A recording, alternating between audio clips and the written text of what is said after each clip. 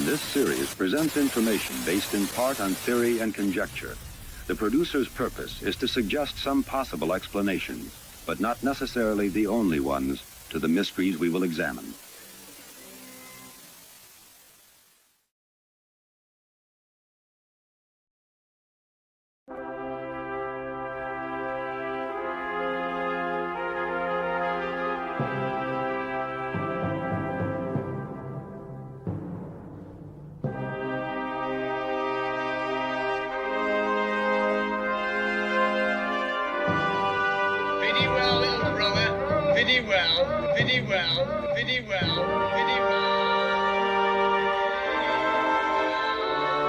Let's say we take as the basic supposition,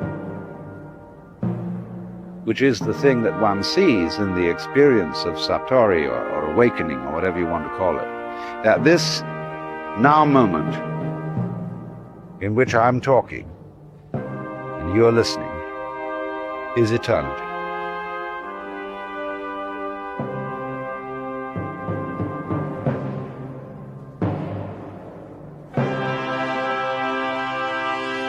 This is it. So you don't need to do anything at all. But the difficulty about explaining that is that you mustn't try not to do anything, because that's doing something. And how to explain that? Because there's nothing to explain. It is the way it is now, you see. And if you understand that, it will automatically wake you up.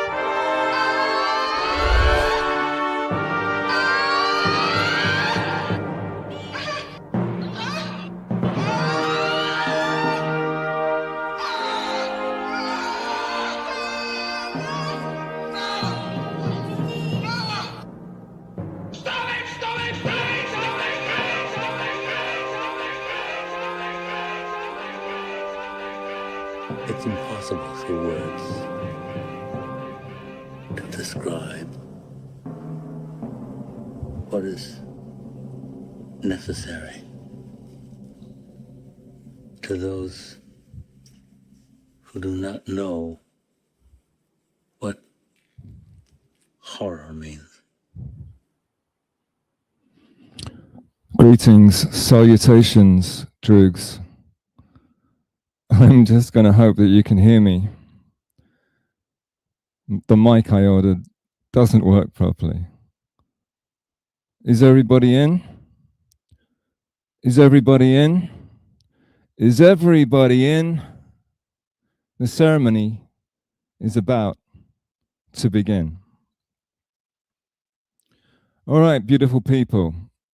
The first thing we have to address, and let's get this out in the open right off the bat. There was an intro, and I hope you enjoyed the intro as much as I enjoyed the intro. But there was an intro, and this is weird because I'm the person that says I have no tech knowledge, don't know how to do anything. So how come I have an intro? And how come it's kind of, sort of, really, really good and beautiful and well done? Shout out to the one, the only, the legendary Rudy Bagger. I call him Rudy Bagger. You may know him as Rudy Bagger. I think it's a pun on a car. But I asked him how to pronounce it, and Rudy said, whichever way you want to pronounce it, it's completely up to you. I call him Rudy Bagger. Anyway, yes, so Rudy made that, not me. Rudy made that. I've known Rudy a long, long time, and today this is probably a massive mistake, but this is the one. This is Krymax Origins, right? That's what I promised you. That's what I'm going to try to deliver to you in my own inimitable, fucked up style. And I've known, Rudy knows all about the Krymax Origins. He's one of the OGs as well. He's one of the people I want to be shouting out today. And I want to be shouting out the secret hidden history of Krymax Origins, the things that you don't get to clip and you don't get to see because they were happening in chats, behind the scenes. And those people have been forgotten, and I don't like that. I want them to be given their due notice. I want them to be seen. So I'm going to be shouting out some people today. Rudy was one of those people. So when I decided to maybe do a stream, First person I asked about, Rudy, what do you think? Any possibility that you might do it? I kind of sort of think that I owe people to have an intro and not make it look like a complete and utter shit show. And sure enough, rather than tell me go F yourself, he said, yeah, what you got on your mind? So I kind of gave him my thoughts, which are very scattered. I didn't really know what the hell I wanted to do. All I said to him was, Rudy, just please God, don't let it be like everybody else is doing. Everybody else has exactly the same goddamn intro, just about. Not everybody. Sorry, I forgot about, of course, there's your Brian Landon test stream. Shout out Brian Landon. There are some exemptions, but you know what I'm talking about. It's the obnoxiously noisy, upbeat, loud, aggressive, fake rock music, fake rock guitar, really in your face. And then you've got all these it's AI turned up to 1 million, and you get cartoon versions of maybe the hosts running around, threatening people, fighting people, saying, "Oof, ooh." It's so cliched at this point, and they all sound the same. It all looks the same. So I said, Rudy, whatever you do, please God. And of course, I shouldn't be asking him anything because he's an artist. He's a star. You don't want some dumb guy that can't do anything for himself telling you what to do. I said, Rudy, just don't make it like that, please. Something different. And then I told him, in fact, Rudy, can you make it as boring as possible? And then I said, the one thing that I asked for was, I was sending him clips, my favorite clips from A Clockwork Orange, of course. Clockwork Orange, an iconic novel, Anthony Burgess, an iconic movie, Kubrick. I don't even have to go on about that. Some amazing scenes, the dialogue, the Nadsat, the language that was invented by Burgess as a future language, like a teenage jargon. Yeah, and so I sent him some clips and I said, this is the kind of thing, But of course, as far as I knew, we couldn't use any clips, unless you're sort of like a Rudy Bagger style genius. I thought you'd get struck, or maybe I've been struck, I don't know. But I said, Rudy, this kind of thing. And then I realized, vidi well, little brothers, vidi well, meaning, the whole YouTube thing, the whole streaming thing is forcing people to watch this shit. And of course, the vidi well, little brother, vidi well, that's a very, how can I say it, challenging scene to watch. But also there's the brainwashing scene where little Alex is forced to have his eyes open and have the brainwashing, the propaganda pumped into his eyes. You must, I'm assuming you've all watched the movie if you're watching me, but yeah, I thought this is perfect. And then I also included a very, very iconic scene where the four droogs are walking along by the side of some water, like an industrial landscape. And Alex takes them all on as a show of authority. And I thought that, I really wanted to include that because it's so beautiful. Also, it's slowed down. It's in slow motion. So it's like a ballet, in fact, the violence. But it's violence. And because of the violence in it, and because all these other macho, moronic assholes have them fighting somebody, they're all fighting some threat, some unknown threat, that I thought, I've got to take that out. I can't have people fighting. I don't want to look like I'm trying to be a tough guy, because I'm not a tough guy. I'm a lover, not a talker.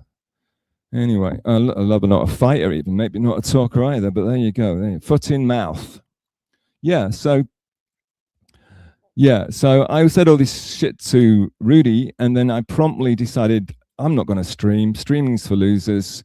I don't want to be like them. I'm too lazy. Just want to go for a walk in the park. I don't want to deal with this. I'd rather read a book. But anyway, Rudy went away and he made this. And then he sent it to me and I'm like, oh my God, I was extremely surprised because not only had he done what I'd asked him to do for me, but he'd completely transformed it and he'd made it completely into his own thing. he'd given me shit that had not even occurred to me. I mean, the Colonel Kurtz, you know, the horror. I mean, it is all horror, isn't it, boys and girls, you know, mums and dads. So Rudy did so. He delivered something to me, and I'm like, oh my! I thought, oh my God, I've got to stream now. And I've got to find a way to get Rudy's intro out there. So that's why I'm here. I was in bed until about half an hour ago, and I thought, I'm just gonna cancel. And I looked at I wanted to see if MLC had gone live, and then if MLC was live, I would have just not bothered. But I just wanted to get Rudy's intro out there, because that guy, he made this beautiful piece of art for me. And like, I was damned if I wasn't even going to show it once. That would have been disgusting on my part, and I just couldn't do that. So anyway, yeah, shout out Rudy Barger. I know he's more, you know, Rudy's very well known. I mean, I'm sure you've all seen his work. He's got a YouTube channel. He also helps a lot of other people behind the scenes. I don't know if they shout him out or not, but he helps a lot of people. And Rudy has made, the other thing about him, he's like the Crimeax chronicler. I'm ball washing now. I just realized I'm ball washing. Well, fuck it. I want to ball wash it. I want to ball wash Rudy. He's just a fucking great guy. And he's a Crimeax chronicler. He's been around Crimeax right from the beginning. He's one of the people I'm going to talk about today, because he's been there from the start. So he understands him. He understands him more than most of you, I'll put it that way. And so when he makes a Crimeax video, like one of the most memorable ones was his assume away.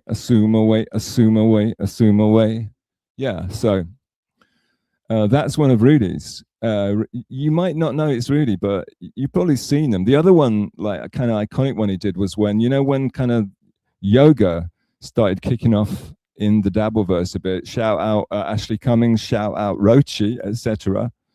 Rudy made a yoga video about yoga in the DV, which was certainly out of left field, and that was wonderful too. That's another Rudy bagger.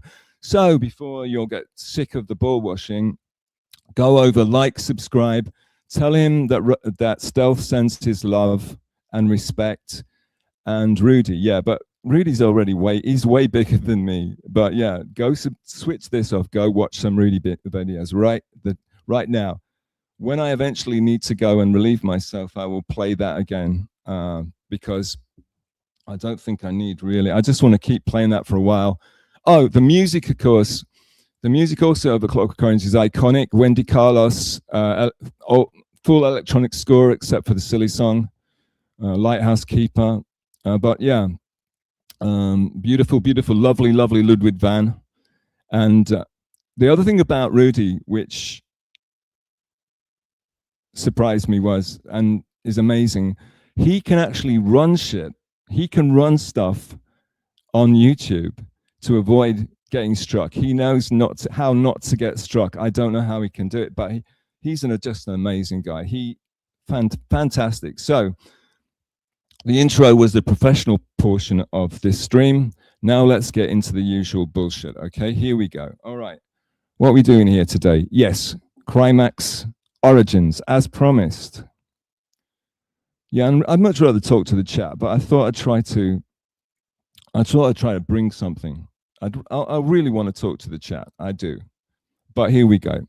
Krymax Origins. Okay, so it's time the tale were told of how you took a child and you made him old. Right? So that's a little bit of the Smith. So it's time the tale were told of Krymax Origins, of how we took a child and we made him old. We took this small boy and we made him into this thing. And that's not just me, that's all of us. That's the Dabbleverse. Well, it's mostly him, to be honest with you. But yeah, so let me take you back, boys and girls, back in time to a simpler, gentler, happier time. And I want to introduce you to a central figure in this tale. And that is the one and only, the very great Mr. Kevin Brennan, KB to his friends and acolytes. And the wonderful Misery Loves Company, his show, an actual show, a real show. Yeah, that he did. Now, let me, spoiler alert, I am terrible at dates. I am terrible at names. I'm terrible at streaming. I'm terrible at most things, as you'll all attest to. But I just got to let you, I think I'm good at honesty. I know a lot of you would like to dispute that, but yeah, I'm terrible at shit like that. So I'm going to get a lot of stuff wrong. But it's not because I'm trying to mislead. It's because I have brain damage, A, and also because, also because I just don't remember this shit. So I understand that. So what I'm hoping is that some of the people that I'm going to be mentioning today, some of you that are listening to this right now, that you will tell me where I went wrong. You will add stuff to the story. You will correct me. And together we will get the truth out. The thing is, like, you know, in the future, maybe if I ever stream again, and if I ever find out how to have a guest on and dare to do it with, you know, without thinking everything's going to go, you know, go to crap, I will get some of these. I want to talk to some of these people and get their take on it. This is purely my alleged personal take on any of this, you know, and you can take it with a pinch of salt as far as I'm concerned, okay? But I'm trying to give you my take through this incredibly damaged lens, all right? Okay, so MLC, we're in the MLC chat, boys and girls. You know, just you know, close your eyes and think about it. We're all basking in the glory of the very wonderful Kevin Brennan. Now, I'll tell you right now why we were in there. We were in there because, to me, again, this is my personal take, but I can't believe that other people don't share it with me. Kevin Brennan, I'm sure he's a divisive figure, but what he is more than anything, I think Kevin is kind of like a truth teller. He is the guy that stands up against a sea of hackery, you know, and takes arms against it. He was calling out all these dummies, all these charlatans, all these grifters, and he was calling them out and he was holding them to account. And I've always appreciated people, truth tellers, people that stand up to bullying, people that call out, you know, any kind of useless behavior, you know, and that for me was what Kevin was. So that's why I was hanging out in Kevin's free chat, by the way, free chat. I want to stress that. So that's why we love Kevin, because Kevin was a truth teller. Kevin was a lone wolf. He didn't join gangs. He didn't ball wash. He didn't, what do you call it? He didn't stroke palms. I think that's another saying. Yeah, he was out on his own and he didn't give a damn and he just told it like it is, you know. And that's what the narrative was, and that's what we really wanted to believe, you know, as true believers in the chat. Now, dates and times I'm really bad at. What Kevin said on MLC was he mentioned 2023 as being the peak of his kind of vendetta against NLO. Shout out to Patrick Melty. And you know, the great Patrick Melty, I'm sure you all know him. Get well soon, darling. Yeah, so he said that the peak of the anti-NLO stuff was 2023. So let's pretend that I know what I'm talking about, and this is all happening around 2023. So myself and a lot of other people we were all hanging out. Cool cats were hanging out in the MLC chat, and an avatar, a fellow chatter enters the chat, and I want to describe his avatar just so you know what I'm talking about. It was, and I thought about this before. Apologies if my throat goes out again. Yeah, it's okay at the moment, but God knows. I'll try to keep drinking water. Right, so we're all in the chat, and an avatar enters. This avatar, it basically looks like a Hanna-Barbera. The best way I can describe it is like a Hanna-Barbera, kind of like cartoon style, but more realistic than a Hanna-Barbera cartoon, but more cartoonish than realism, okay? And what it looked like, it was a gaunt face. It was a young man. It was a gaunt face, somewhat like this emaciated visage that you see before you right now. And it had extremely strikingly large, expressive eyes, which I can only describe as looking surprised. if not even frightened. Other thing about it was, it wasn't a full on. It was kind of like this. And it was like, I can't do the eyes because my eyes are like slits, you know, from years of getting punched. But it was like this. And then rather like this Crimeax guy, rather like he does his podcast, he's always off on a diagonal for some reason. And his this cartoonish thing was, Avatar was also, pick was also off on a diagonal. Lastly, it had a massive tsunami tidal wave of quiff of blonde hair going across the top, right? So it's very striking, very noticeable, quite agreeable too, actually, you know? And one thing, being in the chat with people, oh, the other thing about this guy that I did notice and I did want to mention, I've actually wrote some shit down, but then very, very half-assedly, Rick Astley, I have written shit down, bullet points, but yeah. So anyway, yeah. So this Avatar guy. One thing I noticed about this guy, this Avatar, he wouldn't be there from the very beginning of the chat, and he wouldn't stay to the very end usually. But he kind of drift in at some point, and what the first thing he'd do, the first thing you'd always notice is, and this I think is very interesting actually, it's like a psychological data point. He'd come in, some people come in to chat, and like he would come in and he'd say, his first chat would usually be, "Hi, Kevin." And I think he still does that to this day. For me, that's mind-blowing, you know? Now, boys and girls, I won't be reading chat until the very end, if any of you stick around, and I have no idea how long this is going to go for, right? Until I get this goddamn story out, and then I can finally lay myself down to rest, you know? I can finally, you know, walk towards the light. But yeah, so some chatters come in and they say, "Hello, Kevin," as if Kevin ever looks at the free chat. I mean, Kevin makes a point of never addressing the free chat. He doesn't give a goddamn. But some chatters will come in and they'll say, "Hey, Kevin, hello, Kevin." And that blows my mind. And he's still doing it right now, actually, to this day, I believe, if he's still going into MLC chat these days. But yeah, and I was thinking about this, and I think it might be because they don't know what else to say. They don't know how to start a conversation. And maybe if you're really awkward and you don't know how to start a conversation or interact with your fellow human beings, I believe that, or sentient beings even, that might be people's way to break the ice. You know, they say "Hello, Kevin" as just a way to start chatting. Is that possible? I am insane, but you know, is that a terrible take? Anyway, so yeah, he will come in and he'll say, "Hey, Kevin," and the next thing he does is he will say, "Hey, fellow," you know, and then he will look for chatters that he knows, and he will say, "Hey, hi, whatever, Rudy Bagger," you know, "Hi, Rudy," which is very nice, very personable, very friendly, very lovely, very positive, you know, because, you know, chats can get pretty nasty. MLC can get pretty nasty, it's pretty divisive. You know, people were raiding the MLC chat all the time. We were raiding other people's chats, you know, but that's not what this is about. This is about Crimeax, the star, the great star of the, not only of the Dabbleverse, but of the stratosphere.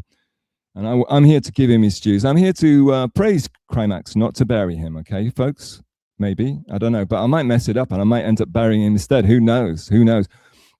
Oh yeah, I also want to address this. Of course I should be having him on. Of course this should be a debate. Of course this should be an interview. But I can't contact the guy, and word on the street is he might not show up for it. So just saying, if we, you know, maybe in the future we can make it happen, but right now, kids, it's not looking too good. Maybe if any of you pay pigs out there want to make it happen, if Felicia's watching, yeah, and also with Felicia controlling the situation right now, allegedly behind the scenes. Who's Felicia? Gilly? Who's that? I don't know who that is. What's that? I've never heard that before. Yeah, Mr. Honesty. Yeah, sure you are. Okay, I digress. But yeah, if anybody can find a way to get us in the same room, we can do an interview and then do the karaoke off. Okay, the karaoke off, of course, we both sing karaoke. I don't need music. I'll do mine, you know, a cappella. I don't need music. I don't need the lyrics. I'll just sing it off the top of my head. And the loser, stop streaming forever. take the fucking, get the fuck out of here, right? You'll never see him again. I think that's fair, right? Okay. Anyway, Dr. Chow, stop distracting me, you goddamn son of a bitch. Okay, I want to read Dr. Megaji's chats and abandon this soliloquy, this tirade. All right, throats don't fail me now, baby. We're doing pretty good so far, I think. We're holding up. Better than expected. Yes. When I drink water, it makes it worse. Oh my God. God, why have you done this to me? Why have you created me like this? Yeah, so we bonded, Crimeax and I and a few other, some of the MLC chats, we bonded with a little cove. And I think the reason why we bonded with the little cove, if I may make this a little bit more about myself and general matters, is because, a lot of me personally, I'm here to talk about, I don't care about Stuttering John, I don't care about the Shuli Network, I don't care about bloody NLO. All I really care about, I like truth tellers, but also I like heroes that call out, hacks, for want of a better word. But I like talking about music, I like talking about movies, I like talking about culture, more than anything. Not culture club, Crimeax, culture. But, so, when you're talking in the chat and it's boring, it's fucking, so you just like you'll spot music lyrics that someone says or something, and through those like secret messages, the under subtext of stuff, you kind of like, that's how you can form friendships with people and bond with people. So, then again, that's how I kind of became friendly with Rudy. That's how I kind of became sort of friendly with Crimeax, right? So everything was going great. We're all having a lot of fun in the MLC chat. I'm going to try and move this along here. And I'm on good terms with the star of the chat, Crimeax. But he wasn't. He was very mild-mannered, actually. You might not have noticed him, and I'm banking on the fact that you didn't notice. Well, some of you would definitely know what I'm talking about. Some of you dudes were there. But because there's so many people in MLC chat, I'm not going to call you out, okay? Anyway. Okay, this is kind of, let's say, I'm not organized enough to do chapters, but let's say that was the prologue. Let's say now this is chapter 1, and something's about to happen. So hold on to your seats, boys and girls. Here we go. Right. Somewhere, I believe it's in New York. Again, I'm not good with names, not good with dates. Don't really give a damn. Somewhere in New York, in a bar in New York, there's a bar, and it's close to something I believe is called Compound Media, or was called Compound Media, I believe, in the past. And there was a kind of like famous in these parts, a raconteur and bon viveur, if you will, possibly professional comedian stand-up called Mr. Gino Bisconte, was holding court to his adoring fans in this bar. This is what I can gather, and really, I got everything secondhand. And of course, this is famous stuff that everybody knows more than me, but it's context, okay, subtext. And then another famous comedian called Mr.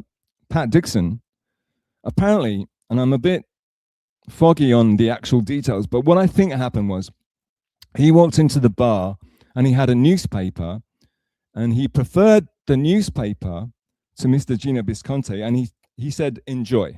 Okay, so I guess I don't know if it was the New York Times or if it was the Gay News or what it was, but he gave this newspaper to Mr. Gino Bisconte, and he said enjoy. So it must have been some really interesting news in that day. I don't know. Now, every time I touch the mic, I might be switching my volume off. I bought a mic imported from Germany, I believe. Shout out Audio Technica, which has a slide on and off switch that when you slide it properly all the way on, there's no volume. It doesn't make a sound. You kind of pull it back a bit. So I'm cursed. I'm cursed. God hates me. Okay. So yeah, something happened in that bar, I'll tell you guys. And it was something to do with the newspaper and enjoying it. That's all I know. Anyway, but apparently it hit the headlines. It was big news for quite a while. I mean, it was on The View. They discussed it. I think Piers Morgan featured it. It was big news. So of course, with Kevin being a big Piers Morgan fan, it got back to Kevin that he didn't like Mr. Gino Visconti. I don't know why, for some reason. And when he heard that Mr. Patrick Dixon had given him this newspaper and asked him to enjoy it, Kevin wanted to find out the whole story. He wanted to get, really get to grips with what had happened in this bar. And so, of course, as always happens, throat. As always happens, Kevin sent Pat the link. Pat came on, and they talked about it, and something magical occurred. Pat and Kevin got on, and not only that, the chat liked Pat as well. Everybody, it was, and things were going great, and Pat became kind of a regular guest. To the extent that at that time, I think there was like, it was basically Kevin, and then he'd have like, sometimes it would be Chad, a second chair. Sometimes it would be Bob Levy. I don't know why, but I love Bob, but I forget his name sometimes. I don't know why. Bob Levy sometimes the both of them. And then Ray would be regular guest, of course, the inimitable Ray DeVito, the great, fantastic comedian, I believe. I'm not an aficionado of comedy, stand-up comedy. Stand-up comedy. I love comedy. It's kept me alive, Tim and Eric and other shit. Anyway, so Pat started coming on quite regularly, and they seem to really get on. They seem to have good chemistry, these two, to the extent that it almost seemed like at some point that Pat might even become like a co-host. They were really getting on like a house on fire. But again, this is just my impression. I don't know if other people thought differently. Somebody said to me in a chat like a couple of days ago now, I think, they sort of said that they could see it coming. What I'm about to happen, spoilers. But yeah, things changed. But yeah, you got to understand. So like, there's me and this Crimeax character and a bunch of others.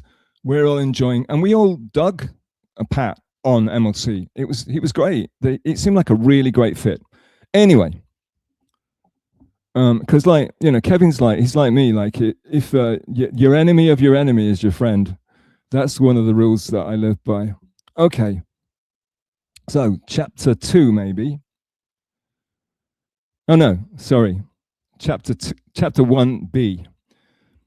So, at the end of every MLC, when Pat was on, Kevin would say, okay, Pat, do your plugs. And Pat began to do a plug for his YouTube channel, okay? And Pat had a YouTube channel going. And Pat would say, I've got a YouTube channel. I'm going to start it right after this, come up. And then Kevin, because they were getting on so well together, Kevin would always say, yeah, go support Pat, go, sub to his channel, la, la, la, la, la, la. And that was great. Yeah. So everything was going very, very swimmingly. Now, again, I'm a very unreliable narrator here because I remember seeing Pat on his show before that, before the MLC era. I believe Pat did a show on the Shuley Network, and I watched it and I liked it, and I'll tell you why. Because, and this is why I like Pat, in theory, if not always in practice at least. So don't hate me, A. Thompson, if you're in the chat. I don't know if he's shown up yet. He better have done, but I shouldn't really start without A. Thompson around. Anyway, so yeah, I believe Pat did a show. The thing about Pat is, right, he's got this old film noir, like Maltese Falcon, Humphrey Bogart sort of thing going on.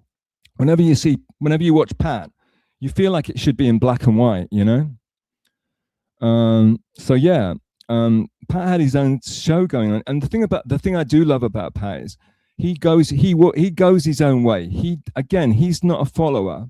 And that's why he got on with KB for such a long time. For that amount of time, whatever it was that I can't remember. But he's not a follower, so he will go live when nobody else is going. He will go live at the dead of night. And so Pat attracts. So he wasn't going for big numbers.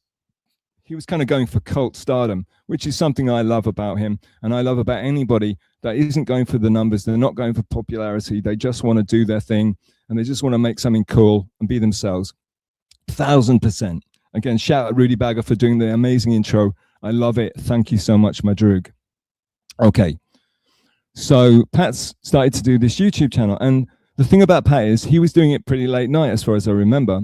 And so I pretend to be in Japan. So if I allegedly I'm in Japan, if I actually was in Japan, like your late night is basically my afternoon. Okay. So for me to be hanging out in late night chats is obvious. It's a no-brainer. Whereas other people to be hanging out in late night chats, they're really committed, or they can't sleep because of some terrible crimes they've committed in their past. But yeah, so Pat's show at that time on YouTube, it was like something out of it was like wandering into a dive bar, and you got Tom Waits was playing the piano in the corner, you know. It was that kind of vibe. And I can't remember if Pat was, I guess he already was playing piano over there. But anyway, it was very, again, it's music chat orientated. It's not talking about stuttering John. We're always talking about music. We're a bunch, I never refer to myself as a nerd, but I guess you could call myself a music nerd, sort of. But no, I'm not a nerd at all. I don't remember shit, you know, until like 3, 4, 5 minutes afterwards. And then it comes to me when it's completely useless at that point, because I already sound like an idiot. Yeah, so some of us are up in Pat's chat, and it's a cult thing because Pat doesn't care about, you know, getting big numbers. He does it whenever he wants to. So we're all hanging out, and it was bonding. And Crimeax, star of the show, apple of my eye, Crimeax, he migrated up too, I think, and he was in the Pat chat too. Okay, that's important. All right, now I want to try to go to chapter 3. Okay, I have no confidence in numbers. Numbers betray me. Chapter 3. Everything's going swimmingly. Pat is great on MLC. Pat starts doing his YouTube channel. Crimeax is in. I mean, what could any streamer want the more than having Crimeax in your chat? I mean, what greater accolade? Though again, he was still mild-mannered, cartoon, you know. Something happened, folks, believe it or not. Dark forces had moved against Pat in the background, as it were, and they'd done him dirt. And what happened was these dark forces, shadowy figures, struck Pat's YouTube channel, and they took it out. I mean, he was done. It was outsville. It was gone, daddy gone, his lover gone away. Okay. So yeah, Pat was he was nuked by somebody. Allegedly, somebody strange had done something. Now there are rumors circulating. There are various, you know, theories. I call them conspiracy theories, and of course, never listen to conspiracy theories. Please read the newspaper, watch the TV channel, watch the TV news. Don't listen to conspiracy theories. You know, viddy well, little brothers. Yeah, but there are theories about who might have done this.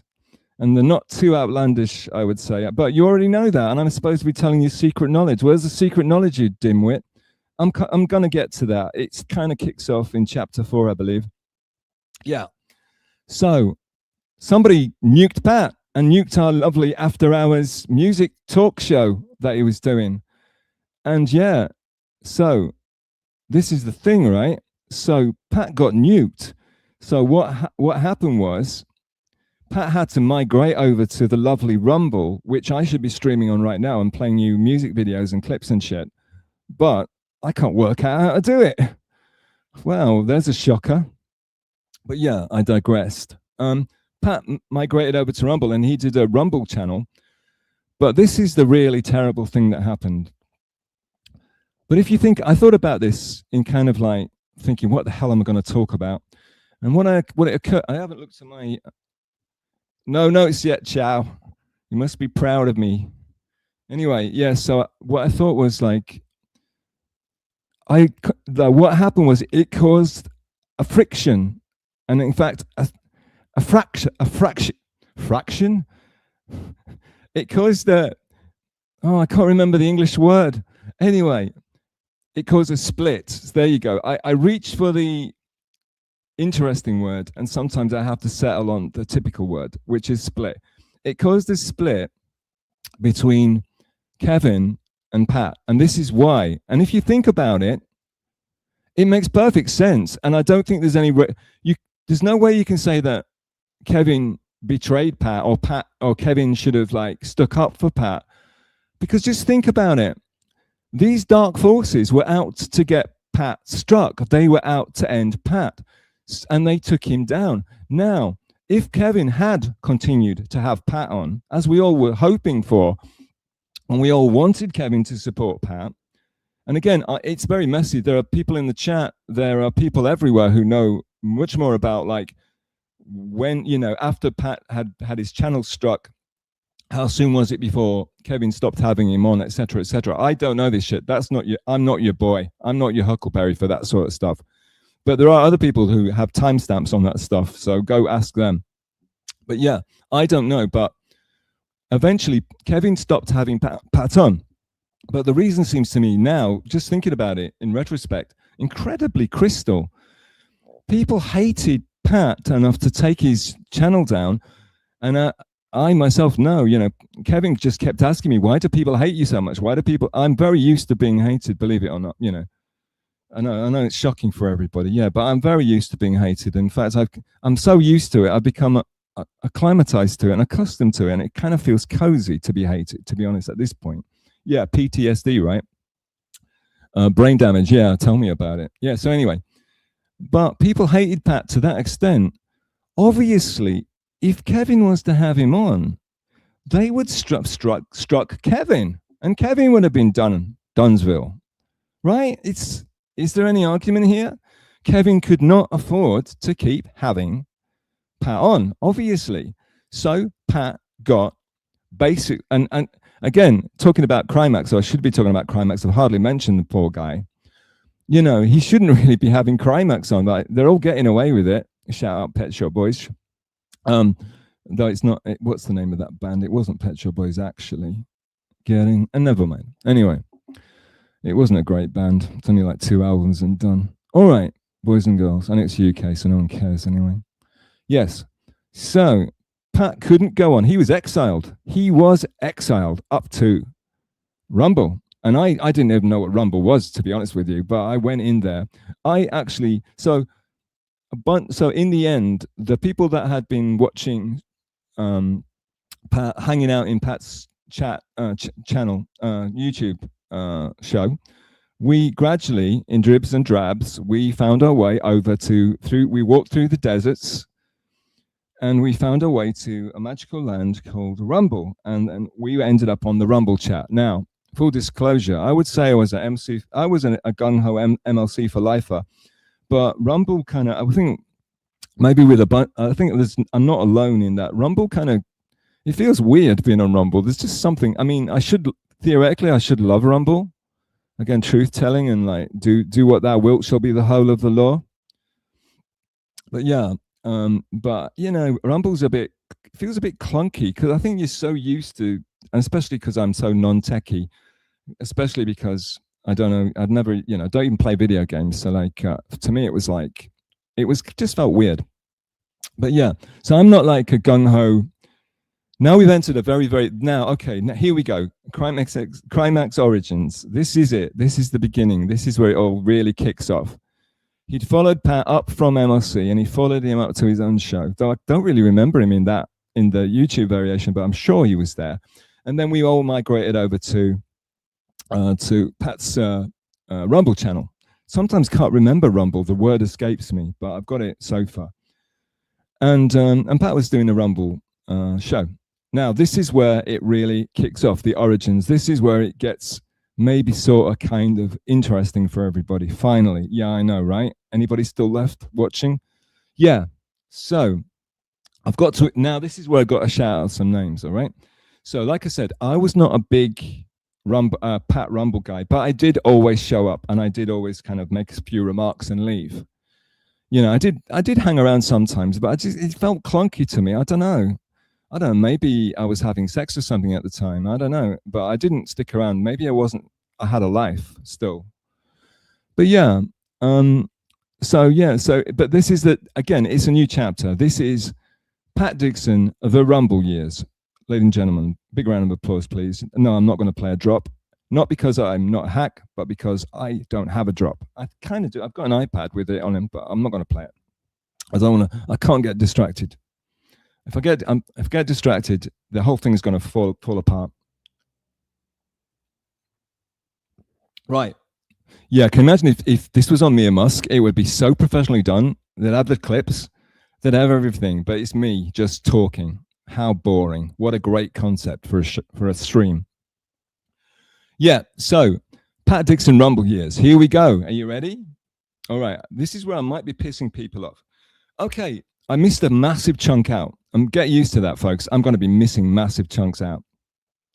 Why am I even doing this shit? Is it just to cash in on Crimeax's fame and superstardom? Possibly, maybe.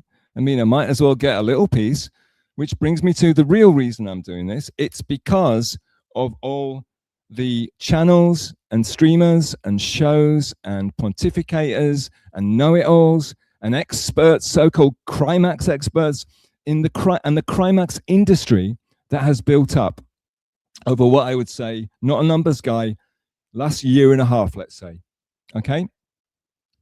All these people that have made hundreds, nay, thousands of dollars out of talking about, sniping, playing clips of the one and only, the great Mr. Crimeax. Okay? These people were not around for the origins. They were not in the MLC chat. They were not hanging out on the Pat Dixon original YouTube channel. They were not. And they were not in the Pat Dixon Rumble years either. These people know nothing about what they speak. And that's okay. There are always these kind of people. And that's the way of the world. That's just how it is. You either, life is unfair, K yourself, or get used to it. As the lines of, nothing I come up with is original. I'm quoting shit like songs that are in my head, right? I have no originality. Life is unfair. K yourself or get used to it. That's fucking sage advice from, not from Stealth Chaos, but from something Stealth Chaos loves and would like to play on Rumble if you could figure out how to play on Rumble. I think I can do Kick just about because it's easy from StreamYard, probably, but I feel like Kick is in outer space somewhere. I feel like there's like literally, there's no oxygen out there and no one's watching. But yeah, back to, so we're in the Rumble chat. Now, I want to introduce a main character. Now, this is a legendary person, very shy person, and probably won't be thanking me for mentioning them on the stream, but I kind of have to. It's my due diligence. I would love to interview them, but again, they're incredibly shy and they don't like putting themselves out there. And this whole Crimeax, oh, fuck, I got derailed. Pardon me. Yeah, the Crimeax Experts Organization. Why do I know that they don't know anything about what they're talking about? I'll tell you right now. It's because myself and most of the people out there that know anything about Crimeax and were around for his beginning open, for his, his origins, hopefully most of them will be in the chat right now. I do hope so. And if they're not in the chat, I would like you to tell them that I shout them out when I do, because they're around. They might just not be watching this crap. But yeah, all these experts, they've never asked me to come on and talk about it, except guess who did? Can you guess? Okay, I'm looking at you now, chat. Who was the only show that actually asked me? Nodak is a goddamn, he's the mod.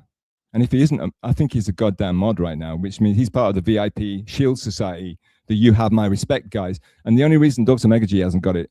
Yeah, which show? Okay, this is a quiz. You've got to write this in the chat. What is the only show that covered Crimeax that actually asked me to come on and talk about it? I'm waiting. Not a shit show. Not The View. No, it wasn't. The View just talked about the whole Enjoy episode. Shout out Unbanned Justini fan. He's fantastic. MK banned me. He banned me. Nasty Meal, you're a legend. I'm not allowed to shout you out, but you told me not to shout you out, but it's not called chow, is it? What's it called? And yes, yeah. No. It certainly isn't that shit show. All right, fuck it. Yes, thank you, Nodak. Nodak, there you go, the legend, the new Shield Society member, the VIP member of chat. It is, in fact, the good and the great Lil Mia, no, Mia Musk. Sorry, God almighty, who said that, Little Mia? Trash talk troll. Tommy, you fucking trash. Tommy, why are you telling people this shit about me? Aren't there enough bloody rumors and accusations flying around without you making up bloody novels about me? Good grief, man. You're too good. You're too good at that shit. Anyway, no one knows what I'm talking about. Okay. Mia Musk is the only one that reached out to me and said, hey, because I know why. Because Chow's there. Chow's been cataloging all this stuff. Chow knows his shit. So you might hate Mia Musk if they shit. Yeah, everybody hates Mia Musk because they get shit on. Everybody else loves it. I'm not going to go into Mia Musk now. This is all about Crimeax. I don't want Mia Musk stealing Crimeax's thunder. That's not good. All right, Crimeax deserves his due. Right, yeah, Mia Musk asked me on. So Mia Musk are completely... I'm not including Mia Musk in this, God forbid, and especially the great and venerable Dr. Chow, the puppet master, the guy that basically, one of the guys that is orchestrating everything that happens that we see and hear every day on the verse that is called Dabble, okay? Or as I like to say, the verse that is called Hack, because I don't give a shit about the Dabble stuff. I only care about all these hacks hacking away at my sanity. Yes, brothers and sisters. Okay, here we go. Praise the Lord. Now, maybe can we stop for a short prayer, like halfway through or something? Problem is I don't know what halfway through is, and I'm not looking at the time anyway. So, drink your energy drinks now if you've got them. Yes. What we got? What have we got? We got, these people, these lovely people making money off the back of, also, of course, doesn't include Kevin, doesn't include Pat, especially not Pat. Pat can talk. Pat, the funny thing about Mr. Patrick Dixon, love him or loathe him, is divisive. All the people I respect are divisive. Kevin asked me, why do people hate you? Hopefully it's because I'm divisive. Anybody who's got like a backbone is divisive. You're going to piss somebody off. I hope, sometime, Anyway, nearly, I'm trying not to burst into song all the time. Watching Crimeax today on his show, it really inspires me to want to sing all the time. I don't know why. Yes, especially that Roxy music. What the fuck are you doing? Okay. Yeah, because all you people that watch Crimeax and think he's got good taste in music, I really want to obliterate that notion from your minds on if I ever stream again, which is very highly unlikely. Yes. So, yeah, these shows, these grifters that pretend to know about this story, they have not only have they not had me on, but I don't want to make it about me, but some of these other legends that I'm about to talk about, okay? Now, that's why I'm doing this. That's why I'm doing this stream. It's not an attack on poor old Crimeax. God knows he's got problems enough. It's an attack on these fucking grifters. These people are making money out of covering Crimeax, and these stupid people that tune in to listen to their opinion when they don't know what they're talking about, brothers and sisters. They have no clue, Droogs. The people that you're listening to and tuning in for your Crimeax X commentary and expert opinion, they have no clue. They don't know. What are you doing? And you're giving them super chats. What the hell are you doing? Why are you allowing these people to grift off these poor dummy? They don't know what they're talking about. They have no right to be doing this. And I remember, it's the same with, the big guys as well. A shout out Tuki. He might be entertaining, but he reckons he's a fucking massive Karmic X. He reckons he's like the Karmic X. He's a Karmic X guy. He has no clue who I am. He doesn't have and even if you think I'm a massive annoyance and a nobody, I was on the show so many times. You cannot just dismiss me. I might have ruined it. You might think I was a complete waste of time being there, but you can't just write it out of history. They don't know. They have no clue what the show is, where it came from, why. And I'm going to shout out, may I? Oh, first of all, there's a big player. It's kind of a shout out. It's the very, very famous and important to this story, Taz, the resident artist. You all know Taz. Taz gets covered because it was on video. It's been on streams. That's all they care about. They care about clips. They care about things that they can dig up and play on their stream. People in chats, people talking to each other in DMs, the actual movers and shakers before this stuff was being covered, they have no clue. And because they have no clue about it, and because they can't cover it on their stupid streams, it doesn't exist for them. They want to obliterate it from the public record. And I'm here to put it on the public record. You know, does a public record make a sound when it falls in the forest? Probably not, but I'm doing it. And if once I say it, I've said it, and I can shut up about it and never stream again. But I want to shout out some names. Well, Taz, the resident artist, is incredibly important. So important, I'm going to come back to her several times. And Taz, she's important because she was the moderator come co-host of Pat Dixon's show. And she's like one of the best and most committed and most passionate mods in the biz. And you probably know Taz. She has her own stream too. And like I said, I'd love to get her on and interview her, but she's shy. And also she unfollowed me on X. So I can't for some reason, quietly and politely and kindly perhaps, but she decided she'd had enough of looking at me for some reason. And yeah, so I didn't realize that things had come to that impasse. But yeah, sorry, I'm making it about me again, aren't I? Typical. Yeah, so Taz, the resident artist, she was the ultra mod. She's like, she's a mod come co-host. And let's face it, if Taz hadn't been standing by Pat, who knows if he'd have ever made it back to like getting 300 viewers at a time on his current show. Taz has always been there. She's like the loyal one. She's like, okay, pretty amazing. Okay. But I'll come back to Taz. So Taz, have people been having Taz on to talk about this shit? No. I mean, she's been turning them down. I'm certain she's been turning them down, but no. Okay. So who we got? I want to shout at these people, and I actually went onto Dixon's stream and I asked Taz, who am I forgetting? But these are some people. They're still around and they're still chatting. These are the real ones. These are the people that were there at the birth, and they also supported. Forget about me claiming, fake valor, false valor. It's not just about me making it all about myself, though I do intend to do that, brothers and sisters. You know, have faith. But basically what it is these are the people, they nurtured this guy. You think you would have ever heard about him if there wasn't people right there from the very beginning being kind and sweet to him and supporting him? So this is what the Origins is about. All the people, this is the shit they don't talk about, they don't know, they don't tell you about, but it's all real, okay? And okay, here we go.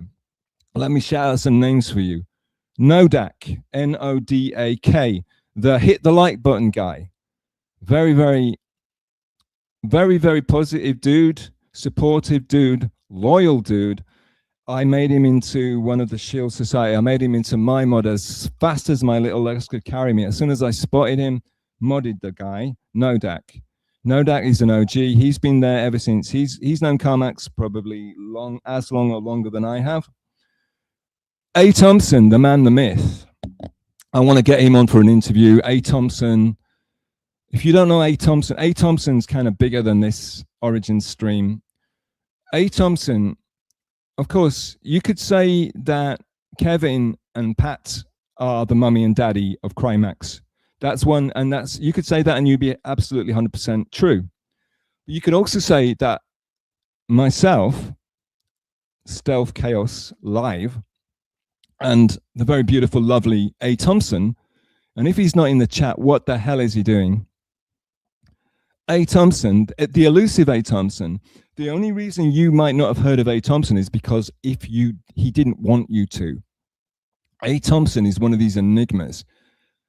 He's wild and he's just out there. But if you know about A. Thompson and you like him, you're one of the special ones. You're one of the elite. You get life. You win. If you don't know about A. Thompson, watch out for him. He's like He's on another level. I don't know if he likes me. I don't know if he enjoys embarrassing me. It doesn't matter. He entertains me. He entertains me. Take note, shitty trolls in stream. A. Thompson is amazing, as is, of course, the great Dr. Chow. But A. Thompson he's even more underground, even more secretive. But yeah, A. Thompson might very well be one of the parents of Karmic.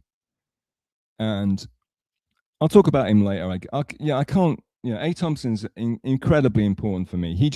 A. Thompson makes everything much more entertaining wherever he is and whatever he's doing. He's just wild. Okay. Pell L. Pellel. Okay, Pellel. Now, I don't even know if it's spelled properly. I asked him before if it was related to Superman. I'm not a comic book nerd, but Pellel. He's another OG Pat Dixon guy. He's around, very loyal, very supportive, good guy. The aforementioned, the guy that did my amazing intro, that as soon as I take a break, I'm going to play it again, boys and girls. The wonderful Rudy Bagger. Subscribe to his channel. Like him, love him, do what thou will. Who knows what tomorrow shall bring. That's Roxy Music lyrics. Not the ones that Crimeax was singing, the kind of old school, kind of scary, punky, artsy Roxy. Yes. Love me, leave me, and do what thou will. Who knows what tomorrow will bring. Anyway, yeah, I digress. Rudy Bagger. Yeah, Rudy Bagger was there. Rudy Bagger's always been there. He's the man. He's the fucking man. And if I ever stream again and I can ever figure out how to get a guest on, I want to interview Rudy Bagger. I want to interview A. Thompson. I think Nodak might be too shy, but who knows? There's another guy, Plaidcourt. Now, I don't know why, but because Plaidcourt was there from the beginning. I don't know why. I don't see Plaidcourt around as much, but I've got brain damage. So some people, I just get them mixed up. Like there's like female chatters, I often get them all mixed up because some of them have very similar sounding names. And for a guy that allegedly is always trying to slide into DMs and have sex with people, I really get a lot of them mixed up, these ladies, I've got to say. And Plaidcourt, I don't know, I don't know, I feel like I get him mixed up with other people, but Plaidcourt was one of the originals. Now, this is another important famous name that I'm sure a lot of you are aware of. This is Mumble Slam, right? Mumble Slam. Now, I was actually unsure, and this sounds like a massive diss, but I was actually unsure if Mumbles was in Patrick's Rumble chats, because for me, Mumbles is the OG Clowntown guy, the OG Clowntown chatter. And Mumbles was so important to the Clowntown chat that I might just have completely mind-wiped my way out of remembering from Dixon's chat. But yeah, Mumbles was there, and Mumbles is definitely being an OG, and Mumbles is, again, extremely important to the Krymax X story, okay? I hope you can all hear me. I hope it's not obnoxiously loud. I hope it's not ridiculously low. I don't like the sound of this mic either, and I tried to find a way to I like what things sound very, sibilants, and I kind of think I sound kind of bassy, and I think everyone loves it because I'm less obnoxious, but I like to sound just a little bit obnoxious. But anyway, sorry, let's plow through this. So Mumble Slam, shout out Mumble Slam, but you'll see Mumbles around. Mumbles is a great chatter, okay? And also he's very important in the Krymax X story. He really is. You'll never hear him talked about it in relation to it, but he is. It's not just about me. It's all these guys, Nodak, Thompson, Pellel, Rudy, Bagger, Plaidcourt, Mumbles. There we go. Yeah. All right. So let's get back to Taz, because this is important. So your boy Crimeax, he's in the chat. And this is you can call it the Pat Dixon on Rumble era, or you can also call it, if you're a massive fan of the legendary Crimeax, the Rhinestone Cowboy himself, the queen of the bull machine. If you're a fan of Crimeax, you could call it the Pay Pig #1 Pat Dixon fan era of, that could be the name of the chapter that doesn't exist in a book I haven't written because I'm too lazy. All right. So here we go. So Pat's doing his stuff, doing his thing. He's Tom Waitsy, piano man, you know, sing me a song, Mr. Pat Dixon, whatever he does. You know, Pat's doing his inimitable thing. And listen, say what you like about Pat, and A. Thompson will hate me for saying this, but the sound he gets out of that keyboard is pretty amazing. And I swear, I can't play an instrument. I can't even play like a cardboard guitar or a fake bass that's getting mended for a year. I can't do any of that shit, you know. Of course, I've got like 20 guitars, and as soon as I get my amp fixed, I'm going to show one on screen. But until then, you're shit out of luck, and I'm in no hurry to do so. I'd rather buy a chicken sandwich. But yeah, I can't play shit, which is why I'm this is actually my debut stream, by the way. The last one was a practice. It wasn't just like a gag. It wasn't like Andy Kaufman-esque stunt. That was a practice stream, and it was god awful, I know. And this is the main. I've got StreamYards on so I could play Rudy's intro that he specially made for me, that he'd just been laying rotting for like months now, because I couldn't be asked to stream, because why? You know, what for? You know. Anyway, I digress. Making it about myself again. God damn it, Stealth. Stay on track. Stay the course, boy. All right, I will. See? Madness is coming out. You're seeing it all unfold on the screen, you know. Don't tell my doctor. Yes. But I'd rather stay here with all the madmen than perish with the sad men roaming free. Shout out to D. Bowie, Esquire. Hello, boys and girls. Back we are. See, I'm going crazy. I'm talking to myself into a microphone like a Crimeax type. It's not good, boys. It's not good, guys. You know, I'm not used to this kind of nerdy shit. Honestly, I've never played video games online. I don't know what I'm doing. Yes.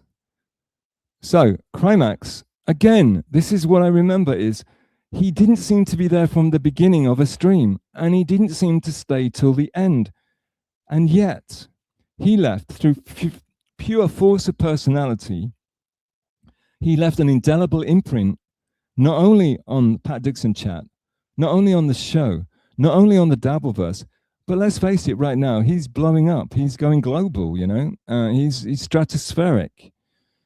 And we all know him now, but we don't. Some of the people that are making money out of him don't know it. So I'm going to tell you. I mean, sure, Pat's been on. I'm sure Pat's talked about all this stuff, because now it's Pat Dixon era.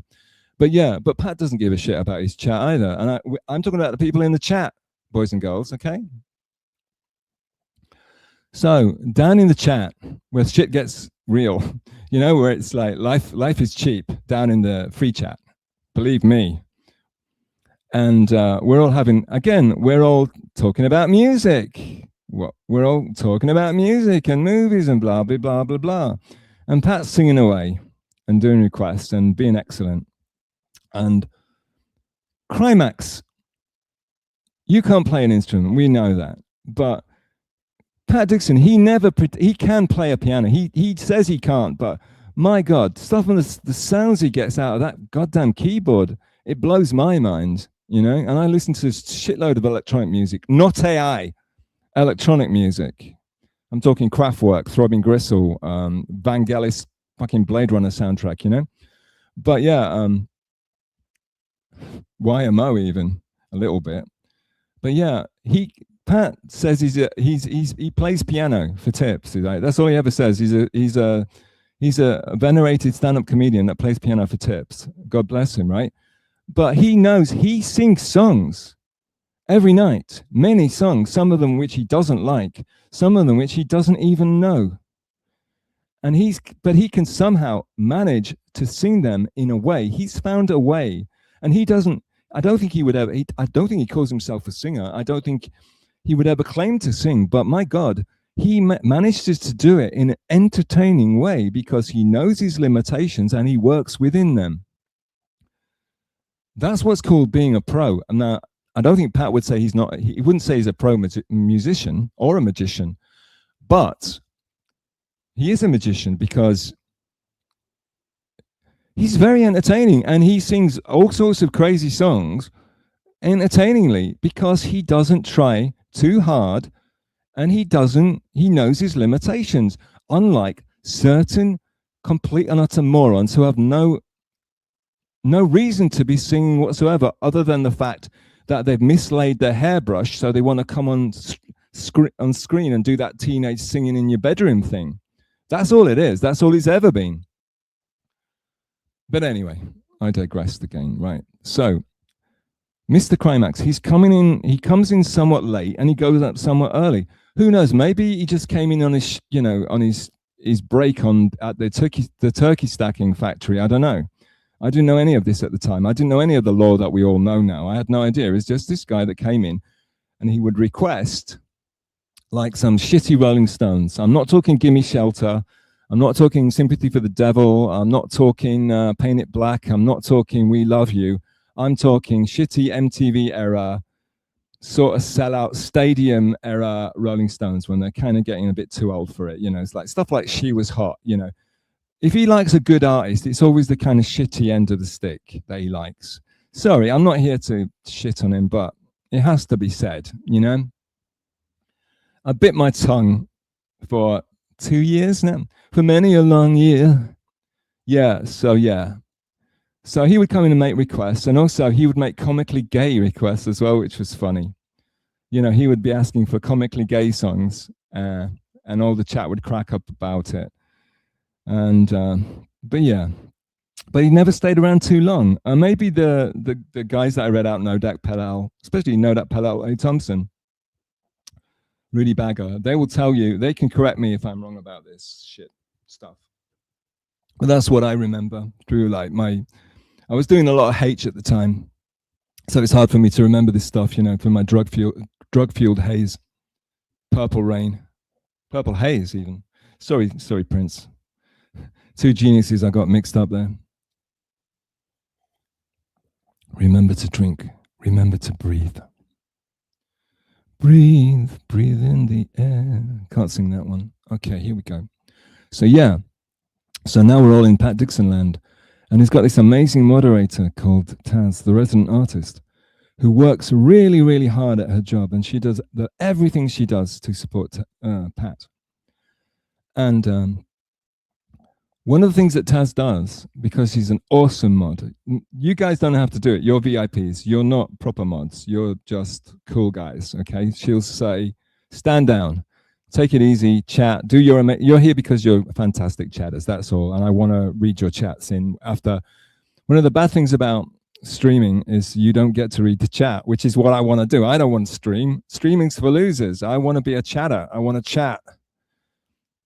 And hopefully I can do that on, if I stream in 2027 again, then I will chat with all you people and we can communicate finally. So yeah, I can shut the F up for a minute at least.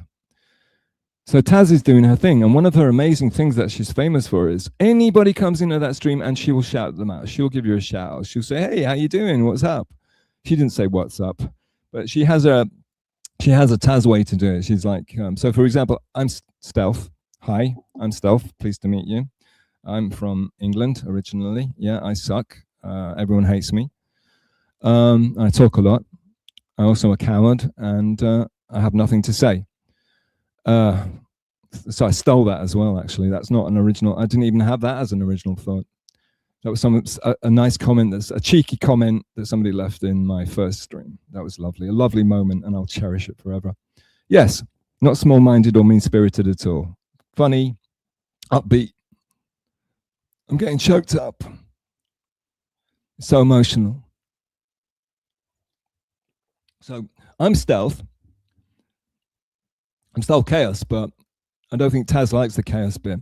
So when I came into Pat's chat, she'd say, "Stealtharoo, loved you." That's famous. I don't think she ever said loved you, but that's what she does. That's what she tries to make, a very positive, friendly, lovely atmosphere within Pat's, because she's really lovely. It's kind of like a yin yang thing, like a Taoist thing.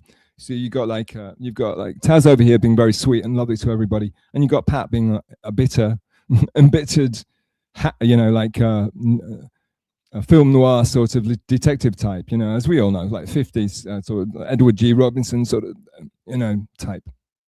Yeah, Patsy, that kind of deal. Yeah, but everyone knows that. That's I'm not I'm not here to tell you about the stuff you already know. I'm going to turn on the air conditioning. You won't hear it, but it's because my mic's too shitty. All right, here we go. All right, brothers and sisters, ladies and gentlemen, droogs and droogettes. Yes. So this is all context now. This is all stuff I learned after the fact. So it's not exactly secret, the secret annals of Crimeax X lore. You all know about this, but I'll give it for context. Our man Crimeax, apparently, okay, here we go. This is all allegedly, by the way, but I think we all know this. Our man Crimeax, I'm giving myself indigestion doing this, guys. You know, I'm suffering for you. You can call me your Jesus if you like. And God knows I'm going to be crucified for it. That's for damn sure. Why do we crucify ourselves? Okay, I'm not getting to the point, am I? Famously. Allegedly, Mr. Crimeax had cashed in his, now forgive me if I get this wrong, 401k, is that it? I don't know what a 401k is. I kind of grasped it, but I don't actually know what it is. But yeah, apparently he'd cashed in something called a 401k because he'd had some incident, some happening at his work, which meant that I think it was a should I stay or should I go now sort of situation, so to speak, where if he stayed, he would be sorry. And if he went, it would be double. I got that wrong, obviously. It doesn't rhyme. Anyway, they had to let him know, should he stay or should he go? And they said, go. And he said, okay, I'm going. I'm out here. And he went. And apparently he cashed in something called a 401k, I believe, which meant he was quite the Rockefeller at the time. And apparently he used this 401k to super tip. No, he didn't. I lied. Super chat and Rumble Run, I assume, or whatever you do on Rumble, whatever you do with Pat on Rumble. I can't remember. That bit escapes me. Maybe it was super tips at the time. I can't remember. Anyway, sorry, not who. Anyway, gotta stop falling into those traps. Yes. So like, God, I'm brainwashed, man. I'm brainwashed. I'm gone, man. I'm gone. Anyway. So yeah, he's super chatting away, throwing money around like Mr. Big Pants, you know. He's like impressing everybody with his, you know, he's coming in and or you know, he's keeping us all entertained by coming into the chat and throwing his money around, and that's great. It's fantastic. Good for us. Good for Pat. Good for him. Great. Not, you know, not slinging any mud at him. Yeah, so, and Taz, of course, is very welcoming and she's saying, oh, I can't remember. I can't even remember her addressing him at all, to be honest. I only remember when she said stealth through to me. But yeah, so, and of course, Pat's mod, she's been extremely, you know, welcome to our #1 pay pig, you know, the guy that's kind of keeping the show afloat. Yeah, so it was great times for comics. But allegedly, and again, this is people theorizing, I believe.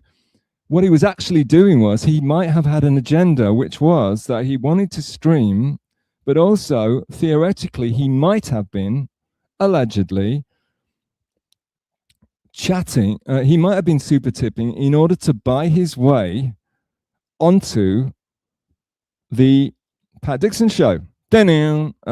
Cue red bar sound effect, right? Shout out to oh god, I can't remember his name. Never mind. God damn it. So thorough, Joe Burrow.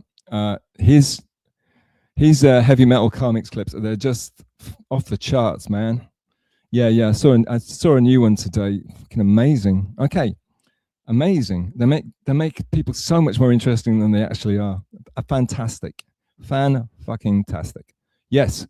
So apparently, allegedly, he might have been trying to buy his way onto the Pat Dixon show, because I've forgotten a bit, which is Pat would sometimes have people on to interview. And one thing I liked about Pat in that era was he was having quite quirky, strange people on. Shout out to the amazing Dr. Harley Quinn. Dr. Harley Quinn is an amazing character, amazing interviewee. I will try to interview him possibly. He's an amazing guy that I gave to Clowntown at one point, and introduced to Clowntown to help their awful, boring show. And he's really amazing. And if you follow him on X, you're in for a treat, brothers and sisters, because Dr. Harley Quinn is one of the most goddamn hilarious his tweets are off the goddamn charts. I swear to God, do yourself a favor, follow Dr. Harley on X and follow him, get his alerts. That guy he's funnier than any streamer, though he does stream as well. And again, he's a guy, he doesn't care. He's not he's not in it for the money or for the fame and glory. He's just a fucking interesting guy. Anyway, so props. You weren't around back in the Pat Dixon Rumble days, were you? The early days. Anybody I missed out, you've got to DM me. You've got to let me know, and I'll shout you out next time I do a stream in 2027, okay? Yep. So there's a theory that he was trying to buy his way onto the Pat show. And there's also another theory is that because, as we all know, now we know with hindsight, it's all 2020, isn't it, boys and girls? You know, am I right? Now we know that what an amazing entertainer Crimeax is, but at the time, nobody knew what a fantastic, like, charismatic figure he was. This Crimeax guy, he was just a chatter who was throwing money around and asking for shitty songs, and yeah, don't touch the mic. Things are going to go Ori pretty fast. Sorry, Decline. No Shmuel talk. I've gone up against Shmuel, right? That was a rookie mistake, wasn't it? Possibly. Shouldn't have said that either. Is he on? I don't know. What an idiot. But this is cool. It's all good. I only want people that really want to watch me. I can't snipe shit, man. All right, here we go. I've got to get through this. Once I get through this, I'll retire. I'll never stream again, okay? All right. So the other thing he might have known that once he'd got on and had an interview, he would automatically be the co-host on Pat's show, because Pat would fall in love with him, everyone would love him, and he would become the co-host of the Pat show, theoretically. But it never happened. I think at some point he famously had a 10-minute interview. Is that right? But I'll tell you, full disclosure, boys and girls, I was on Pat Dixon's YouTube show once, and I can't remember anything about it. And I think the reason I can't remember anything about it was because it happened so fast. I was on and off faster than I could blink. It was incredible. I can't remember a goddamn thing about me being on the Pat Dixon show. It was like 10 minutes. And I think he kind of got scared and threw me off. It was bizarre. It was wild. But yeah, sorry, it's not about me. It's about Crimeax. Apparently Crimeax was on for like 10 minutes and then he got kicked off, and he felt like he'd been slighted. He felt like his massive talent had not been appreciated, which is fair enough. I mean, now we all know, but I mean, at the time, who nobody knew how amazing this guy was, what a massive star this guy would become. What a Leviathan he would become. And what a Colossus. I should have said Colossus. I went for the Leviathan. Give me a break, folks. I live in Japan. English isn't my first language on a day-to-day basis. Yes. So the other thing he also thought was that allegedly, perhaps, I think he said it with his own lips when he was incredibly drunk. Now, of course, if you're a Crimeax fan, you know that anything you say when you're drunk doesn't count. Strike it off the record. Anything you say when you're drunk, anything you do when you're drunk, nobody has to care about it or remember it or bring it up ever again, because when you're drunk, you're off scot-free. That's the rules in the Valley of Men. That's the law. Crimeax is the judge, and you better abide by the law. If he did something when he was drunk, never bring it up, never hold him accountable, because it doesn't count. Do you get this? Do you understand? It doesn't count. He's got to get out of jail. I was drunk, so it doesn't count. I don't remember. So if he doesn't remember, he doesn't recall. He's got no memory of anything at all. That's embarrassing to him. So he just doesn't remember. So don't bring it up, okay? Don't hold him accountable. Don't ask him to apologize. He was drunk, God damn it. What aren't you getting here? But apparently, he somehow thought that Taz, the resident artist, yeah, Doodle, of course it was, but done very badly. It's not my go-to. But yeah, I rather like climbing up on Salisbury Hill. You can see those city lights. But again, I'm trying to talk, let alone attempt to. We all see what happens to Crimeax on a daily basis when he attempts to sing. I don't want to look that ridiculous. You know, not that much. Okay, back to the main narrative here. Stop trying to make it all about yourself and drink some water and breathe. God damn it. I breathed like twice during this whole amount of time that I don't know what the time is. Yeah. So Crimeax, the lovely Crimeax. Yeah, this is juicy actually, but again, it's all alleged. He thought that Taz, the resident artist, was sending him like secret messages, probably through I don't know, phone signals or radiation or something, like on gamma rays. She was sending him love messages to make him fall in love with her. Right? Am I getting this right? Chat, is that correct? Is that the correct story? Anybody in chat, tell me. I'm going to pull up a chat just to strengthen me in my resolve. Was it true? Did he allege that Taz? Stop ignoring me, you goddamn. I'm the host of this shit show. A. Thompson, you MFer. But anyway, he thought that Taz, because she was saying hello to everybody that came in the chat, he assumed that she'd fallen in love with him, and they were going to get married and live happily ever after. And she was going to come over and be the co-host of his show and leave Pat Dixon forever. No, you're useless, chat. You're too busy laughing it up with Ice Dancer to fucking talk to the bloody useless host and try to make the show better. God damn you. All right. Anyway, yes. So can I digress for a second, since A. Thompson's in the chat and A. Thompson's a legend? I just want to give you an aside, again, that nobody else knows except me, and maybe no one cares about. A. Thompson was the scourge of the Pat Dixon chat. And the reason was because A. Thompson had a real love-hate relationship with Pat Dixon and the chat and everything else at that show. But I think he really had a soft spot for Taz. Now, A. Thompson, and for Crimeax as well.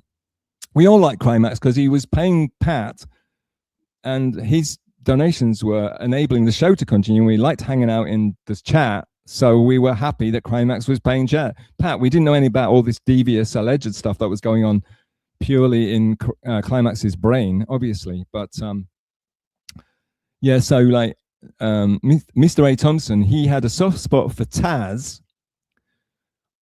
He's a very happily married guy, and he's like one of the least. He doesn't do social media. He doesn't even want to do X. Goddamn him! So don't try to follow him because he won't do it. He won't. I can't DM him. Can't get in touch with the guy. I love the guy, but he just will not contact me. Anyway, so we once got him on Mia Musk emergency episode with Chow talking about MKE, but that's another story. Go watch emergency episode with me and A. Thompson and Chow talking about the MKA situation. Anyway, I want to get A. Thompson on for an interview when I can work out how to do it, like maybe late November 2027. I'm aiming for the next show. I've got it penciled in on my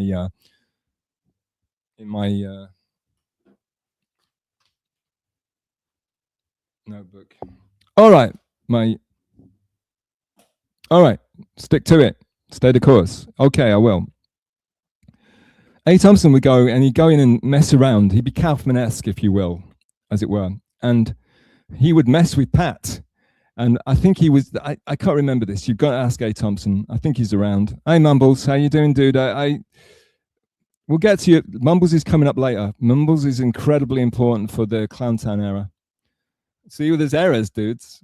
there's errors of stuff that's been ignored and that has never been addressed, and the people that did address it are probably lying to you because they're all liars. Can we just be honest with each other? Most of these streamers are goddamn liars. All right, the liars and the grifters and the painful and the boring and the tedious, and they're all just eating each other. I don't know how to pronounce it.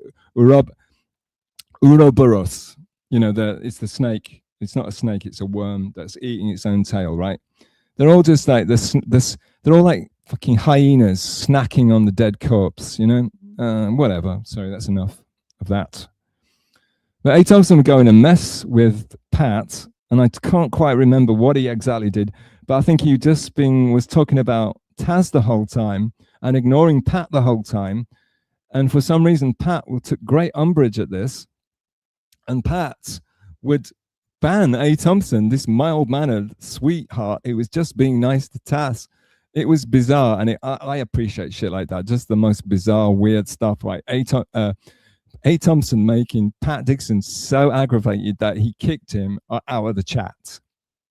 I mean, and full disclosure, Pat Dixon, I think he hates my guts too. Like I said, I think I had the shortest appearance on Pat Dixon's stream of anybody ever. I think Pat, like, he very begrudgingly doesn't throw me out of a window whenever. Hi, Guru, the mysterious Guru, the ghost, the spirit in the machine of the Hackverse. Guru 1 has arrived, everybody. I'd love to mod him up, but he's scary, that guy. But I do love him. I love him. Oh, we had the best time in Pat Dixon's chat the other day. We got very silly. We were silly goosing it up all over the place. But you missed it, so too bad for you. There's 300 people watching, apparently. I don't know where they weren't in the chat, but they were watching. Anyway, so A. Thompson had a knack of getting thrown off of Pat's stream all the time, and it was hilarious. It's hilarious. Okay, but Crimeax is the star of the show. I'll get back to Crimeax. Everyone's talking about Crimeax. Talk about Crimeax. Okay, I will. Yes. And so, apparently, somehow, he thought Taz was going to marry him, and they're going to live happily ever after. But it was taking too long. So what's a poor boy to do? What is a visionary artist with a massive catalogue of fantastic music and the skills, a huge amount of instruments at his disposal, at his fingertips, you know, like Nigel Tufnell, massive amount of guitars in his barn and a busted amp. What is he to do? Like, when the world needs to listen and the world won't listen, shout out Smiths, what's he going to do? What's the N-word going to do? They go and they start streaming. They don't take this shit anymore. You know, they're mad as hell and they won't take it anymore. And he went and started the next chapter. Someone think of a good title. Drink water.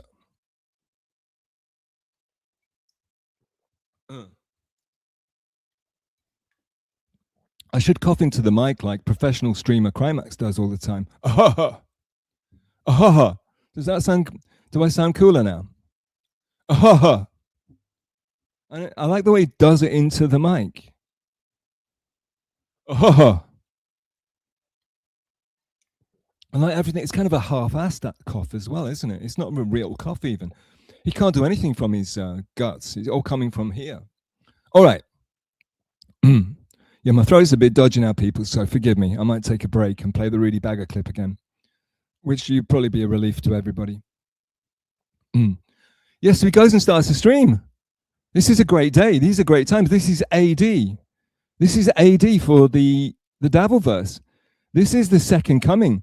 This is the Antichrist finally making himself known to the world. This is Omen, you know, type shit. This is Damien. This is Pazuzu coming for his people. This is end time stuff. This is Armageddon. Armageddon times, class song. A lot of people won't have no... Yeah, I'm not a big fan of the reggae side of things. Yes. So here we are, boys and girls. He starts streaming. And guess what?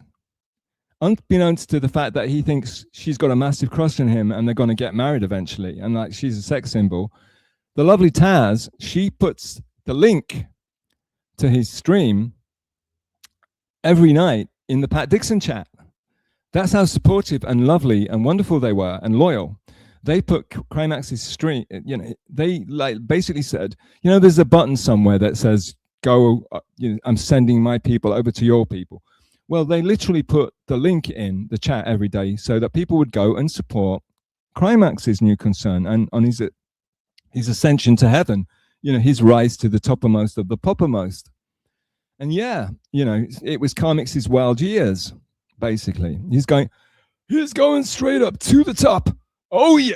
Anyway, yeah, I can't do, if I do Tom Waits, things are just gonna go from bad to worse. Yeah, Frank, settle down. Yes. So yeah, so they're doing everything they can to help the little scamp.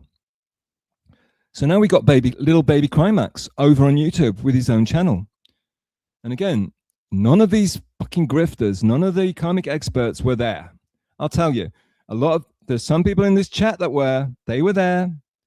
Not little baby, but these people that have made a lot. Yes, Tolkien. Yes, Tolkien. Finally, Tolkien baby. I'm gonna need you to give me song requests, and I'm gonna need you to talk about music when we do a chat-oriented stream, because Tolkien knows his music. And when I hear people like Tolkien talking to little bit, Taz, welcome Taz. I hope I'm not messing up everything. Please, Taz, I'm just trying to shout you out and give you some credit, and I would love to have you on for an interview. I might stream again in 2027 at some point. So if you're around 2027, and if I can get my shit together, let's make it happen. I can't DM you, I don't think, but yeah, let's see if Pat doesn't kill me before then. Anyway, so yeah, Taz is in the chat apparently. I'm loving that. Blow her a kiss. Tell her Tazaroo loved you. You know, she's a legend. She really is. She wouldn't want to be called the mommy of baby Crimeax, but it's because she was supposed to be Mrs. Crimeax and everything went horribly wrong. But if without Taz being there, God only knows what would have happened to Crimeax. I think Taz got it through him. I think Taz being nice to him got him through some terrible times. And even Taz will come up later if people keep watching. Taz will also come up later for a legendary, maybe possibly the legendary Crimeax stream, which again, the people making all the money out of him weren't there, but a lot of you were there. Tommy, you weren't there, unless it was under one of your many, many, many aliases. I'm talking to trash talk troll people, and that's why I'm not getting on with the story, because I'm being distracted by the lovely chat, which I want to be in and not streaming. Yeah, so he goes and starts his own stream. So start a new chapter. Ice Dancers, shut up. It's not the Ice Dancer show. I'm trying to do a stream here. And if you won't come on, just try not to distract everybody, okay? I know you have some kind of siren-like ability to get everybody to look at you and want to talk to you, but I'm trying to stream here, okay? Anyway, he starts to stream, people, okay? Origins, secret origins, unknown origins. Mumbles, you're back, man. We're in this. What? I don't remember. Yeah, you're in. There's Mumbles. Okay, who we got? We got Mumbles. We got Nodak. We got A. Thompson. We got Pelel. We got Rudy Bagger. We got Pladcore. A bunch of other people that I can't remember, but I'm damn sure that Nodak will remember. I'm damn sure that maybe Mumbles will remember. I don't remember because I've got a damaged brain, people. I meditate too much, so I forget a lot of my intrusive thoughts evaporate into the ether. But yeah, so he starts doing a stream. Okay, I'll tell you I'll give you my honest take on the early days. I don't know if you pay money, you can get to see those first streams. Oh God, indigestion. I'm killing myself. Or maybe God is punishing me. Maybe Crimeax has done a hit on me. But yeah, I don't know if those first streams still exist anywhere on his Patreon or whatever. I would never pay for that shit, obviously. But and probably, you know what I hate about Patreon, like stuff like that. I've never subscribed to anyone's Patreon, OnlyFans, or anything else. But do they have like chat? Can you see live chat? I assume not. For me, it only matters if it's got a chat in it, because I only care about the chatters, and because they're funny. They're much funnier than the streamers. This is what's happening right now. The streamer is boring, the host is boring, the stream's boring, but hopefully, if we've got good chatters in, then you don't care. I'm just a drone going on in the background. Jesse Angel, hi darling, the Avenging Angel. The Avenging Angel is in the chat, so watch yourselves, MFers. She's a truth teller. It's her truth, but she's telling it, and I respect that. God bless her. Yes, sorry, I got distracted by a lady, a real lady. Don't get to see many of them in this hospital. Yes. Right, so he starts a stream, and he's got, and who is in his chat? Who's in his chat, and how many of them are there for his first stream? I guess boys that like Mumbles, A. Thompson. Did we all catch the no doubt? Well, did we all catch the first stream? I don't even remember. I don't remember this shit. I've got better things to think about, honestly. Like going and getting a Starbucks after this, to treat myself for humiliating myself again, and actually getting on and doing it and not choking to death 5 minutes in. I don't know how many was on. I don't know how many watched, and I don't know how many of us were chatting. And we went down there to support him. We didn't go down there to call him a burn victim. We didn't go. Listen, he was our little baby boy. He was our little sweet boy. We didn't go in to take. We went in to support him. But Props, were you there, dude? Shout out to Props anyway. He's VIP anyway, so he doesn't need any more smoke blowing up his ass. But Nodak, yeah, and sure, Nodak was Nodak. How many people were watching? And was I there for the first stream? Did I arrive for the first stream? How many people were in that first stream? Because I don't know any numbers. I don't care about numbers, honestly. Which is why I won't be too depressed when I see how few people watch this and how everyone was over at Schmool's. Yeah, I know. AB, you're a top tier chatter, but you just have awful friends. What the hell, man? AB is fantastic. He's brilliant. But my God, he hangs out with some horrible people. And they love him because they know that him being friends of theirs really pisses me off. Thank you, AB. Thank you very much. You give me fucking, you give me hope for the future, and I have very little of that left. All right. How many people were in this Crimeax chat? Istancer was there. I know Istancer was one of the first Crimeax fans. That's for damn sure. Sorry. I keyed.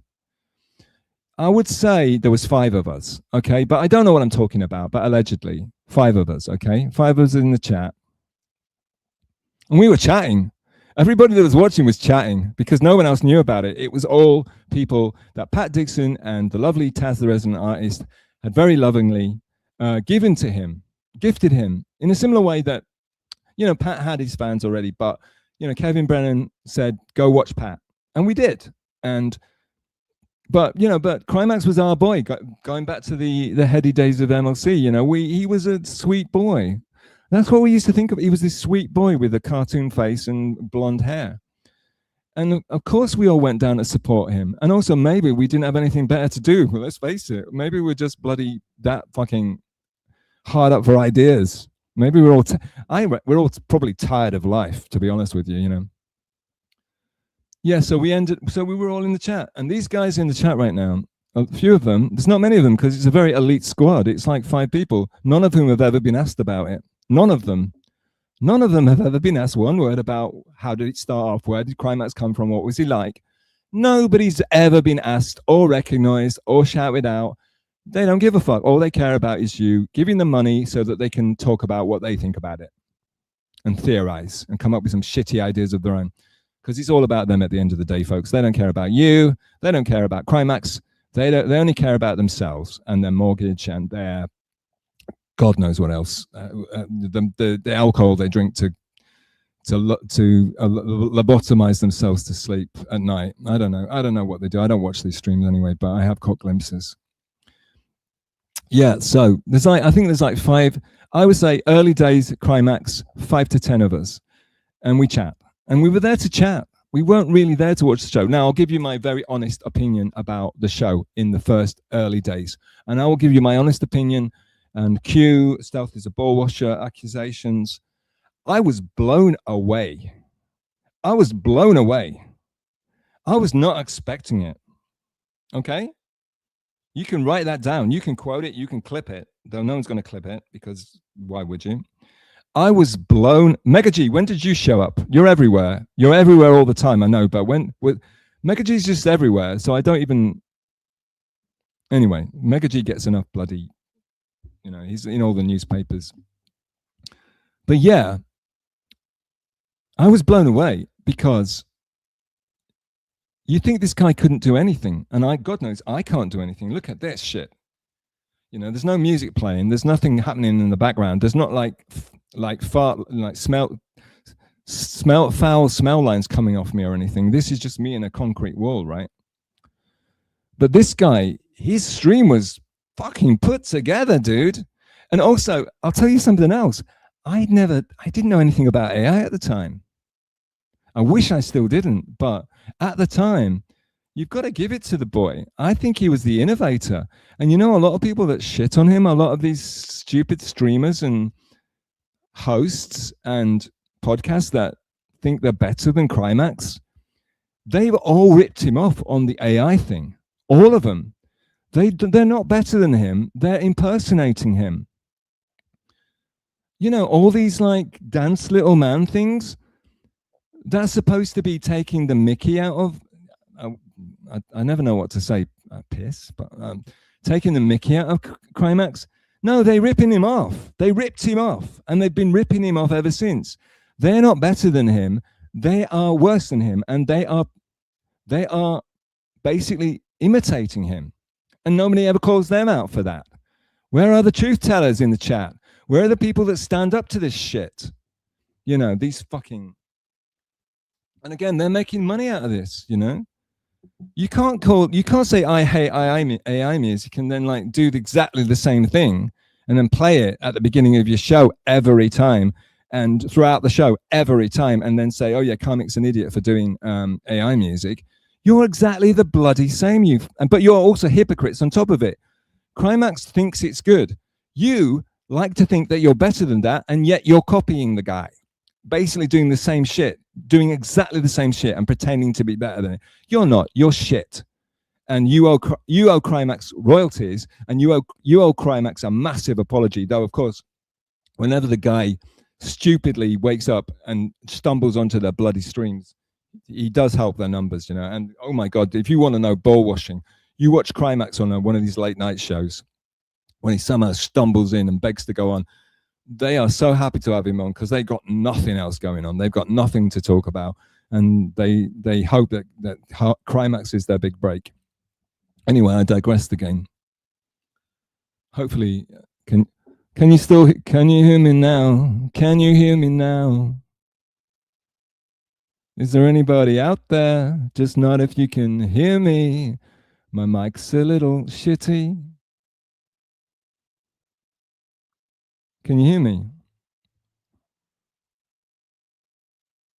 Tommy, can you hear me? Can I help to cheer you? Oh, Tommy, can you hear me? No, can you hear the mic, boys and girls? Metal Gear. Thank you, Jesse. Thank God. Now, that's what Jesse's another legendary modette. See, that's what you need from a mod. They actually tell you when you can fucking hear your mic. My mic's fucked, man. It's the slide control. God damn it. I fucking can't get a break. All right. Don't be a Crimeax. Don't blame everything else but your own lack of talent. That was classic karmic. See, I'm ripping him off. You know, goddamn mic. Goddamn microphone. All right. Anyway. That wasn't a Crimeax impersonation. I'm not good at pirates. But Rudy Bagger is. So go watch Rudy Bagger's Crimeax videos. They're fucking amazing. Where is Rudy? He said he'd be late, but this is terrible. He's the star of this show. Yes, boys and girls, mums and dads at home, you know, folks at home. Yes. So he starts in a stream, and I was knocked out. I'm like, God Almighty, this guy is amazing. He's got music. He's got shit going on. He's got like, this is amazing. He's got his own he's got a big brown chair.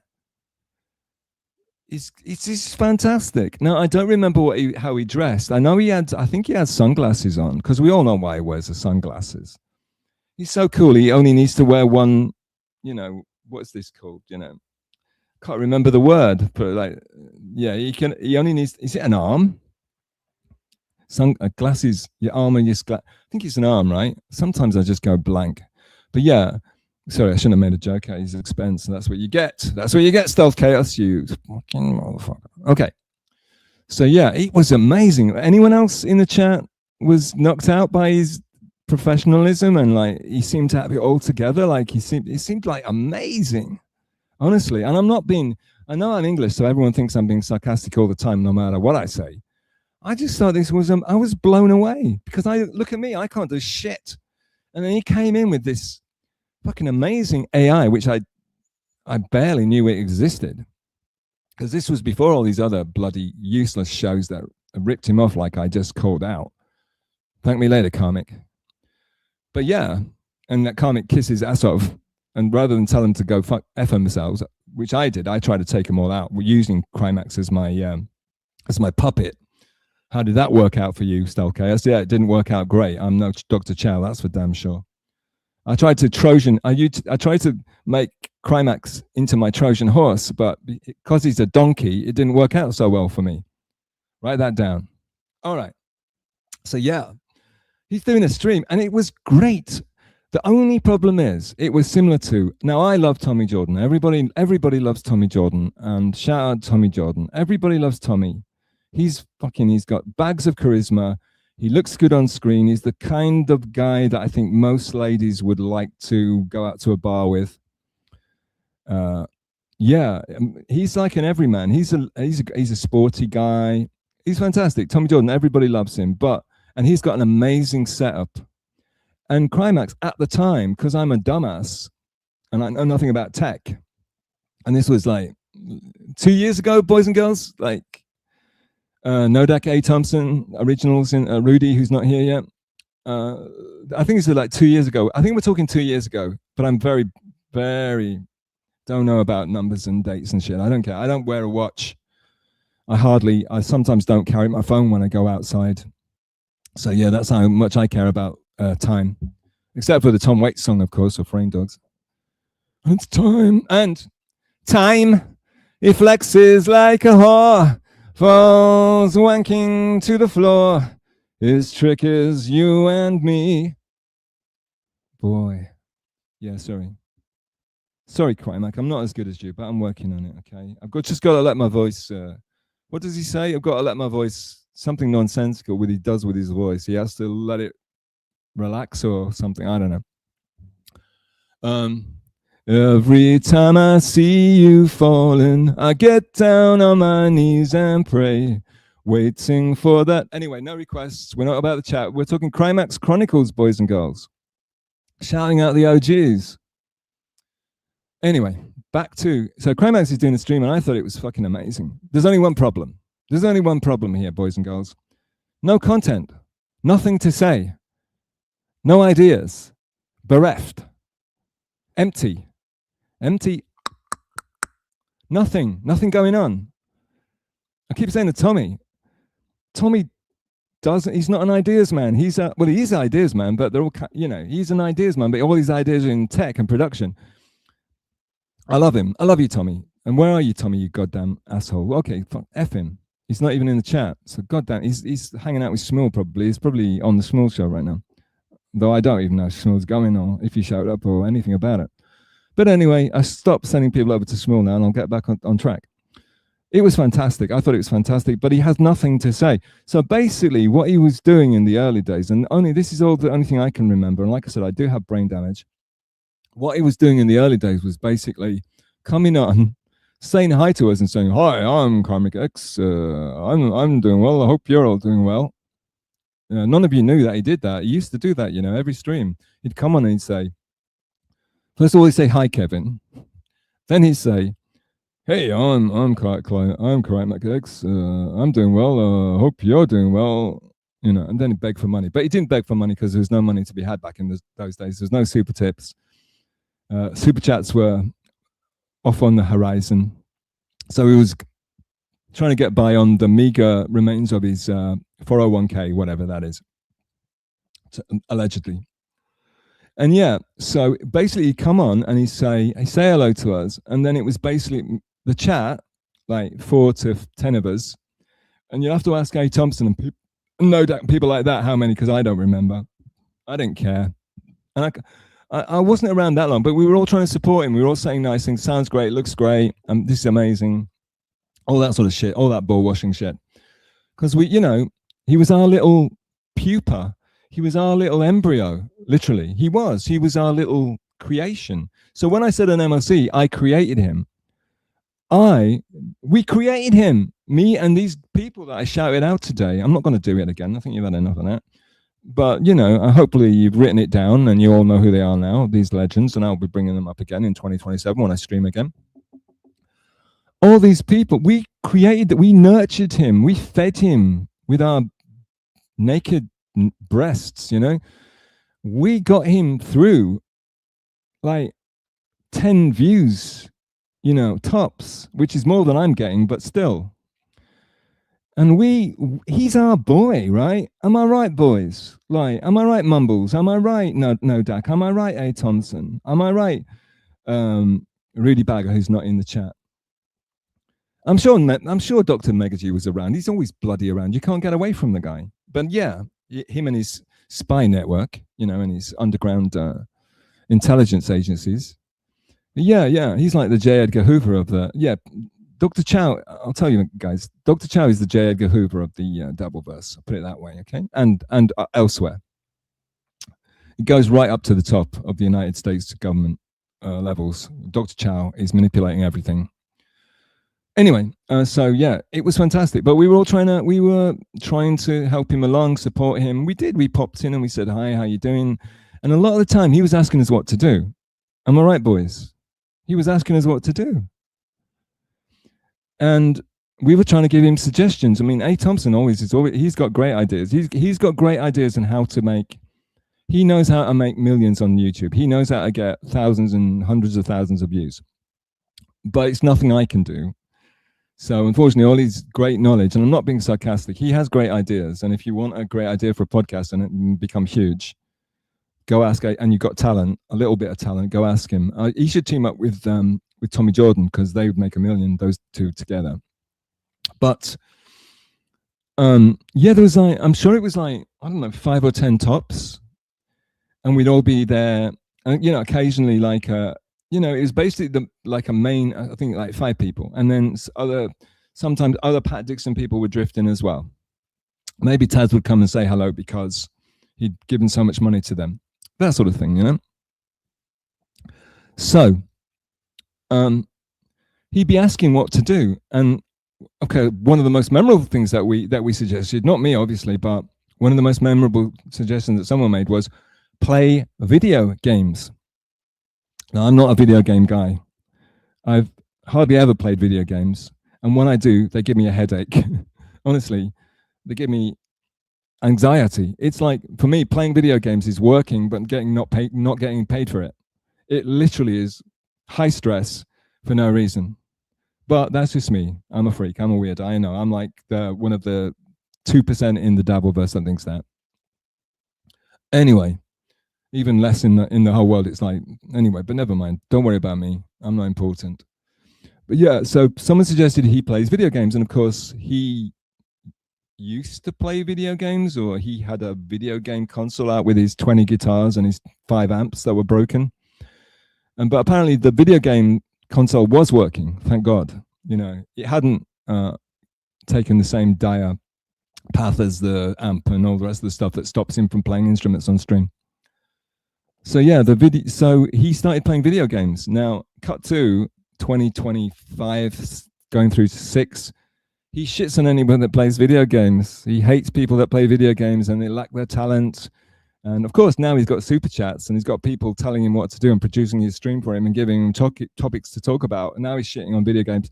He was begging us to suggest, not only did he get the idea from the chat, I think, ask them, A. Thompson, Nodak, Palau, but not only did he get the idea from them, but also He was begging, he was asking, what shall I play? What shall I play? I don't know what to play. He didn't know what to play. And when he did play something, it was like old, antiquated, awful shit that looked bad. Even, you know, he shits on MKE, but MKE, he plays the newest games. He invests in his, you know, he's buying the new stuff, you know. A lot of it is very gay and very lame that he plays, but he's playing it. Crimeax didn't know what to do. He was flailing around like a little, you know, lost little Oompa Loompa or something. I don't know what to say. But yeah, so that was one. He was playing video games like an MFer, unapologetically, desperate to find something to fill the time. He wanted to be, a lot of people want to be streamers, but don't know what to talk about. There's no fucking MO going on. There's no raison d'etre, so to speak, if you will, if you speak French at all. He just he wanted to stream, and you know, we know why. He wanted to be famous. He wanted to be a big star. He wanted to have women, you know, throwing themselves at him. He wanted to marry Taz, the resident artist, and get her to co-host the stream with him and leave Pat. And probably he wanted to beat Pat for snubbing him and not having, he wanted to stick it to him. I think he wants to stick it to me this whole time. I think he's always had a grudge against me. As much as he likes me going on the stream, at the same time, he has a grudge against me for being me. He has a grudge against me for being English when he wants to be, he kind of thinks it's cool to be English. He has a grudge against me for living in Japan when I think he would really like to live in Japan, or at least, you know, travel to Japan. He has a grudge against me for breaking into like Bowie songs or whatever when he would, at the time, it's only like last month or two that he finally worked up the balls to start singing, croaking, embarrassing himself live on the stream. But I was doing that all the time. I've done it on Clowntown, done it on his stream numerous times. That's kind of like was my first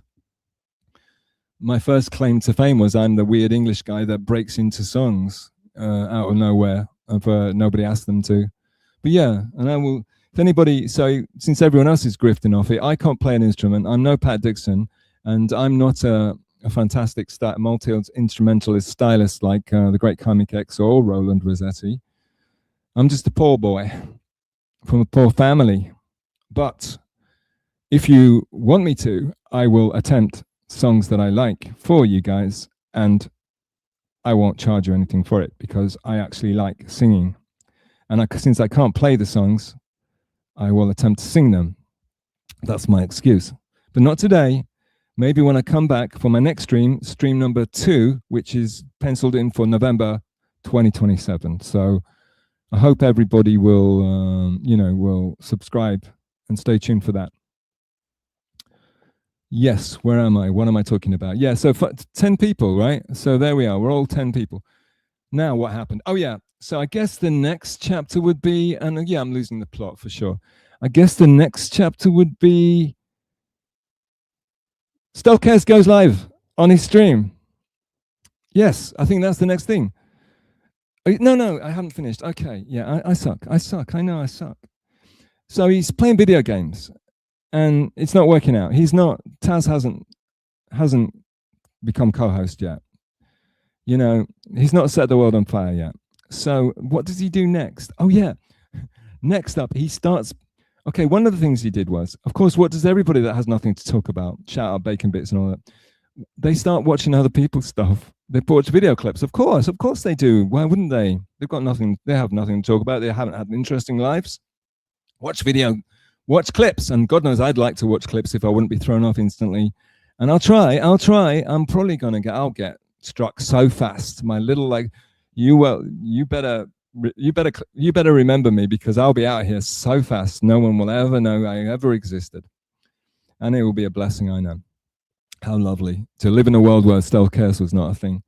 But yes, he started playing clips, and he would play music clips, and this was darling. It was lovely because, darling, it was incredibly lovely, and we all had a marvelous time, because he would play, because he didn't want to get struck, and he'd watched other streams where other people were getting struck all over the place. So he played really obscure stuff, and it was great because he was actually doing something unique. So he was playing like really crazy, obscure stuff, and it didn't get struck. He was playing like, okay, there's a band called there's a group called Imagination from the UK. It's the gayest stuff you've ever, it's like the Black Mark Almond from Soft Cell. And he'd play that and he didn't get struck. I don't know why. Maybe because no one cares about it anymore to strike with it. But he played like incredibly gay stuff like Imagination. He didn't get struck. And he would also be playing like Bulgarian polka bands and stuff. And it wasn't because he thought it was funny. He really loved this stuff and he was trying to introduce us to some stuff he really loved. And it was mind-blowing. And I kudos. He was bringing something new to the table and honest, and he had integrity. He was bringing a unique flavor, and that's all. Isn't that all we ever want? Isn't that all we ever wanted was everything? Did all get that? No one else will. Yeah. So he was, God bless him. So he was playing obscure music clips and stuff that no one else was doing, and that was fantastic and also very funny as well. At the same time, it's pretty meta because what the hell is he playing this garbage for? But at the same time, it was cool. And the last thing he did that I remember was he used to play aerobics videos from the 80s, but not like Jane Fonda, not like lessons, not like videos where they're teaching people how to do aerobics. Shout out to my ex, who now lives in Spain, who was an aerobics teacher. Oh my God. Anyway, yeah, enough of that. But yes, he was playing aerobics videos from the 80s, but just music and hot women. So, 80 for the 80s, they were 80s women, but they were hot women. What's happening? Why are we dropping? Is it because I talked about my ex with the aerobics teacher? But yeah, so he was playing these aerobics videos as well, which is kind of like setting us up for what was about to unfold, But yeah, that's what he was doing. And things get blurry after that. Things get floggy. I don't really remember much after that. I just remember we would go in stream. We'd kind of mess with him a little bit, but very gently. And I guess the numbers were growing slowly. But this is very foggy, this part. But it was little baby Crimeax on YouTube. Let's call this chapter. And he's not doing great, guys. He's not doing great. There's no Flimsy Greenberg's double dashboard in those days, Yeah, little obscure streams could not suddenly shoot to fame and glory. So it's the Pat chat guys that I've shouted out. But we were nurturing him. We were feeding him with our ideas and praise and trying to keep him going. I guess he started talking about like his 401k, and I guess he started drinking because I think he's drinking and smoking in order to give him the balls and the self-confidence to go live at all. I hope to. So I guess that he started, I guess drinking was creeping in, but he did it. It was happened very subtly. I think he did it sneakily. I didn't think we saw it a lot of the time. But at some point, he had me on for an interview, I think, because I was like the only person he trusted enough to go on. And it's not about me, but I'd done this MKE thing where MKE thing had done the same thing. MKE thing he just happened to put out a link in chat and he said, anyone that wants to come on. And I don't know why, an idiot. I jumped on and the rest is another story. But I'd been on the stream, so I knew what it was like. So when he said, hey, Stealth, I don't suppose you'd do it. So yeah, I said, sure, I will. What, why not? I'm in the chat. I might as well jump on and have a chat. That'll be fun. And I went on. So I started being sort of semi-regular interview guy on his streams. No talk of co-host or anything, but I went on to have something to talk about. Now, as you know, I can talk for days and days and days, unprompted. I break into a song. I don't mind making an ass of looking like a complete idiot. But yeah, so I shut up and I started going on his stream semi-regularly. Don't remember how regularly, but it wasn't terrible. But the way I remember it, of course, being an egotistic narcissist asshole, I think every time I went on and sort of co-hosted, he kept going longer for one thing. When I was on, he could keep going because I wouldn't stop talking. Now, I also think he has a grudge because he said it on his stream a couple of times, under his breath kind of thing. He really has a grudge about the fact that I would go on and sort of like just take over. Meaning not that I was eclipsing him, or not, I was trying really hard not to make it all about me, but I certainly think that's the way he felt about it, that I was trying to belittle him in some way. And I still think he has a massive grudge about that. And I think still that's one of the reasons behind the Scarlett Hampton debacle, which I do want to cover, just because there's so much disinformation and bullshit being talked about that Scarlett Hampton situation. I do want to cover that just to get my side of the story out and tell the truth about the matter, rather than people who weren't there just spouting off and trying to humiliate people. Yes. So I was going on, and every time I went on, maybe it was a natural progression, natural evolution. Every time I would go on, you get a little bump, because he's going longer and he's talking more and he's more relaxed, because it's not just him talking into a light like this rubbish is. It's when you've got a guest on, it's more free flow, So obviously, of course, there's going to be better numbers when there's a guest on. So yeah, and I guess that around that time, I was starting to also go on Clown Town. It's Krymax X Chronicles. What is it? What's it called? Krymax X Origins. So hack, I couldn't remember. It's Krymax X Origins, not Stealth Chaos Origins. You're probably going to have to ask me about that in the chat to get me to talk about myself. Otherwise, I think I look like an egotistic, narcissistic idiot. You've got to ask me. But yeah, drink water. Okay, I will.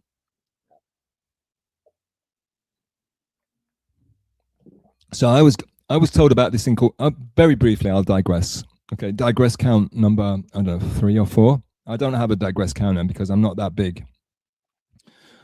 So yeah, I was told that there's this new thing called Clowntown, and that they wanted to talk to me. I'm not going to go into it, but maybe I'll talk about it with Chow like next year. But it's like they wanted to talk to me about something. Maybe I said it on Mia Musk, actually. Go watch Mia Musk, people. They're the kings of the bloody Dabbleverse, the most underrated, most underground show there is, because it's cool, because it's so good. It's kind of a well-kept secret amongst the cognoscenti and the elite. But I think a lot of my chat is also Mia Musk chat, because we're so fucking cool. All right. I mean, the chat are, and I'm also in the Mia Musk chat as well. So yeah, I'm cool too. So yes. So I was told about this thing called Clowntown. Apparently they had a grudge. They have loads of grudges, Clowntown. They were kind of, I think it was started because they had grudges against people and they wanted to get their own back.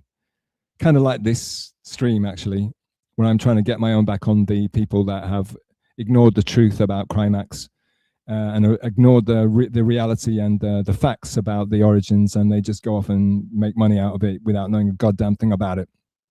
But yes.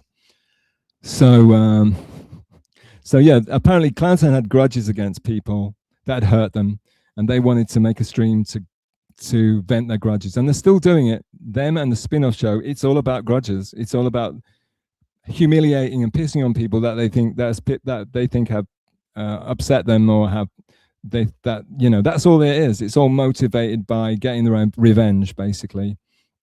I mean, they're constantly getting revenge on me for not going on the shows anymore, and that's what it is. I don't go on the shows anymore, so they're going to get revenge on. They're going to take me out, and before I start streaming, before I start my own stream, and people start watching me, too many people start watching me, they are going to shit on me, humiliate me, put out lies about me, make me look like an idiot, make me look like a creepy, horrible, pervy loser, and then no one's going to listen to a word I say, right? Obviously, everyone knows that, right? I'm sure you all know that's what's actually going on with these people, why they're AIing the shit out of everything and putting out. Anyway, never mind. That's me. It's not about me. So anyway, they wanted to talk to me because they had a grudge against somebody that they thought I had a grudge about, which I'd kind of forgotten about. But I'll talk about that another day. But they wanted to gather all the grudge bearers up so we can all be grudgy together, and we can all shit on people together. So yeah, so I was told about this. They want to talk to you. So I showed up. I didn't know how to find it, and I didn't know where it was. Again, no Flimsy Greenberg's dabble dashboard in those days. So you had to really go out and search for things. It's like looking for like cool punk records and shit. You had to go out and search for them, and they weren't just all there on Spotify when you showed up. So yeah, so I ended up, but at the end, I ended up checking out Clowntown and finding out what it was. And I was chatting away, and Mumble Slam, this is where Mumbles comes in. Mumbles was massive in the Clowntown chat. He was a mainstay. And Mumbles knows a lot about music. And also, some of the other guys we talked about were in the Clowntown chat. Again, it wasn't big. It was very elite, and that's why we like it. Very cult. Very, very early days. They were very small. Like I said, it took me a long time to find out where it was. But again, a bunch of us cool chatters, we just talk about music all the time, you know. The Mumbles, what's the name of the guy that does what's the name of your pal? I can't remember, the other doctor. Dr. Magazine knows as well, the mod over at the shithole. Can't remember his name. I'm not doing it on purpose. I'll shout him out anyway, even though he's not here. The mod at the Clowntown spin-off. Mumbles, you know. He knows a shitload about it. No, Chow knows. Funken, Dr. Funken. So Dr. Funken was a guy called Dr. Funken. He's a great guy. You won't see him chatting around, but he's a musician. He's in the band. And then you got Mumbles. Mumbles knows a shitload about music. I think Mumbles plays music as well. So I was talking to people like this. Also, you know, kind of, it was late night. So it's kind of like the weirdos, the outliers. And of course, Dr. Chow was all over it, of course. Obviously, he's checking out everything that's going on just in case there's any life forms being incubated. But yeah, so I ended up going on. And also, they're obsessed with MKE. So because I'd done this MKE thing, Mr. Kill Everything, I love you, darling, please take me back, daddy. But yeah, because of this, they eventually... So we were just chatting. We were I was happily chatting and ignoring what was going on because it was boring, tedious, redundant. They started off because it was they didn't even have Crimeax to shit on back in those days because they didn't know Crimeax was. So like they started a show which is basically just a fucking Zoom call, and they're talking to each other. These people, they're not ideas men. I swear to God. And they hadn't been influenced by Crimeax at that point. Most of their show is just a Crimeax homage. I've got my legs crossed, and I really better uncross them soon. I think my bladder's shut down. I think it's died, which is good. But I need to play. I should play the Rudy Bagger thing again, just so in case anyone missed it, because it's really great. Anyway, ends up. Again, I never wanted to be a streamer. I don't want to particularly go on shows. I like being in the chat. But now Mumbles, call me a complete and utter idiot. Call me a narcissistic, egotistic wanker. But I felt like the chat guys, like all 5 to 10 of us, would ask me, Stealth, go on. Am I crazy? They would say, Stealth, go on. Why don't you go on? And shout out Flimsy Greenberg. God damn it. That man has so much power right now. I've got a theory that if he who owns the Dabble dashboard owns the Dabbleverse. Am I crazy? Anyway, so it's a small. You want to hear about Crimeax. You don't want to. We don't want to know about my garbage. But anyway, ended up. went out of the chat, went up for whatever reason, whether the chatters were asking me to go on or not, but I hopped on. And my life has been downhill since then. But, and let me tell you, sometimes it was fun to be on the show so I could talk to the chat from the show. And I'm like, look at me, I'm up here now, guys. Look, guys, I'm in the TV. It's like Mike TV on Willy Wonka, he's in the TV rather than watching it. So I was like inside the Clowntown rather than, I was also, all I care about is the chat anyway. I'm like, could you pull up that chat, please? Because these streamers, they don't give a shit about the chats unless they're getting paid. or unless they've run out of things to say. But most of the time, it's like they want to talk. They want people to think they're great. I'm pouring water here, boys and girls. Please forgive me. Otherwise, I'm going to start choking again. It's a god-awful small affair to the girl with the mousy hair. But her mummy is yelling no, and her daddy has told her to go. So that was a little musical interlude, courtesy of Crimeax, who's sponsoring the stream today. Crimeax paid me to do this stream to get, he wants to boost his numbers a little bit. Anyway, I'll take a look at the lawman. He's beating up the wrong guy. Anyway, yeah, I digressed. Again, David Serra. This is a very nuanced stream, David. I hope you're okay with that. Yes. So, getting back to the main issue here, I got onto Clowntown, and then I went back to lovely little baby Crimeax crying in his crib to his 10 viewers, and I said, "Baby Crimeax, baby boy, sweet thing, my sweetest angel, how do you feel about coming on this little show? It's a shitty show, but there are a bunch of amateurs like you, so it's not going to be very challenging, and I'm going to hold your hand anyway. I'll be there and I'll protect you. So why don't you go and guess? Come on with me. They won't F with. They're a bunch of like jealous, envious pricks, but if I'm with you, they want me to continue going on their show, because when I go on their show, they get every time I go on their show, they get a little bump of people wanting to see the clown fall on his face. So they won't mess with me. Not back in those days, they wouldn't. But nowadays, that's all they ever do. But like, so I said, come with me, darling. Hold my hand. Hold mummy's hand. And I'll take you over. We'll drive you over in the car and we'll go on Clowntown together. What do you think? Can you stay up? I know you don't stay up late on a Saturday night, but it's after Kevin's show.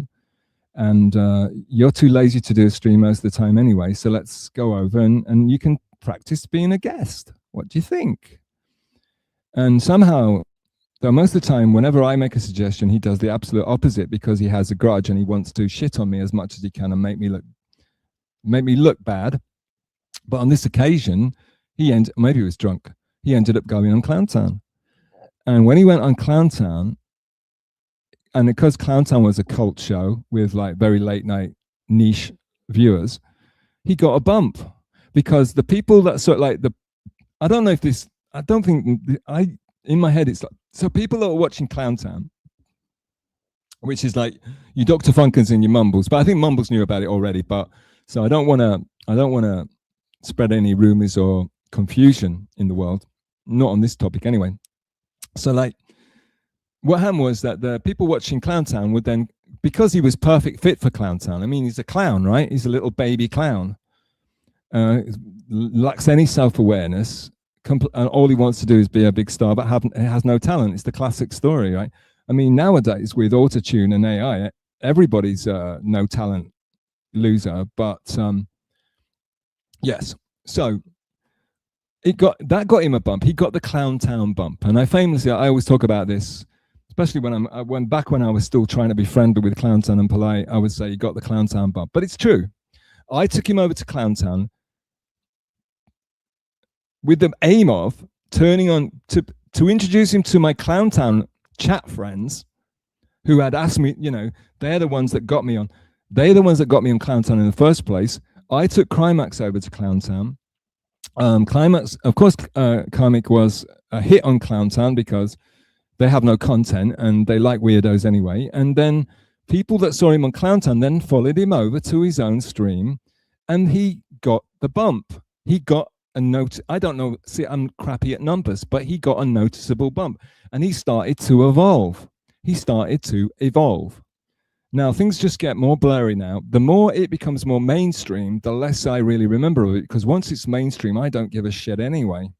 Let me cross my legs again.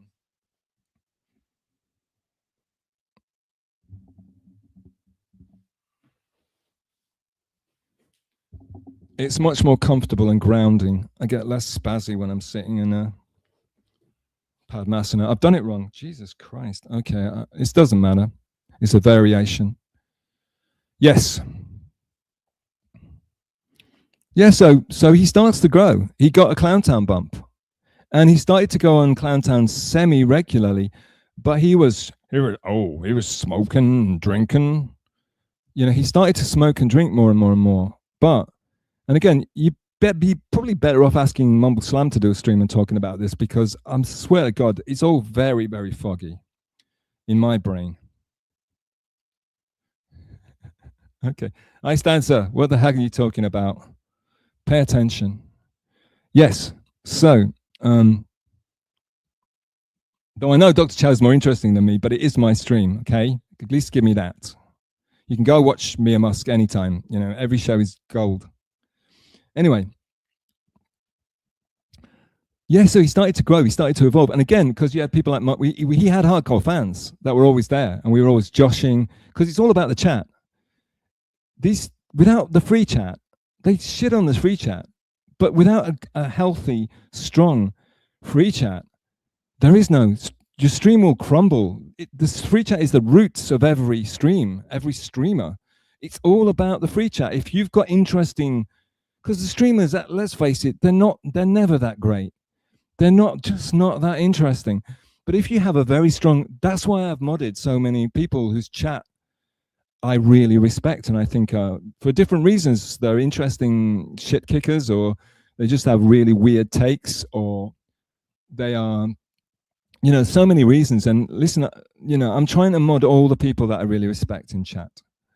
I mean, I've modded Unbanned George Stenifan. He shouldn't really be a chatter, because he's he's kind of way above being a mod. Sorry, he shouldn't really be a mod. But I had to just give him the tip of the hat. You know what I'm saying? That's all I'm doing is like saying thank you, guys. Rudy Bagger, Rudy, you son of a bitch. Okay, did you just show up, Rudy? Rudy, type in chat. Did you just arrive, or have you been around for a while?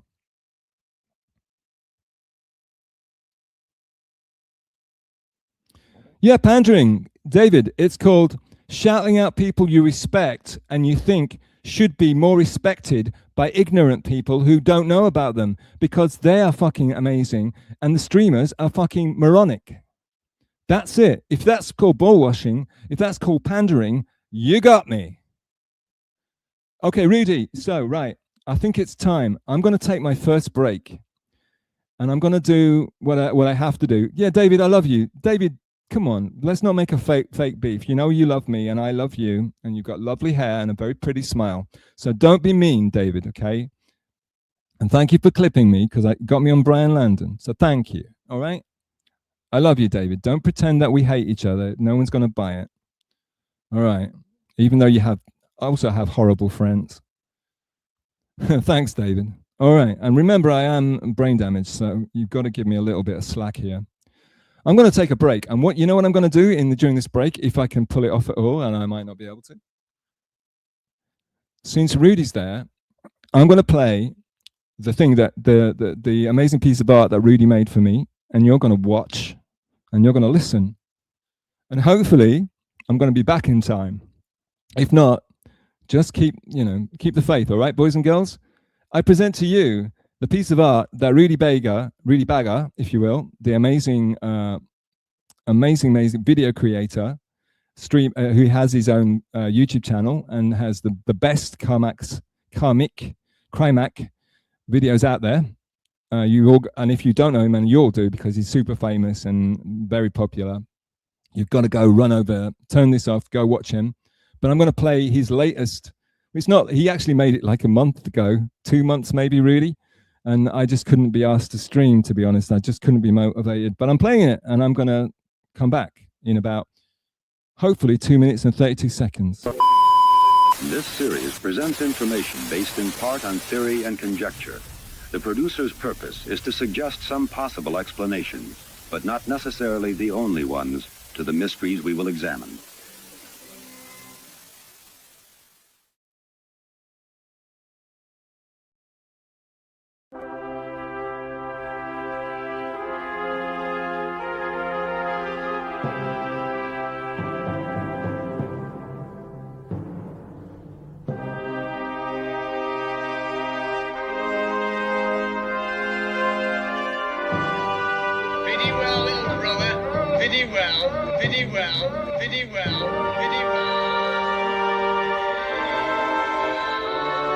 Let's say we take as the basic supposition,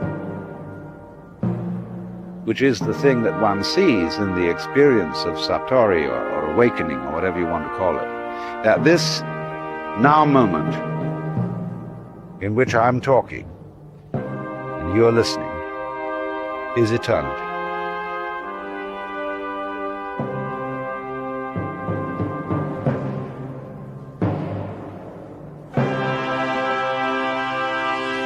This is it. So you don't need to do anything at all. But the difficulty about explaining that is that you mustn't try not to do anything, because that's doing something. And how to explain that? Because there's nothing to explain. It is the way it is now. See? And if you understand that, it will automatically wake you up.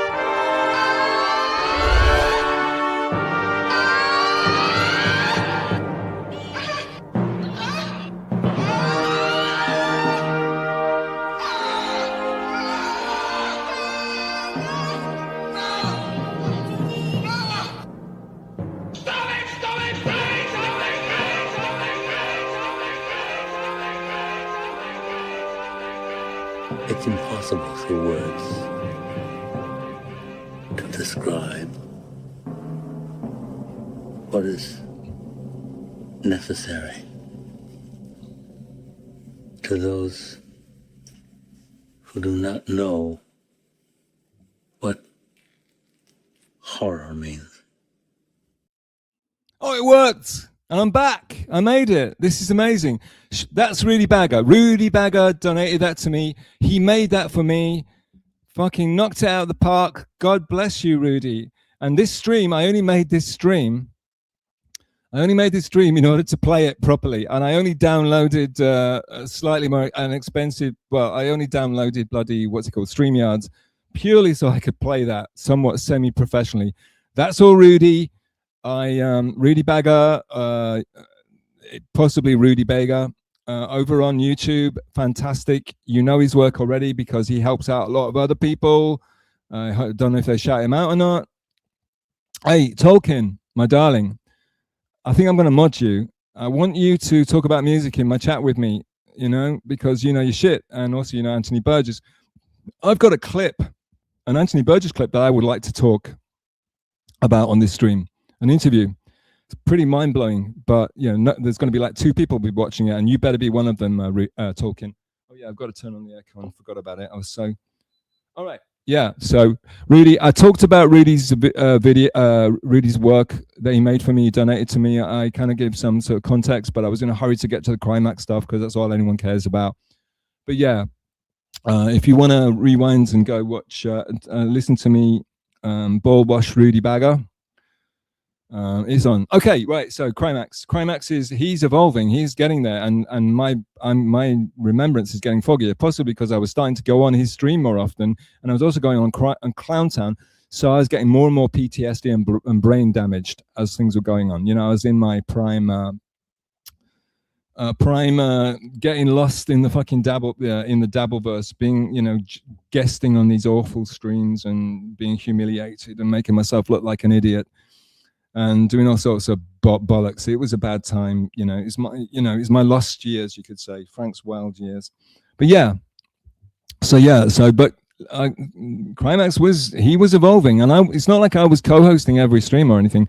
I would only go on when I wanted to go on. And I think one thing that happened during this period was, and again, I might be getting have I written any of this down? Not a goddamn thing. Not a thing.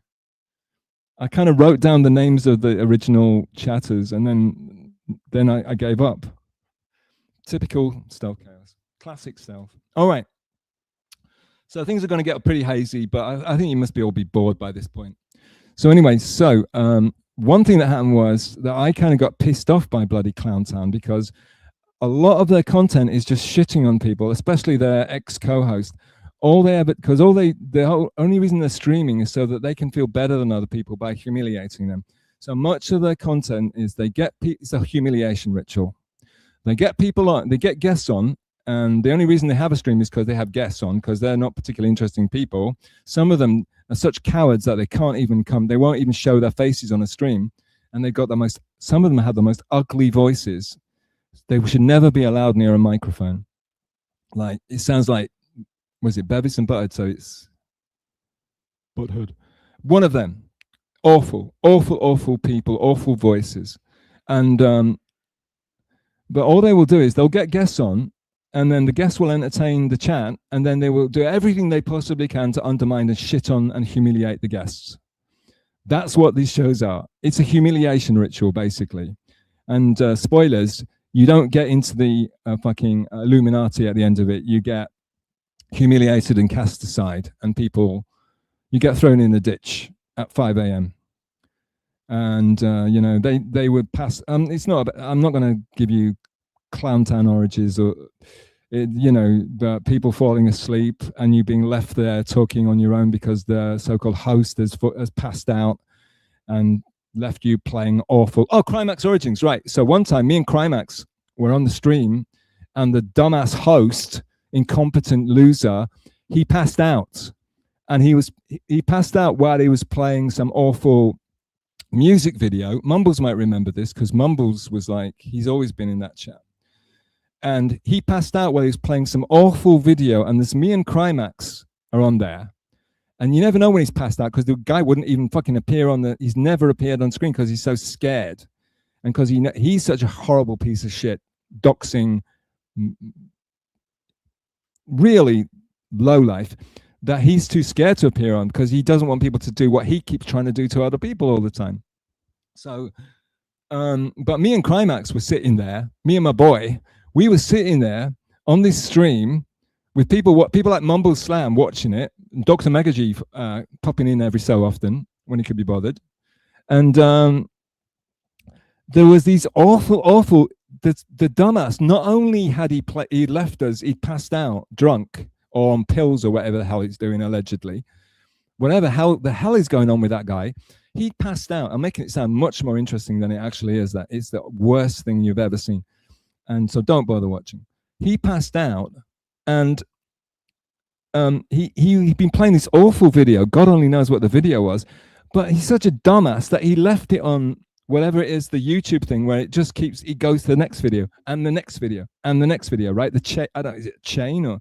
But yeah, there's a little switch you can do at the bottom. So me and your boy Crimeax, we're sat there. We can't even talk to the chat because the music of these awful, shitty videos is playing. So we couldn't even entertain. We couldn't even talk. We couldn't talk to each other. We couldn't talk to the chat. It was like being in fucking hell. And we both Crimeax and I, we just autoplay. Thank you, Dr. Megagy. He's, of course, and Tolkien. Thank you. You're the man. So, and eventually we had to, me and of course me and Crimeax, we were used to streaming together, and like I said, the hardcore Clowntown people are all music people anyway. You know, Clowntown is basically a gossip show about Dabbleverse gossip show, and just gossiping about the same stuff that everyone else has talked about earlier, like most of these shows are. But me and Crimeax could have completely taken over that show and just talked about music and talked to the chat, and it would probably been the best show they've ever had. But because this dumbass fucking pill-popping fucking drunk loser had passed out on his own stream, as he does nearly, like, I'd say 1 in every 2 shows, we couldn't do a goddamn thing, so we had to end it. And I'm pretty sure Mumbles would have been there, because Mumbles is always there. Mumbles, am I talking shit, my boy? I can call you Mumbles, my man. My droog. A. Thompson would never stick around anyway. He had all some better things to do. All right. So me and Crimeax. So me and Crimeax started to go on Clowntown, but Clowntown started to piss me off because, like I said, egotistic, narcissistic pieces of shit over there. And eventually, and again, thank you, Mumbles. It's the grudge thing where if they'll invite you, they like you to come on the stream, and they'll invite you onto the stream, and they'll like it. You like you very much if you make the stream more interesting and you give them content. And then they will like you if the numbers go up because the show's got better. But the minute that people start to say, get this guy on too persistently, or it becomes more about the guest than it does about them, The only reason they're streaming is to get people to love them and look at them and listen to them. They don't, that's all they care about. That's why they're doing it. Same with Crimeax, same with all these people. All they want to do is make it about them. I want to make it about the chat, like I've always done since the very beginning. And that's why I'm a loser, and that's why I'm a lazy streamer, and it's the easiest thing to do. But I don't care. I'll do it anyway. That's why I want to get good.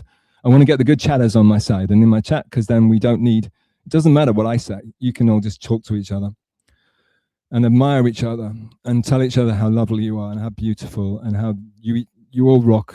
Okay. So yes.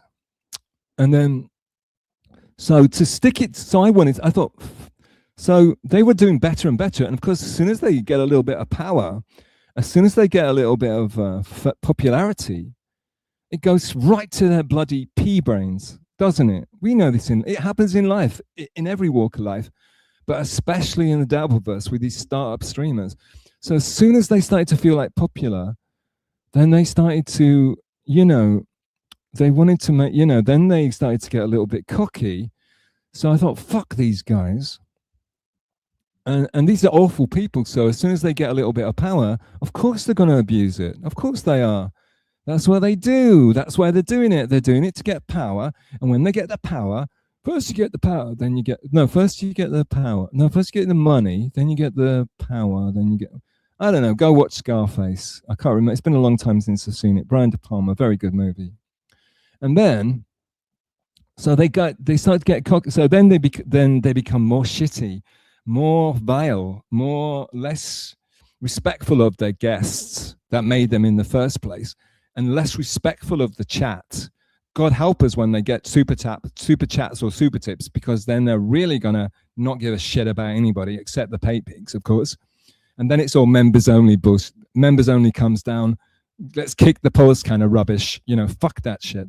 But yeah, am I just ranting and nobody understands what I'm saying anymore? That's cool. That's all right. I am speaking in an English accent as well, so it's very understandable. Hey guys, how was your 4th of July, guys? How was the soccer? How was the soccer game?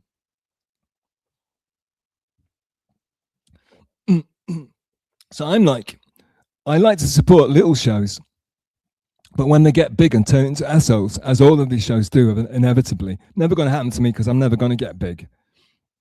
God help, God help us all. No, I can't. It's just not going to happen. That's not who I am. I'm very divisive. Divisive means that you're not going to be popular ever. For every one person that thinks you're okay or puts up with you, the other person's going to hate your guts. It's never going to happen. So that's cool. And that's the way it's supposed to be. It's by design, brothers and sisters. Droogs. So, I thought, fuck these fucking clowns. And Clowntown was, I think it was bigger than Crimeax at the time. And I thought, fuck these clown towns. Fuck these town clowns. I'm going to go and do everything I can because they were on at the same time. Technically, theoretically, they're on at the same time. So it's like, this town ain't big enough for the both of us. And it ain't me who's going to leave. So what I thought was, I'm going to stick it. Now I've helped Clowntown ascend. I'm going to go, this is very Machiavellian, very junior Dr. Chow sort of thinking, but forgive me. I was bored. I'm not, but I thought, okay, Clowntown seemed to be doing well, maybe even too well. So, and they were getting like Liam on. They started to get like really hacky guests on, like Liam, or, they would be, because it's very attached to MLC as well. So they would be getting like, they were trying to capitalize on MLC clout by, super chatting in MLC before it started. And they went on straight after MLC, which is very clever, actually. If they were smarter, if they were cooler, they would have gone on before MLC finished. But they were definite, they just wanted to get all the MLC crowd going over with them. It worked to a certain extent, honestly. It's still working, honestly, because like after MLC, it's a graveyard out there. So like, but anyway, I thought, okay, well, screw you guys. I'm going to go over and I'm going to try and make Crimeax bigger than you, and I'm going to try and steal your audience by making Crimeax more interesting, more fun, and really split your audience, because we can talk, you know, for me, the interesting thing about Clowntown is like Chadder's talking about music and shit with Dr. Funkin and Mumble Slam. And who cares about bloody Dabbleverse fucking gossip? I do not give a shit. I'll be honest with you. And that's why also I'll never be popular. And like, fuck this. I'm going to go over to Crimeax and talk about, you know, sing David Bowie songs and you know, and humor him and make him a star. And fuck these, you know, see how Clowntown do on their own. And it kind of worked, but I'll tell you what the big problem was. The big problem was that Crimeax, he can't fucking do anything right. Okay, this is also Krymax Origins, and Krymax was supposed to do a stream on Saturday night at the same time as Clowntown to take Clowntown down. Me and Krymax doing a stream and dividing the chat numbers and sticking it to Clowntown, because they're a bunch of, like, Krymax is kind of harmless. If you're his friend, I know he's a smug, arrogant, talentless piece of shit, but at the same time, he's also when he's likes you and when you're on his stream and entertaining him, he's such a sweet little, he's like a little boy. You know, there's nothing to not, especially when he's drunk. He's kind of if he's got something to talk to, he's a sweet drunk. And again, we created him. Well, you know, I know it sounds bad when I say I created him, or I'm his Frankenstein, he's my monster. I mean, I could just go that whole, I don't care. I mean, I think anyone that created that, you know, deserves to be shot, to be honest with you, YouTube terms of service. But yeah, you know, it's fine to go on his show and just laugh along with him. It's better than being in the chat and getting a headache from typing. Because I'm such a non-tech guy. I don't like typing even. You know, I like, you know, Ernest Hemingway shit. Anyway, I'm not saying I'm Ernest Hemingway, by I mean, farewell to... Yes, Old Man and the Sea. Okay, yeah, in fact, me and Karmic, we could have called our stream Old Man and the Sea word. Anyway, I digress. I said a funny thing. Mommy, I said a funny word. Anyway, yes. So I tried to take down Clowntown, and it would have worked. It would have worked if it wasn't for these meddling kids. And what it was, the meddling kid was Crimeax, because all I ever asked of that boy, all I ever asked him in return for going on his damn show and getting him numbers and helping him along with the other chatters, you know, getting him there, was for him to do a show Saturday night and stick it to Clowntown. He slept through it the peak, the best numbers, the best chance to get exposure, the best chance to make his show popular, for him to get monetized. He still wasn't monetized at this point, boys and girls. And he was running out of money fast. The best chance for him was post MLC. You know, the MK wasn't doing that great. Clowntown weren't doing that great. He could have owned that. He could have owned it with the weirdos that go after it, that are still looking for something to do after MLC. And to be honest, a lot of them, that's a prime slot, because a lot of people that watch any goddamn thing, because I think most of them get drunk watching MLC, and they don't give a goddamn shit what they watch. And also, I think a lot of them fall asleep watching it. So you get the numbers from people who aren't even watching, I believe. And Crimeax, all he had to do to get that to be massive, to get the MLC bump on a Saturday night, was go live on a Saturday night. I'll be on to keep him awake, to keep it going, to talk to the chat, to amuse, you know, talk about music, blah, blah, blah, but blow smoke up his goddamn ass if I have to. He can get drunk and high, though I think he was still hiding it from us. But yeah, that's all he had to do. He never did. He slept through the prime fucking opportunity for him to go big. He slept through it every time, and it pissed me off. It pissed me off to such an extent that I ended up going back on Clowntown to stick it to bloody Crimeax. Now, again, I'm all over the place here, and actually it's all out there. Everybody knows this stuff because it was getting clipped at this point. I think another massive chapter. I'm going to jump straight to it. If I've missed something out, maybe at the end of my tirade, my soliloquy, my spurg out, Maybe some of the chatters like Mumbles, like A. Thompson, some Dr. Chow. Dr. Chow will be all over this at this point. He will definitely have this old stuff all written down and coded and filed away. At this point, something massive happened. Okay, now I'm gonna try. This is massive. Okay, this is the key point in Crimeax. I think most of you in the chat will know, and even these dumb, the grifters that are making money out of Crimeax, they'll all know about this. This is the point. This is the action scene. This is the car chase. This is the sex scene. This is it, boys and girls. And what it is, and of course you already know, Crimeax, and possibly I was going on Clowntown and sticking it to Crimeax at this point, because a lot of the time, because he's such an ungrateful little fucking wretch and such a bitch, I refuse to go in his show. I do the same to, the only way I know to, okay, I'll tell you something about, it's not about me, but I'll tell you something about me. The way I like to punish people is not by attacking them, not by doing violence on them. The way I like to attack people is by removing myself from them. I.e., so the best way, so like, if you're somebody who has a problem with me in real life, I will just never be around you. I will never talk to you. I will never have anything to do with you. And if you're right about me, your life will be much better. And if you are wrong about me, you will never have me in your life to change your mind anyway. So that's my policy, and I've always stuck with it, and I like it. So in terms of streaming, if anyone talks shit about, if I don't like you, I will just remove myself from you. If you don't like me, I won't make you have to put up with me. And so if I start blocking people again in 2027, when I come back for stream number 2, that's why. It's because if you don't like me, if you don't appreciate me, I'm going to do you a favor. And that favor is called, I'm going to eliminate myself from your lovely, wonderful, happy lives. I'm sorry to have been an encumbrance. I'm sorry to have bothered you. So I will stop insulting you with my presence, and I will block myself out of your lives, so I never have to bother you ever again. Okay? So I was doing that. So I did that to Clowntown. I've done it to Karmic. I disappear.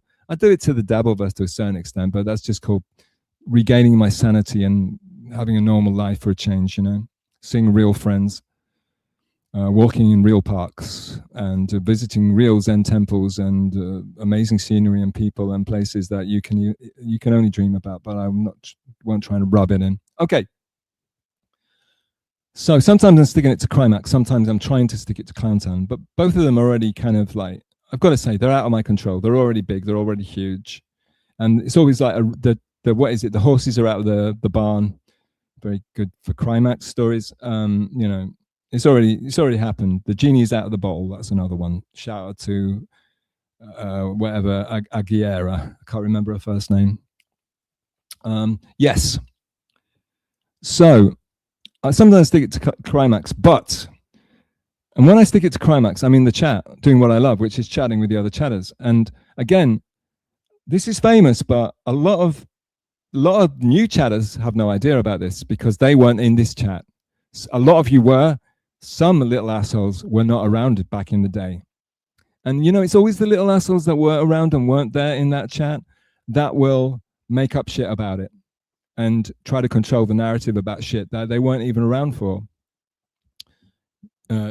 Yes. Anyway, so this is a pivotal scene, and of course I'm mixing a bunch of shit up, but Crimeax when he's on his own, he doesn't have any confidence, he doesn't have any content, and he doesn't have any personality, basically. So he was getting into the drink, allegedly. He was getting into the drink, he was drinking, and he was drugging, apparently. I think it was still sort of semi behind the scenes. A. Thompson will know, because A. Thompson, I think he's still got PTSD from watching this. A. Thompson was freaked out. A lot of people were freaked out. If Taz is still around, but it's been a long stream and everyone's very, fatigued by this point, I think, except for any masochists that are around. Taz was freaked out. But I think it's one specific stream. And I think two things happened in the stream. It was so pivotal. It was like a part one. It was like June part one, part two. Did June part three come out, or is it still? It's coming out. Yeah, it's June part one and June part two. But at the same time, thank you. I will drink some water. Thank you. Thank you. You're an angel. You're a darling. I forget. I'm quite excited now. You might have noticed. Oh, by the way, you see little Crimey. Have you seen him like hitting the water all the time and telling everybody like he just drinks about him drinking water? Where the fuck do you think he got drinking water from? I mean, I know we all drink water, but he never did. But I used to go on his stream. I used to drink water.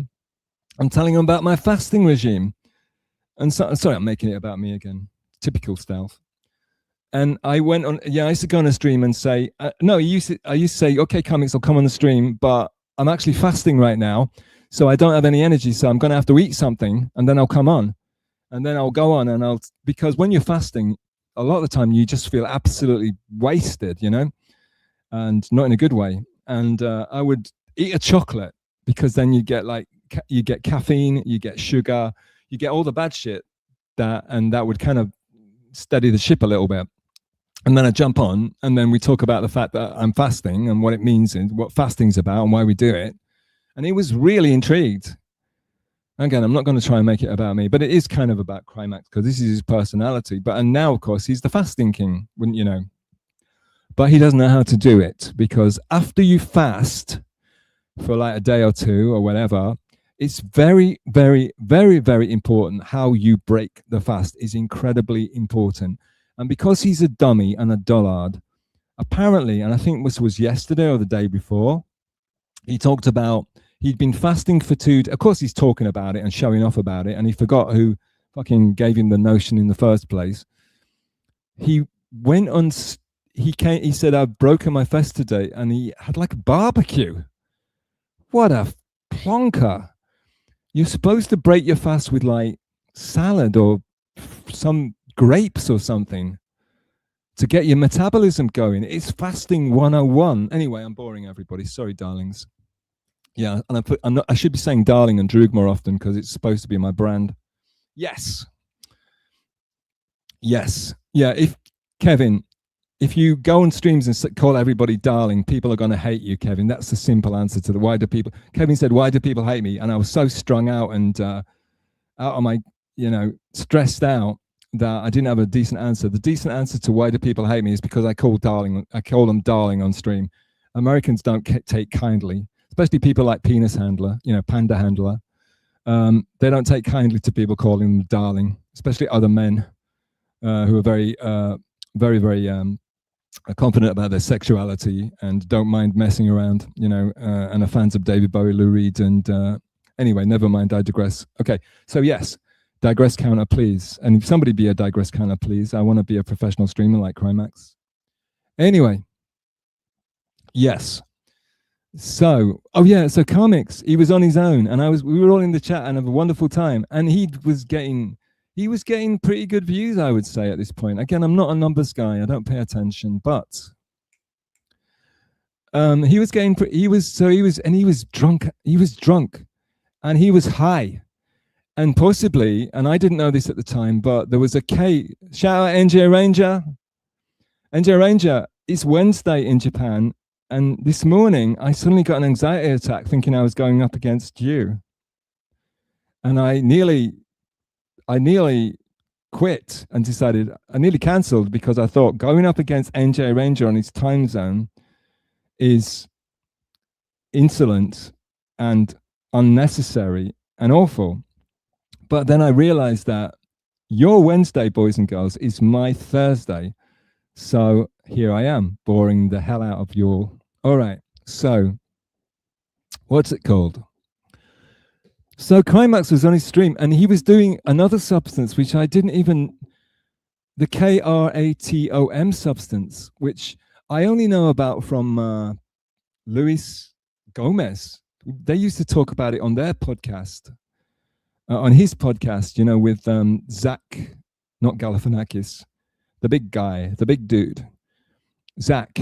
The transverse network of Luis Gomez, But yeah, he used to talk about doing kratom a lot, and I had no clue what they're talking about because I'm not. I live in Japan, guys. You know, I'm very, you know, I drink a cup of coffee and I can't sleep for 3 days, honestly.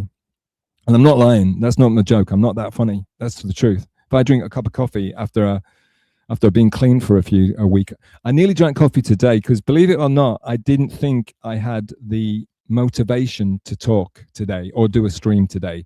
So when I thought I was going up against NJ Ranger, I was so ready to quit. I didn't think I could do this. Luckily, when I start, I can't be stopped because I guess I'm really in the zone, but maybe I'm just going insane. Literally on camera, I'm just losing my mind, losing all my cool. So I haven't drunk any coffee today because of my throat issue, and my throat issue is doing okay too. So things are going pretty good. All right. Crimeax started a stream, and again, this is all allegedly, and perhaps I'm completely got it all wrong, but he's out of his mind. And it's now classic. It's now classic crime. It's now classic calm. We all know about it now. Yes, we do. And they've all covered it, and they've all made money out of commenting on it. But some of us were watching it in real time. We were there. We're the OGs that never get mentioned. We're the forgotten ones. And he was on a stream, and he was zonked. He was flying. He was Blue Jay Way. He was Electric Lady landing it. He was magic carpet riding. He was zonked. Hey, is NJ Ranger still here?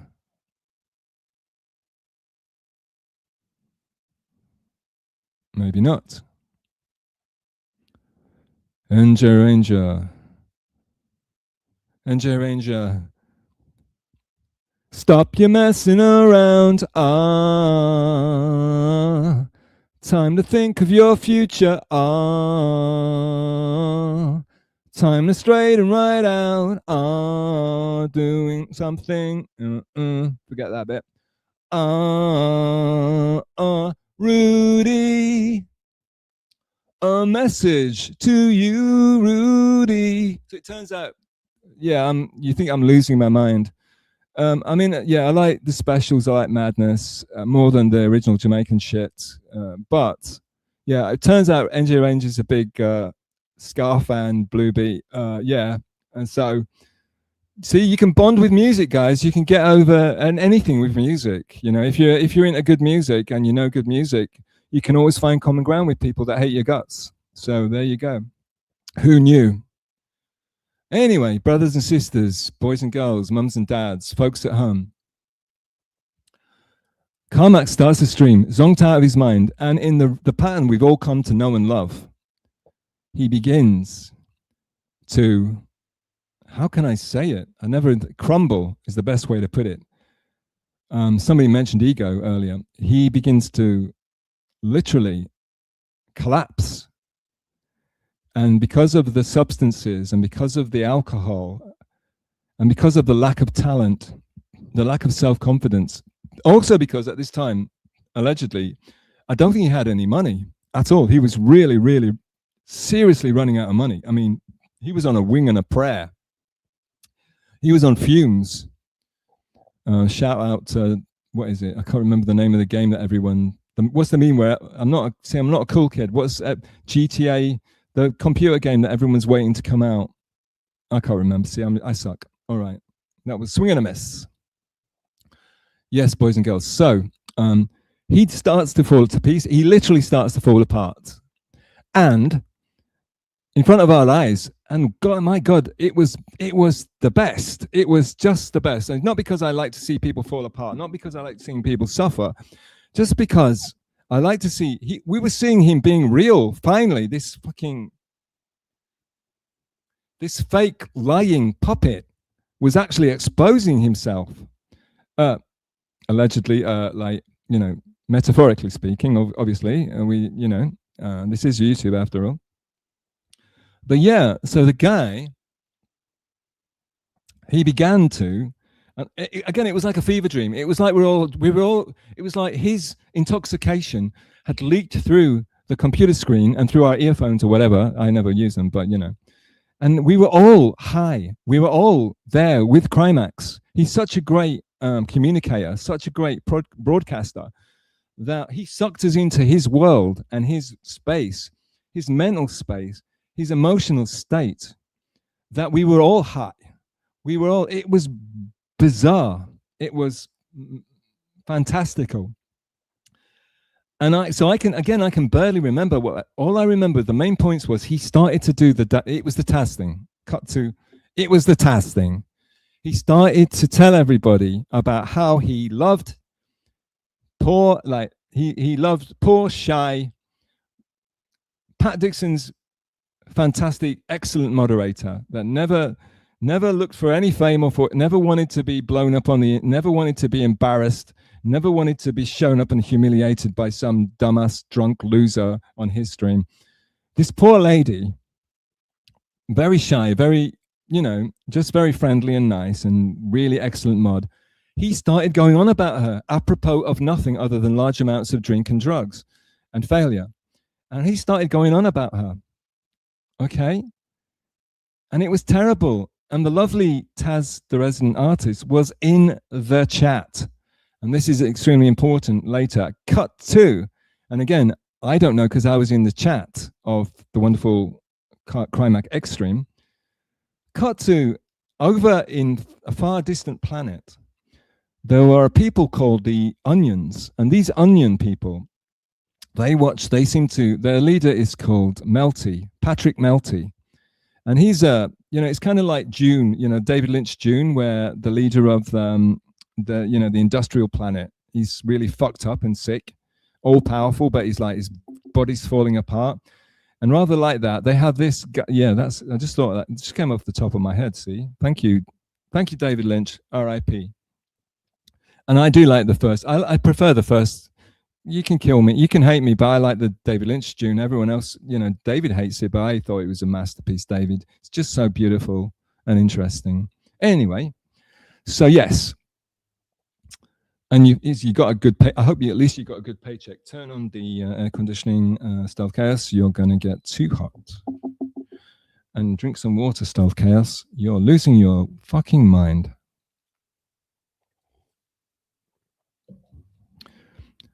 So yeah, over in Melty Planet, the Onion Planet, shaped like an onion apparently, and he likes shitting on people, and all these fans like watching him shit on people, and they all feel better about themselves by shitting on other people. Shout out Brian Landon taking on the evil empire as we speak. And so apparently somehow they like finding losers and lolcows and shitting on them. That's what they do. That's their bread and butter, and they're very successful at it, these Onion people. And apparently, unbeknownst to me, and of course unbeknownst to Karmic, who was barely fucking conscious at the time, he was having an out-of-body experience, I believe. Remember, I was in the chat, kids. I wasn't co-hosting at this point. I hope you're listening to all this stuff. This is Dabbleverse, this is prime Crimeax history that I'm revealing. I mean, I know you've probably heard about it before, but this is from the man on the street here. We were in the trenches, dude. And so NLO tuned in, and NLO has a massive fan base, bigger than, especially at this time. I don't know if it's still going now, but at this time it was way bigger than MLC, because of course things, shitty things become popular, cool things stay small. That's the way of the world. Life is unfair. Kill yourself or get used to it. Shitty things become popular. Cool things have 10 viewers or 10 listeners. Right. So NLO tunes in and starts sniping. And I guess what happens when NLO tune in is a lot of NLO stands. They raided Crimeax's chat. Now, again, like I said, I'm no NJ Ranger. I can't keep numbers straight. I don't get things right. I'm historically inaccurate. I'm just doing my best here with a broken brain. I'm not a professional show. Go watch Flimsy and NJ knocking it out of the park every week, showing us how it's done it. Very professional. I'm not on that level. I'm just doing my best here, folks. Bear with me. But at some point, Taz, and probably A. Thompson as well, starts again. I don't ball wash, I don't butt kiss. What I just say it like it is. I say it like it is. So when I say nice things about people, people that like me hate me, and when I say bad things about people, people that like them hate me. So yeah, I get hated, Kevin. People hate me. What can I do? Shut my mouth. Okay, fair enough. I will. Anyway, so at the same time, people in the chat watching Crimeax, I can't say he spurged out because he was too drunk and stoned to spurg. I don't know how to explain it. He was crumbling. He was melting. And one of the things he was doing was he was going on this, he was professing his love. And this is famous. I'm not telling you, I'm like not telling you anything you don't already know. He was professing his love for Taz and coming up with, I think he was coming up with all this highness erotic stuff about all this fantasy shit. But that might have been another stream. It's all blurring together. But at some point, people were freaking out because they'd never seen this. This was unwarranted. A. Thompson, there you are. A. Thompson was freaking out. He thought, so a lot of people thought it was end games. They thought it was end times. They thought this boy, they thought that the police was going to have to be called to the caravan in the woods. And they were freaking out because these people, they're not trolls. People like A. Thompson, they actually wish the boy well, you know. They care. I don't know if he cares about him, but he certainly doesn't want to see him come to any harm. You know, he says like the Crimeax super fan. A. Thompson. Oh, I missed out something. A. Thompson, maybe because I was going live on stream, I was saying, Crimeax, you should have this guy as a mod. You should have that guy as a mod. So I was getting really cool people modded. So A. Thompson was modded, great mod. I think I got Mumbles modded, great mod. I think I might have got Nodat modded, great mod. Maybe I'm taking too much. I think I did. I think I managed to influence because Crimeax is incredibly. Yeah, he doesn't want to make put anyone in a better situation than he doesn't. He wants everyone to be less than him. He doesn't want to like promote anybody or. So I was saying you should make this guy mod, make that guy mod, and they were fantastic mods. And if you get them on your side. A. Thompson, Mumbleslam, best mods in the biz. Taz, the resident artist. Funkin over on shithole shitverse. But yeah, Funkin's doing it for the wrong people, but what can you do? Yeah, so like Taz, even though he was saying awful, vile things about her, Taz is saying, Stel, because I'm the only guest. I'm the only person that's ever been on. And I had a link that never runs out. I could go on any time, and I was sticking it to him by not going on. And I think the fact that I hadn't been on, and I hadn't been on for so long, meant he was having a nervous breakdown. Like I'm saying, he's having a nervous breakdown, folks, assisted by vast quantities of drink and drugs. And so they're also saying, Stealth, go on, Stealth, you got to go on.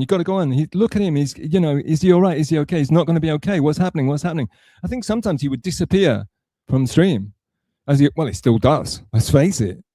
But he was disappearing, and everyone was saying, you've got to go on, you've got to check him, make sure he's okay. I think they thought that I could call him or something. They thought, listen, you can be on his stream, you can appear to be his best friend, and you'll never talk to him on DMs, he will never talk to you because there's something wrong with that boy. There's something very, very wrong there. Obviously there is, we all know that now. But even back then, he would never, ever, ever contact me, thank me, say, how you doing? Not a fucking word ever. And that was when I was going on his stream, supporting him, always in his chats, always being nice to him, always supporting him. He was just, I don't know. It's like he goes off stream and he goes offline. You know, he just ceases to exist. You know, he's still coming on saying, "Oh, It's like Bob Levy wants to talk to him, and he's like, "Oh, I really should get around to talking to Bob Levy. I couldn't get around to it." What the hell is he doing? Is he helping his dad on the farm? You know. Anyway, and he insists he isn't. Hanging out with some mysterious femme fatale. But anyway, yes, improving his sexual technique, I don't know. It's all allegedly. But yes.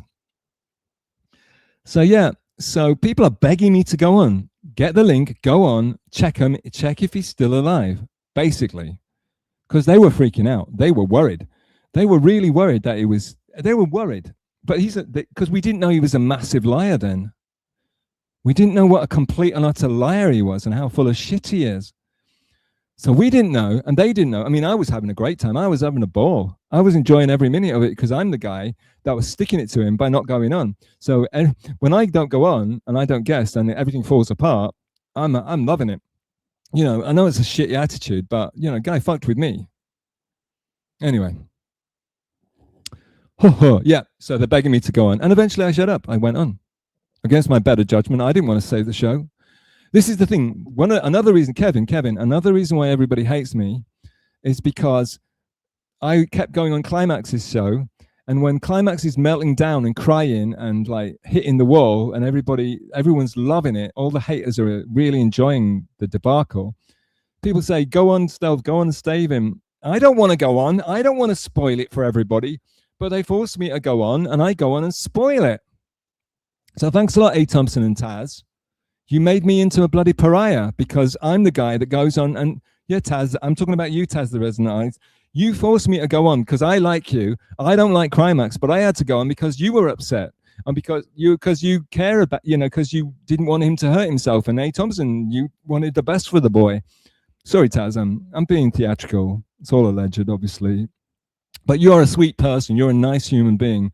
So people force me to go on, and then I can't stick it to him anymore by going on. Because by going on, when he gets a guest on, he snaps out of it immediately.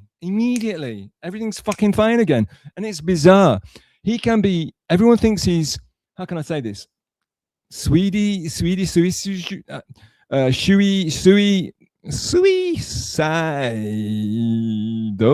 I don't know, something. Self-harm, boys and girls. Taz, do you want me to read that? All right, no, she don't mind. She's just entertaining. Yeah, everybody say hi to Taz, love her, give her a kiss, but don't actually kiss her because I think she's very shy. She doesn't want anything like that going on, especially not with Crimeax. So yes, so people are begging me to go on. So I go on, and he's back again. He's back. He's still drunk and completely stoned and all the rest of it. And wherever you are, and cratoned out of his gourd. But he's back in the room, and he's cheapy and he's chirpy because his Uncle Stealth is back on, and Uncle Stealth is tickling him under his chin and saying, "How you doing? Are you all right? How's it going? What's the matter? Oh, come on. What's the matter? Let's sing some David Bowie together." Well, I'll sing it and you just shut the fuck up because you can't sing, obviously. But no, I didn't say that. That was the subtext. But come on, cheer up. Let's remember when we used to stream together and it used to be a lot of fun. Remember those days? Let's do that again. And then you can forget about crying and hitting on women that don't care, don't want anything to do with you for obvious reasons, and embarrassing them and humiliating them in front. And anyway, so I'm on the stream now, boys and girls. I'm on the stream. Yes, I'm on the stream, grifters and people, Crimeax experts. I was actually on the stream, and this is an historic stream. Not because of me, but I was there. And because I admit it, I was dressed, well, it's just a hoodie. It's a fucking hoodie. But I was in a different hoodie that makes me look like I was auditioning for a part in a Star Wars movie. I do. I mean, it's a state. It's truth. I can't avoid it. But I'm not a Star Wars fan, and I barely watched any of them, to be honest with you. But yeah, so I end up looking like a wannabe Jedi or an emperor, depending on which way you want to look at it. Anyway, but I end up on the stream, slightly disinterested, not want to be there, but I'd been begged by good people to go on and save him. And I did. And again, I'm telling this very badly, but unbeknownst to me, over on Planet Onion, the Onionites and Big Melty were sniping him at this point. So you had hundreds of people suddenly were watching this guy and shitting on him. And another bunch of them came into the chat, and he got massive numbers that day, I believe. So, but it doesn't end there. This was an action-packed thing that happened. I'm sat there, and then I'm kind of slightly, I've got to be very careful because Crimeax has to have it all about him. And when I go on, I've got to be very careful not to look like I'm trying to steal his thunder or trying to make it all about me, because he can't deal with it. So I'm looking at the chat, as I always do. All I ever do is look at the chat. And Doom comes into the chat, and Doom is a big deal. And probably Doom showed up because probably because they were watching Melton, and then they realized that Melton started covering Crimeax, and suddenly Doom's in the chat, and Doom's a big deal. And I'm like, Crimeax, Doom's here. That's what I used to do on the stream. It's like, I used to look at the chat, and I'm like, sing a David Bowie song, look at the chat and say, Crimeax, Doom's here. Do you want to shout out Doom? Because I care about the chat. He doesn't give a fuck. I'm like, do you want to shout out Doom? And Doom was in the chat. And then, this is bizarre. I don't know if do you always remember this? What's he called? I don't know how to pronounce this, but I'll give it a good shot. Nick Ricotta, Nico Ricoto. I don't know. Dr. Domo Arigato, Mr. Roboto. But that guy, that sleazy weirdo guy. But I'll tell you, at that point, he was super, super, super, super famous. The steel toe, Nick Ricotta shit. Even I'd heard about it. Whatever he's called. That guy, he came in the chat. Don't ask, maybe from NLO, I suppose, because I think he did the Hackamanian shit. You know, like I said, I don't know anything about any of this stuff. But he came into the chat, and I'm like, oh my, and he was, at the time, he was a big deal. He was big news. So I said, Karmic, Nick Ricotta's in the chat, darling. How about sending him the link? And guess what? Hey guys, you'll never know what Karmic's reply was. And I'm paraphrasing, obviously, and this is only from my bad memory, but I think it went something like, oh, well, actually, you know, I think we're okay. I don't think we need any guests here today. I think we're doing all right. And I'm like, fucking Crimeax, it's Nick Ricotta. He's like the biggest everyone's talking about this dude, creepy dude. Everybody's interested in him because people all love Steel Toe. We need to get him on. And then Doom, again, exasperated. Doom's in the chat. Doom knows everybody. Doom is, you know, is a big deal. So Doom's like, I can get him on. I'll send him the link. Send me the link, because I don't know Nick Ricotta's bloody. I would never want to speak to that guy. And of course, he doesn't know who I am. And I'm like, Doom was. So I don't know what happened. I don't know if in the end, somehow we managed to persuade him. So this is echoes of, again, this is Scarlett Hampton point one. We managed to persuade him to get a good guest on, and me and Doom working in unison, me and Doom working together, managed to get, and more Doom than me, by the way. I was just working with Doom. And Doom, you know, Doom's like, she's like the Dr. Megagy of Clippers, you know, she's huge. She's, again, another string puller, another weaver of narratives, and another, you know, dream weaver, if you will. And Doom got Ricotta on the show. So Ricotta pops up now. Again, if you've got access to that clip, what I do is, again, because I know his psychology, I know the boy. And when you get a VIP guest on, when you get a big deal guest on, first of all, he'll fight not to have them on. He will do everything he possibly can to make sure that the stream stays boring and, you know, and whatever. But once they're on, he's all over it. He wants to, it's all about it. Because once they're on, and he's got over that psychological wall, all in all, it's just once they're on, once they're in, once he's on it, he doesn't, I knew that I just stayed quiet and I just looked at the chat. And I think I was talking in the chat, and I remember when I saw like Melton sniping afterwards, probably Doom clipped her. I saw them like ridiculing this weird looking Star Wars fan who he was completely checked out and just looking at the chat, because of course no one knew who the fuck I was and no one's seen anything the like of it, and they're like, what the hell is going on here with this freak show? And so it's Nick Ricotta, drunk, completely drunk, high Crimeax, and this weird creepy guy looking at his phone to check it. Well, I was reading the chat, and I was actually in the chat because that's all I want to do. I wanted to be in the chat. I never wanted to go on the stream, to be honest with you. I was forced to do it. And yeah, that was massive. That is where Crimeax That's where it starts. That's where Crimeax comes into his imperial golden era. Because he got and write this down, people. I'm going to spell it out. Well, not literally, but I'm going to talk in a loud, obnoxious voice. He got the NLO hate bump. Okay, I'm going to repeat it. He got the NLO hate bump. Not an MLC bump.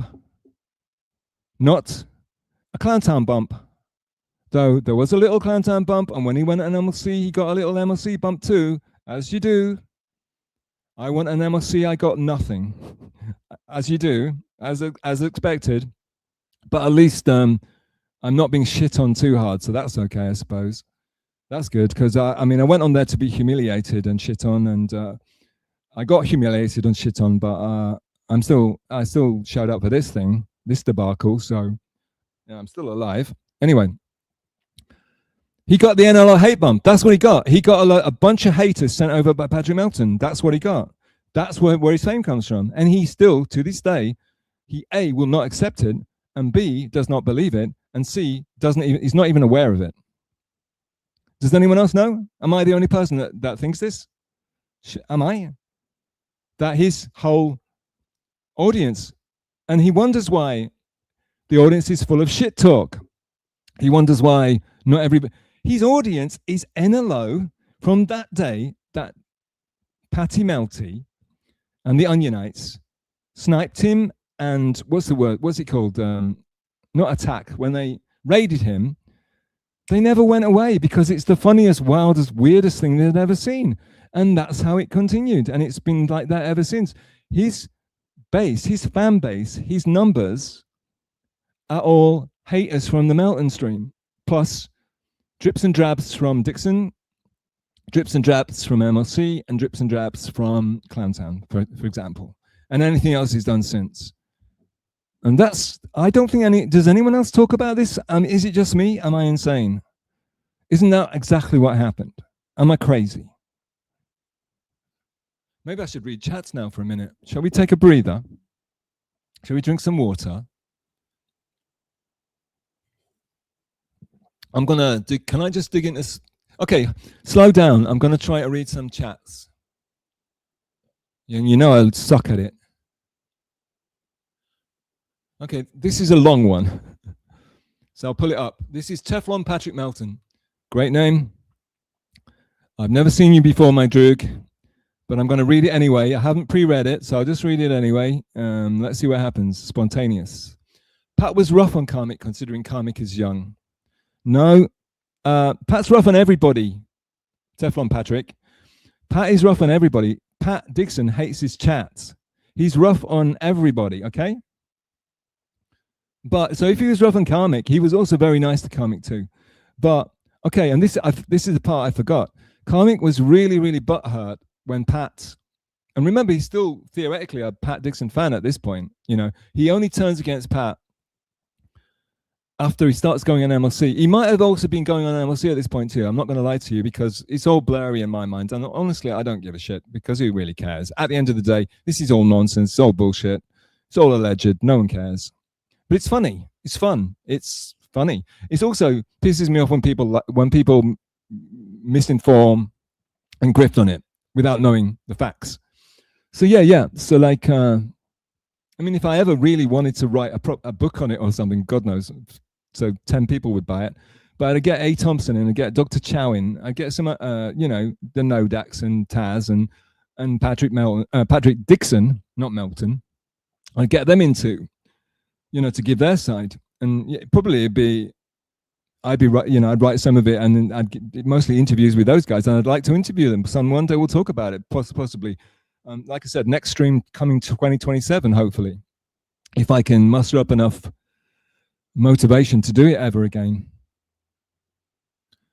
Yeah, anyway. So yeah, Pat was rough on Karmic, considering Karmic is young. He's not young. He's 40. He's 40. It's like people I'm accused of like hitting on a young girl. It's 27. And it was non-sexual. It was just talking to somebody. There was no intention of ever meeting physically in real life, ever, because that's all icky and messy. And everybody knows I'm gay anyway, right? Right? Allegedly, perhaps, maybe not. Maybe that's a parody account. He's 40 years old. They're not young. How old's Ice Dancer? Ice Dancer, how old are you? She's not that young. She looks 14, but she ain't young. They're not young. I remember when I was 14, I felt like I was fucking 50. I think I was an old soul. I've never felt young. I've always felt like I was about to die, to be honest with you. I don't know what that is. Maybe someone can prescribe me something for it. Maybe if anybody knows what that is, please let me know, and I'll start taking medication for it. Anyway, yeah, I've always felt old. When I was a kid, I felt old. There are just some people that are retarded. It's French. Retard, it means late. Okay. Sorry. Hang on. Affy, 14 and pregnant. No idea who he's talking about, but look, manga. Somebody else. A. Thompson, the great A. Thompson. Crimeax was in a high school with 12 people in his class. Look, see, A. Thompson, bless his heart. Colin Wilson, Tolkien. Shut the fuck up, dude. Tolkien, can you shut up? Please. I love Colin Wilson. I fucking adore him. Criminal History of Mankind. Mysteries. Tolkien, shut up. You're too good, man. You're too good. Okay? See? You resonate with really... Tolkien, I'm going to make you a mod, but to make you a mod, I have to watch the playback. But please never... 2027, please come back for my second show and we'll chat. Okay, we'll talk about shit. All right, my darling. I love you. I love you, Tolkien Study. You're the fucking best. Never go on Crimeax's stream again. He doesn't know what you're talking about.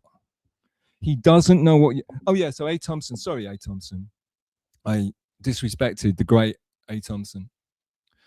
I'll just read it. Stop interrupting before you've read the damn things. A. Thompson, he grew up in extreme isolation, doesn't know how to deal with big city girls like Tazan. He's chowing us, guys. He's chowing us. He called Taz a big city girl. Is Taz a big city girl? This is why A. Thompson rubbed Pat Dixon up the wrong way and kept getting banned and kicked off, which was hilarious. Yeah, apparently A. Thompson's telling us that Taz and Felicia are big city girls. I beg to differ. I mean, you know, I've worked in strip clubs. I've been around some pretty sophisticated girls that you wouldn't want to mess with. And they ain't it, baby. Oh, sorry, not Taz. Taz, I think Taz is... Sorry, Taz. Don't put Felicia and Taz in the same basket, for God's sake. A. Thompson, how dare you? Taz is a sweet, lovely, wonderful person. Where she comes from, it doesn't matter. Taz is just a very sweet lady who's always thinking about wonderful things. And the other person is a person that's blocked me on X, so we don't have to talk about her anyway. She doesn't like me, obviously. I may have, as a joke, as a goof, I called her a sociopath on MLC. And I don't think she liked that very much. I don't know why. I thought it was extremely funny. And of course, obviously, I was tongue-in-cheek. But yeah. So yeah. Where the hell are we, boys and girls? Come on, someone zap me. Can I get an electric shock here to wake me up again? Where are we? Anyways, yeah, that's what you should never go to. Okay, let me never ever go back to chat. Now I can't remove the chat because I don't know. Oh, is that it? Hide. All right, thank God. I'll go back to going up my own ass. And here we go. All right, so now he's big, and now he's news. He's got the NLO hate bump. I still don't know if you guys agree with me or not, but his bump was NLO hate, and they love it. And to this day, it's the same people making the same observations, and he's refusing to read it, and he hates it.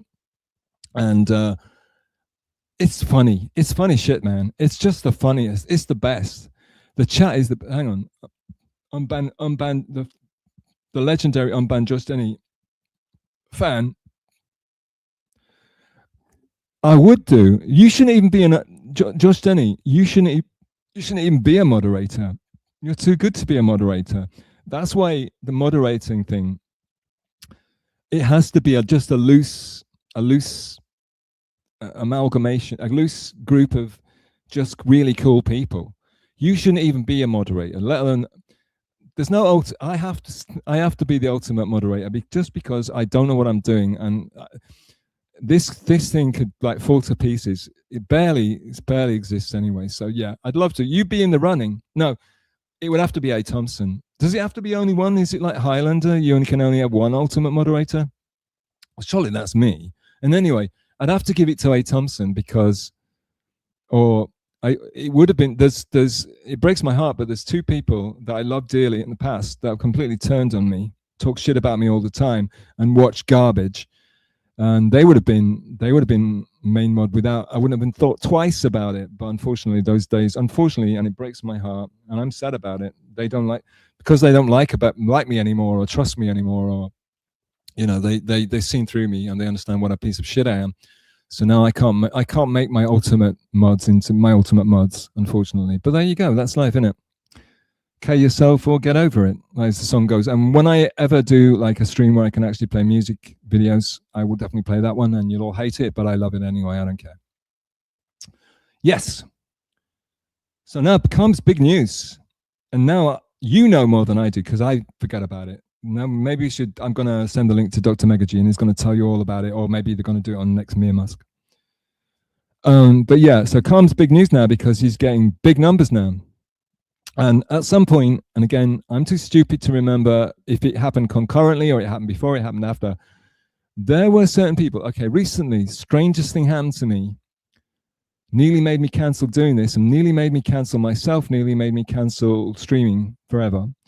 But I started hearing rumors about somebody that maybe Kevin Brennan, MLC, might send me a link.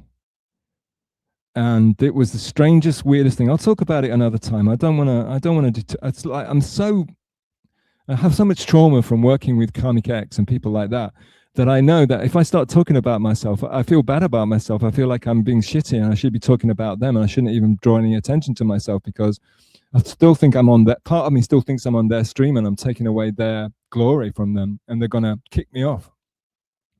But yeah, and they're going to start humiliating me and making shitty AI about me and trying to destroy my public, anybody that likes me, they're going to try and turn them against me. But not that there is anybody that likes me, but yes. So no, what the fuck? Yeah. So Crimeax started getting numbers. Yeah. Oh yeah.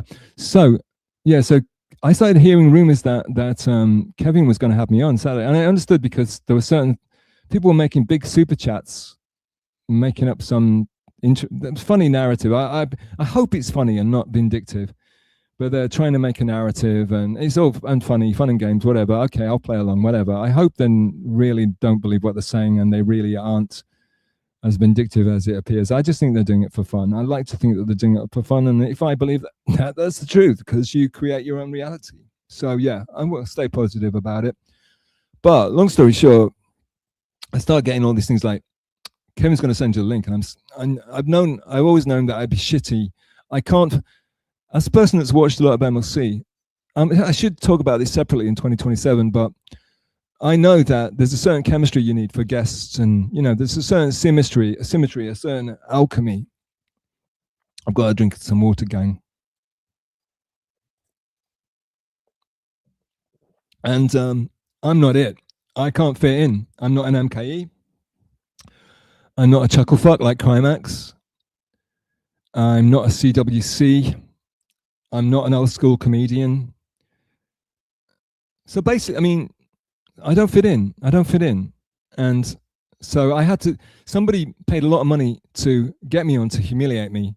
And eventually I ended up going on. But the reason I'm bringing that up is because one of the people that started to DM me and say, there's a chance you're going to go on, and stand by and get ready, because otherwise I had no clue. I had no intention of going on, didn't particularly want to go on, but like I'm a person that when I'm invited, I'm like a vampire.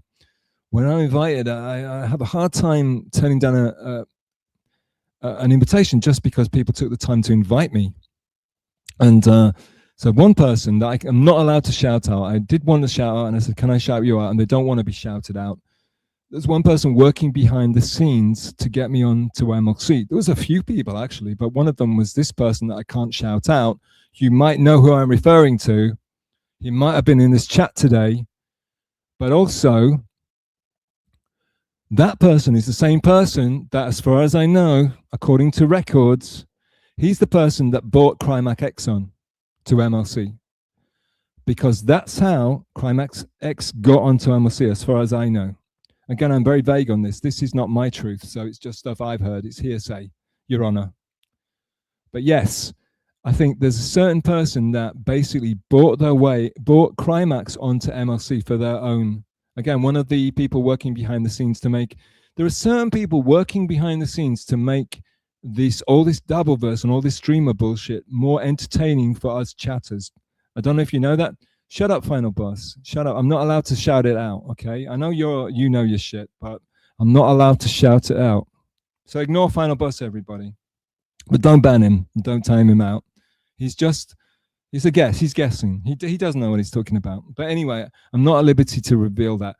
But this person, he was like, there's Mega G's and there's this other person that I can't talk about, who do stuff to make it more interesting for everybody. And you should respect them, and you should give them love, and you should give them money, and you should do everything, okay? Because these people make everything more entertaining. And this guy, he paid good money to get, for his own entertainment, to get Crimeax onto MLC. And I have it, as far as I know, that's how Crimeax got onto MLC. Not even because of the NLO situation, but also, I think also that Crimeax actually, I think he went through a stage, you know, with his 401k. I've heard people say it, and again, it's hearsay, therefore, but he went through a stage of paying, like doing a lot of super chatting on MLC, just like he'd done on Pat Dixon's show. He was starting to throw money at Kevin, I think, but to be honest with you, I was taking a kind of like a siesta, I can't think of the sophisticated word, so I'll say the dumb word. I was taking a holiday from the MLC chat at that point, because I was streaming and I was guesting on shitty streams, and it was bad times for me, you know, like I was in the gutter. But I was looking at the stars. Thank you, Oscar. Shout out to Oscar. And yes. So at some point, either through his trying to DM his way, but of course you can't buy your way onto MLC because there's so much money throwing, so many people throwing money around that you can't buy your way on with like greens and yellows. You know, you've got to spend some serious cash on over you know, I don't think Crimeax was in that category at that point. You know, I think he was like I said, running on fumes, to be honest. He still hadn't got monetized, as far as I know, at this point.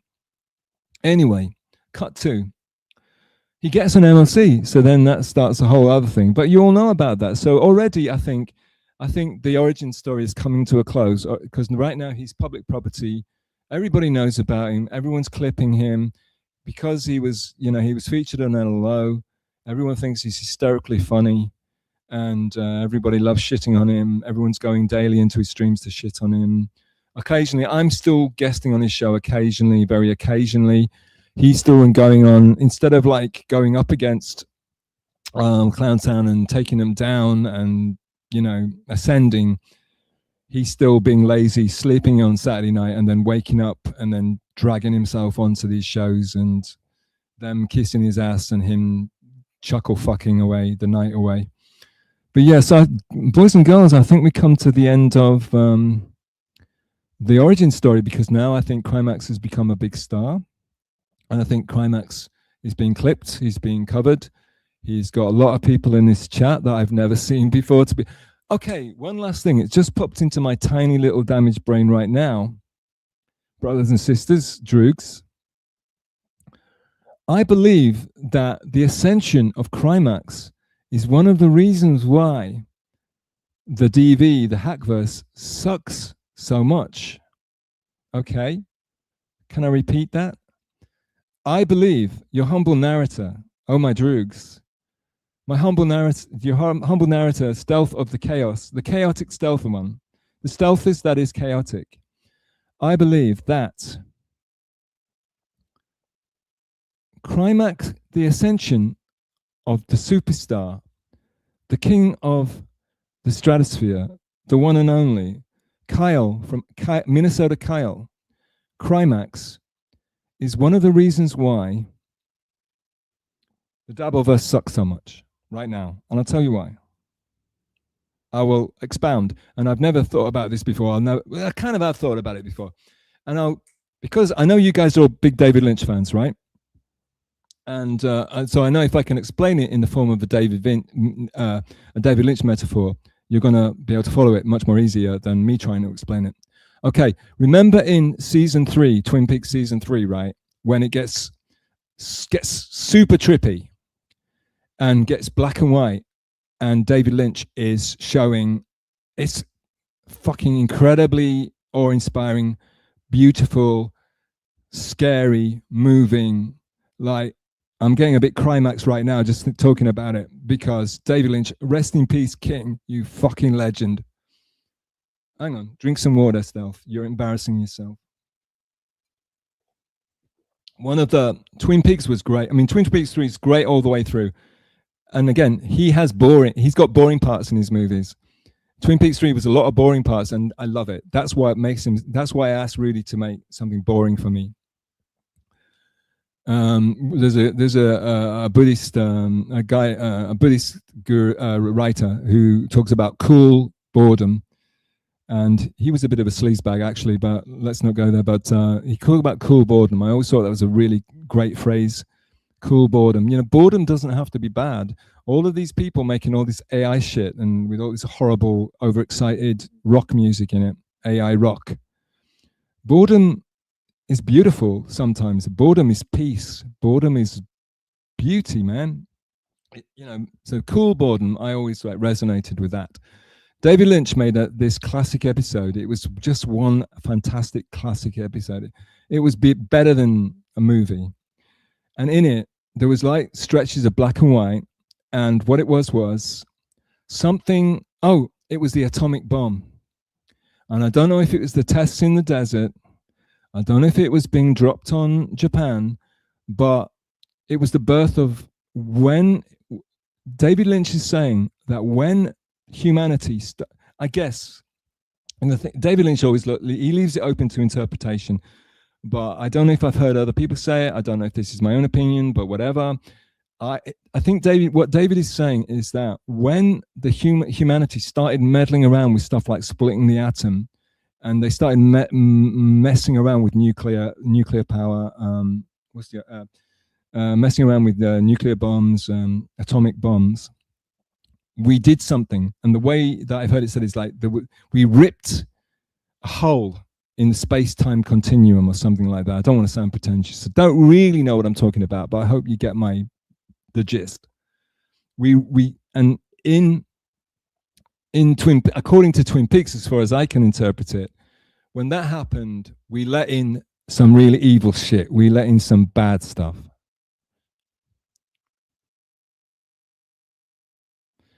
Tommy, fair dues, man. The numbers are dropping, and yeah, it is talking about David Lynch. Oh, David. What I'm trying to say is, when try and bring it back a bit.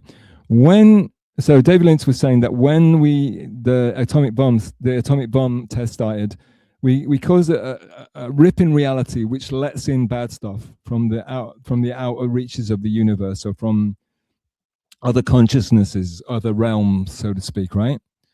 And so when Crimeax did his stream where he nearly seemed to want to end himself, and then Patty Melty and the Onionites came in to sniped it, made him famous, and when that happened, that was like a similar moment. Then the curtain between NLO and MLC and the Shoolies and What Are These podcasts and all the rest of these, the things that these people that I never have any contact with, have no knowledge of, and no interest in, and they do their shit over in Planet Onion. There's other ones doing it on Planet Mom Wife. up in Shuley, still shuling about, doing the Shuley shit that he's always doing, ripping off, stealing Dr. Chow slogans such as leveling up in the dab, ripping off Dr. Chow without any sort of shout out, without, just stealing directly from Dr. Chow. And the worst part of it is that really pisses me off is that stupid people in the Hackverse, in the Dabbleverse, they think he's ripping off other people that ripped off Dr. Chow. That pisses me the fuck off. Dr. Chow doesn't give a shit about it. He's too cool for school, but I'm upset. I'll get upset for him. But yeah, I'm glad I got that out. That's one reason to stream, folks. You get a bit of you get to do a bit of truth telling and a bit of shouting out to the real ones, the real N-words, Anyway, yeah. And HH Dr. Chow. Okay? I hope you understand what I'm saying to you. Kanye shit. Yay shit. Okay, yes.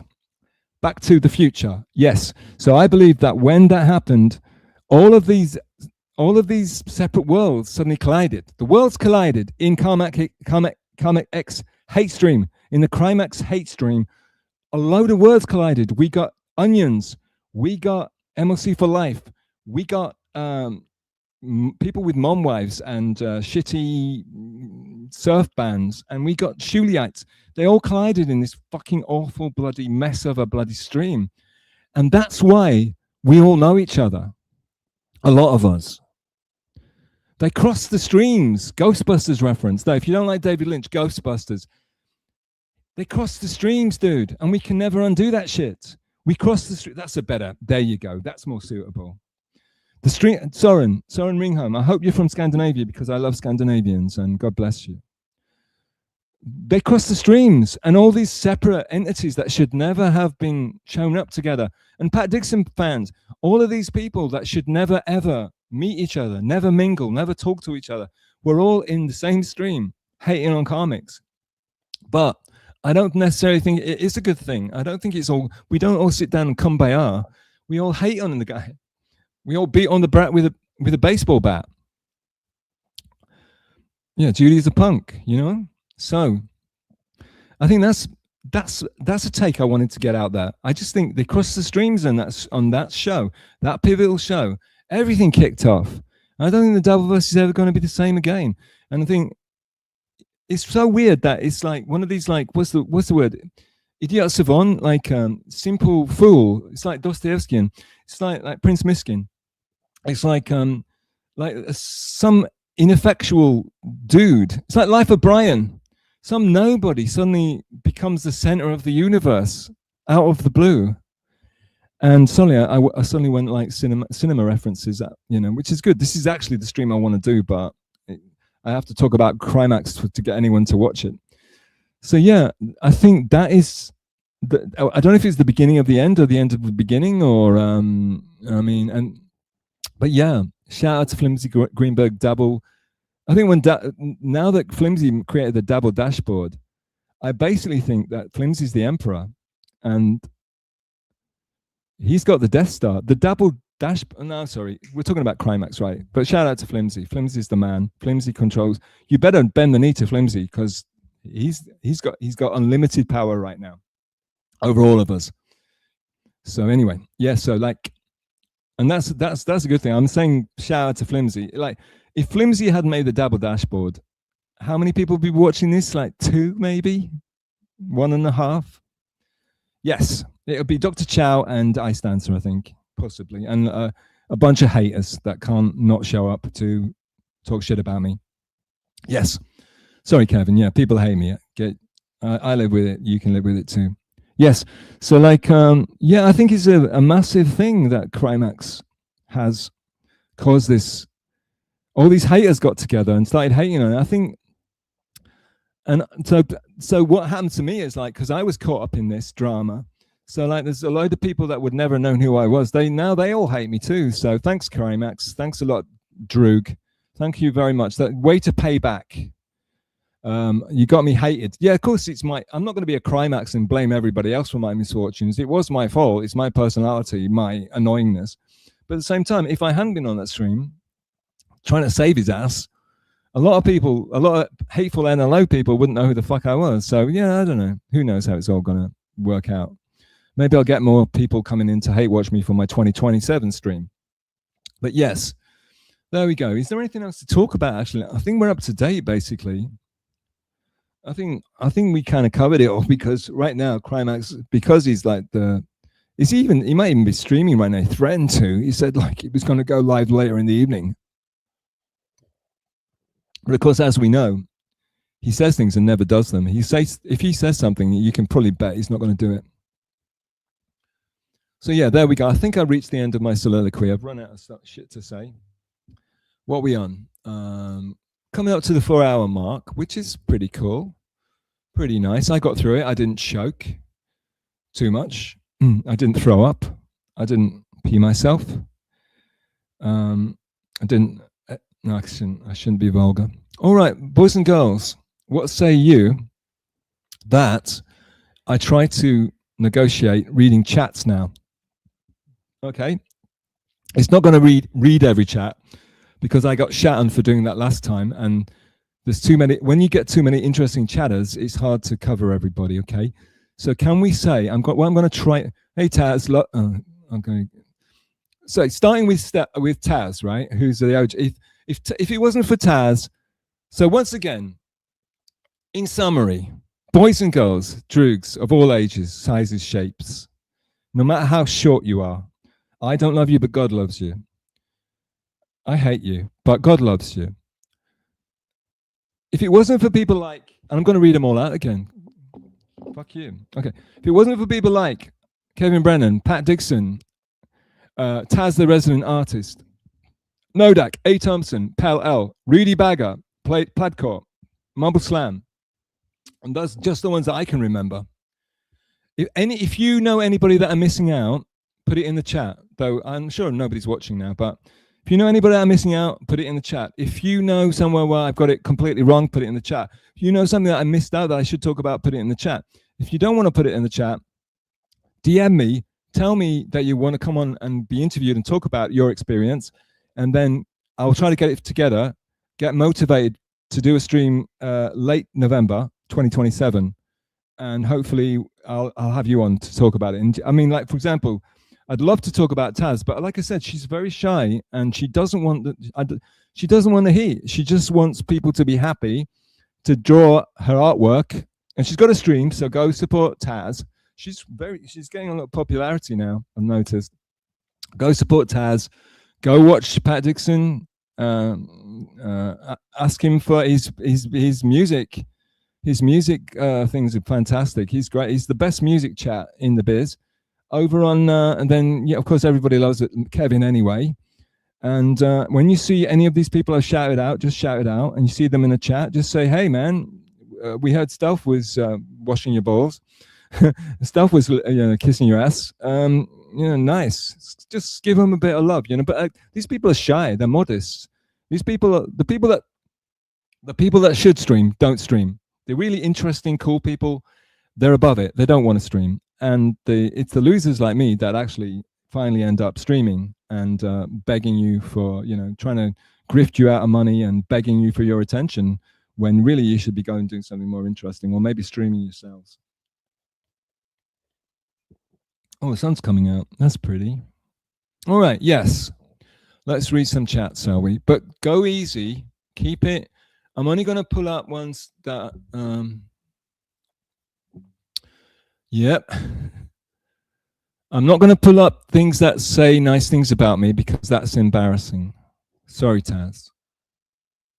Taz just says, all Taz does all day is say positive things. So that's Taz. Of course she's going to say something nice. I'm not going to pull up crosstalk. All right, I'm going to pull this one up. This is Samster V. Now, I don't know about you, Sam, or Samster V, Sam V. I don't know about you, except all I can remember is back in the day, I think when I was back in the days we were talking about at the beginning, I mean, everyone's forgotten about what I was talking about in the beginning of this boring, convoluted, badly narrated stream. But back in the day, I was talking about like 2023-ish. I was always in the MLC chat, and I do remember that somebody from Spugtopia used to come in, and I'm not trying to diss you, but for want of a better word, in the common parlance, they used to spam information about Spoketopia or promote Spoketopia. I think I can say that. So, and I think it might have been Sam Vio, but I think that's why I know about you. But that's honestly, that's the only really thing. But again, I've got a damaged brain. I've got a very bad memory. So that's not a diss, but just because I think Sam V, but this says Samster V, but I don't know what it is, if it's a troll, if it's a alt account. But yeah, I think because it's Sam V, I should pull him up because I think he's a big deal. I don't know.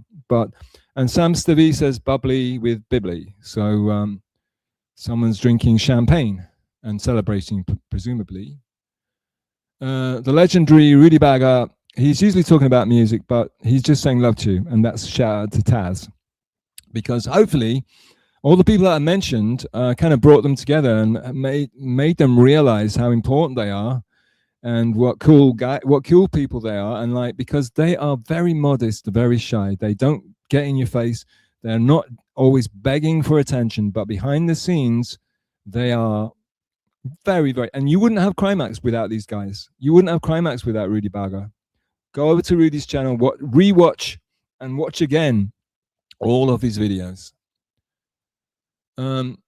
See, already I'm behind. So NJ Ranger, the host of the NJ Ranger podcast, along with the legendary Flimsy Greenberg, he says, oof, that's a little pointed.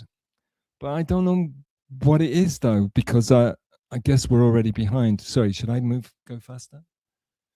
Nodak, he's one of the stars of this stream, and he says hit the like button, and that's what he does. Again, he's a very, very positive guy, supportive. He supported Crimeax all the way through when he was a wee little baby in a test tube, and we were feeding him from an eyedropper. We were feeding him Kratom from an eyedropper to keep him going, poor little lover. A. Thompson, I'm just pulling you up because it's you. What? Yeah, he's disgruntled, as he often is. Angry with me, as he often is. Unbanned Josh Denny fan. Fantastic guy.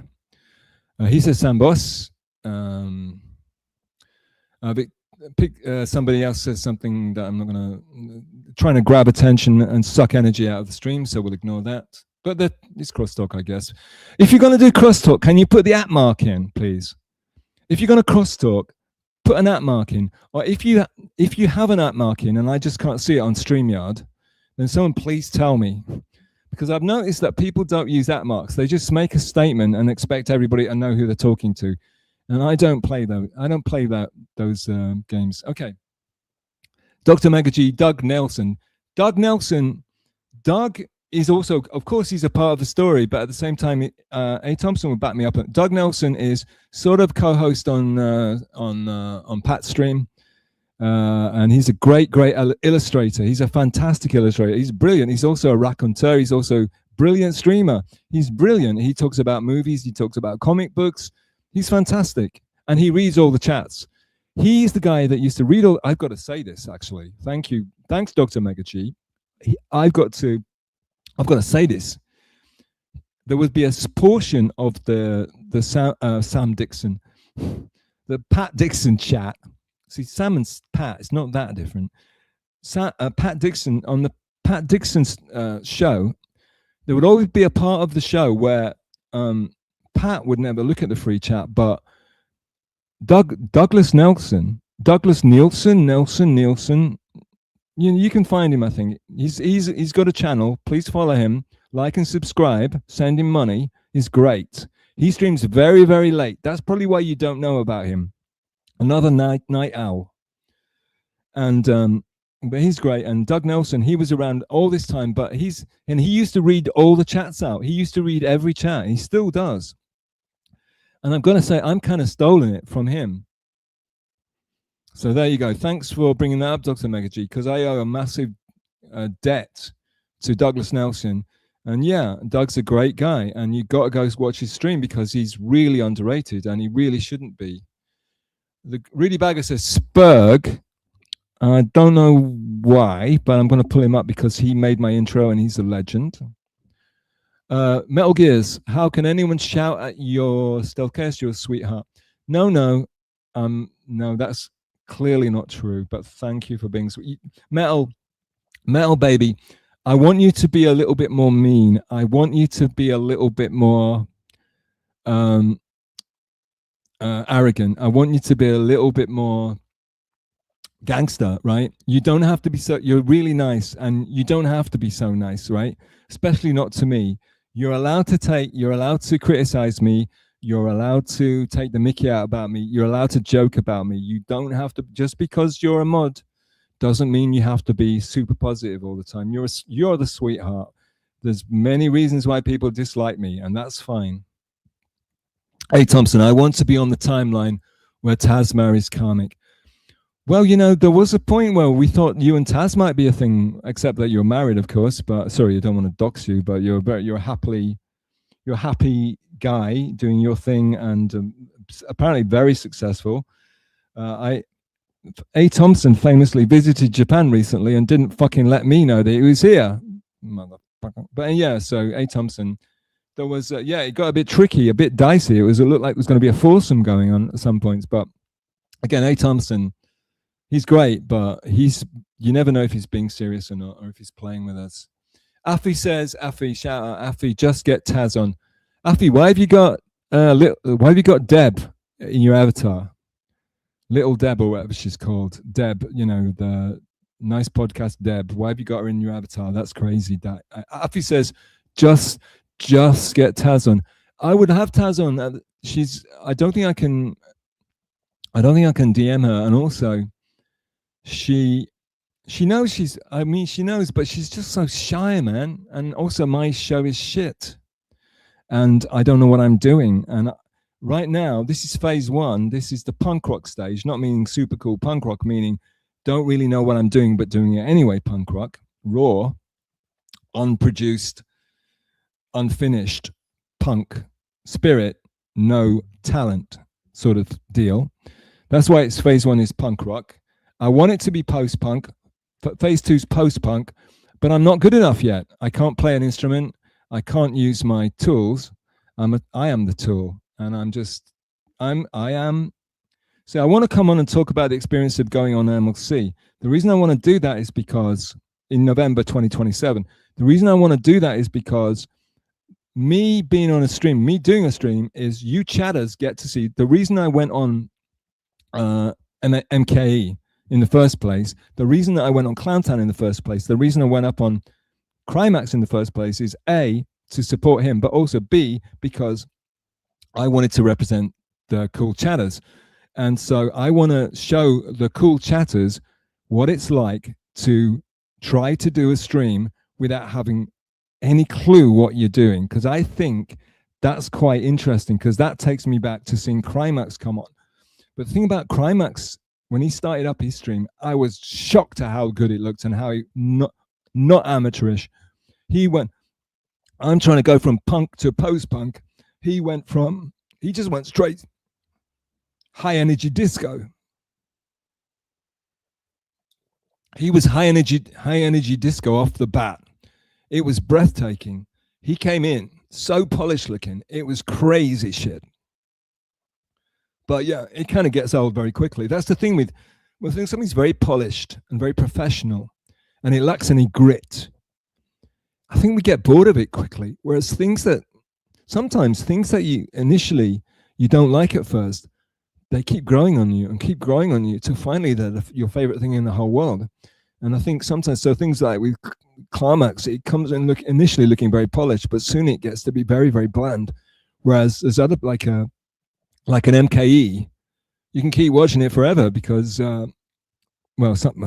sort of. Sorry, I was maybe not MKE, but you know what I'm trying to say here, boys and girls.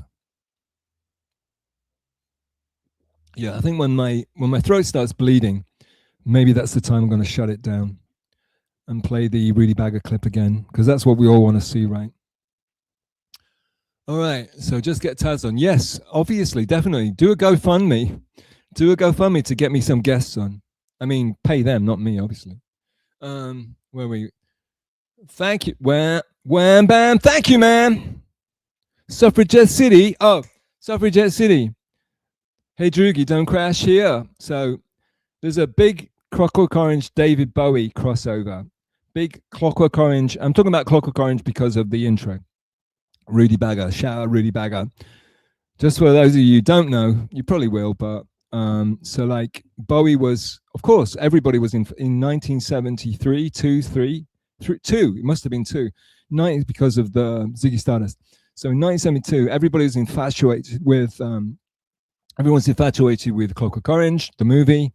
And so Bowie, when he created Ziggy Stardust, they were supposed to be like the gang in Clockwork Orange, and like they were wearing like jumpsuits and boots.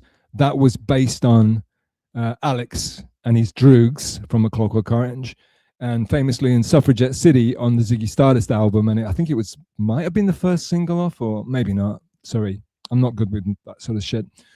I'm not a nerd. But yeah, in Suffragette City, he goes, "Oh, Droogie, don't crash here. There's only room for one." And here she comes, and she comes. So that Droogie, he refers to Droogie, and Droog's Clockwork Orange Stooges. Okay. Let's see if we can get any meat and potatoes going here. Unbanned Josh Denny says Steeltopia. That's pretty funny. Not Victoria 444 says Beggy Monster. Again, because of my awful way of reading out chats, don't know what she's referring to, but I'm sure that you guys in the chat would have had a good laugh when she said that. Doomspayer, the legend, Doomspayer, who prefers Rochi over me. Doomspayer, who threw her weight behind the Rochi concern and has ignored me and broke my heart. And I'm still crying about it. And I've decided not to stream until 2027 because Doomspayer chose Rochi, and I'm so I'm done. I'm done. Without having somebody like Doomspayer on your side, you're gonna need someone on your side. Yeah, so I'm done. Doomspayer, she spoke. He, she, they, them spoke, and they threw the weight behind Rochi.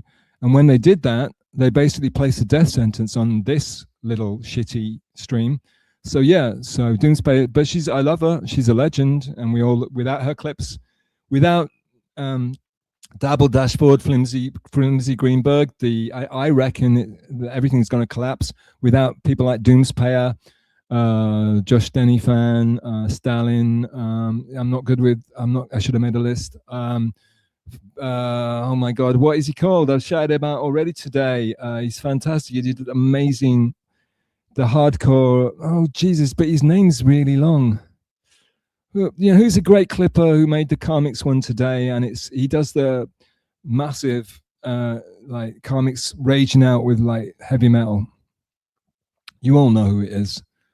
That guy. Anyway, Doomplayer. MK is how I met Stealth. Oh, what a stream that was. Yeah, exactly. I think that's my origin. A certain clownish stream recently made a series of videos called Stealth Origins, and the fact that I call this Crimeax Origins, it's not a copy, it's a joke that I called it. But this is actually Origins. It's also like fuck you, because this is actually, I did tell the origins of the guy, whereas their origins, there's no origins in it. There's no origins. There's no origin of me going on Clown Town. There's no origin of anything. It's not an origin of anything. It's not an origin of Style Chaos, because I originated in the chat, and streamers don't care about what's in the chat. They only care about clips. Shout out to Doom. And it's not an origin of anything. So I don't know what the hell that was supposed to be. It's the only thing it was is the origin of being extremely boring and ball washing. And with that, they really succeeded. And if that was what they set out to do, they really succeeded in making me look like a complete. But there's a backstory to that. Maybe I'll address that. Maybe I'll tell you the truth of that, and I'll give you the context and the subtext, which they didn't bother to, because that would make it less cringy. Doomspayer, MK is how I met Stealth. Oh, what a stream that was. Oh, what a night. Late September back in 63. Yeah, but it was also, Doom, it was torture for me. Because I was stuck on there with some drunk psycho who wouldn't shut the fuck up and he was like some hillbilly, like an Ed Gein type. It's Gein. And I used to think it was Gain. I didn't know, but eventually it turns out it's Gein. And like he would shout out to Crimeax, you know, he's his neighbor, right? Crimeax, some would say he's the new Ed Gein, who knows? But like, oh God, Doom, did you, I just remembered this, thank you, Doom. On Crimeax's recent stream, he was, you know, because you know he's always talking out of his ass, making false claims, lying, stealing false valor. That's what he does when Lamar Cummia isn't producing the show. What he said was, and I'm paraphrasing, this is all allegedly, I'm just paraphrasing, I don't have that kind of brain, I'm not a clipper, I didn't write it down, I didn't file it away. What he said was, and I know some of you saw it, he said something like, I'd love to be self-sufficient, killing animals. No, I'd love to be, I think this is what he said, but I am paraphrasing, this is out of my brain, so God knows.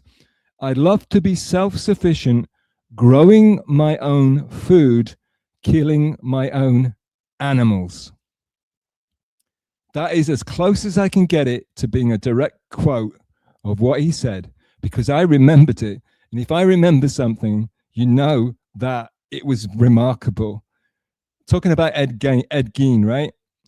I'd love to be, what he was saying was he'd love to be self-sufficient and off the grid, because I think some people are joking about him being off the grid where he is, because he more or less is just about when his parents switch off the extension cord. But yeah, so like, I'd love to be self-sufficient, growing my own food, and this is how his brain works, killing my own animals. So can somebody make that t-shirt for me? Krymax X, killing his own animals. No, killing my own animals or killing animals. Killing animals sounds worse, but I can't, I'd like to say killing animals, but let's say he's saying killing my own animals. That makes it sound, but yeah, thanks for reminding me, Doom. And I do love you, Doom. And I understand that Roach is better than me. And I understand why you'd want to support him over me. And I understand I don't deserve it, but it did hurt me, but I still love you. And I would very much like to marry you if you're free at all in 2027. Doctor, oh, look at me ball washing everybody. Yeah, because I know, and in the Dabbleverse, you're not allowed to say you respect somebody. You're not allowed to like somebody. You're not allowed to find somebody interesting and funny. No, because that's ball washing. What we have to do is go around and talking tough and dissing everybody else and then kissing ass behind in DMs, right? That's how we do it over here, right? That's what we do. Yeah. And I'm fucking up. I understand that. Sorry about that. Yeah, I understand. Sorry about that, everybody. Letting the side down. Okay, I'm not pre-checking these, by the way. I'm just pulling up. I'm just pulling them up anyway. And thank God, Doom. Thank God that you know who I am and you met me, because I really believe that unless you're thinking about people, they fade out of existence. Okay, allegedly. I think unless Doom knows who you are, you don't actually exist. It's like the Dabble dashboard. Unless you're on the Dabble dashboard, are you even alive? Do you even stream? Do you exist?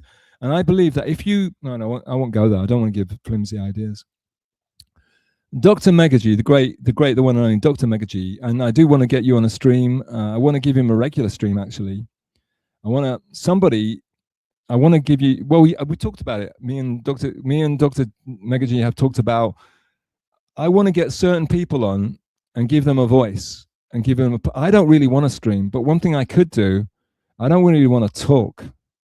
That's why my first 3 uploads was me just sitting there and shutting the F up and not saying anything, because that's somebody that knows what they're doing. People that talk all the time, or empty vessels make the most noise, they used to say. But Dr. Megagy, he's got shit to say. He's a very interesting dude. And yeah, of course, I'd like to get him on, and I'd like to get his take on shit that I know nothing about, because I know that'd be much more entertaining for all the people in the chat that don't give a shit about what I think. Okay, Dr. Megagy says, the Dixon game show was a big thing. You missed, Self. I did. I don't know what you're talking about. Was that on the Shuli network, though? Because I am aware of, and I did see some of those, but they were just so long. Oh, Pat Dixon, talking about ball washing.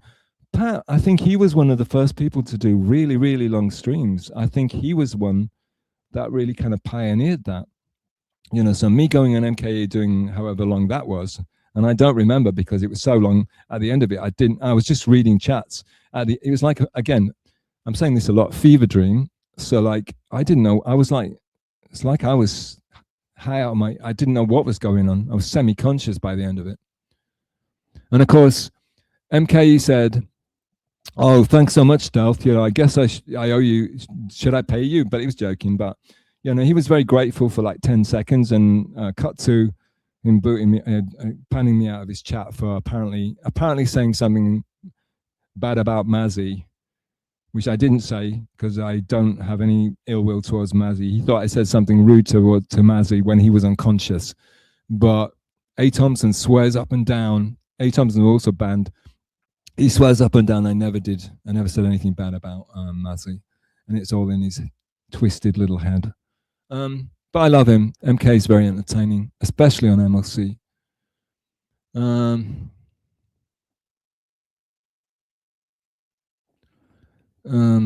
Crosstalk properly as well. Somebody knows how to crosstalk. That's good.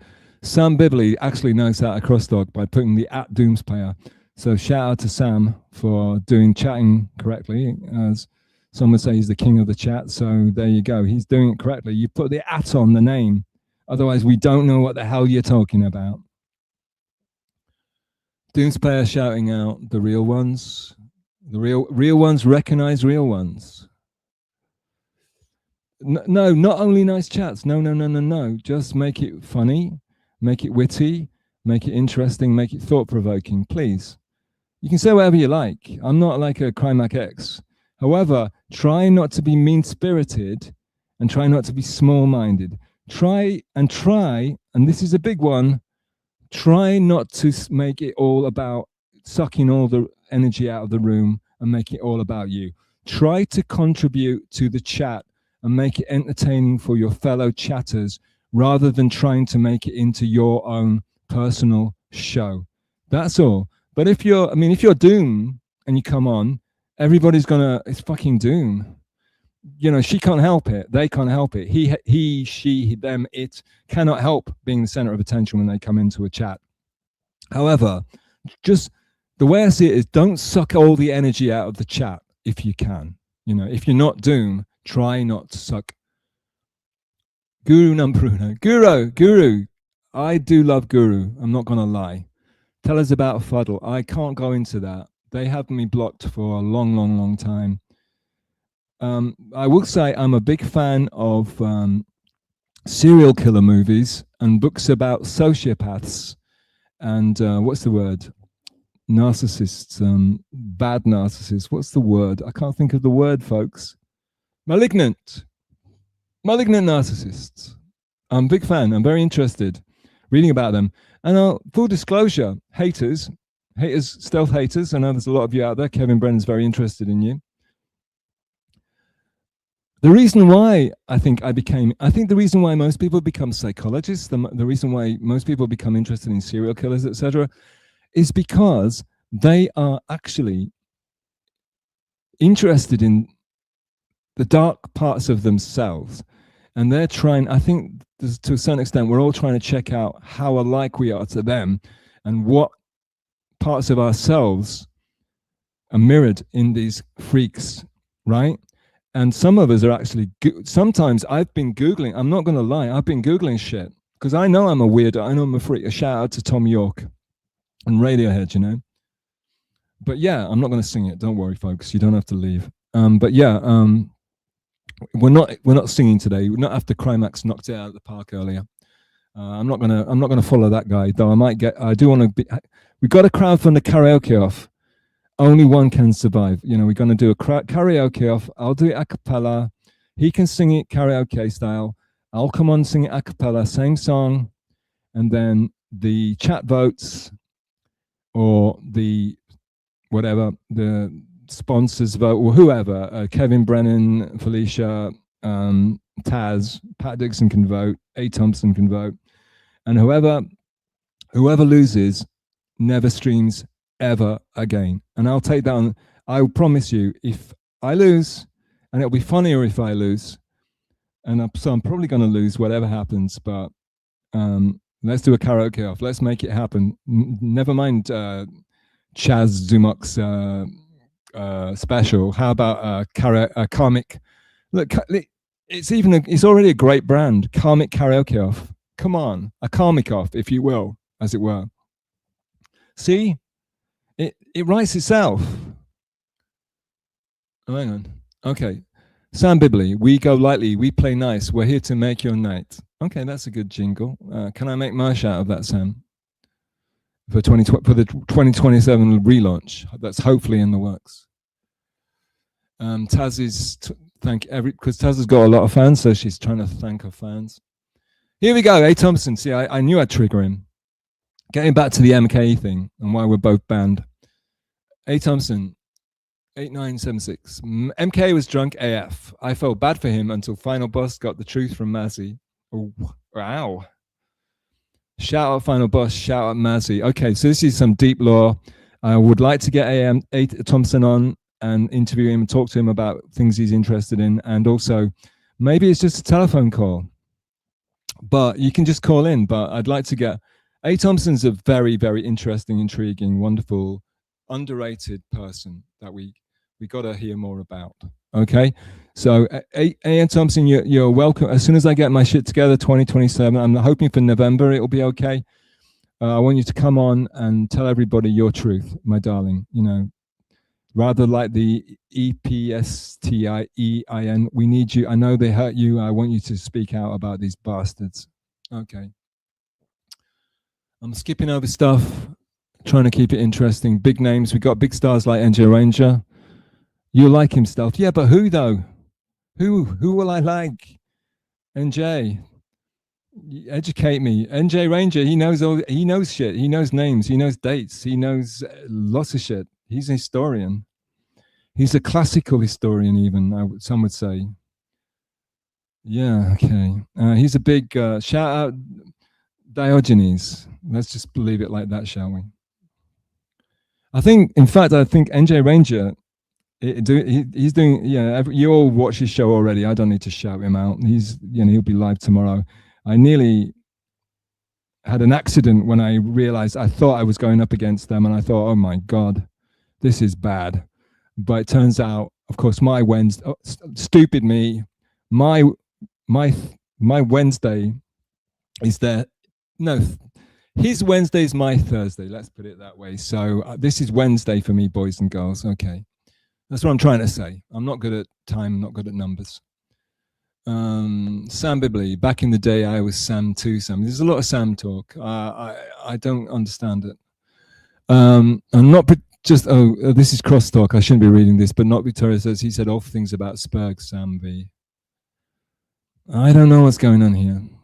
Maybe she's, I don't know. I don't want to. NJ, it's for families. Again, don't know. Oh no, we can't. That's crosstalk.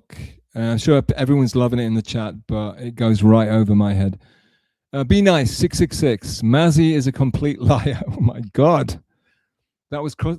But it's I know my God thing, but Mazzy is a complete liar. It's funny, but it's funny and it's intriguing and it's that's what makes the chat interesting. Let's face it. I'd love to hear.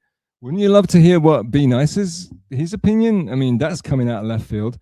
So it's not a very nice thing to say, but at the same time, it's incredibly intriguing. Guru, what's going on with the chat, dude? You're one of the best chatters. I love chatting with you. We chatted for hours on Pat Dixon the other night. What the hell's going on, man? You're off your game tonight. And if Guru wasn't such a weirdo, I guess I am going to have to mod him at some point, but he's off the leash, this guy. He doesn't even follow me on bloody X, the son of a bitch. A. Thompson, Karmic has a new girlfriend. We need a poly market for the DV. All right. Do any of you know what a poly market is? Because I don't. I barely know what a 401k is because of Karmic. All the I did take economics because I didn't know what else to do. But at the same time, I started my DJing career, so I didn't show up in the economics class very often, you can imagine. If you want to hear more about great stories like that, you're going to have to just ask me in the chat. Yeah, that was funny. The other day, it was talking about AMAs and Ask Me Anythings, and this is going to be an Ask Me Anything. turns out nobody asked me anything. And then when someone brought up AMA in the chat, I totally didn't know what the hell they were talking about. Classic stealth chaos, I think you'll agree. So, but Karmik has a new girlfriend. Apparently, possibly, yeah. Yeah, I heard he got it shipped over from Japan, and it's the newest, latest model. However, I would say that, and I would sing In Every Dream Home a Heartache by Roxy Music, but Crimeax already owns Roxy Music for today, so I'm not going to sing any Roxy songs. And every breath I take. When he was trying to do Roxy, I felt like he was trying to just basically doing stealth impersonation again. But is that just me being a narcissist? Yeah, does he have a new girlfriend now, or is it the same girlfriend? But yeah, I posted about that on X, the fact that they both blocked me at exactly the same time after I called her a sociopath. Oh, by the way, A. Thompson, I'm still blocked in his chat. And after this, God only knows, this will probably get struck, won't it? Yeah, well, nice night. Sayonara. Sayonara, everybody. Sayonara, my droogs. Doomspayer, Stealth, you're going to join us in Spoketopia sometime. I'd love to chat about okay, darling, person, Droog, whoever you are, Mysterious Doomspayer, I love you. I love you very much. Doesn't matter if you're a boy or a girl. I love you anyway. You know I do. I'm a ball washer. I'm a clit kisser, whatever it is. I'll do it for clout. But I've heard I don't like cliquey shit. I don't like people. I'm trying to create I'm kind of trying to create a clique here, aren't I? Yeah, I'm a hypocrite. All right. Doom. There was a period last year when everybody was inviting me to come to Spoketopia. Like masses of people suddenly wanting me to go to Spoketopia. It was probably around the time, and spookily enough, it was probably around the time that the whole Karmic Meltdown, NLO coverage, Nick Riquetta interview stuff, when everything blew up a bit for Crimeax, but also for me, because I just happened to be on the show. So I happened to get all the hate as well, even though I was just trying to help him out because people thought he was going to off himself at the first half of the show. So never do anyone a good turn. It never ends well for you. Anytime you try to do something good for people, you can guarantee it's going to hit you in the face. You're basically stepping on a rake. But anyway, I suddenly got a flurry. Everybody wanted me to go to Spoketopia. Listen, Spoketopia is it a Discord? I'm not a joiner of Discords. I don't like Discords. Discords freak me out. I was on the Perry Calavello Discord and I didn't like it. I don't like the experience. I much prefer chatting. I don't like it. I find it clunky and unnatural. And also I don't like the fact that it's like a conspiracy, in that I don't like the fact that people have a secret place where they can talk shit about other people, and it generally ends up shitting and plotting. And also I had a bad experience with somebody from Spoketopia, and I was kind of friendly with them, but I didn't like any of the things that I heard about Spoketopia from what they were telling me, because they spilled all the beans. Yeah.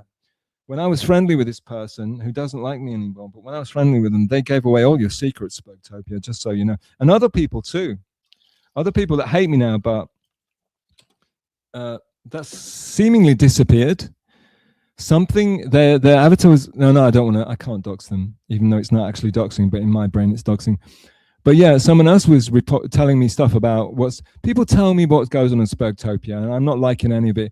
And much as I'm incredibly flattered to get an invitation from Dooms. Okay, Doom, I'll go on Spoketopia if you come on this show. Stream! God damn it. And Doom called it out today, earlier this morning. Doom chatted and laid down the law, and she controls the Dabbleverse, along with Flimsy Greenberg at the moment. And she laid down the law, it laid down the law and told us that there's no shows. It's a stream. It is a stream. It's a stream. In my case, it's a practice stream. I'm trying to get my shit together.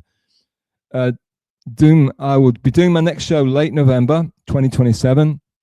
And if you feel like it, you come on here and I will ball wash you for an hour or two, and then I will come on Spoketopia, right? That's fair, right? Yeah. You'd love to chat about a few things. Okay, so who started Spurgtopia? Because I thought it was the aforementioned Sam B. I thought he was behind that, or Sam somebody. If it's a Doomspayer, I'll join. I'm just uneducated. See, I at this period of my, I'm trying to. Oh my God, there's a wood pigeon sunbathing. It's very sweet. There's I'm at a stage in my life where I'm trying to empty my brain out of stuff. So much trivia and bullshit in my brain, corrupting my soul. Unwanted thoughts and ideas, and saying shows instead of streams just because I heard so many other losers say it. That I'm trying to empty my. I don't want to discover new shit. I want to unremember stuff. I want to be I want to purify. I want to quiet the mind, not trigger it. But if anybody wants to let me know what the situation, so when anyone wants to give me like a beginner's guide to Spurgtopia, I'd love to. Maybe at Doom, come on and tell me what the hell it is. But I'm not an idiot. I'll just join. I mean, it's very flattering. It's a very flattering offer. I swear to God, like sometime last year, everybody was inviting me to come on. And I thought, listen, when people are nice to me, the first thing I think is they're setting me up.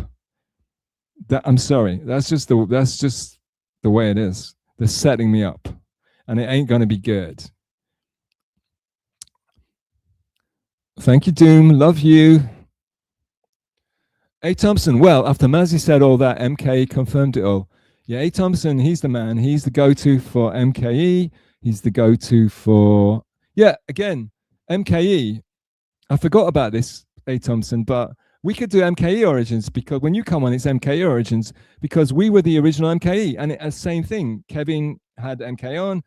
Kevin said, go watch MKE. And people like, you know, me, I don't even know if A. Thompson was ever in the MLC chat, but we drifted off, and it was like me and like 5 or 6 other people on MKE chat in the beginning, and it was like that for a long time. It's kind of like that back now. I mean, he could have blown up. He could have been the Crimeax, but he blocked our asses. He didn't let us big him up and nurture him and take, you know, bring him to fruition. Doomspayer says, I'm Sam B. Well, if you are Sam B and you do run, well, obviously you like Roachy better than me, but if you run Spurgtopia, and you are Sam B, and you are the founder, of course I'm going to come on. I'm going to do everything to bullwash Doom. She runs, they run everything. For real stuff. Thank you, Taz. Thank you, Taz. Open invitation. I'm going to do my next stream 2027, November, late-ish, if I can be asked. If I'll maybe drink some coffee the day before. And by that time, my throat should be fine. And I would love you to come on and give your side of the story. I know you're a shy, sweet person who never chases clout or fame or anything else. But anytime you want to come on and say, I mean, God knows if anything I said was true. I might have just dreamt it all last night, honestly. I mean, I was asleep. I was asleep literally half an hour before this started and thinking about like not going live at all. He won't Doom. I wish, though, it would be fun. I will if... Not Victoria 444. He won't Doom. I wish, though, it would be fun. If Doom asks me to go on, I'll go on. Otherwise, Doom doesn't like me as much as Roshi. They never got, you know, I'm not on the Doom team, but at the same time, Doom's always been kind to me. They've always been sweet to me and not crushed me and not destroyed my, they haven't destroyed me. And let's face it, Doom could do that to anybody at any time. And so because Doom has allowed me to live to a certain extent and to exist, I don't think they hate me. I do trust Doom to not obliterate me. So Doom never, you know, so if Doom wants me on, I will show up for Doom for sure. For Shizzle, my dizzle. Sam Bibley says, things are getting interesting, but because I'm so bad at reading chats, nobody knows what was getting interesting when, but I'm sure it is. It's always interesting when Sam Bibley's around, let's face it. Taz says, I'm Doom, so we got a nice spot. If anybody is less Doom, it's got to be Taz the Resident Artist. She's just 100% Taz the Resident Artist. and she's can't be anybody else. She's full-time Taz, and but her saying that I'm dim is funny, and it's I'm Spartacus moment. Was Spartacus, was that the one? Was, never mind. I won't go there. I need someone to Google shit for me. Guru, no one. Guru, make me mod you, please. Make me want to mod you. I love you, and I think you're a great chatter, but you fuck with people, right? Which is also why you're great, but also at the same time, you know, I just don't want to mess with chatters because they're too important to me. Tell us about your... Okay, Guru, tell us about your DM Safaba. Okay, like, see, there you go. He's chipping me. Do you want me to, or do you just want it to keep it going so everyone can enjoy it? I don't want to be the party pooper like I was with Krymax X so many times. All right. So Guru is referring to a bit that the great Tommy McNulty may be under... It's Tommy, but I think it's Trash Toll Troll. Trash Toll Troll has got an account. Possibly, allegedly, could be Tommy, the great Tommy McNulty. He's again another behind the scenes guy who's also very creative, very artistic, very interesting guy. He's been around far, he knows much more, been around far longer than I have, or most of us have. And he creatively and interestingly created a narrative where he posed as a fake Felicia Gillespie account, and that I was sending them haiku, love poems in the form of haiku. Though not, because haiku, it's hard to write a love poem as a haiku. You know, haiku is famously, it's like old pond, frog jumps in, plop. That's a haiku. It's like certain amount of syllables, certain amount of syllables. So I'm not a numbers guy. It's certain amount of syllables. It's 3 lines, certain amount of syllables, certain amount of syllables, certain amount of syllables. That's your poem. So try making a love. And of course, me famously having verbal diarrhea, there's no way I'm writing loves. So that's the first thing to show you it's not me. But yeah, he's created this very interesting creative narrative where I'm hitting on that lady. And it's very funny and fun, but of course, people like Guru One think it's funny to promote it, and other dumb people just think it's true because everybody knows that I'm creepy and I hit on women and I get in their DMs, and everybody knows that right about me now. That's the narrative. So dumb people think, oh God, he's doing it again. He's up to it again. But the funny people think it's funny because they know it's not me and it's not like me, and I would never do that. And it's incredibly fucking enraging that people are accusing me of that. The reason that people are accusing me of all this heinous shit is because, though I have to be honest, I did FAFO. I did mess around and find out. I certainly did, but it was not what it was never supposed to be. It was never supposed to cross over into real life. Don't we all fuck around on the internet sometimes for shits and giggles, and talk to weird people, and on a boring Monday morning when it's raining outside, just and talk to random people, and then sometimes if you're me, it gets really real really fast, and then you have to back the fuck out as fast as you can and get the F out of Dodge. I had no intention, and I should have said this on MLC. I had but I couldn't talk, and I don't even know if my microphone was working, to be honest with you. Somebody said it sounded like I was talking through my built-in PowerBook mic, because this mic is it looks nice though. It looks great, but I don't even know if it's working now. But yeah, I had no intention of ever physically meeting up with anybody at any point, because why? But anyway, I'm not going to get into it. I'm supposed to be, but no, Guru. Well, I don't want to talk about them. Go search out Trash Toll Troll. And if you like, I keep trying to, I don't know what to do. Let him run with it, or I don't know. I suppose that some people are talking about you. I don't know. Whatever. If Tommy's having, I like Tommy, so he can have his fun. Yeah, thank you, Guru. Hey, Tom says I'm not disgruntled. No, Thompson, you're the man. Sound Bibley, Stealth. You go. Oh my God, all the Spurgtopia guys are getting super excited. They can smell the blood in the water. Sam Bibley, Stealth, if you go with Doom and Victoria to Spurgtopia, I promise I'll wait outside. Why? Why would you have to do that? Why would that be a problem? If I go with Doom, I presume, well, first of all, why would I need to be scared or afraid or nervous about going anywhere? That's the first thing.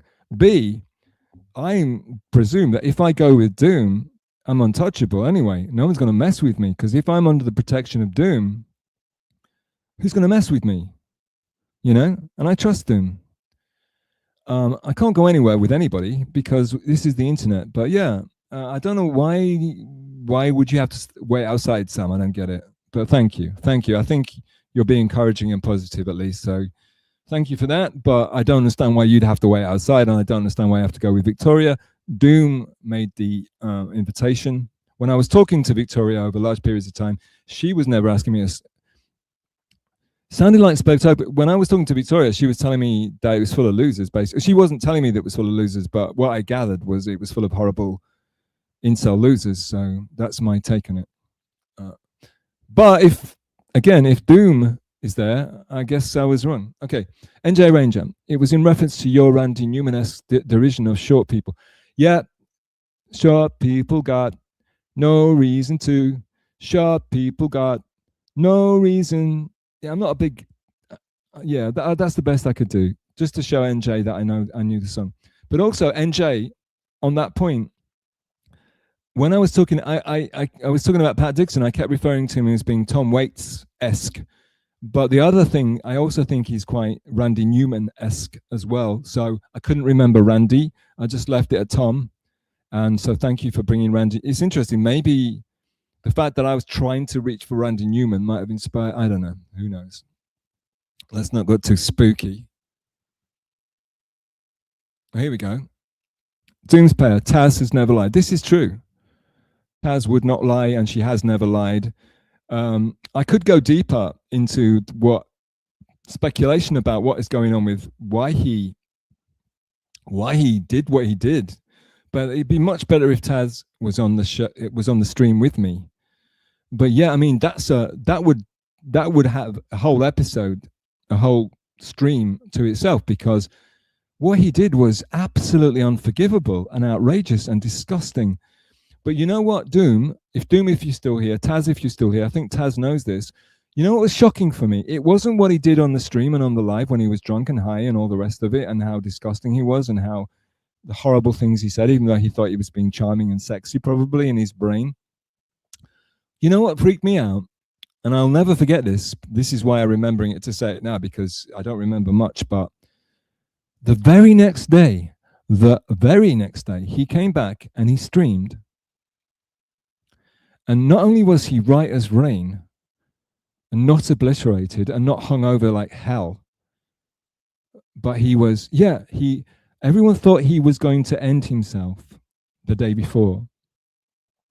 The very next day he came on stream, it was almost as if nothing had ever happened, as if the person that had been on the stream before was a completely different individual. And he came in there whistling tunes, hiding balloons, and he came in there whistling and like on a cloud, and made no apology, no reference to anything that had gone down the day before. It was almost as if it had never happened, and he had never done all those horrendous, horrible things. And honestly, he'll say it was because he was drunk and he didn't remember.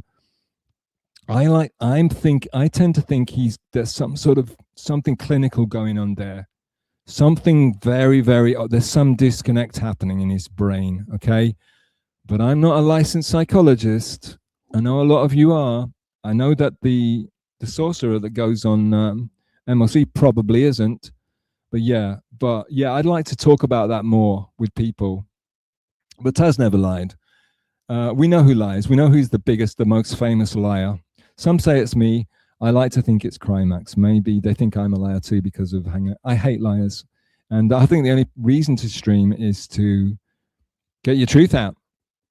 It's my take. It's not going to be everyone's. It's all subjective, isn't it, boys and girls? But I'm certainly not setting out to deceive or lie to anybody. I mean, what's the point? You know, I'm going to be dead next week, so no point lying. I hope that's get over yourself. Not Victoria 444. She said get over yourself. That's probably aimed at me, I would imagine. And why not? I'm the host of the stream, and I'm talking about myself and pontificating and giving my opinions, which is why I'm here, and to hear your opinions back and to hear you, you know, to communicate with the chat. So I imagine she's saying get over myself. I kind of am. I'm pretty much over myself, honestly. You might not believe that, but it's true. Stealth Chaos Live. Okay, host got it. Okay, so Sam says, okay, host got it. Hey, people, 41, theoretically 41 people watching, and like I know 35 of you are bots, but the other, could you all chat, please? We got to have some variety here. I want to hear some new voices. I want to hear some people that don't usually chat but want to chat now. I want to get something going here, you know. So when we come back in November in 2027, it's going to be massive. Yeah, Taz and Doom are falling in love in my show. Isn't that lovely? It's good to bring people together. Give me a reason to stream in November 2027, finally. AJ, welcome AJ, never will. No idea what he's talking about, but I like AJ, so it's all great. Victoria says sorry to me. I don't know what she's apologizing for. That's very unlike her. Maybe someone's hacked her account, but possibly she's apologizing for the fact that she thinks I'm full of myself, and that's just the way she feels. So she's sorry about the fact that she feels like that, but get used to it. I understand. Doob. So Dub is not in the chat, right? That's Doug Nelson. Go follow Doug Nelson. He's a great artist, brilliant raconteur, very funny guy. He'll read your chat all day. I ripped him off doing this. No Dak, yeah. This is what Taz does. She shouts everybody out. She's super sweet. She's the best mod. Some would say she's the best mod in the biz. Decline host A. Thompson saved my life. He saved my life on a couple of occasions, Decline. Dr. Mega says, you're welcome, bro. I don't know. Am I that far behind already? Gee. Yeah, that's what I said, A. Thompson. Me and A. Thompson got really excited, Taz. I think Taz was just excited. Maybe I was talking about him. Stamp, stop using my name for attention, Sam. I mean stealth. Yeah, that's not... See, you're bringing too much attention to yourself by pretending not to want attention. But yeah, okay. I think people are kind of tired of it, Sam. That's all. It's a bit tedious. Rudy, can't fail. Doob's channel needs way more love. Yes, indeed. We were there yesterday. Doug Nelson, it's fan effing tastic. And if Pat Dixon's getting 300 viewers live, Doug should be getting at least 100, at least. So it's crazy shit. You know, if you want to make the universe a better place, if you want to balance the opposing forces, the dark and the light, you know, the feminine and the masculine, if you want to bring unity to the world, go watch Doug Nelson's stream and say Stealth shouted him out and Taz shouted him out, A. Thompson shouted him out, and we love him and he's super talented and he's great. He's super underrated guy, and Bacon Bits is doing better than Doug Nelson. It's ridiculous. It's ridiculous, folks. Doug said he would be here, A. Thompson. That's because Doug is a lovable teddy bear who says he doesn't want to be mean. That's all. He's the anti-Pat Dixon. Unbanned Just Any fan. Pat would frequently ignore the paid chat. What I always say about Pat, and you got to love him for this, Pat, he doesn't pander. He's not like Mr. Panda Handler, aka Mr. Penis Handler, but Pat hates the chat. But I guess Kevin hates the free chat. I guess they all hate the free chat. I guess they all hate things that are not, they're not paying them, because all they care about is getting paid, right? Am I right? The great AB, CM8AEC. Thank you for being here, AB. You should be chatting more. AB is great, but like all the great ones, they don't chat very much. They're measured in their approach. AB's great. Follow him on X, follow him on Twitter. He says, "Oh, Sam Bibson," and yeah. So that's AB. He's fantastic, but again, underrated because the good ones, the great ones, are always underrated, and they stay low key, and they don't stream because they don't look like a buffoon like I do right now. Joey C14. Now, Catalano 2028. Well, fellow Americans. Okay. Now, is this the Mr. Joseph Catalano, the presidential candidate for 2028, which is 1 year after I'm going to stream next? So, if this is the real Joey C, and I have no idea. I mean, Joey C is a very famous person in the Dabbleverse. He's one of the OGs, he's one of the kings of the Dabbleverse. So I know people would make an out of him. Oh, I guess I can, theoretically, I can see if it's, I'm not going to do it. It's going to take too much time. If I was a mod could see if that was real or not, but I guess there's too many. Yeah, but it seems that Taz thinks so. So let's just go with it. It's more fun if we think it is Joey. Joey, if it's you, I know you don't know who I am. I know you don't like me. I know you just came across me probably on Flimsy's Dabble dashboard. God almighty, I can't say that. But Joey, thank you for being here, because I know that if it is the real Joey, that a lot of, well, not a lot, because there's not a lot of people in here, but the people in the chat will get a kick out of you being here, Joey. So thank you so much for showing up. Thank you. Thank you very much, sir. And good luck. And you know, whatever you do, you can't be worse than the status quo that are in government all across the world right now. We're in hell, boys and girls. We're in hell. This is the last days. This is the Kali Yuga. Dr. Megaji, he's on the dashboard. He's certified legit. I don't know if he means me. Yes. If I wasn't on the Dabble board, the Dabble dashboard, I wouldn't exist. That's the way I see it.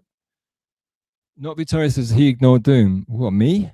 No, I think I bullwashed Doom in Excelsis. Taz. Yeah, Taz is shouting at Mr. She's excited because it's Joey C, folks.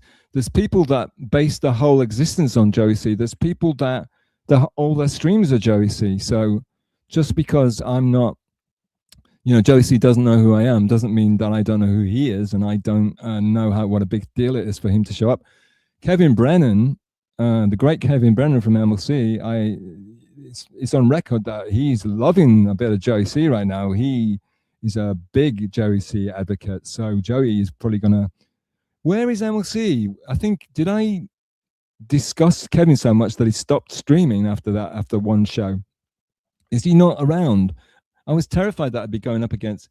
If Kevin had gone live, I would not have streamed, and it's not because just because I wouldn't want to be disrespectful to the OG. I mean, because that's how I came in, you know. You've got to pay respect. Nodak 701. I feel like chicken tonight, chicken tonight. That's a song, obviously. I pride myself on knowing lots of songs and song lyrics. Don't know that one, but Nodak's great. Nodak, you've not been doing a lot of hit the like button today. What's up? Are you off your game, my droog? Stealth, why did Chow block me? Chow likes blocking people, Doom. And, okay, listen. If Chow blocks you, it's like a mark of respect. I'm not pretending to understand. I don't understand Chow. The reason I love Doom is because Doom is very mysterious. The reason I love Chow is because he's very mysterious. It's not so much love, it's more respect. I respect Doom and fear him. I fear them. I respect Chow. I do kind of love the guy because he's so entertaining and because he's so sweet and nice. But he blocks. You know what? Chow doesn't like to talk shit. He would rather just block people. So it's a mark of respect. If Chow blocks you, it's a mark of respect. I'm sure if you really wanted him to unblock you, he would unblock you. I had to unblock people the other day, and my God, it was hard. And it was, for me, it was quite a chore. I bet Mega G, since you shouted him out in my chat, he probably would consider it. But blocking is cool, Doom. Blocking is, I love blocking.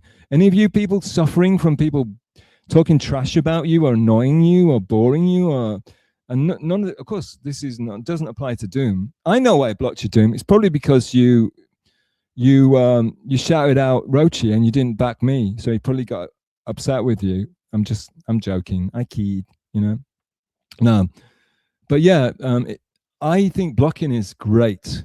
And a lot of people think I started blocking people because Chow did it, and I want to be more like Dr. Chow. But yeah, I don't know. But I'm sure Chow might unblock you, because you two titans of the industry. You are two of my heroes on the, ball washing. Okay, ball washing over, folks. Decline. We don't do that Discord crap here. Yeah, I'm not a Discord guy. It's not like anti-Spurgtopia. I'm just not a Discord. To me, Discord, Crimeax made a Discord, and I didn't join that one. So it's like, I'm just not a Discord guy. And you know what it's like? You can't teach an old Stealth Chaos new tricks. That's a famous saying, right? And I'm just not, it's too clunky, and it's kind of, it smells of like wet clothes, and Discord is like, I don't know, it screams incel to me. Am I crazy? It's people with too much time on their hands. I just don't like it. So folks, this is only my first ever stream. This is my first ever stream. The one before was practice. This is a practice also, but it's a legit practice with really bagger intro, and I'm actually using proper StreamYards this time, though only so we can get Rudy played properly and not mess it up horribly. But yeah, and it was well worth the money just to shout out Rudy like that and show his beautiful work of art, which I love very much, and I don't deserve. But yeah, I'm not a disc. I don't know. I just don't. So one of the things I thought about, because I don't ever want to make a Discord, and I can't make a Discord. I don't know how to. But if I continue streaming and I can be bothered, what I thought about was maybe, because I do know how to do chats, and like we could maybe do like a general chat where, because I want people to DM me with ideas. I want people to tell me suggestions, ideas. If I fuck up, I want you to tell me what the fuck are you doing. I want people to DM me, and one thing we could possibly do is create a general chat where anyone that's interested can come in and you can talk amongst yourselves. I probably won't be in it very much, but just if you want to talk about ways to improve this stream, or as me to improve as a streamer. Because the thing is, I am hopeless. I'm hopeless. I'm hopeless. And I need, what is it? A song. It's a Smith song. I need advice. I need advice. Nobody's ever looked at me twice. Yeah, it's Smith's. Oh yeah. Thanks, Throat. Thanks for not fucking with me today too much. I'll drink some water now and probably start choking.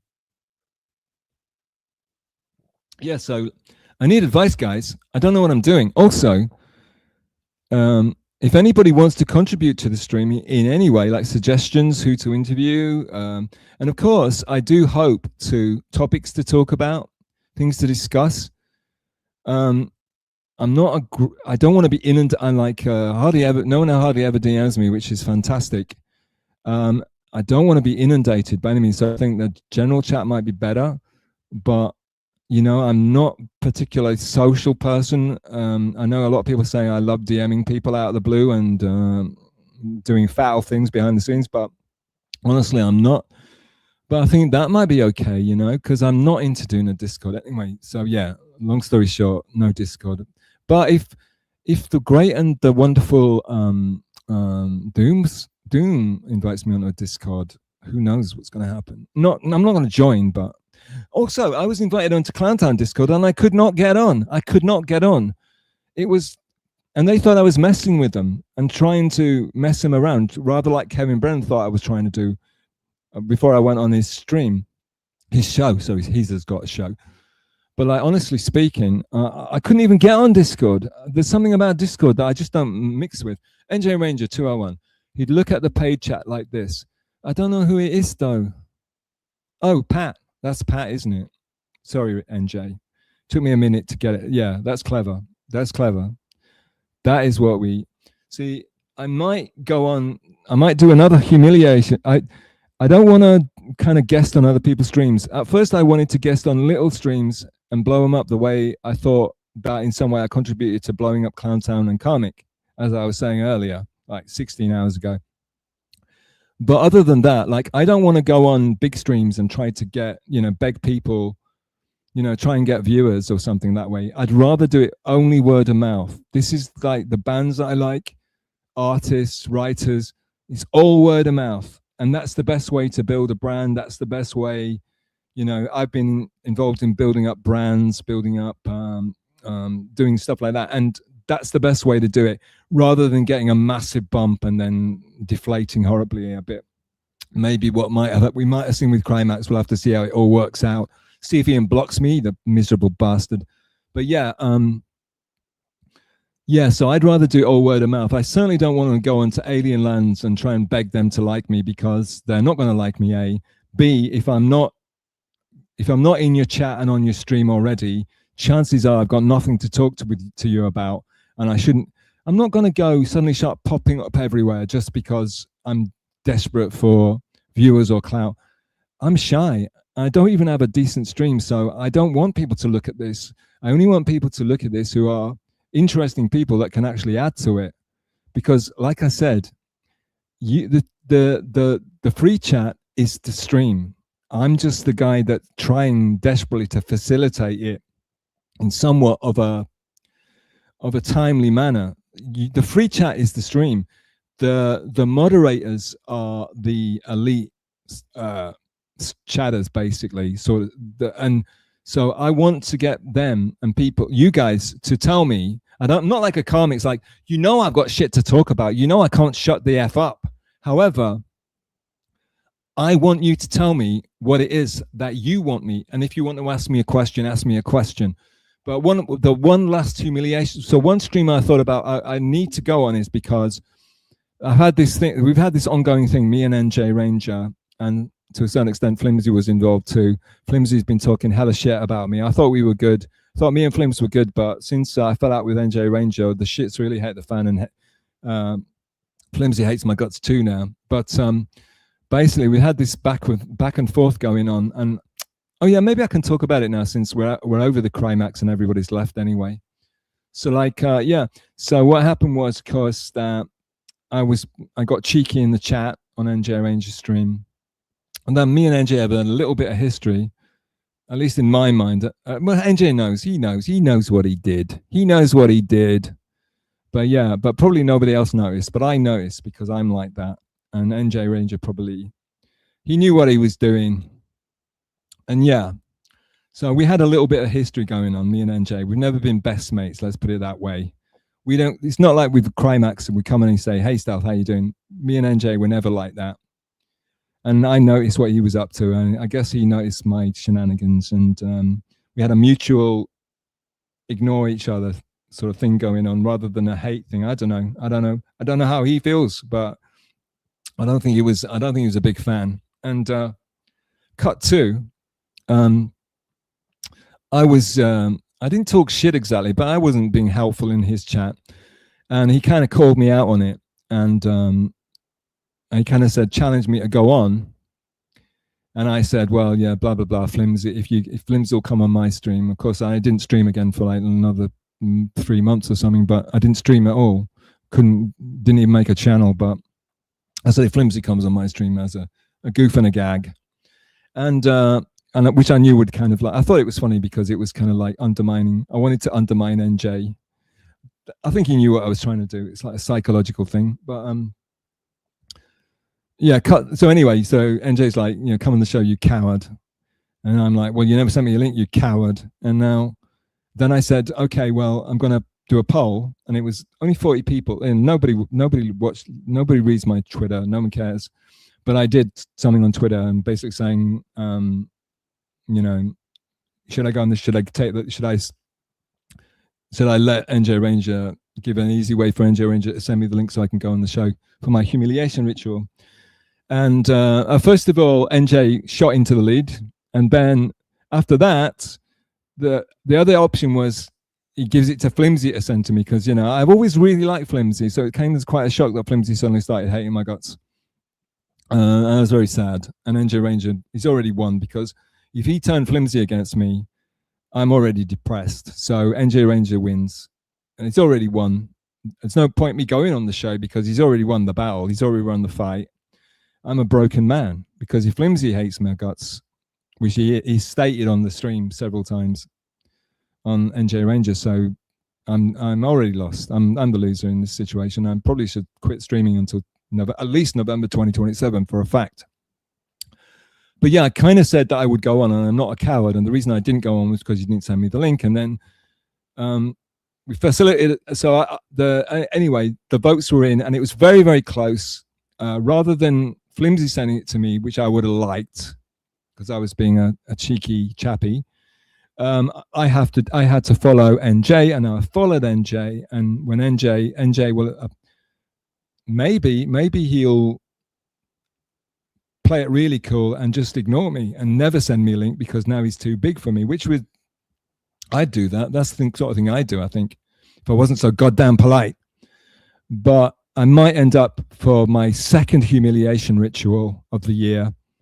No, actually like 5th humiliation ritual of the year, counting. I forgot about Clowntown and Puerile Factory, the other bullshit. It's easy to forget those shit shows, and Clowntown's much better than the other one, let it be said. But wow, my numbers are fluctuating wildly here. Yeah, so I might end up on NJ's show at some point for my second humiliation ritual. And my God, you can bet he'll be prepared when I go. I'd rather just show up. But if he books a time and everything, oh my God, he's going to have so many facts at his fingertips. It's going to be scary, but it could be funny. Great question, Doom. Yeah, about Spoketopia. Oh, no, about Chow. A. Thompson, Doug's stream is so sad. No, it's fantastic. Doug's stream is really funny, really great, because he just does it. He just goes, and he's really great, and he's very talented. Doug Nielsen, go to Doug Nielsen's stream. It's great. A. Thompson's also great, but I beg to differ, Mr. Thompson. Mr. Cattle, we're sad because he's not getting more numbers. That's what he's saying. Doug's stream is sad because he should get way more numbers. He should be getting at least 100 viewers. He should be getting money being thrown at him, people buying his fantastic merch. He's a great artist and a very, very, very funny guy. If you like, there's like apparently 300 people watching Dixon. If 300 people watching Dixon, at least 100 of them, maybe 150, maybe 200 of them should be watching Doug. That's all I'm saying. I'm not a maths guy, but if I could do the math, that would be the math. Taz is calling out Joey. See, Taz just is nice to everybody in the chat. That's her training, I believe, as a professional moderator. Metal Gear, I'll try, boss.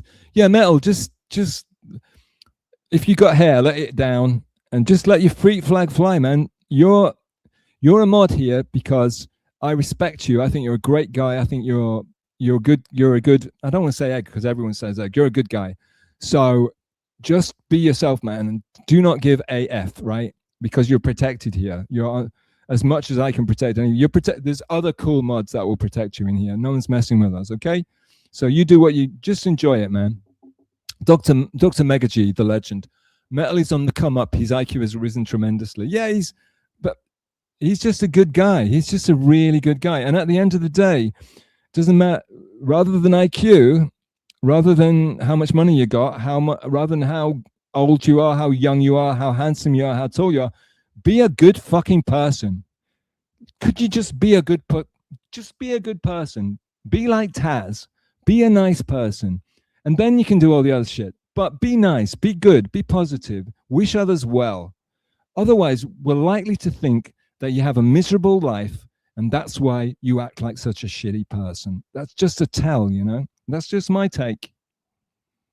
I'm not a registered psychologist.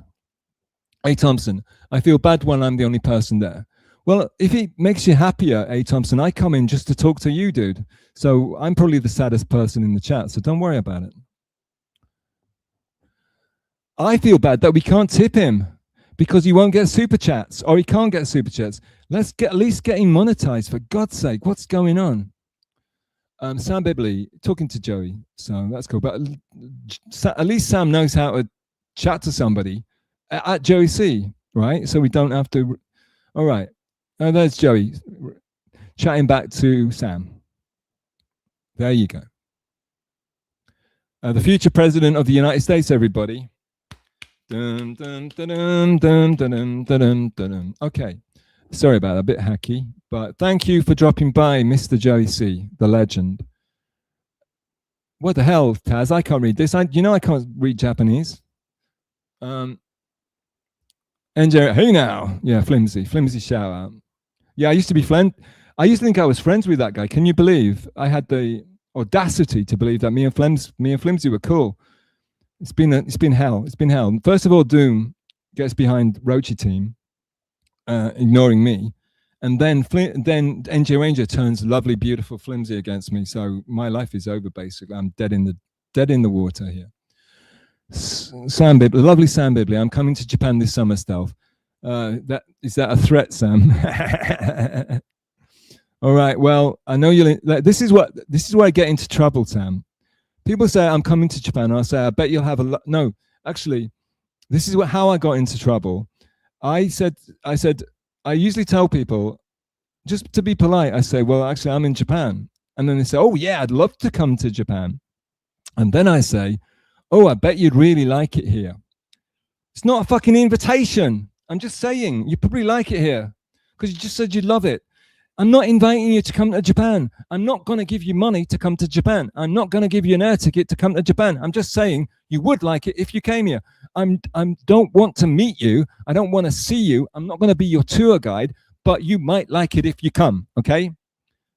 Thanks for letting me get that out, Sam. I kind of got a bit carried away, but Sam, if you come, you're going to love it. You'll love it. You probably like it more than... No, you won't like it more than me, but I'm sure you'll find places in... I don't know anything about you, Sam Bibley, but I'm sure you'll find parts of Japan that you really resonate with. There's something in Japan. It's like when you come to Japan, you can find... Everybody can find something to love in Japan. I swear to God. It's like that nice person thing. Japan is just it's just a nice place. So it's very hard to dislike Japan because it's just so lovely here, especially compared to the other stuff that's going on in other parts of the world. I do not want to go back to New York. I do not want to go back to Europe. I'm just sorry. I'm sorry. I've been just don't like it right now.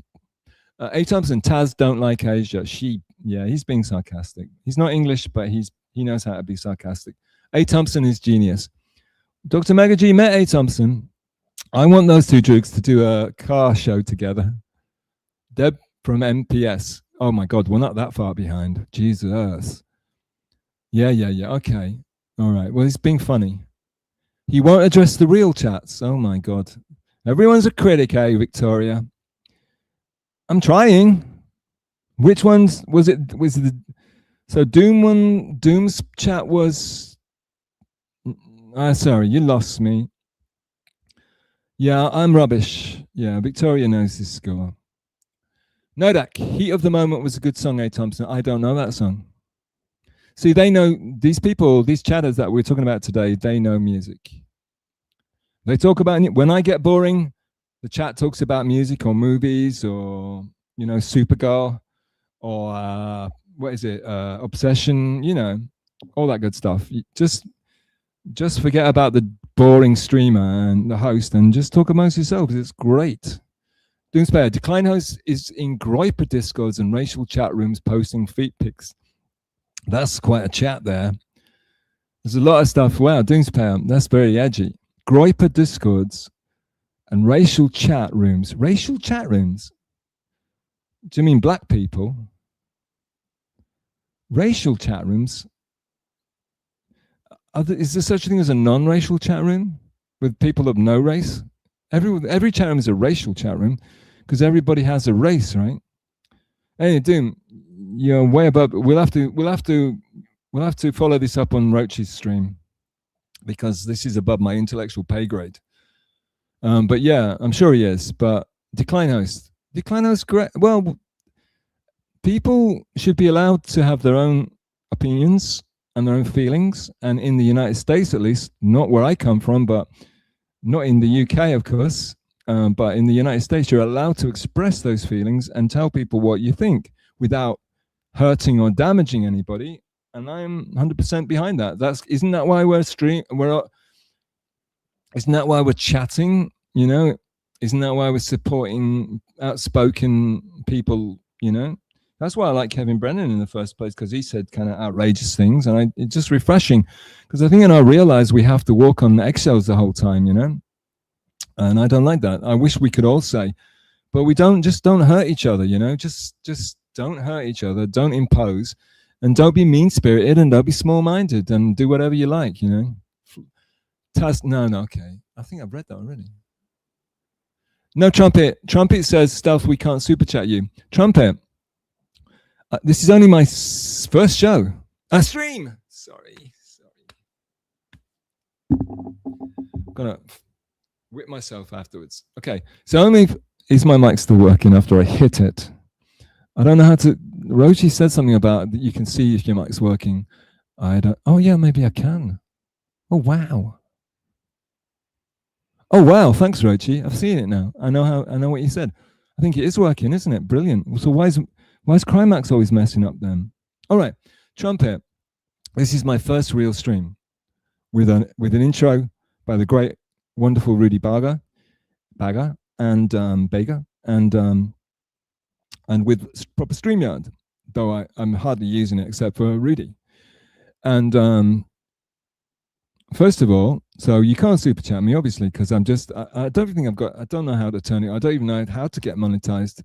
But then we can't super chat, because I'm useless and rubbish, and it's not, no reason to pay for this. What the hell? No, just you stopping by is fantastic. Just you giving me your time and your input and chatting is more than enough for me. Just the fact that you're here, that's more than enough payment for me. And this is phase one, and there is no need to money.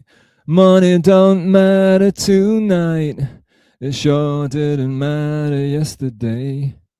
Just when you think you got more than enough is when it all up and flies away. Anybody know what that is? I mean, it's bad, but yes, Prince. I love Prince.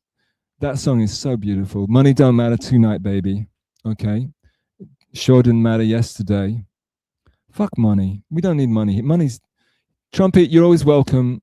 DM me, chat. Whenever you chat, I'll try.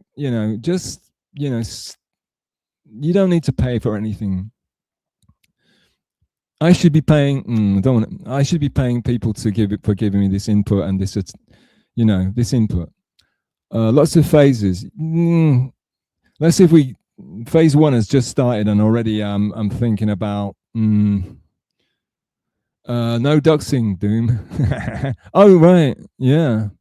Good point, Decline. I hope Doom loves Decline, and that Decline loves Doom. Anyway, Taz, I want us all to love each other here. Hate is the weaker of the emotions, isn't it?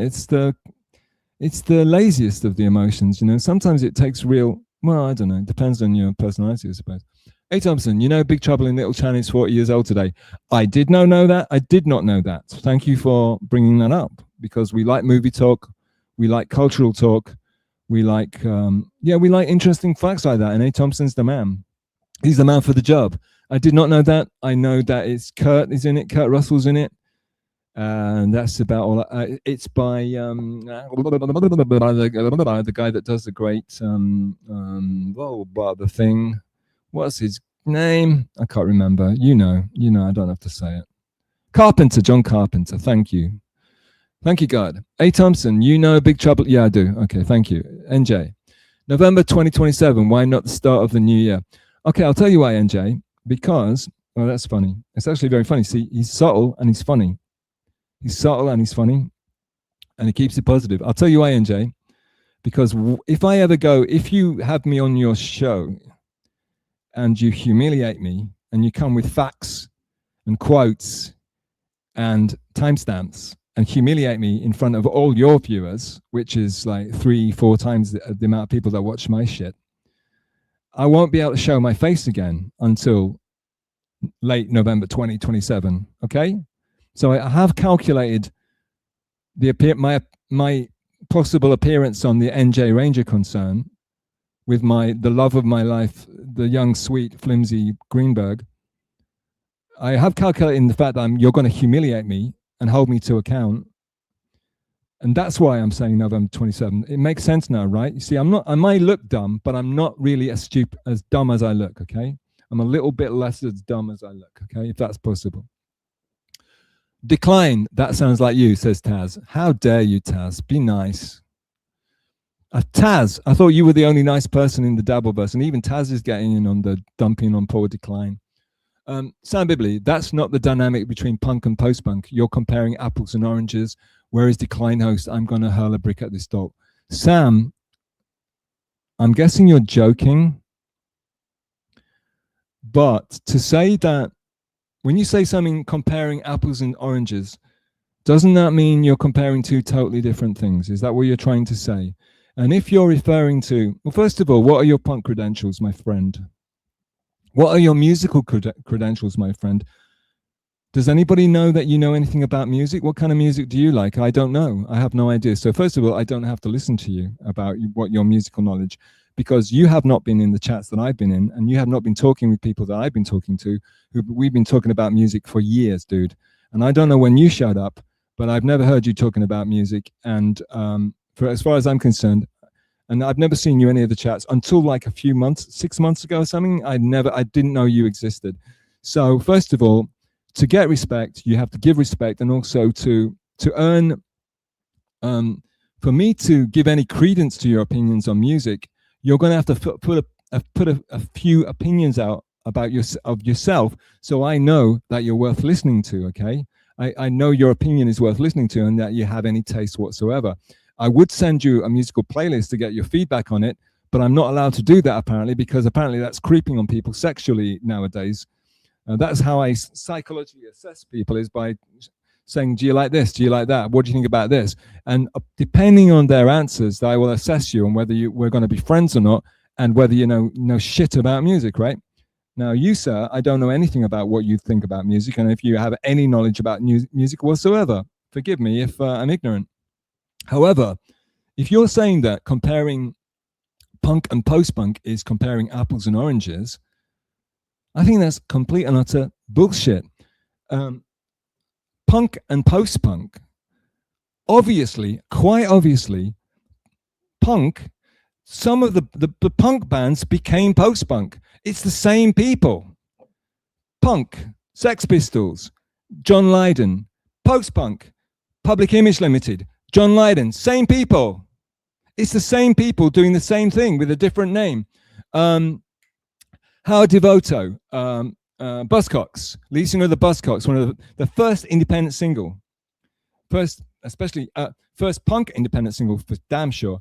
He went on to form Magazine, massive post-punk band. Same people. Damned started off as the post-punk band, the punk band, and they became very post-punk, even goth. I could go on. It's the same people, the same bands. So I'm sorry, you're wrong on every possible, unless you're not, and I'm completely wrong. But as far as I'm concerned, you're talking out of your ass. And I don't know anything about you, Sam. I guess you're a young man by the sound of your voice. And again, if you're a very young man, why are you pretending to have wisdom and knowledge about stuff that you have only heard by? Anyway, I'll stop. Yeah, sorry, Sam. I cannot accept your proposition. Let's just leave it at that, shall we? Joey C, I just became a Asian. Okay, Joey. I don't know how that's going to go down with your voters. Dr. Megaji, the MK stream was one of the greatest of all time. Yeah, I can barely remember anything. I told you, it's like I was high the whole time. It was crazy. And some of it was hell for me.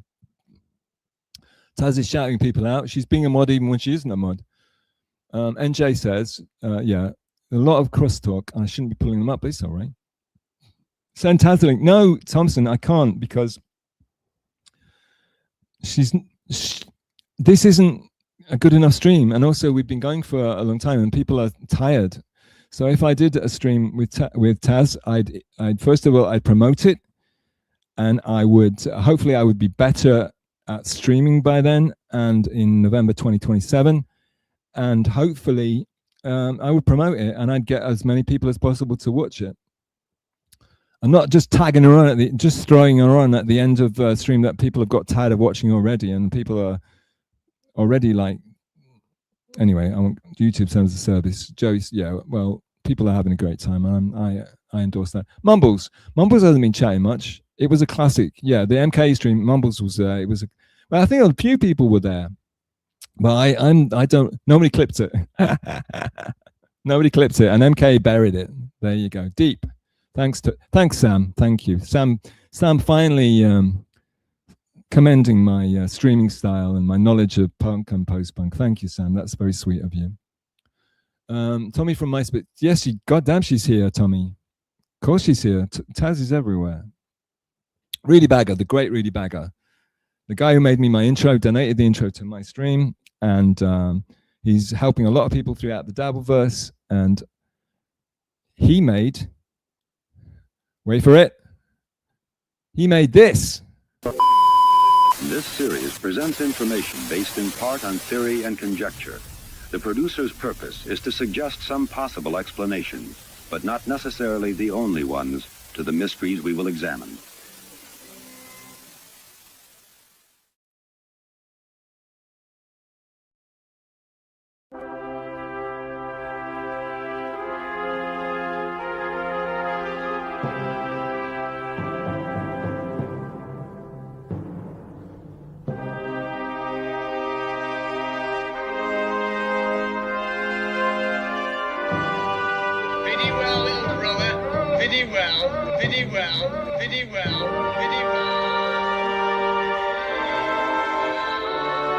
Let's say we take as the basic supposition,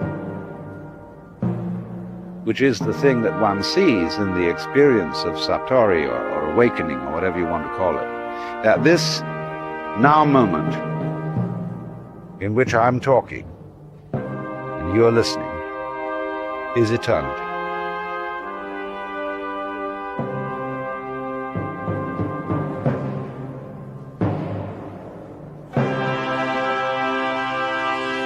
This is it. So you don't need to do anything at all. But the difficulty about explaining that is that you mustn't try not to do anything, because that's doing something. And how to explain that? Because there's nothing to explain. It is the way it is now, you see. And if you understand that, it will automatically wake you up.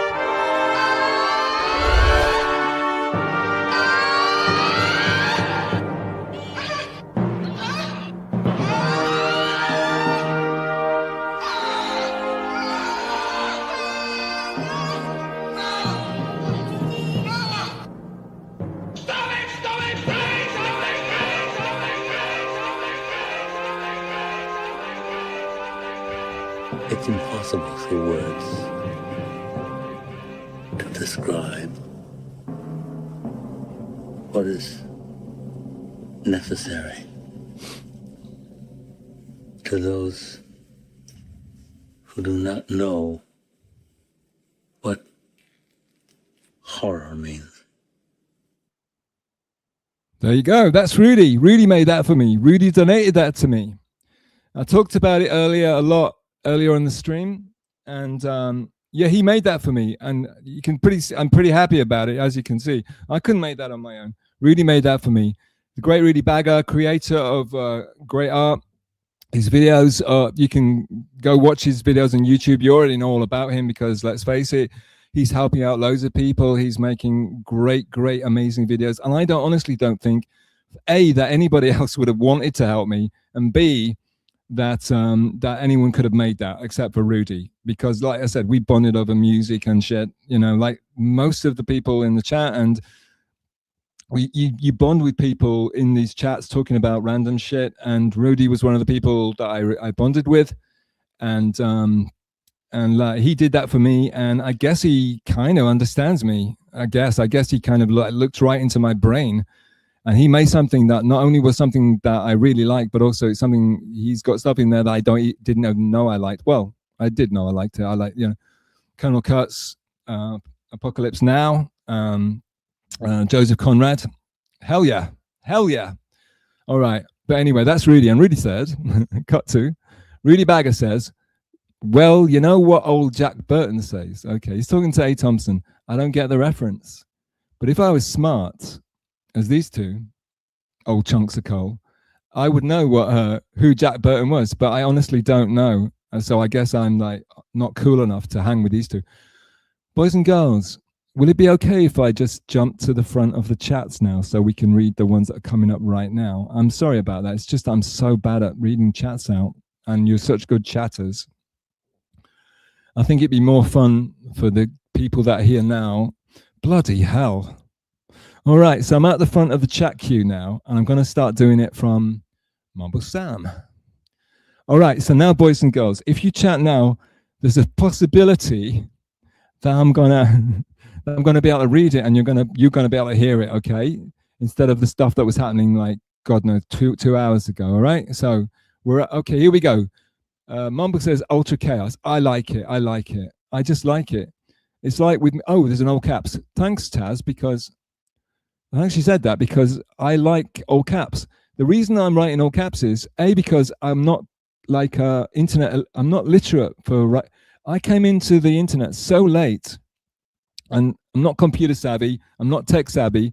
I'm like a Luddite, and so for me, you guys see someone typing in all caps, and I know now that it means that they're very annoyed. But for me, it's just like all caps looks brilliant. Okay, now actually, what I want to do is run off and get my copy of Station to Station by David Bowie, and show you how that's my favorite, most beautiful fonted, most beautifully designed album cover ever.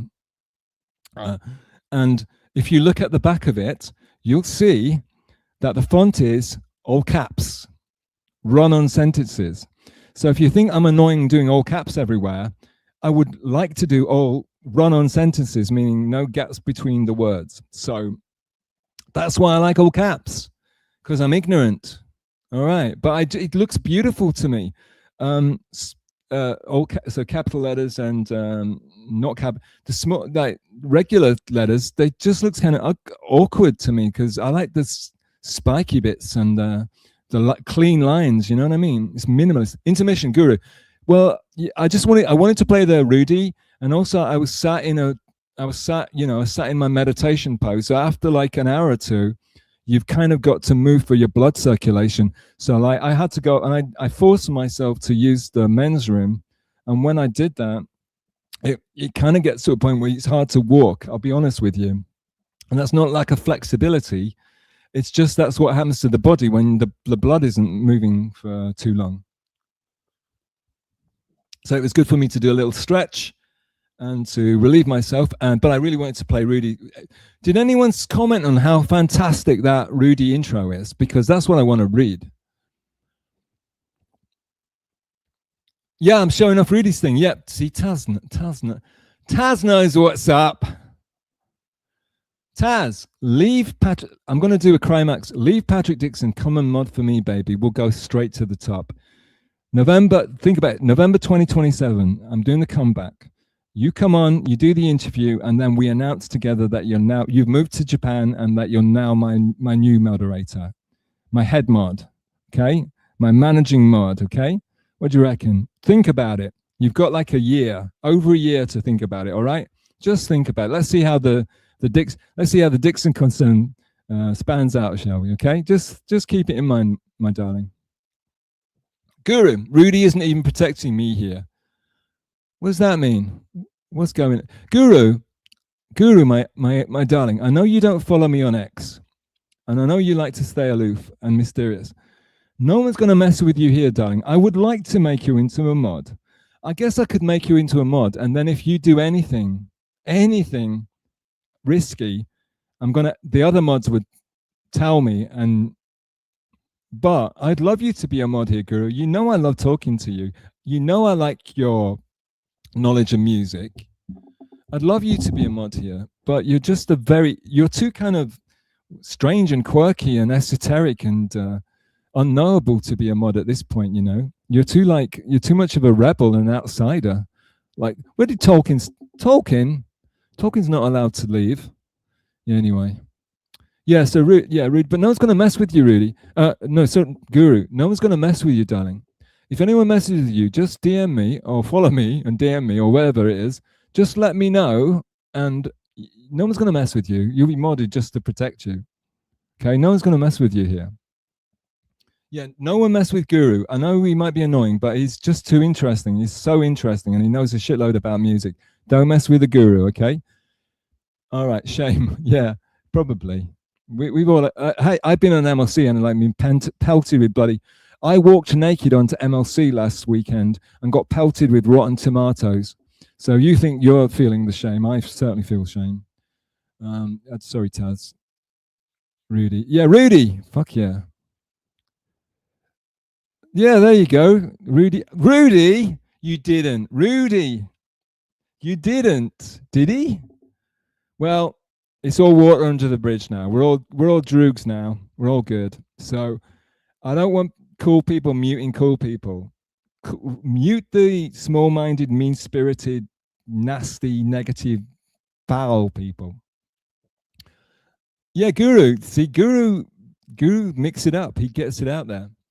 Now I can see something I really want to address here, folks. Hang on, Brian. Brian, don't leave. God damn it.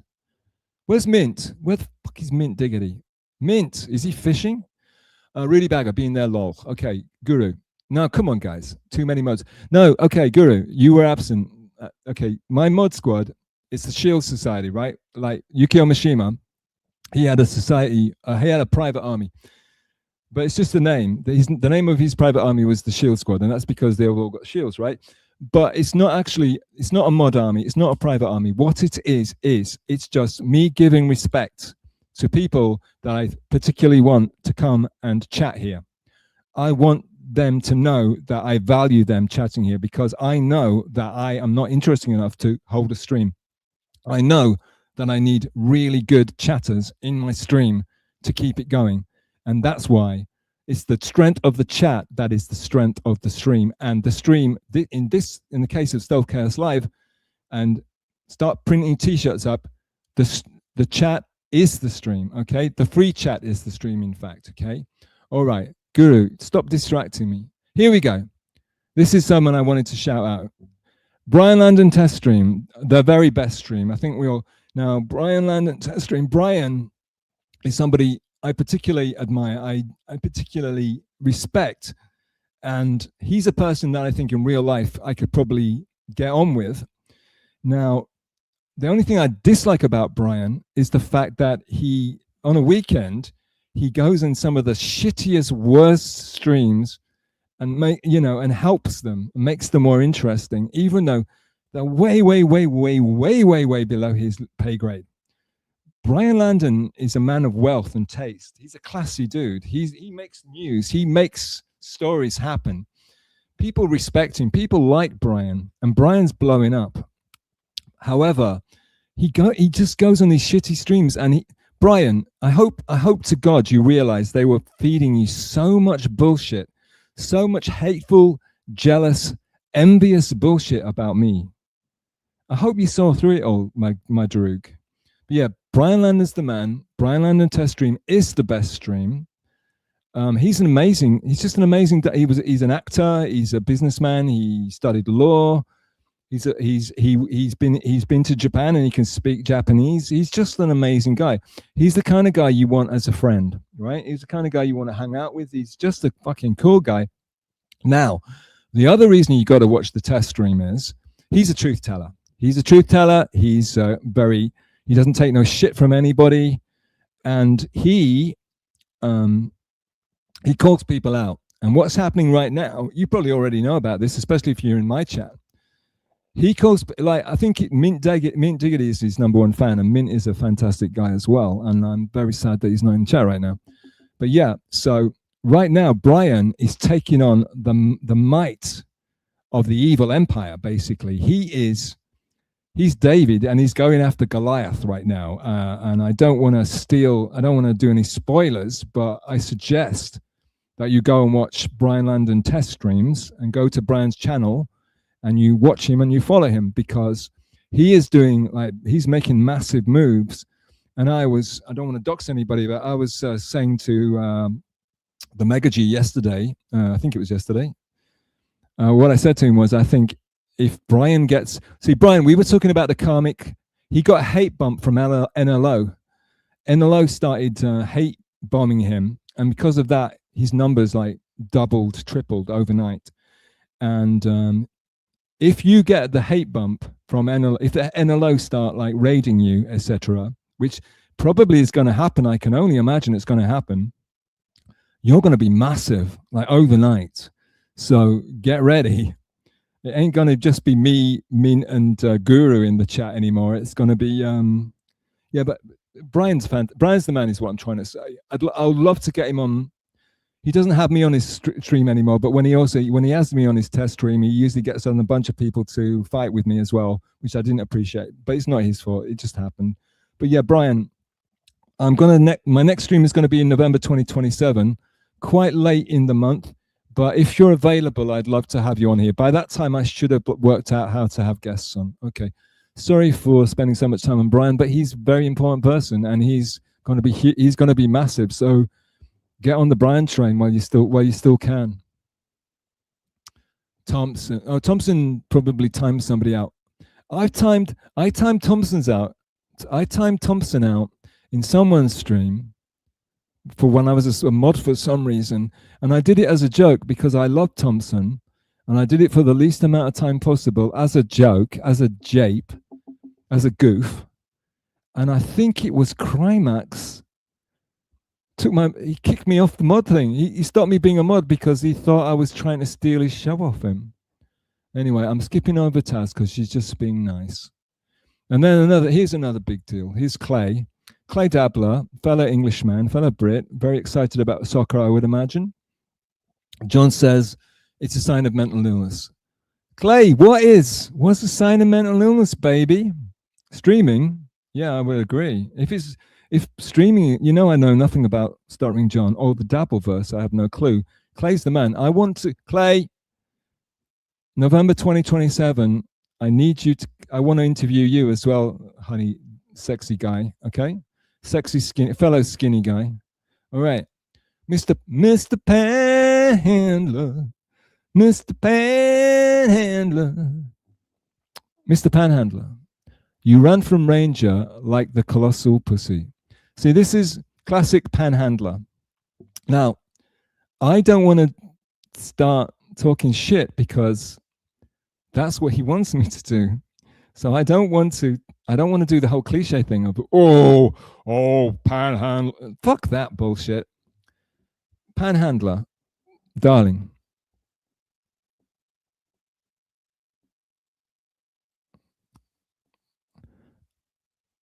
I don't like this bit you do. I don't like it. I think it's hack. I just think it's hack. And I'm a MLC guy. We don't like hack bits. And I think it's hack to go around. I think it's more funny if me and NJ Ranger become best friends. That'll screw you up, won't it? That will really stick it to you. I would think it's a funnier bit if me and NJ Ranger become best friends, because everyone expects us to go on like feuding and fighting and hate you, all these fake beefs. I talk about fake beefs a lot. Like they all have these fake beefs and they all pretend to hate each other, but it's bullshit. They're just trying to make fake drama to get more views. And Panhandler, I want to ask you a question. I don't know if you're still here, but I have a question for you. Did you or did you not? I believe that the first time you ever did a stream, probably wrong, but please, was the first time you ever went on stream on Shmuel's show? Please enlighten me, good sir. If you do, I have a follow-up. Taz, stop being nice. I remember when Laundry's keyboard was wrecked and stuck in all caps. I remember that too, Taz, the resident artist, except I think he was doing it either A, to mimic me, or B, just because he liked. I don't think he was ever stuck. I think he made that up, but what do I know? Rudy's the best. Yes, he is the best. I'll pay for your rent too. Ooh, sexy, saucy. I don't know who she's talking to, but lucky. I don't know if it's Crimeax. Was Crimeax in the stream? Mr. Panhandler, dude. Mr. Panhandler, dude can't help being a creep. So Panhandler's bringing some of that old school. It's like Panhandler's still in last week or something. Like we haven't had this kind of energy. But he's got this like hack curmudgeonly character. He's like the hacker. What's it called? The hacker. What does that crappy oven mitt thing? What's Crimeax hack oven mitt bit? What is it? Hackosaurus, right? And he goes, and it's really shit, crappy bit. So like, I think like Mr. Panhandler is like, he's like Hackosaurus. He always he does this bit. He does this character which goes on and says, "Oh, you're Kevin. Your show is shit. Why is it so shit, Kevin? Kevin, your show's shit, Kevin. Let me super chat you again. Let me come on again, shit, Kevin. Oh, Shmuel, your show is shit. Shmuel, yeah, I'll be on next time, same time next Thursday. Is that okay for you? Yeah, sure. Okay, see you later then." That's fuck off. Fuck off with that shit. Okay, anyway, but dude can't help being a creep. Are you talking about me? My name isn't dude. You've got to be specific. You've got to say this guy. This guy would. Oh, this guy can't help. Dude, Droog. We say Droog around here, dude. Get with the program. And that Panhandler, you never stopped liking me until I started talking shit about you. Just remember that. Guru, I've been blocked 5 times already. Guru, stop it. I'll make you a mod, god damn it. But if you fuck it up, you won't get it back again. Guru, yes. He is Guru. His name's Guru. Sorry, Rudy. Rudy, you're a mod. Rudy, tell me what's going on. No, that someone has timed out Guru for a long time, like 4 times. What? No. Really? Somebody tell me. Somebody DM me. No one's getting timed out. Guru would be a mod if I didn't think he was going to be doing this fuckery. If you as a mod, can't you see who's timing who out? I think you can. Maybe I'll see it. I don't know. It's like StreamYard. With StreamYard, it's like I'm the last to know everything. But Guru, do not leave. I will, Guru, I'm gonna mod you, dude. If somebody, the only time I ever got mod on Crimeax show was because the only time I ever got modded on Crimeax show was because people were fucking with me. And yeah, I think it was whatchamacallit, MGD. She's wild. She timed me out because I wouldn't talk to her in chat. I was ignoring her, so she timed me out. There you go. Wonderful. Suppose it's kind of a backhanded compliment. No one's getting messed with. If I'm going to mod him anyway, and then we'll see if he does any fuckery, then he's out too. You know, you mods, you're modded because you're great chatters, not because you're supposed to go around policing the joint. We don't want anyone policed, you know. It'll become a ghost town if that goes on. Mumbles, mod drama on the first stream. True, Mumbles. Well, Mumbles, I don't know what to do. I don't know. You were supposed to be you're like, Mumble Slam was the best. A. Thompson, Mumble Slam were amazing mods on Crimeax's stream, the OG streams when he was good. Mumble Slam is one of the best mods in the business. He really, really cares about. He's a really diligent, cool mod. He's great.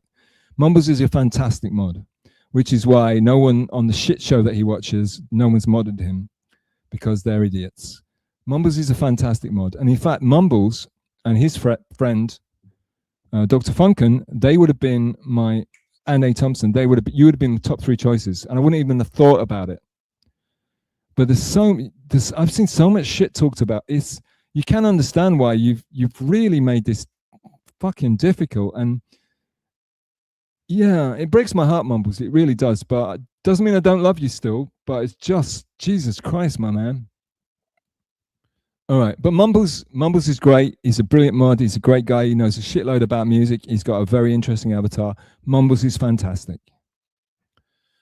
Unbanned Just Any, did anything good happen? 0. The only thing that Just Any fan, the name's a bit of a mouth. Unban. I want to call you Unban. Can everyone call him Unban? Unban. The thing is, right, the only interesting thing that happened is I played the Rudy Bagger intro clip again. That was the best thing that happened. But Unban, thanks for not sticking around. I mean, I understand. It's understandable. Obviously, people have lives. I understand. No, I'm joking. Only once by me, just 8 times, but only once by me. I just had to get in on the party. Ghost party? No, darlings, be nice to Guru. Be nice to Guru. He's is eccentric and lovely person. But you see, if you keep messing with him, then I have to mod him. And we don't want him to be a mod because he's such a wild card and such a wild child, and fuckery's gonna go down. I just want him to be in the chat, boys. Can't we just Droogs, please, Droogs. No Denny fan. Oh, so he's Panhandler is this eccentric character, this bit that you do, this grumpy granddad bit, is anti-Denny fan. Dude, Denny, unban is the man. And when Doom ignored me and put all his might, when Doom backed Rochi, Unban was the only person that kind of like gave me a shout out. So Unban kind of owns me. He's kind of the producer. He tried his best with me anyway. It didn't get him anywhere, but he tried to get me some kind of a bump going. A. Thompson, Guru blocked 90% of. Yeah, right, exactly. But you can't. This is a new slate. It's a new day. It's a new way. I think I misquoted that. You know, when I see Mr. Why is it when I see Mr. Panhandler's avatar, I think about MKE? Not even remotely interesting. Well, don't watch it remotely then. Lol, it wasn't me. Has this been on 5 hours? It feels like 10, doesn't it? My main account is still timed out. Guru, my darling, November 2012, the next stream is going to be November 2027. I guarantee you will be modded and no one will mess with you. And if you fuck up, you'll be fucking, we'll take you out. But anyway, AJ, he's a well-respected man about town. Guru, yeah, I believe so. Brian's an actor. Yes, Tim, welcome Tim's Totality. Tim, I wanted to interview you. Tim, I wanted to mod you. Tim, I want you to chat as much as possible. Tim, you went on another show and it was a shitty show, Tim. And I'm weird like that. I don't want people that like or go on shitty shows to come on to be, you know, I like to draw lines. I'm kind of small-minded like that myself, even though I'm saying I hate small-minded chatters. But it's one of my, yeah, Tim, hold yourself to a higher standard. You're a great man. You're fantastic, but don't go on shitty shows, Tim. Please, don't support assholes. Tim, you're a sophisticated man. You're a man of letters, a man of means. You're a very intelligent person. Why are you hanging out with losers, Tim? So I'll get over it, Tim. I'll get over it. I'll mod you. Brian's an actor, Tim. I mean, you've got to watch Brian Landon test stream. He's an actor, but he's also a lot of other things, and he's very intelligent and very witty and very funny and very put together. The stream is very, very well produced by Brian. God knows when he finds the time to do it. If you look at Crimeax, who's got nothing to do but do his fucking stuff, and he reckons he's an expert on it, Brian's doing it in his downtime, and Brian is like off the charts, amazing. You've got to go watch the test stream. You should maybe go on and talk with Brian. You guys teaming up would be off the charts. Brian says, I know, man, it's fun to jump on every once in a while.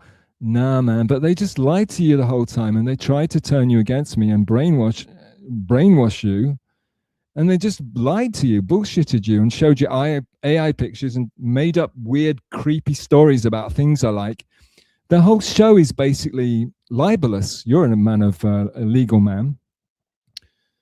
Yeah, everything they do is libelous, except I can't do a goddamn thing about it. It doesn't really matter, but what irks me is my friends of mine and people I respect like Brian go on there and they just talk shit about me and lie to me, and that kind of hurts my heart. But I mean, I expect people to see right through it. I mean, you are trying to see right through it, Brian, but they just double down and double down and double down. So to such an extent that you kind of think, well, they can't be making this up. It makes no bloody sense, right? But dude, but Brian, by the way, Team's Totality, I think you and Team's Totality would be a good matchup. Thank you, darling. There you go. There's Taz being Taz. And thank you very much, Taz. I appreciate it. I don't think you're trying to hit on me, and I don't think we're going to get married. So don't worry about that. And I won't start DMing you, and I won't break down and start telling you how much I love you on the stream. But I do appreciate you coming by. I'd love to interview. I'd love to interview you. Dave Serra, lovely, handsome boy, Dave Serra, being cryptic, and Guru being cryptic back. They're being cool. Landon is going to produce Chad's special. He did Chad is already sticking it. I'll tell you what was funny, everybody. I don't know if you missed it, but Brian went live for Brian very sweetly, very nicely gave money to Chad to make his dream come true. And then Brian, and then after that, a few days after that, I don't know, Brian hit the headlines big time. And all the haters hate Brian now for doing something positive and nice for somebody. I'm giving a very simplistic take on this. But then a few days later, Brian did one of his infrequent test streams, and he only did an hour. And guess who went live against him? Chad. Fucking idiot. What an idiot. Okay, but never mind. That's classic Chad. Yeah. Landon, if Chad was lucky and he was smart, he'd get Brian to produce his stream, but who knows what's going to happen. November 2027, I'm there. Yeah, put it in your diaries, boys and girls. Put it on a sticky pad and stick it on your wall, like Gilly does. Brian, it's just, I guess if you're saying thanks for the nice words to me, so I'm going to joke. If you're saying that to me, people have to understand, I just like saying my truth, and I respect people I respect. I feel it very cathartic to say something honest, and I respect people I respect. And because like I said, when you went on the shit stream, it kind of breaks my heart to see it, kind of pisses me off a bit, but I respect you, and I like you've got a great stream, and everyone says, oh, he's bullshit. You know what? Because you know what? There's like 80% of these people, they're only here for the hate. They're looking energy vampires. They're only here for hate. And that's all they find funny. In fact, they don't care about humor. They want hate. They want to see people lose. They want to see people being shit on. That's why they get off on. And when I say nice things about people, or I compliment people, or I'm polite about people that I actually respect, they fucking hate it, and they want to destroy me for being nice. And of course, they pull out the ball washer. I'm a ball washer because I said something nice. We don't do that in the Dabbleverse. We have to bust balls. We have to talk shit. We have to bad-natured ribbing the whole time. No, we don't. I'm not a Dabbleverse guy. I just tell it how it is. And if I like you, I'm going to say it. I'm sorry if that's embarrassing for you and makes you look uncool. And if I don't like you, I will also say it. And I do that too. It's not trolling and it's not ball washing. It's called being fucking straight up and honest. That's the way I was brought up. And if you don't like that, and it just upsets people. They only want evil. They want humiliation. They want disgrace. They want shame. They want bullying. And I think these same people are going to come after Brian soon. So you better support him, because he's literally taking on the evil empire. Literally. And he don't give two fucks. He's an extremely courageous person. And I'll tell you what the trouble is. I like to think I shouldn't really say me and people like me and Brian. I shouldn't put myself on Brian's level, because that might be insulting to Brian. But I always see Brian as being like a real one, and he has a real life. And in his real life, he's successful and he's popular and he's done things and he's been places, and he's not used to being disrespected. He's probably used to being respected and liked and looked up to and successful. That's what he's used to.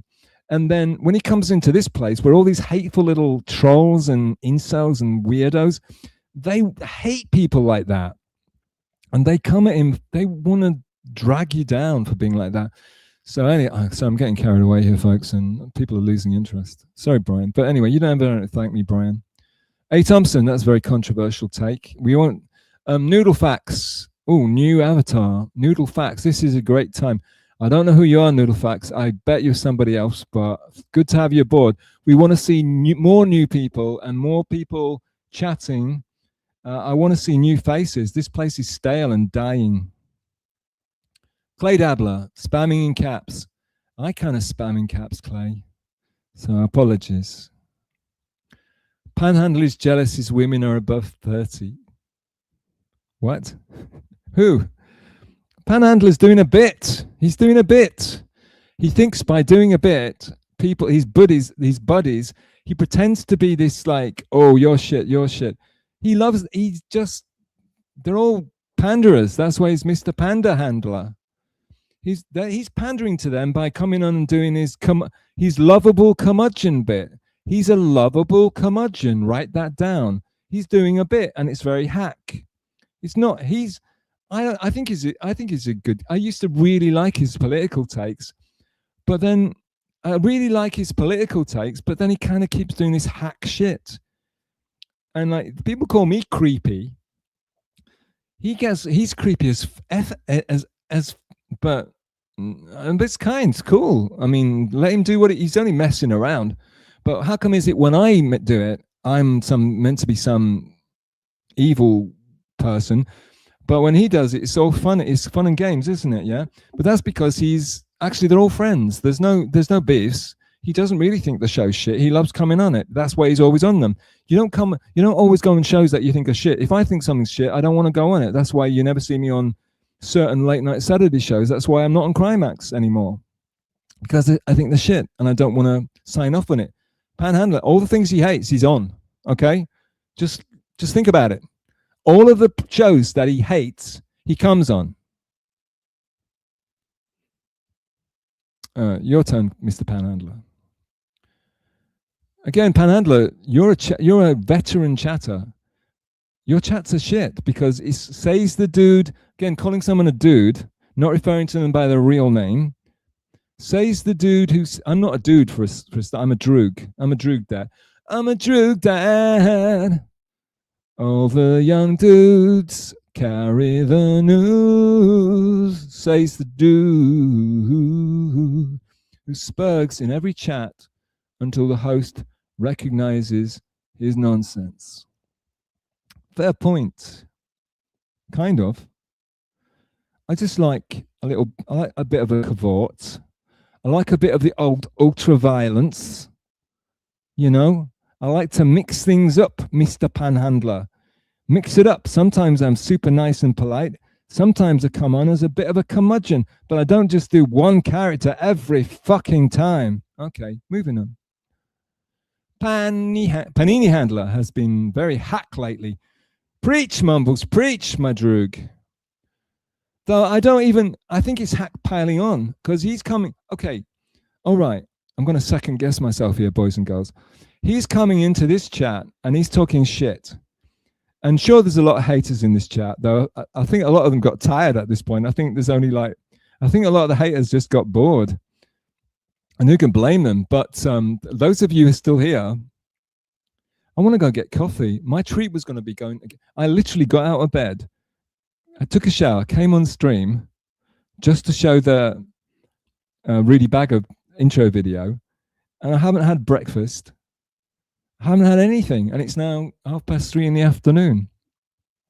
God knows what time it is over there. Am I doing anyway, yeah, so but Panhandler, love him or hate him, and you definitely should hate him for being a fucking hack and just doing a one curmudgeonly granddad sort of old hack, hitting on women, calling ladies rude names as if it's funny. It's all fake. The whole bit is fake, dude. You call this streamer, this other lady that you're probably very best friends with, you're calling them a name all the time. Why? We know, we've seen it. It's redundant, you dick. It's redundant. And also, it's not setting a good precedent. It's not cool to do that. And we know you're having a laugh. It's funny, but it's not funny. It's not funny for us. You might think it's funny, but it's fucking redundant. And also, you're not setting a good precedent for like dickheads like the final boss who don't know how to behave in society. They all think it's funny to call someone cankles because they're morons and idiots. Why are you such a hack? Why are you being such a dickhead? You could choose to be somebody. You're a veteran chatter. Your people respect you. Why don't you do something decent with your fucking chat life, for want of a better? I'm sure you're a great guy in real life. I really like you on your X and doing stuff in real life. But calling people cankles, it's just, and coming on and being a curmudgeon. That's why I stopped liking you, guy. That's why I started being, calling you out on your bullshit. And that's why you started to do the same thing about me. That's all it's, and that's not cool either. If you like somebody, like them. Don't just turn them just because you're calling you out on your bullshit. Yeah, if you'd hadn't turned on me right after I turned on you, again, you lost more respect. And I know it's easy to dunk on me, hate on me, try to keep me off MLC. Yeah, sure. But, however, yeah, it's easy because but the thing, sorry, what I wanted to say was, he's coming to my chat to talk shit about me. And theoretically, because it's my chat, there might be more people sympathetic to me. So he's actually doing something brave, which is actually not hack. It's more like a Kevin Brennan, more like what I try to do that he was just complaining about. And it's more like a Brian Landon, holding people accountable, which I love. So you've got to give him that. He did come in here and talk shit about me, but then again, he doesn't really get much hate anywhere because he's such a part of the furniture, But anyway, enough of Mr. Mumble Slam, the great Mumble Slam, and the not so great, but could possibly, if Pan, turn it around, dude. Get with the program, my droog. I'm doing another doing another stream in November 2027. So, just saying. Clay Dabbler, Panhandle is Helga from Hey Arnold. Okay. Well, he's English, and I don't know. I don't get that. But it's Clay Dabbler, so you've got to agree. Yeah, Pat and I are best friends forever. Pan, the thing is though, darling, when you talk so much, when you're so hack and just talk, you keep repeating the same talking points and saying the same shit every time. It's hard to take anything you say seriously. So you could be joking. You're calling people you obviously get on very well with cankles. Who cares what you say? Your opinion doesn't matter anymore. It's all a work as far as I'm concerned at this point. Well, A. Thompson thought it was funny. Oh yeah, because A. Thompson he goes back with A. You say something about if you say something bad about Pat Dixon, A. Thompson's going to dig it because Pat used to keep kicking him off his show.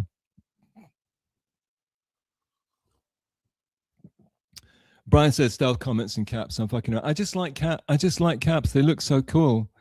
And again, like I said, go look at one of the most beautiful record covers in the history of record covers, Davey Bowie Station. And at the same time, he brought out a Greatest Hits, which was one of the first records I ever bought. It's called Changes One Bowie. Same shit. Actually, I asked a friend of mine, Japanese friend of mine, can you see up there, instead of StreamYard, there's my kind of like my stolen logo thing. And I'm going to put all caps. I'm going to put my name across it in all caps too. For 2020, I'm going to try and get that together for November 2027, and you come back and at least have a look at my logo, my new logo. I couldn't get, my friend is kind of like a graphic artist, so yeah, I do everything in all caps. I'd have sex in all caps if I could get away with it. And also, when I come on stream, I'm often in caps, so not today. This is great. I'm loving this look, and it's so lazy. I don't have to wear my silly hat. And also, like, Shmuel's kind of run away with the silly hat stuff. So I kind of have to distance myself from Shmuel. Because, like, when you're trying to be cool and the head of the pack and avant-garde, and then you're doing something, and then other people start copying you, you've got to change it up. So, like, I'm just wearing a hoodie now. All right. Mr. Panhandler. Last summer, about 1 year ago. No idea what you're talking about now. You lost us. And this is a guy, he's one of the veteran chatters. He's been in every chat, chatting copiously for years and years and years. Way more OG than I am. He's all over the place. He's in, and that's the thing about him. He's in LO. He's everybody's friend, and yet everyone's enemy at the same time, which makes me think: is this guy for real? Really? Hunchosaurus, spot on, metal.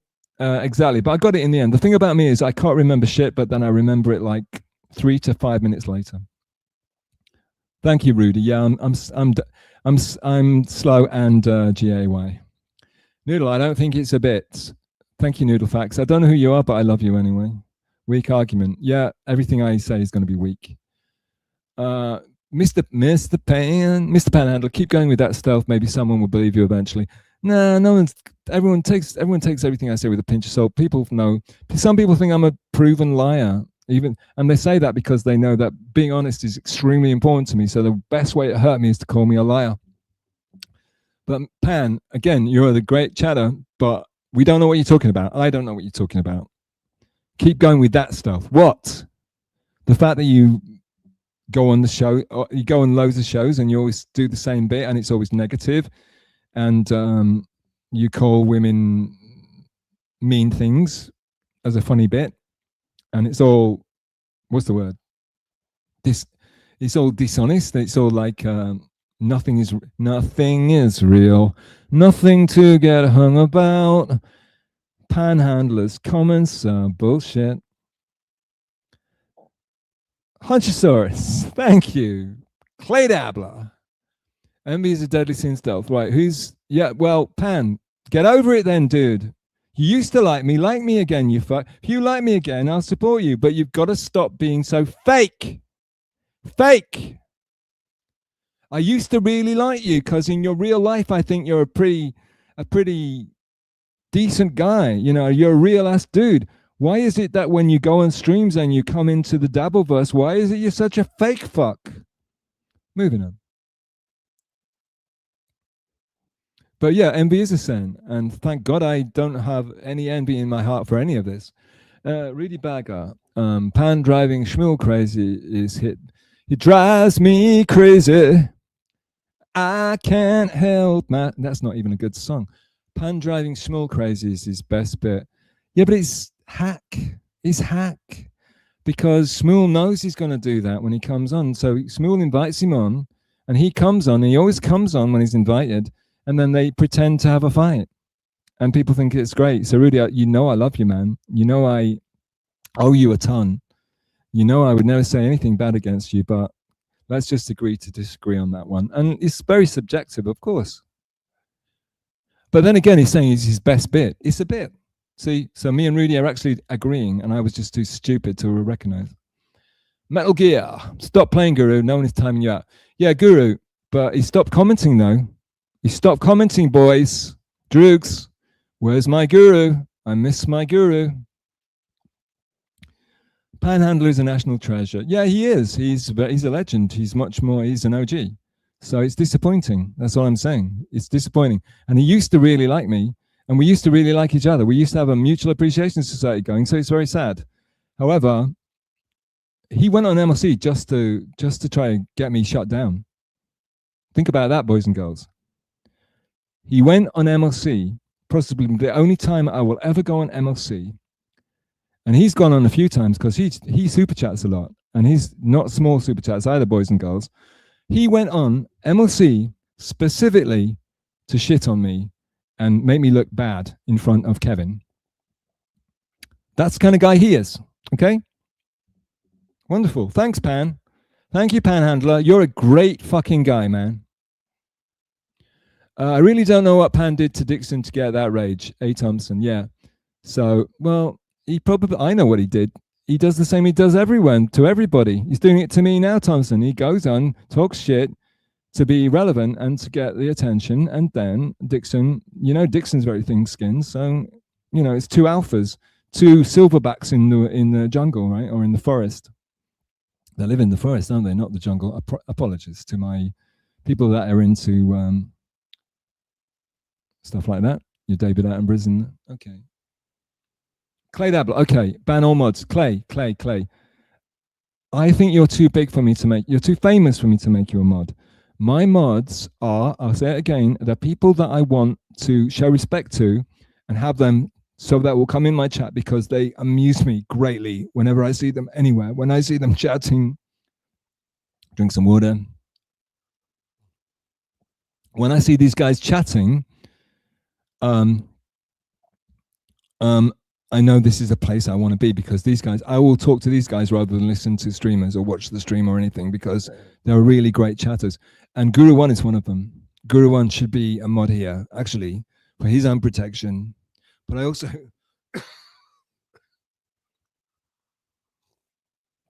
I do have to protect the chat from because even though they're not doing a job, they're not really supposed to be doing a job of being a mods.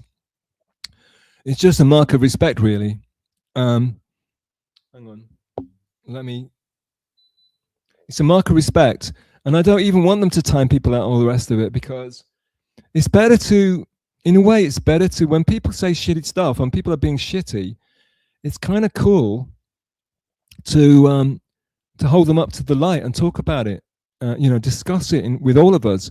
And then maybe then we can decide to block them together, right? But of course, when people are spanning horrendous shit, but I'm not talking about someone's doing a tower. I mean, I've done towers, but not that kind of tower. Usually I just got a bit silly in the small chat occasionally. But, if it's really horrendous, and the thing is, this is very chat heavy, free chat heavy stream, and I'm a chat guy. So the thing about, towers and spamming is interesting on occasion, especially if it's a boring stream.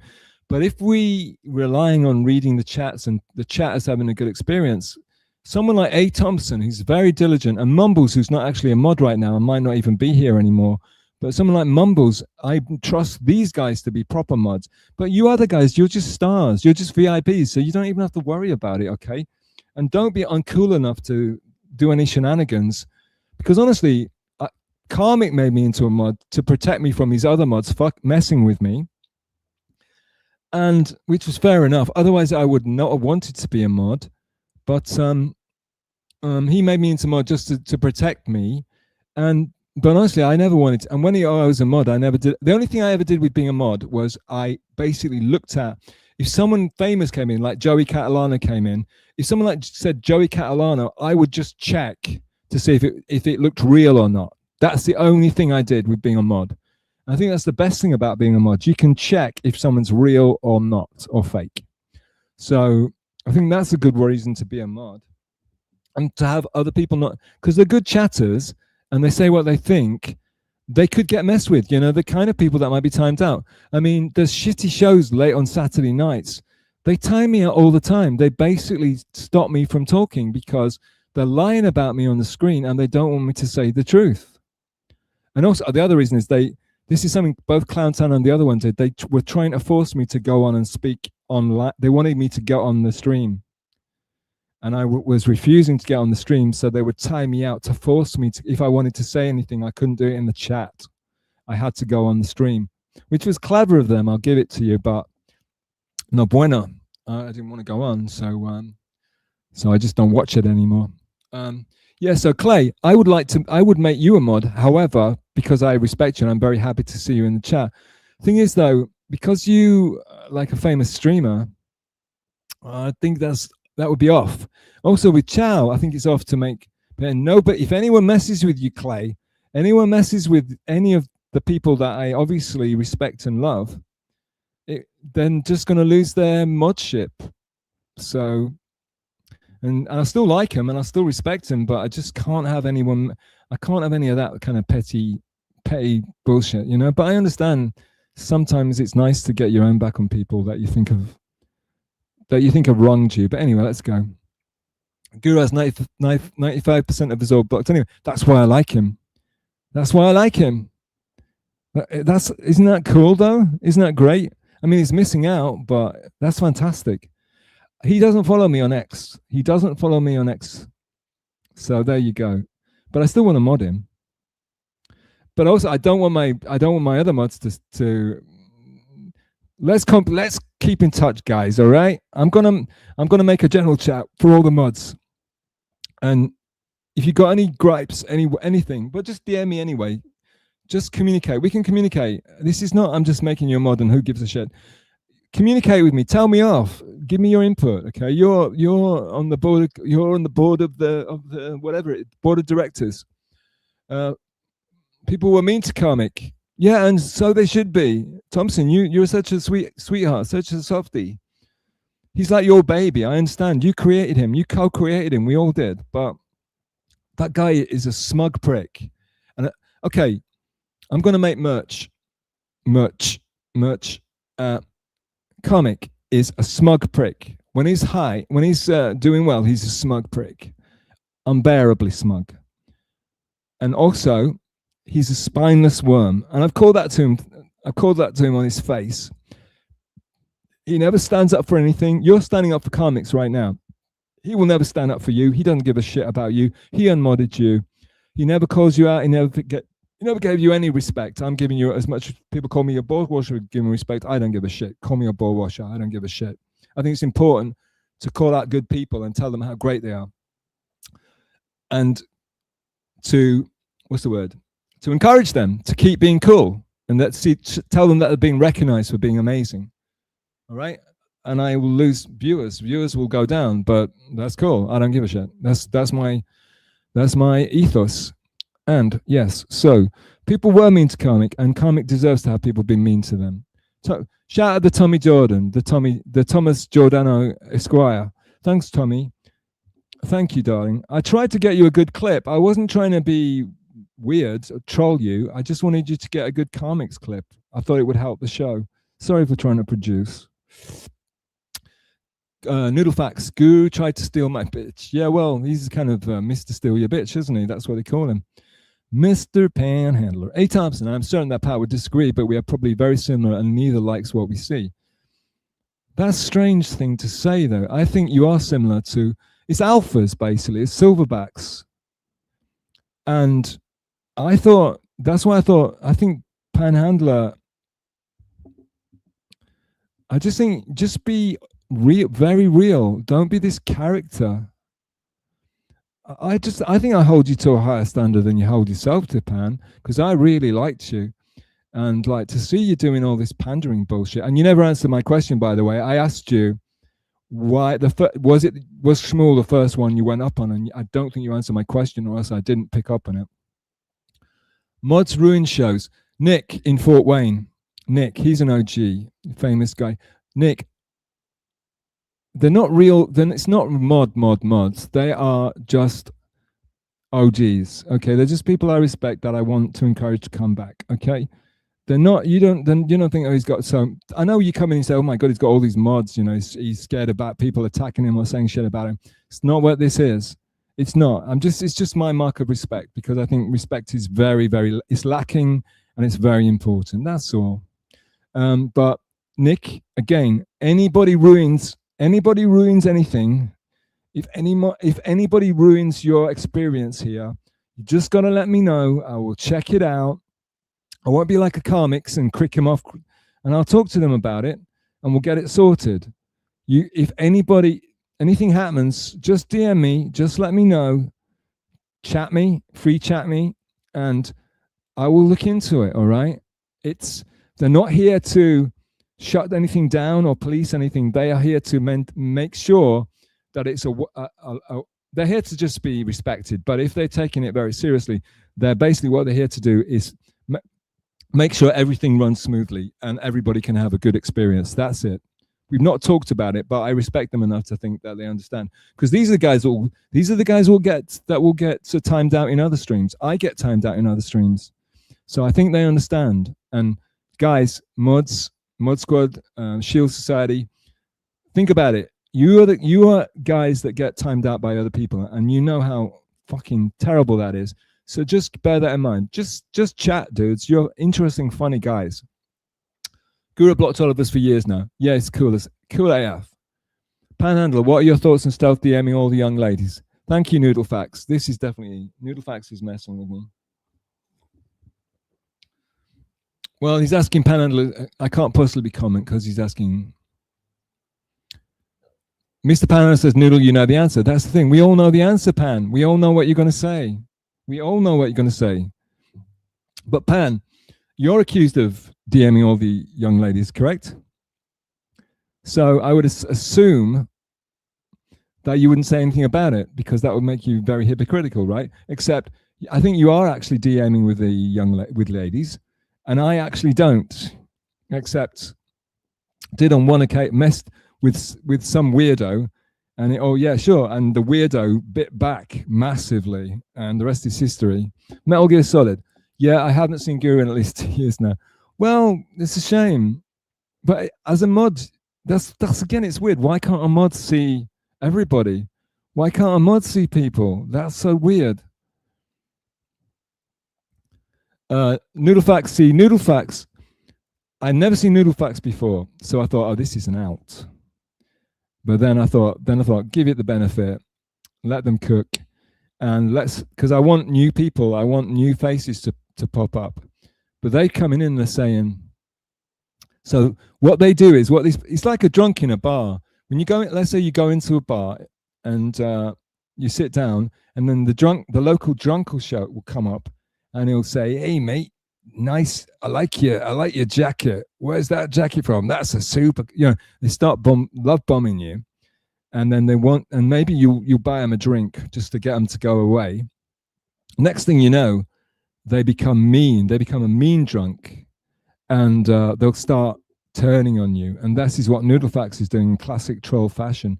Mods, instead of like timing out Guru One, you should be on this, but don't time them out. I mean, it's still fairly good-natured ribbing.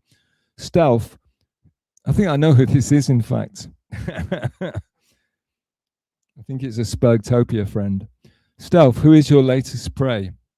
Well, sniff them out. You tell me. Well, Tommy, Trash Talk Troll, he made a bit where he's pretending that I'm DMing Gilly. So that's the latest bit that someone made. But I know who that is, Tommy. I know who Trash Talk Troll is, and he's doing it for fun and to be creative and to make people happy. So that's all good, though stupid people do believe it. But why don't you? There's one person that has talked shit about me for months and months and months because whatever. Maybe one day I'll talk about it. Who knows? But I don't really feel the need to defend myself anymore because I think it's all bullshit. But there's one person that keeps coming after me. Another person that may in fact be the Noodlefax had tried, but it was they couldn't really do anything with it because there was nothing to. It's just that when I talk to people, I say darling or beautiful or gorgeous, that's how I talk, and I do that to men and women. So when they're pulling up DMs about me, and I say outrageous stuff all the time. You know why? I'll tell you why you ask. Okay, I'll just drop this in here for people that stuck around this long. I'll tell you why you ask people for photographs of themselves, or you ask them for nudes or whatever. It's to find out if they're fucking real. There's a lot of like catfishers and fakes, and especially in my case, people that want to take me down, people that want to, like the whole Trash Talk Troll thing is, he was pretending to have posed as a fake Felicia Gillespie to trick me into sending them love poetry, which is actually really, really creative and clever. And I know who that guy is. So he came up with a really interesting, creative idea. Very creative. And the only reason he did it was because he's interested in me and he thinks it would be funny. However, like I said, stupid people, but that could be true. People could pose as a fake Felicia Gillespie to trick me into sending, to catfish me. And the person that keeps saying, I don't know if I asked them for, but when if I'm asking someone for photographs, it's because to prove that they're real. Okay? I've got Tim's to tally. He'd get to the bottom of this. I'll have to get Tim on to give me a trial. But it's tricky to talk about without talking shit about the people that are accusing me, It looks like I'm going after them, and I just want to, it's so, to use an overused word, uncouth, Just talking about it implicates you in like scandal and dirt and foul shit. So it's lose-lose for me. This whole thing's lose-lose actually. But so unfortunately, I'm sorry to say that, well, I'm kind of out of the DMing women business for this reason. I've got to be very careful. And B, just because they might make it look bad like they have done before, right? They might blow it out of all proportion and cherry pick things to make me look bad. So it's better just not to do it. And B, who am I supposed to DM? Who's interesting? Who's my type? Who would I possibly be interested in? Who? Tommy Jordan? Noodle Facts, do me a favor. Open a Twitter account, prove that you're a real person and not like a troll from, not like an out by somebody from Spurgtopia who likes to talk shit about me all the time and seems very, it was incredibly fascinating and said great things about me for a long time as well. And OGs will remember that too. But make a Twitter account and DM me and tell me some people that I should be interested in and people that you think might be my type. Because right now, who? The person that I actually was investigating at the time, that person had nothing to do with anything around here. It was just some random. And I thought, this is wild. I'll check out this random. And yeah, sure enough, they were fucking bad news, brothers and sisters. Stalin, the old in out was not on the table with these drugs. Stalin 19, thank you, Stalin. Stalin, are you a mod? Do you want to be a mod? I've got to catch you to make you into a mod. Stalin, I'll probably never read the DM, but if you want to be a mod, dude, you're my mod, but I don't know. I don't think you are a mod, right? Anyway, but yeah, Stalin, you're great. All right. Oof, he got you with that one, Panhandler. Oh, well, I don't know. There's more people like Panhandler than like me, Stalin. But I like you, Stalin. You're great. Team's Totality. Why do you go from one chat to the next in order? It's taking you forever. What am I supposed to do? Well, first of all, because I suck at this, Tim. A, I suck at this. B, because I believe that every chatter is a beautiful, perfect snowflake made by Jesus. Okay? So I believe every chat has the right to be read out. And if I don't read anything out, they're going to say I'm skipping over it because it's awkward or something. And also because I'm not reading ahead, so this is like the after show. This is like the after show. If anyone who used to watch Perry Calavello live, this is like Toon talking to the chat. So this is like the after show. And so we're kind of winding down here, Tim, because I was trying to get through this Crimeax stuff and also shout out Rudy Bagger as well and give him his props. Shout out to props.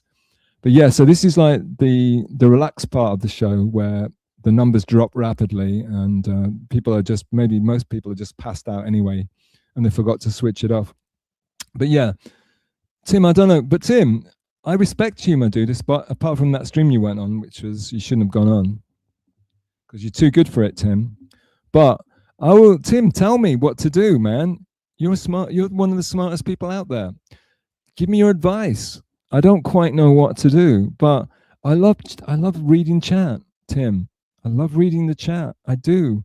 And I like, on the old Pat Dixon stream, the great Doug Nelson would read out everybody's chat. And I loved it. It was great. And having Doug Nelson read out in his James Mason voice, it was perfect. I'm going to skip over some. I love Brack. I've got to say Brack. Brack. Shout out Brack. Thank you. Where have you been? Where have you been, my droog? You didn't see my intro. You didn't see my intro, baby. I'm legit now. Rudy Bagger made me an intro. I'm a droog. I'm a droog, Dad. Tim Sally, why am I caught up in your war with TFB? Tim, this is terrible journalism, Tim.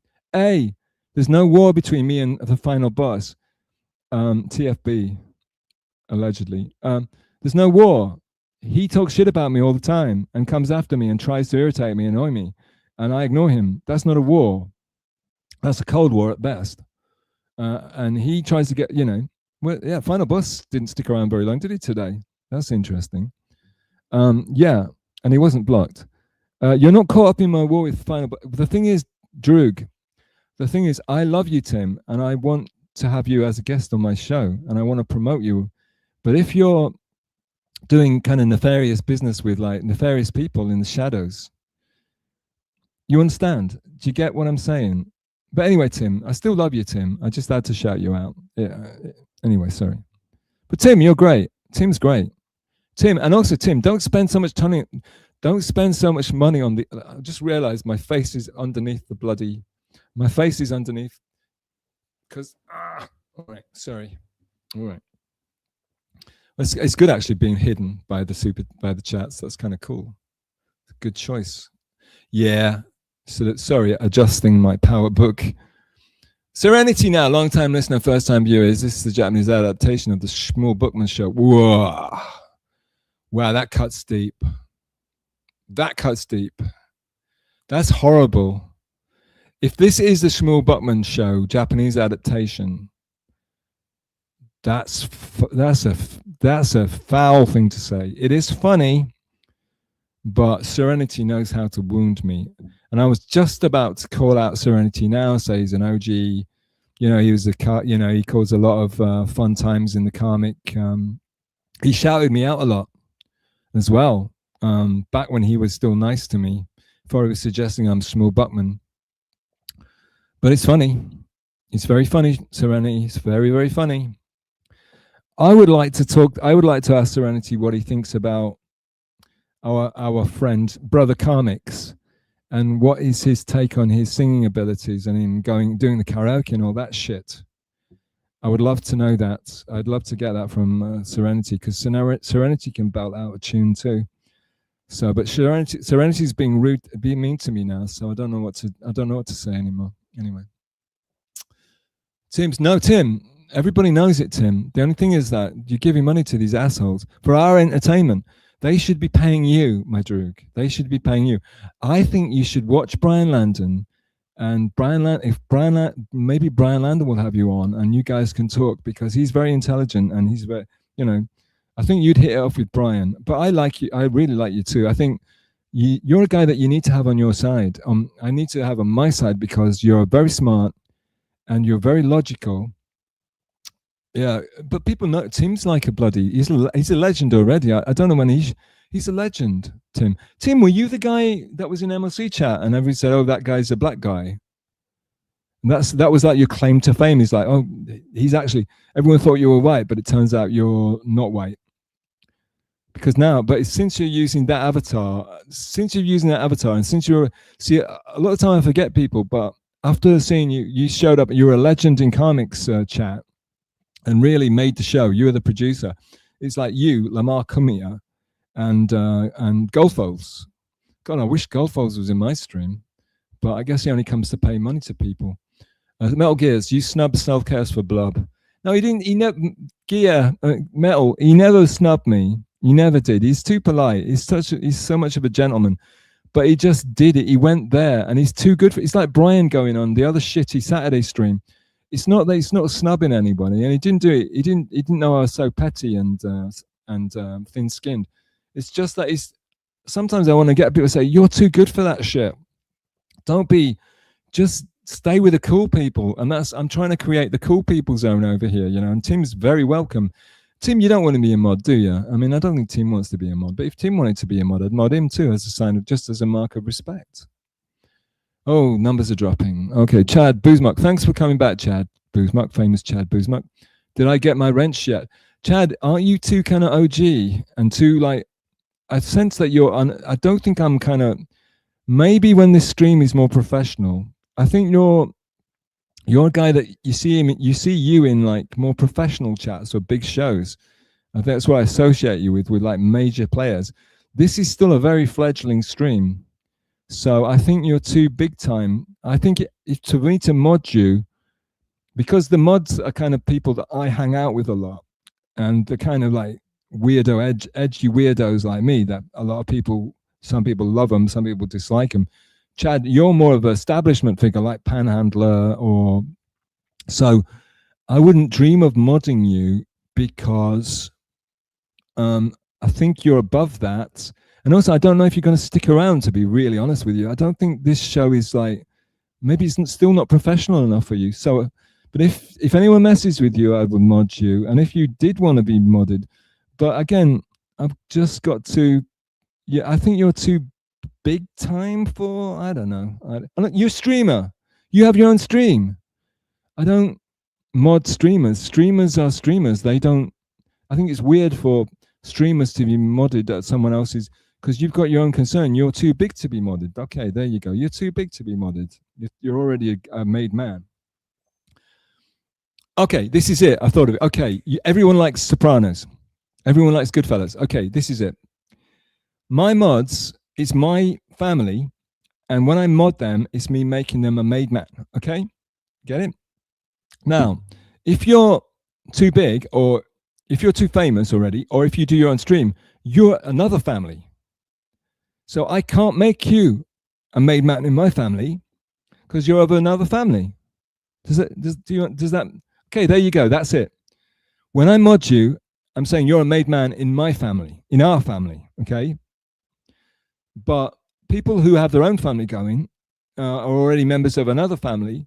I can still respect you. I can still love you coming here, and I can still give you utmost respect and tell my druids to pay you respect, and I will shout you out. They'll know I respect you because I'll say it.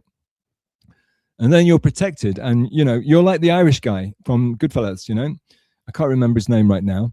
No one will mess with you. You're maybe not Italian, you're maybe not Japanese like us, but no one's going to mess with you because we respect you, Chad. Okay, does that make better sense to everybody? Because everybody loves Sopranos, right? Brack, I love Brack. Brack, you can be a mod too. Landon's observations on Melton are 210% spot on. Yeah, this is it. Brian's going to war, so go check it out. Nick Fitzwell, that's Nick's another one. Nick is so well established. He's like his own thing, and I think modding Nick would also be weird because he's more OG than I am, so I can't mod him. Like, I'm modding contemporaries, not like OGs like Nick in Fort Wayne. I mean, I can't remember a time when some of these chat hasn't come up on my screen. Fitzwell called Tim Urkel once. It's the only time Fitzwell made me laugh. Where is Dick? He called Tim Urkel once. Tim's Totality. Yeah, but Timmy just seems like such a gentleman. Okay, and where's Dick Fitzwell, for God's sake? He's a mod in that other shitty 100%.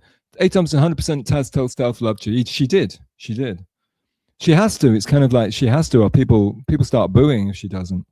In Tim's Totality, he's not originally took that from Papa Kill. Who did? Oh, calling someone Urkel. Tim, you're better than that, Tim. Team Landon, 100%. Rudy Bagger, the great Rudy Bagger. Go watch Rudy's videos. He's the OG. He helped me make a proper stream for once. And also, if it wasn't for Rudy and playing his amazing intro video, I don't think I would have streamed. I think I would not have bothered. Rudy went to the trouble of making me something amazing and beautiful and profound in a certain way, and I didn't want to be a person that wouldn't respect it by playing it, since I at least want people to share in how fucking amazing it is. I also thinking about maybe I should post it somewhere, just because it's so great, and as many people as possible should see how great it is. Tim's Totality, yeah, everyone's lolling, everyone's having a great time. I don't want to sound like Husey, but look at them, they're all laughing. Everyone's having a great time in the chat. AB, you're not chatting enough, dude.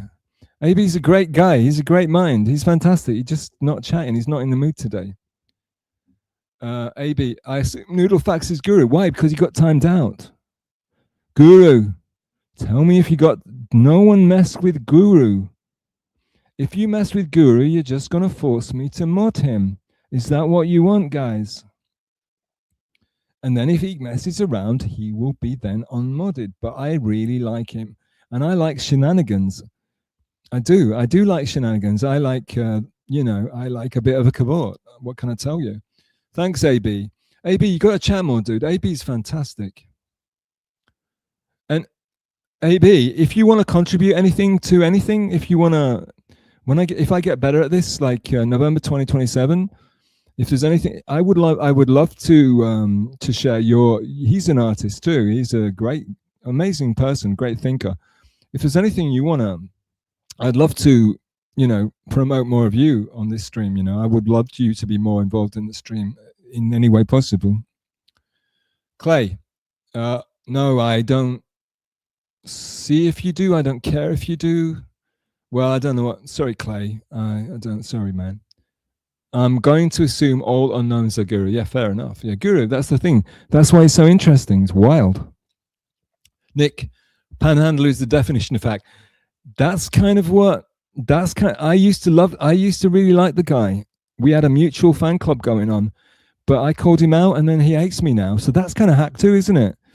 It's a fake friend, isn't it? If you criticize them and suddenly they hate your guts, that's kind of like a way of testing it out, isn't it, really? So that's, yeah, it's coming off as a bit plastic, but I believe in him. He can pull it back. He's just got to show me how real he is. Guru, people aren't messing. Who's Kristen? AJ, take some inspiration from CWC. CWC is great because he's unique, he's different, he's his own man, and he's doing his own shit. And it's something different. And God knows, we need something different. We don't need all these panhandlers going around being curmudgeons and telling people that everything stinks. CWC is upbeat and funny, and it's very refreshing. Yeah, Art Bell says, past 6 hours. Yeah, I know. Should I apologize? Should I quit the stream? I mean, because I had to do the Crimeax stuff, and which was quite painful because I'm not good at numbers and times and dates, and I was very... You guys are supposed to be telling me what I got wrong about that. No one's even commented. Well, maybe you did, and I skipped over them all. The thing is, this is why I enjoy talking to you crazies in the chat. That's what I like doing. Every other streamer wants to get the super chats and ignore the free chat. I just want to chat with you droogs. That's what I'm here for. And yeah, I know it's an awful stream and it's boring, but, and yeah, it all goes out of, this is all I like doing. Anyway, Guru, I'm skipping over you because I don't understand it. Helga was mean to Arnold because she loved him. Okay.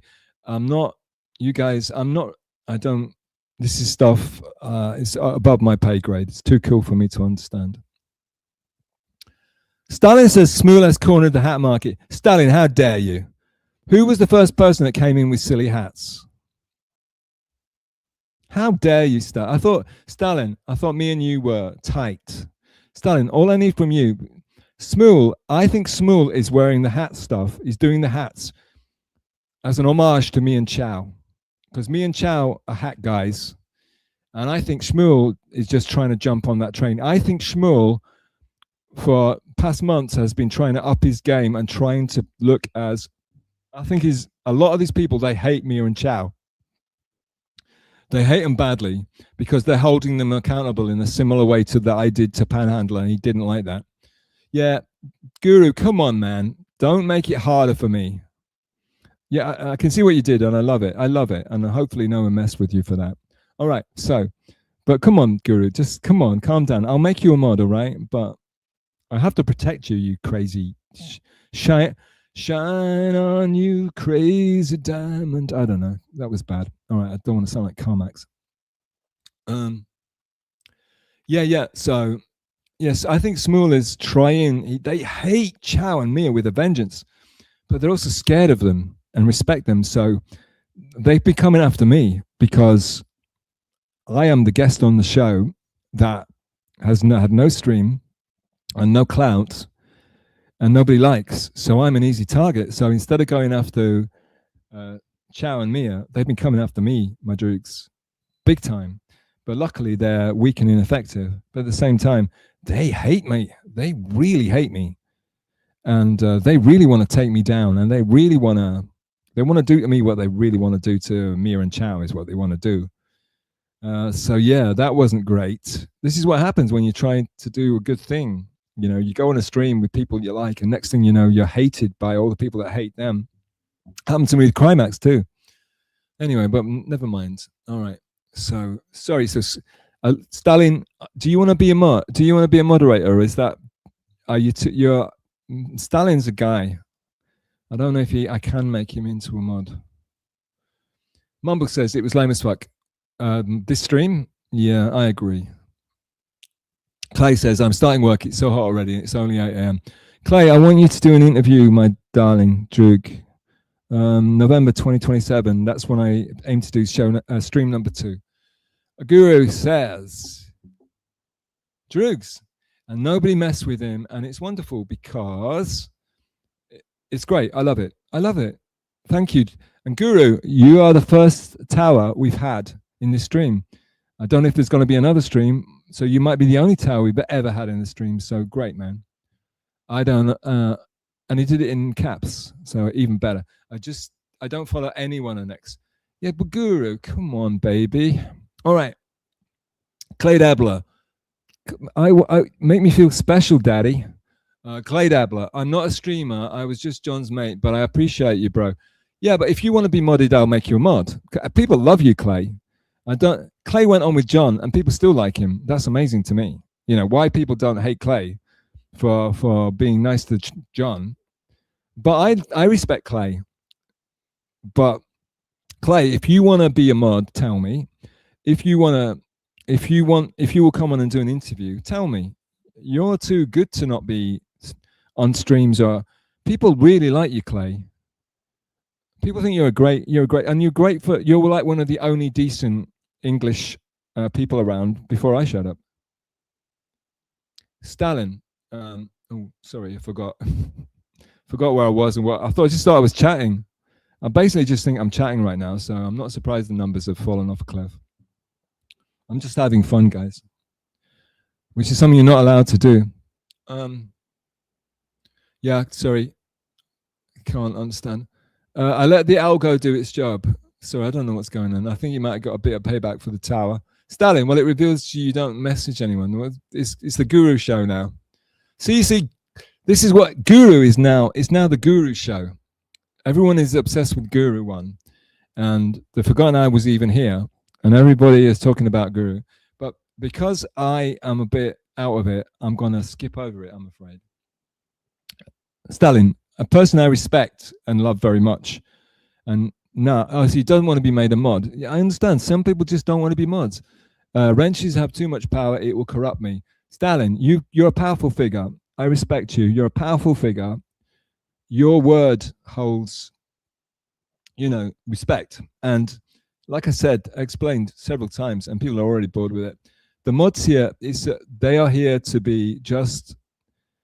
It's just a mark of respect. It's they're made men. They're made men in the chat. And I want to gather them around me, and I want them to give me feedback. That's all.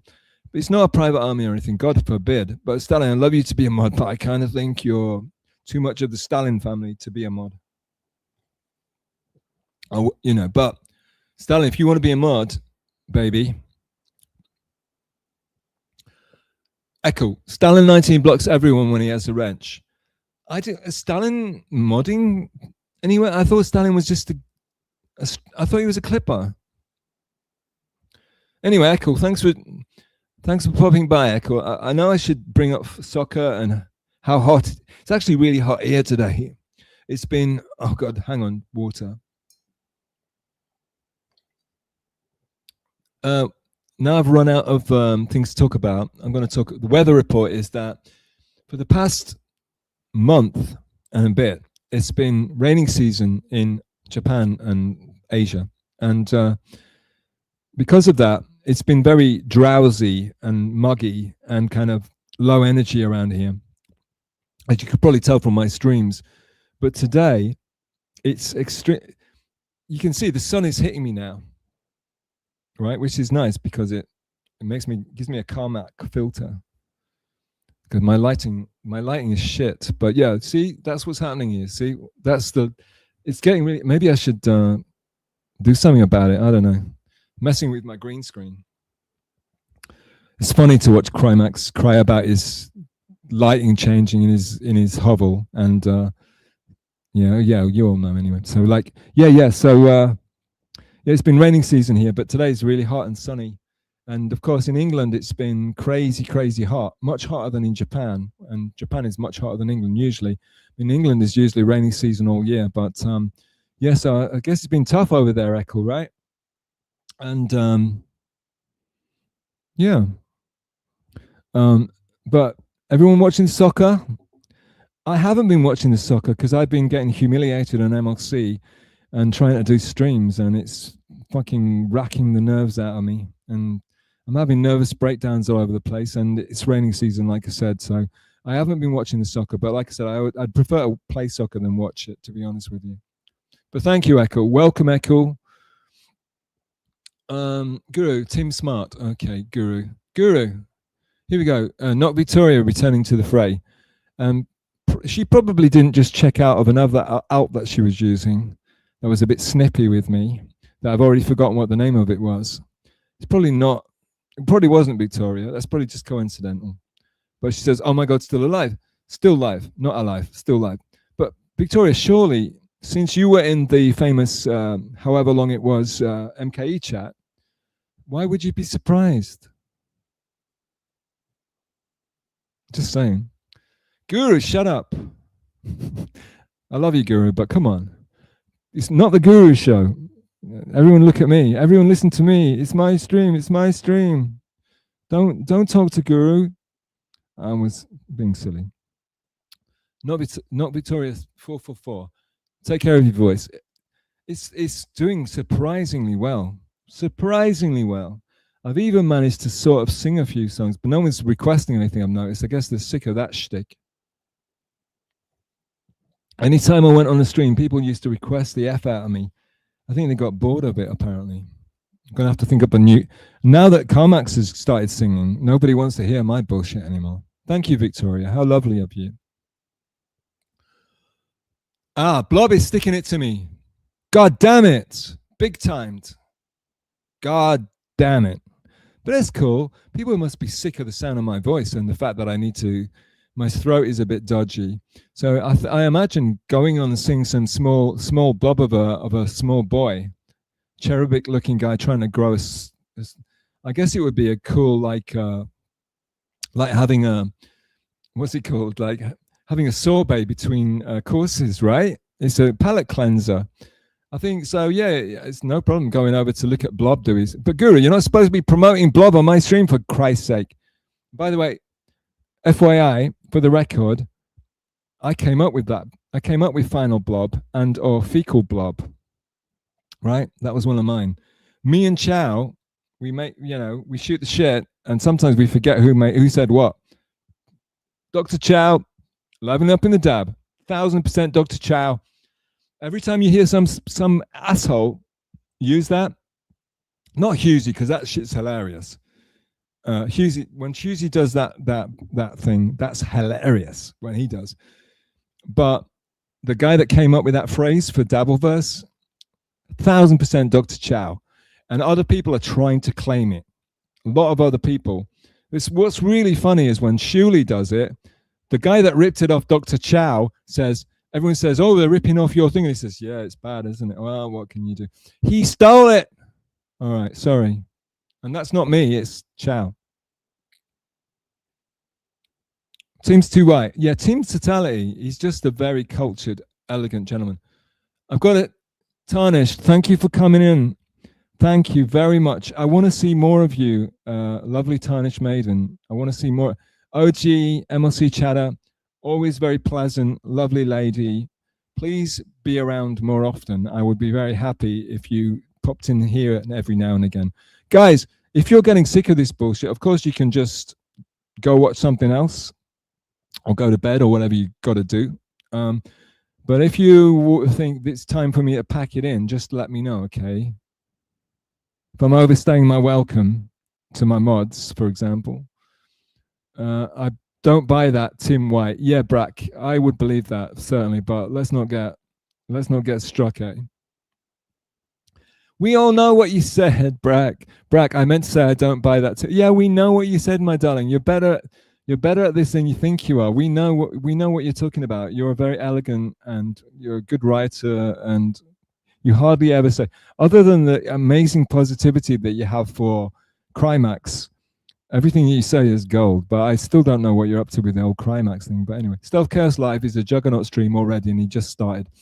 I don't know. I think it's the kind of stream that people are already going to be sick of. But I had to do it. I don't know if you caught the Rudy Bagger intro, but that's why I had to do it, because Rudy made me an intro, and it's a work of art. You can see it right at the beginning if you rewatch, or if you want to watch Rudy's art. I might put it up because I won't be streaming again until November 2027. I wonder if I'm going to run out of time. It's not that bad, is it? 7 hours, not that bad. Frank's other handle, but I'd love to get. Can someone send me a Starbucks, please? Please. I didn't drink Starbucks because I was worried that it would mess with my voice, because it really messes with my voice, the chocolate and the sugar. And I always get soy milk, so that should be. But I really worried that it would, yeah, soy, because I'm a soy boy. Yeah, but I worried that it would mess with my voice and I would ruin the stream that way instead of boring you all. And yeah, I'd love a Starbucks, but oh well, what can you do? Frank's other handle. This is somebody that I presume thought they were blocked because they never stopped talking shit about me. Never stopped talking shit about me. And they hold grudges from years and years and years ago when I was messing around, not being serious. And what I was actually doing was kind of giving them shit back. But what happens is, like, people give you shit and then you give them shit back and they write it down and they hang it on a plaque on the wall and they never forget it. And they always keep bringing it up. And they define you by that one silly, maybe flippant thing that you might have said to them like a year and a half ago. And they make that the whole, like, raison d'etre. You know, the whole reason to be alive is to remember that what this guy said to them and to take them down and call them out. So Frank's other handle is like basically a walking encyclopedia of shit that they think I've done that they have to hold me accountable for. So let's see what he says. Was Booze genuinely asking for a wrench? No, he didn't ask for a wrench. He was sort of saying he didn't ask for a wrench, I don't think. And I wouldn't expect him to. He's too big to be a mod. But I think he was saying that he was just sort of saying that having mods is bad or too many mods is bad. You know, he wasn't happy about the situation. But I hope that I put his mind to rest. Thanks, Frank. Thanks for not saying something shitty about me for once. Thank you. I appreciate you, Frank. I thought we were all good after the future thing, Frank. Apparently not. Apparently it's more fun to talk shit about me than to be cool with me. I understand. I'm not a popular person. I understand that. Guru no one. That's a cool username. Guru no one. That's cool. I like that. This is why I like this guy. And he says Gabagool, which is, I can't do Sopranos. Everybody else does that. There are other streams to watch where people will non-stop do bloody Sopranos impersonations. I'm not that man. I will do impersonations of sort of like British weird singers, but not Sopranos. That I know where my wheelhouse is. I'm not a Crimeax that's desperately trying to do stuff he absolutely sucks at. Still going like a champion. Thanks for telling me that you left, A. Thompson, you son of a bitch. Don't tell me you have a life, A. Thompson. Just because I have no life, I'm very jealous. Oh, wow, still going like a champion. Well, still going, at least. Thanks, A. Thompson. Thanks for popping back in, my droog. Are you drinking sake tonight? No, I'm not. I don't. I only drink alcohol like maybe 2-3 times a year, actually, usually. I think there's a theory, right, that when you're born, you're only allotted a certain amount of alcohol that you will be allowed to drink in your lifetime. Anyone else heard this? That when you're born, your destiny is already decided, and it's been decided how much alcohol you're allowed to drink. And I think I've drunk as much alcohol as I was supposed to drink now, because like I don't want to bore you all with. When I was a DJ, I DJ'd in a strip club, and I've got to tell you, it got very, very tedious and boring. And I would pass the time.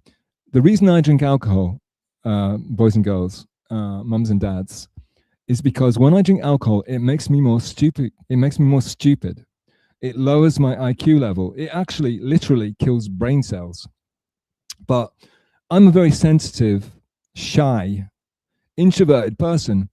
When I drink alcohol, it makes me more stupid, and therefore the opposite of sensitive is stupid, as in stupefy, as in sensitize. So by drinking alcohol, I become more stupid and therefore less sensitive, and therefore less not self-aware. That's slightly different. But yeah, it makes me more outgoing, of course. Yeah, famously, everyone knows when you drink alcohol, it makes you more outgoing because it's dulling you. It's dulling you down. It's making you more stupid, so you don't care so much. And so when I was doing DJing and all the rest of it and doing embarrassing things, I would drink alcohol. And literally, when I was DJing, and I got it all for free, of course, I used to go down to the bar and literally take like and I was drinking Heineken at the time. I think someone asked me, "Are you drinking beer or something?" On the first thing, on the last thing I did, which was rehearsal. It was the practice, though of course it's still a practice. It's just got an intro on it now. But yeah, I used to drink beer all night because beer, you can drink beer like water. And they used to drink beer like water. That's where beer came from, right? That's the history of beer. But I would drink the kind of fake beer. I don't like the taste. So I was drinking Heineken in cans. And of course, Blue Velvet, you know, I'm not drinking fucking Heineken, perhaps Blue Ribbon. If Istanza was still here, she'd really get a kick out of that. But yeah, so I used to take like literally like 3-4 cans of Heineken up to the DJ stand with me. I swear to God, I was drinking like, I must have been drinking like an alcoholic in those days just because it was so dull and boring. And then after work, and then I'd walk home just to freshen up, just to get some fresh air in me, get away from the smell and the flashing lights and the heat and the musk of the vaginal discharges. And I'd walk back home in the bright, cold, under the clear, dark Japanese night, look at the stars and the universe, and I'd literally walk home just because and trying to exercise that out of me. But one thing about when you DJ, you're very concentrated, kind of like I'm concentrated in now. I'm very focused in now, even though it looks like I don't know what the fuck. I'm very focused in as much as I can be just to get through this. And like when you're very focused in and like I'm doing the DJ job and everything, I'm drinking beer like water. And then when you finish DJing, it hits you like a ton of bricks, literally. You're suddenly drunk out your head when you finish. When you're DJing, you're just feeling kind of loosey-goosey. When you stop, I've got a cat waiting for me. When you stop, it all hits you. It all goes to you, straight to your brain. And yeah. So yeah. But yeah, I drank a lot of alcohol when I was, especially when I was DJing. And, you know, and also when I went out to boring clubs, when you get out to boring clubs, the music's shit and the people are shit. So like sometimes you drink alcohol to make it a better night and to be more stupid, do stupid things. So yeah, but since then, I don't really do alcohol because I think I've drunk enough. And of course, it's terrible for your body. It's terrible for your brain. You only have to watch Crimeax Extreme to know that. Sorry for that long digression. Yeah, so no sake anyway. No, I don't really drink alcohol. I only drank alcohol like over the New Year's period after I'd finished the last wearing clothes situation of the year. Not Victoria says right at. Sorry, Victoria. I don't understand. Please support Doug and Carmick. Yeah, please support Doug. Ignore the mod. Please ignore the mod that I've been telling everybody how great he is. Please ignore him. He's done a misprint at the end. He wanted to say, please support Doug Niels. All right, I need to feed a cat. So I'm going to play the Rudy Bagger clip again, okay? It's only 2 minutes. All right, boys and girls, are we cool? Here we go, Rudy Bagger. And if you like, come back and tell me. I think I'm going to do another skip. So when I come back, I'm going to read the new chats, okay? Sorry to everybody that chatted before, but I'm going to read the brand new chats. And if you can comment on Rudy, how great you think Rudy is, or if you don't like it, or whatever you want to say, or I suck, whatever. Okay, boys and girls, let's go. This series presents information based in part on theory and conjecture. The producer's purpose is to suggest some possible explanations, but not necessarily the only ones, to the mysteries we will examine.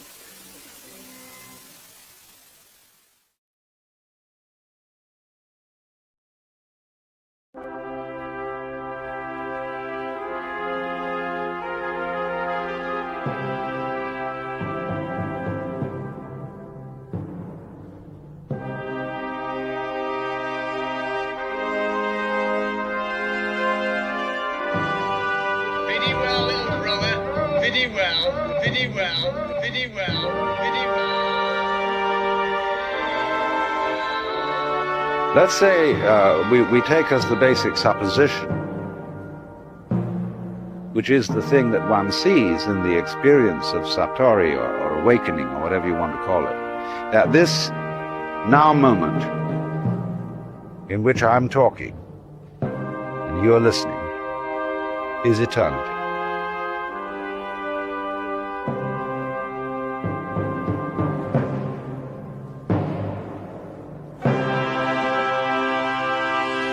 This is it. So you don't need to do anything at all. But the difficulty about explaining that is that you mustn't try not to do anything, because that's doing something. And how to explain that? Because there's nothing to explain. It is the way it is now. See? And if you understand that, it will automatically wake you up.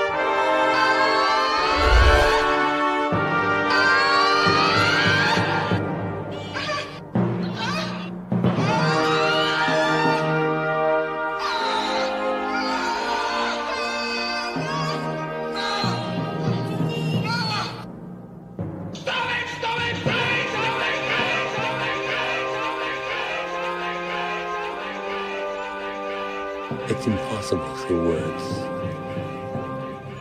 to describe what is necessary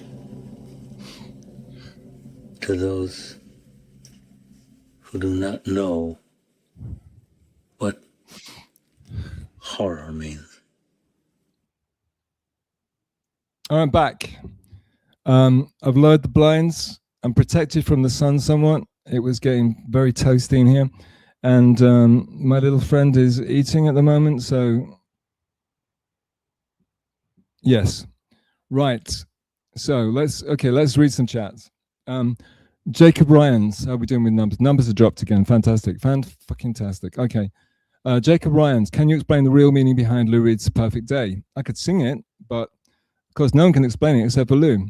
However, allegedly people have, you know, the idea is that it's about a junkie who is just has one, who has kind of they've lost their humanity, and the idea is it's a song about somebody that's lost their humanity, but in the midst of degradation and drug addiction, they took back one day where they have this kind of like beautiful day with their loved one, and everything is kind of going great, but because of the yin yang of life, it's like almost like the beauty of that day, the perfection of that one day, is almost like making everything else like look much worse. That's my take on it, right? I mean, I could sing it for you, but you never asked me to, so I won't bother. Guru says, apropos of nothing, last night a DJ saved my life. I know that song. Last night a DJ saved my life from a broken heart. So you're not such a smarty pants now, are you? I'm not going to sing it. I can't sing it. Oh my God. Where's all the chats? No one's chatting. You can chat now, boys and girls. No one's just chatting. All right. So Brack says, great job. So Brack, that was Rudy Bagger. Rudy Bagger made that for me. He donated that to me. At the beginning of this whole stream, I was talking about how we worked together in order to, he made it. He did everything. All I did was give suggestions, okay? But I'm really happy with it, obviously, because I played it like, what, three times so far? Maybe 4. But yeah, I'm not good with numbers, as you rapidly finding out. But yeah, I love it. I really love it. It's fantastic, I think. And the fact that we're getting away with showing like that movie, on stream, and we're not getting struck. I mean, only Rudy could pull that off. I wouldn't have the first clue what to do. All right. So yeah. Well, now good. Oh shit. Choking. Guru, this is a no-no. I dislike this bullshit. And I want to make this place, if you want to talk about that stuff and play those games, you can, you know whose stream loves that kind of stuff, and it's not this one, okay? So if you want where they're all talking about this and they're all like high-fiving each other and they think it's really funny, you know where to go. It's not here. I won't be having it, Guru. So come on, Guru. Come on, babes. Tiny Space is very cool. So yeah, it's Rudy Bagger. But of course, I know you know Rudy Bagger, right? So I know you know Rudy, and it is very cool. And I owe him a lot. He's fantastic. So Everybody knows Rudy Bagger, but if you don't, go watch his videos anyway. Tell him Stealth sent you. Tell him great job on the Stealth video, Rudy. That's fantastic. He is the guy that chronicled Crimeax from the very beginning. My throat's a bit dodgy right now. Frank's other handle says, can you explain Don't You Know by Jeezy? Now, Frank, I know Frank is into, he's into Black American music, and he knows that I'm not. That we had a long and very interesting discussion about the kind of music I like, as opposed to his favorite artists and my limited amount of knowledge I have of the kind of music he likes. And he knows that I'm limited, and he knows that I don't know who Jeezy is.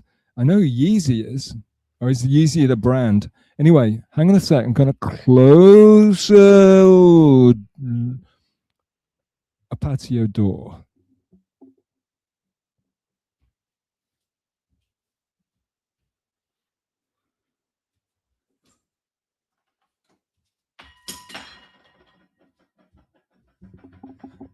Holy shit. Holy shit. That was the cat food, folks. Real life drama. Right, I'm back. Yeah, shit. All right, I'm back. Everything's fine. Everything's fine. So no, I don't know Jeezy. I don't know Jeezy. What can I do? I'm not cool. I'm not hip. I know. Jacob Rhymes, can you sing it? What? Jeezy? No, I can't. I don't know Jeezy. Guys, there's no one chatting. No one's chatting right now. What's happening? Now's your chance. If people don't start chatting, I'm gonna pack this up. I'm gonna call it a day and go get a Starbucks. Yeah. Right. So, where are we? Yeah, Guru. Okay. Well, chats are coming in again. Okay, that's cool. I'm getting the Spanish Inquisition, doubtless. Right. Yeah, I can. Yeah, mic's working. God, there's a thing to show you that the mic's working, but it's so faint. All right.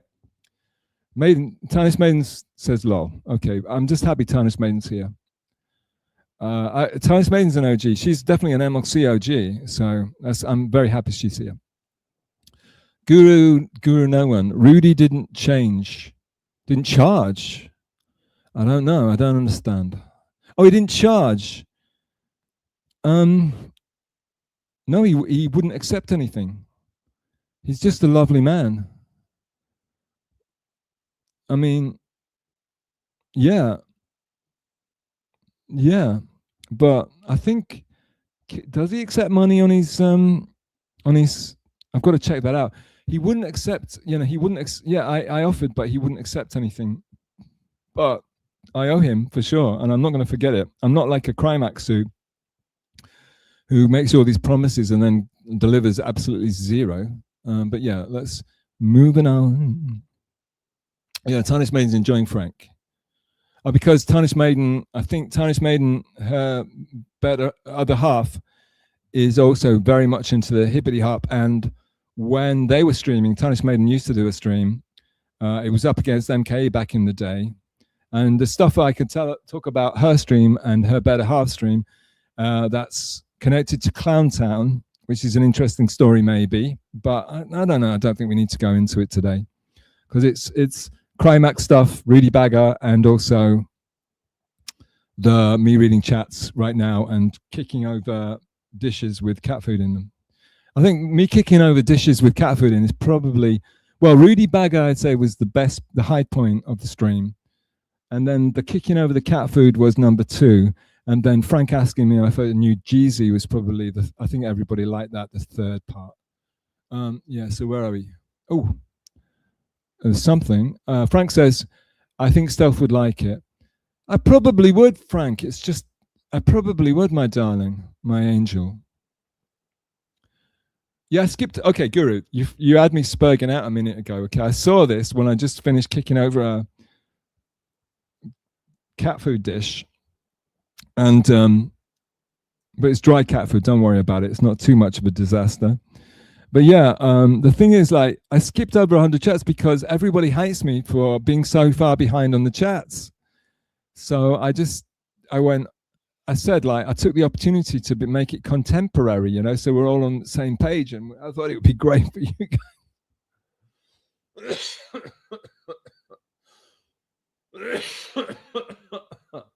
See what you did, Guru.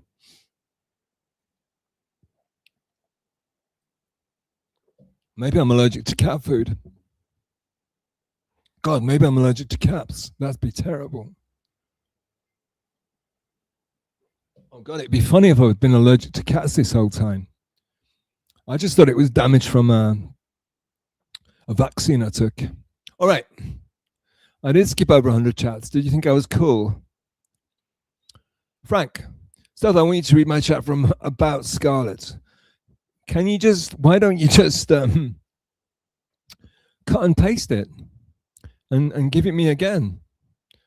And you can even do a remix, Frank. You could do like a hip hop remix on it and make it even better. Am I being an asshole? Of course I'll read it, darling. Tarnished. I think everyone fell asleep, Stealth. How dare you, Tarnished? That's mean. Don't be mean. Also, remember, Frank, I want to go get a coffee. I do. I understand that people are going to be sick of this shit. They'll be fucking bored shitless. Oh, DJ Electra showed up finally. People are going to be bored shitless, and I want to get a coffee. You guys want to go to bed. So what are we doing here, boys and girls? Let's help each other out. I mean, I'm going to be streaming again like November 2027. So, you know, you're not going to have to wait that long. Okay, A. Thompson coming in. Doer dirt. Yeah, so there you go. Classic Crimeax.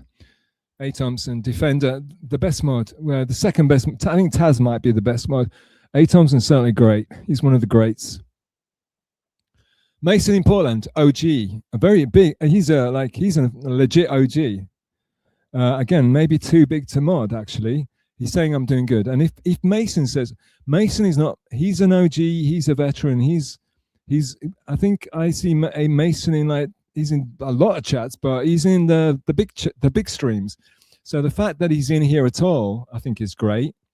I'm very complimented by that, and the fact that he thinks I'm doing good is great. Thank you very much, Mason. Is this Crimeax? God Almighty, Crimeax does that to people when they give him money. If you give money to Crimeax, you say, "Oh, this is a guy I respect." Yeah, he respects you if you give him money. That's where you get his respect. If you give him money, that's the only thing he understands. Classic Carmichael. Tarnished. I love a lot of music except country. Babes. Don't tell your husband I called you babes or he'll smack me in the mouth. But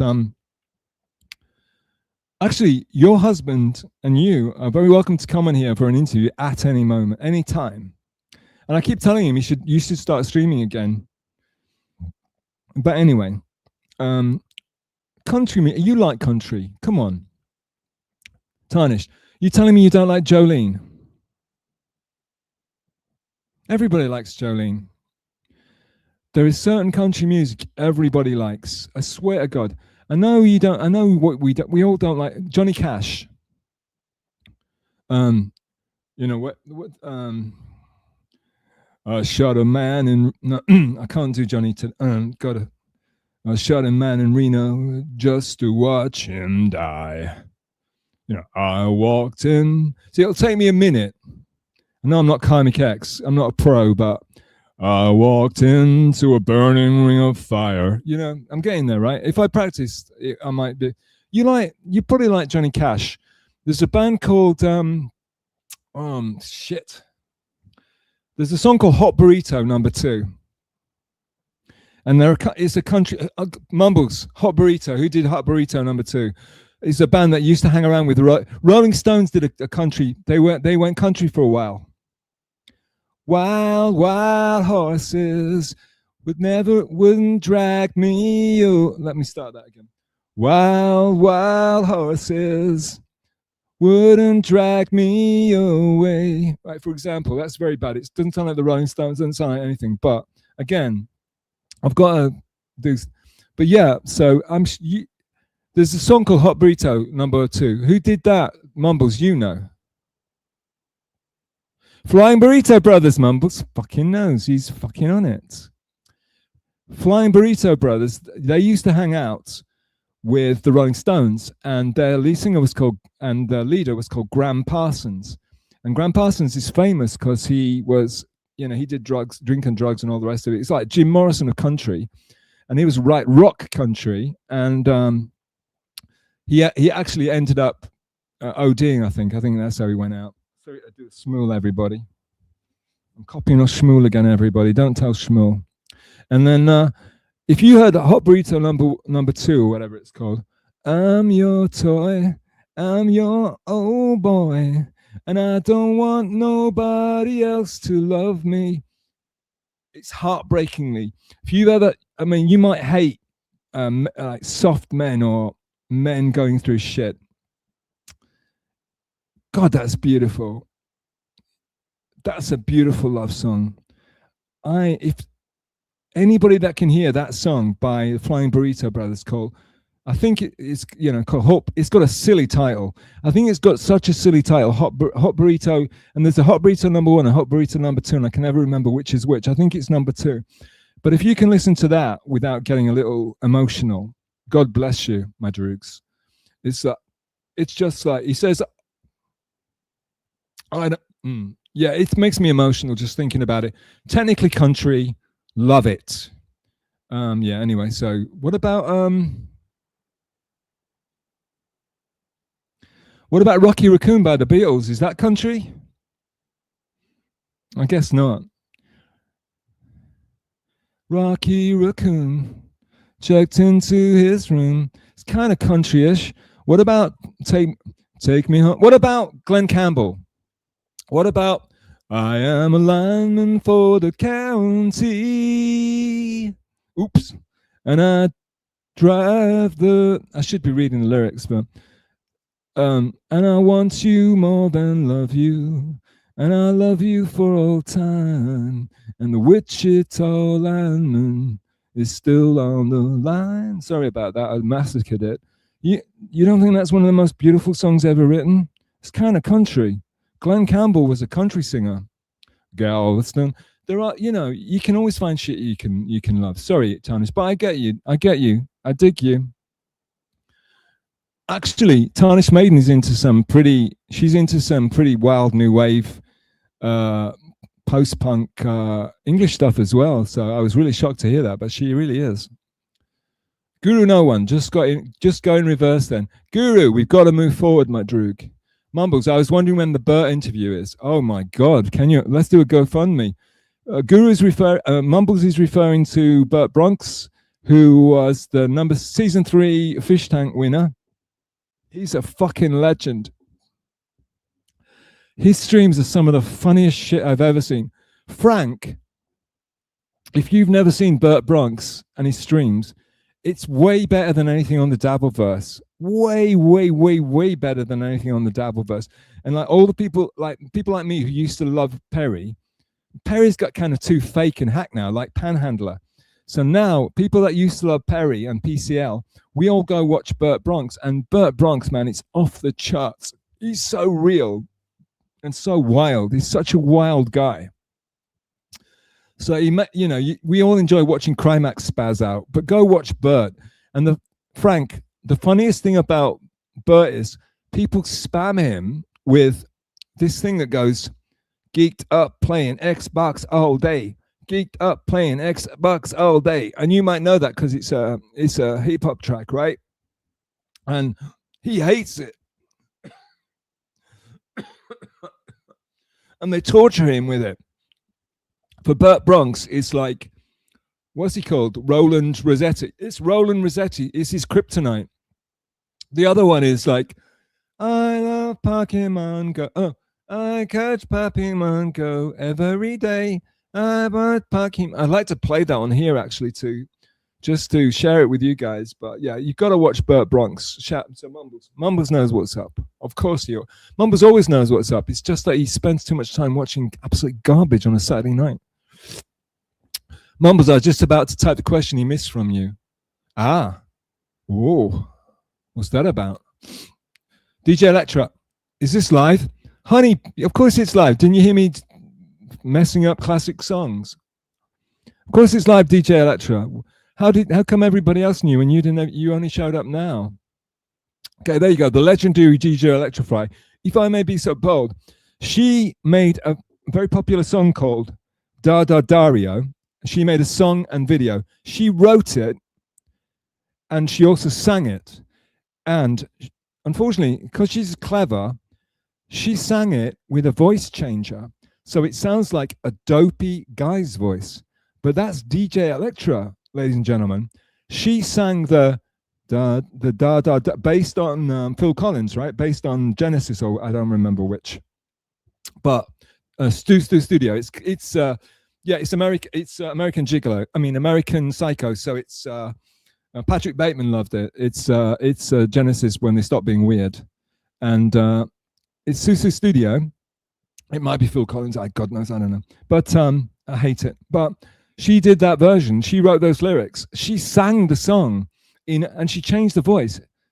So, and then other morons then sang over it.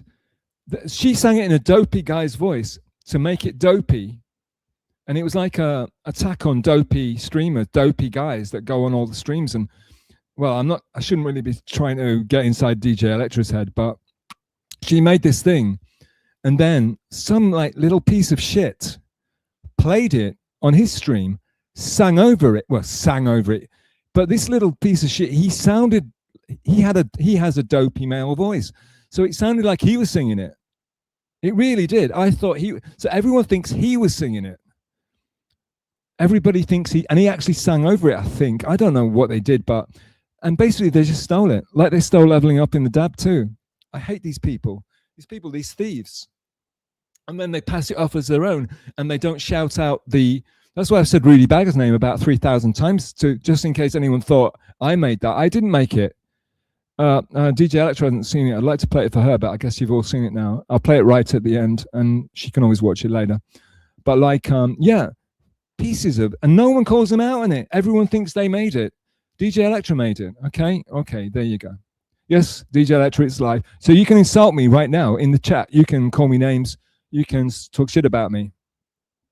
Tarnished. Lol, I'm not. It's 4 a.m. 4 a.m. Sorry, boys and girls. I apologize. Guru, come on. I just woke up around 3:30. Why are you waking up so early, doll? I woke up. You're waking up to meditate and do yoga. God bless you. They say doing yoga at 4 a.m. is the best time to do yoga because the curtain between this realm and the other realm, the spiritual realm, is like thinnest at around just before dawn, around 4 a.m. So that's the time.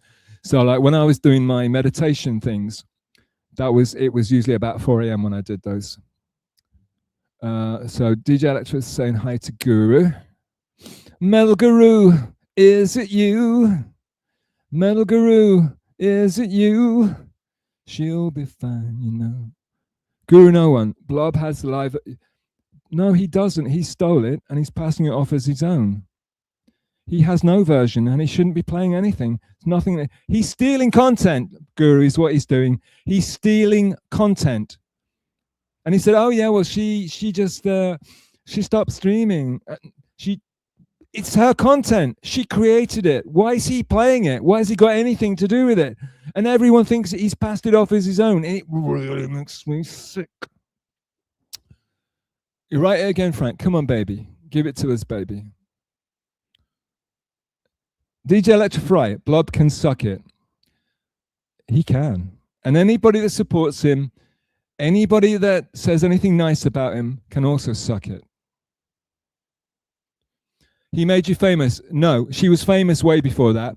She came on the Crimeax stream and everybody loved her. A lot of people saw her on that. I think probably 3-4 times as many people saw her on that as saw her ever caught Blob doing anything. Ever. And also, of course, DJ Electra, she was out there. She was, she's a lady and women get caught up in scandals and people are always talking about them. Right, Frank? people are always talking shit about them. And so she became infamous as well. And then she thought, fuck you guys, I'm going home. And fair dues to her. And that's when Blob started trying to steal her stuff and passing it off as his own. Yeah, but yeah, he didn't make her famous. She was famous already. She was not allowed. She got sick of the incels and lowlifes and disrespecting her, so she just left. Cut to Blob, because she's not around. Blob is just doing victory laps, isn't he? Little shit. Yeah, forget it, DJ. I hope I covered that. Stealth. Okay, here we go. Stealth. We are good, but we're not good, Frank. You talked so much shit about me. How can we? Why are you deciding that we're good now? We would have been good, but you can't leave it alone. Why can't you leave shit alone? You know what they say? They say that the past is dead. The future never comes. Today and this minute, this hour, this minute, this day, this minute, hang on, I'll start that again. This day, this hour, this second is all we have right here, right now. Us.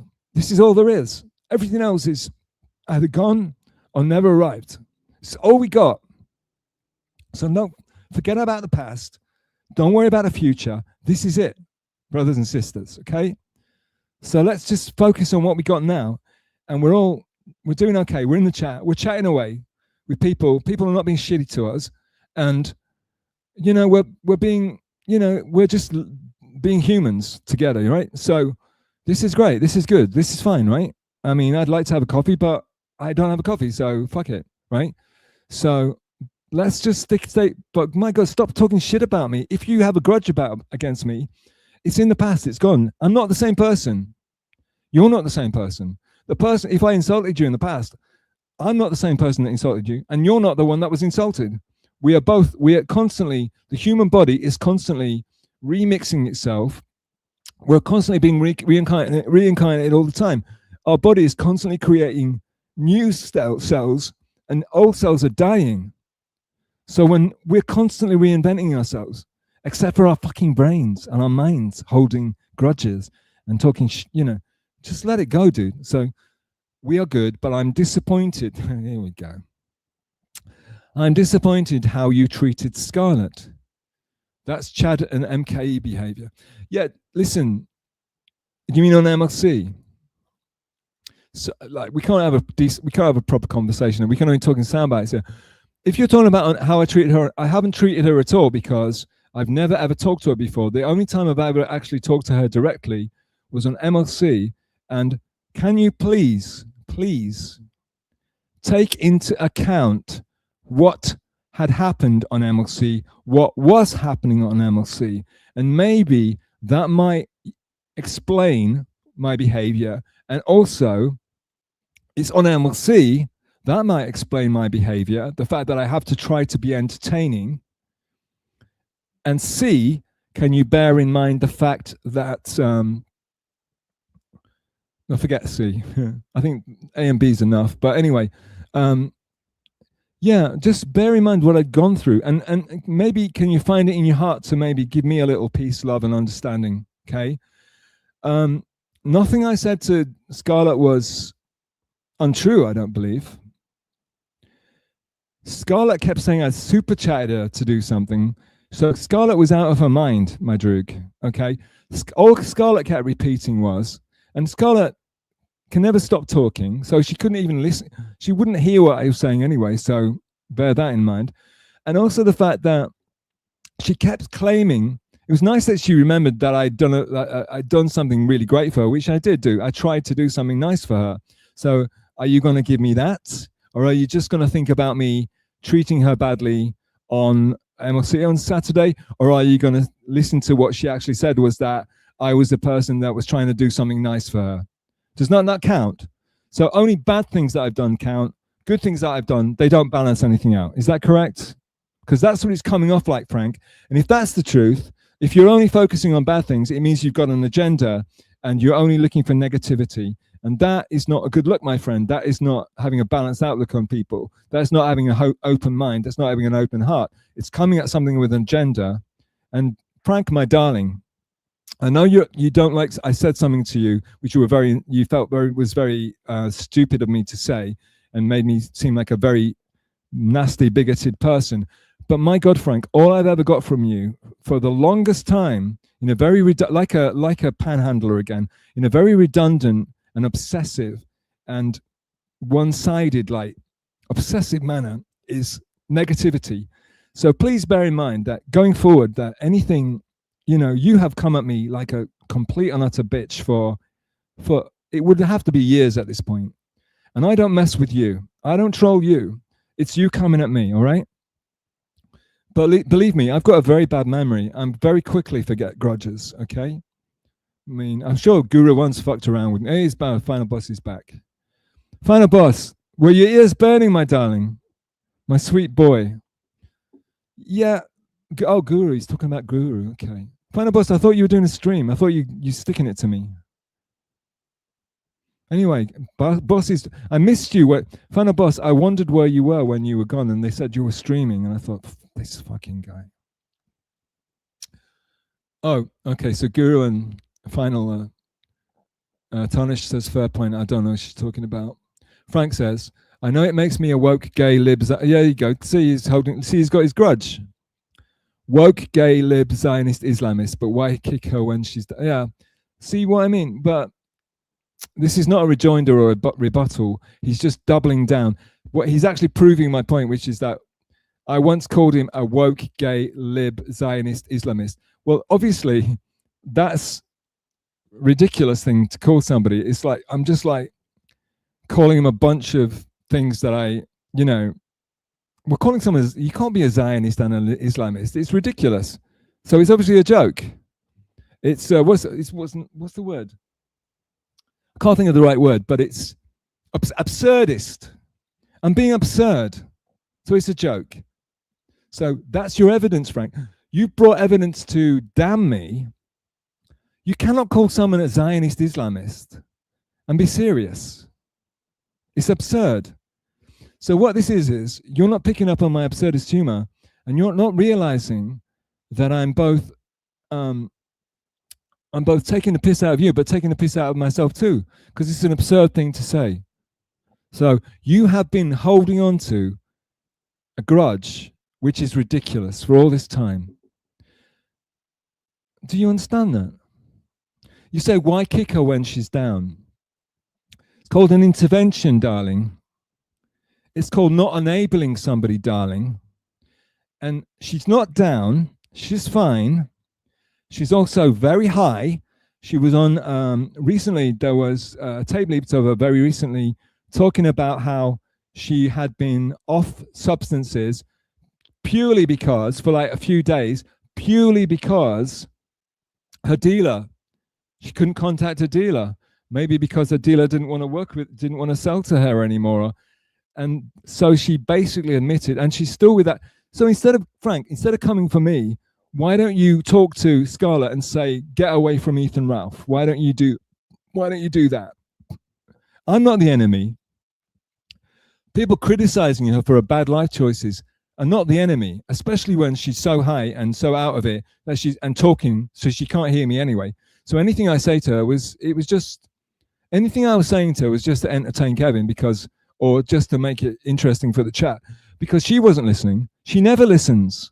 She never listens to a goddamn thing. That's why no one can help her, and no one's ever going to change her. But you say she's down. I don't think she's down. Why are you saying she's down?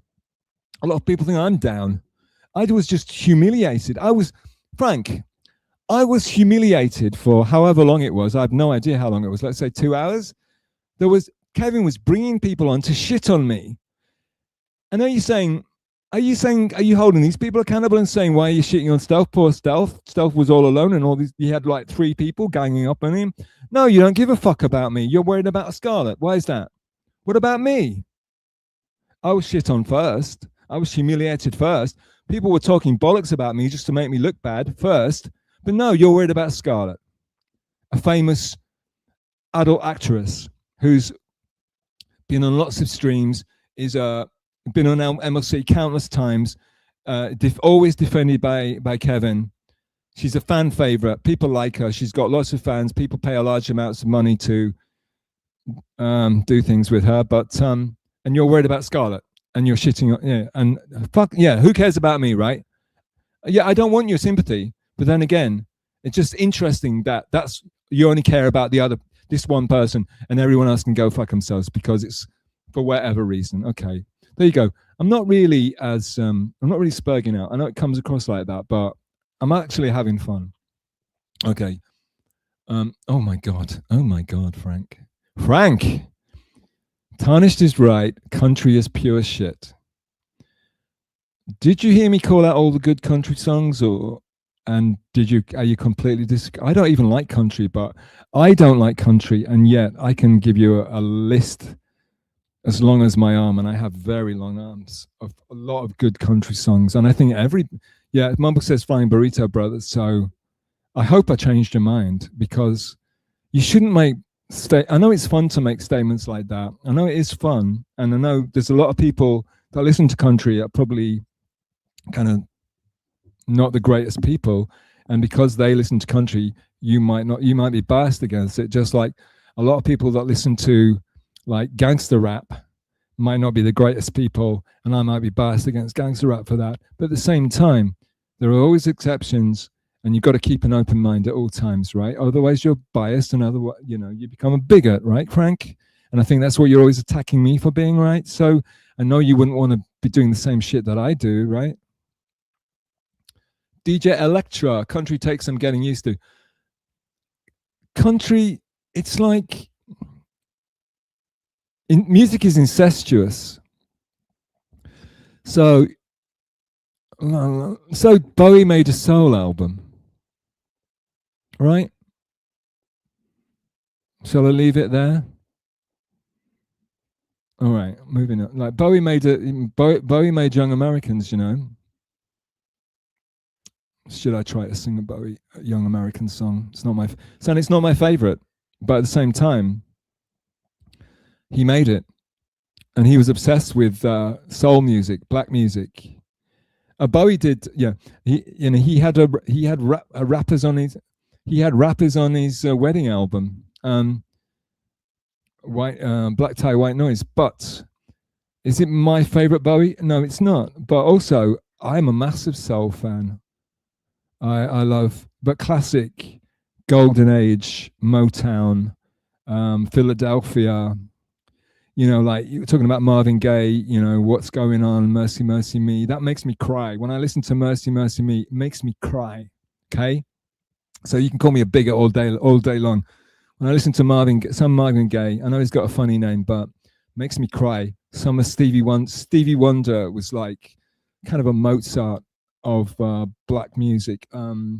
Philadelphia, the whole Philadelphia stable of artists, that time, but there's a lot of that stuff is leaked into Tarantino movies one way or the other, Across 110th Street, etc.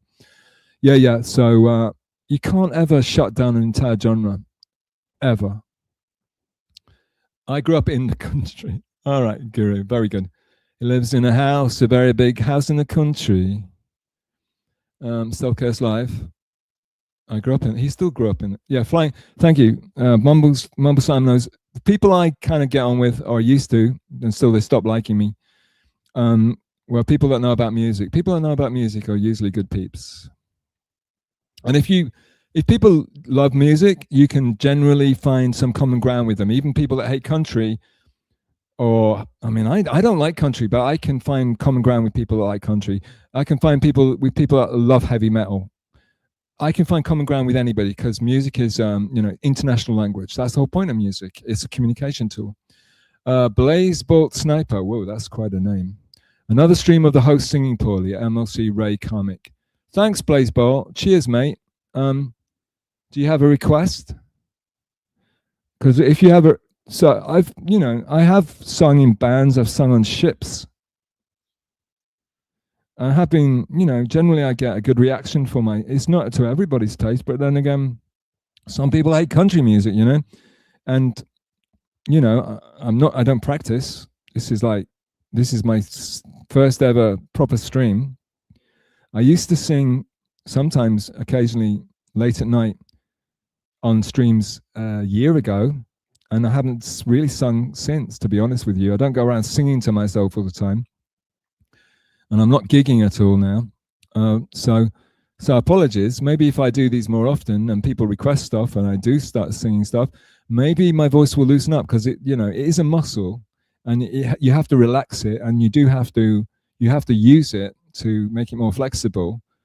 But I'll take that. Thank you. But if you would like to make a request, please do so. But anyway, the kind of singers, I mean, you might not like, it might just be a music that you don't like the music that I like, I would assume, looking by your avatar picture and your name. Again, I would imagine you're more of a Ronnie James Dio or a Aussie guy, and I don't sing like that. I'm sorry, I just don't. I can't. So yeah, you've got a point. Okay, Mumbles. Glenn Campbell was the shit, meaning Glenn Campbell was great. Yeah, Glenn Campbell was great. Certain songs, like, I don't like all of his stuff, but certain songs of his were like listen to Wichita Lineman. Listen to Wichita. Glenn Campbell was also in the Beach Boys, but again, you might think Beach Boys are shit, but again, they've made legendary music too. Listen to Wichita Lineman. Thank you, Mumbles. Guru, you forgot Dixon, Blaze Bolt Sniper. Yeah, but I like Dixon. Yeah, he's not. I like what he does. Yeah, Blaze Bolt has just been negative. I don't know Blaze. I've never seen Jackson. Oh, but that's not. That's a duet with Nancy Sinatra and I went down to Jackson.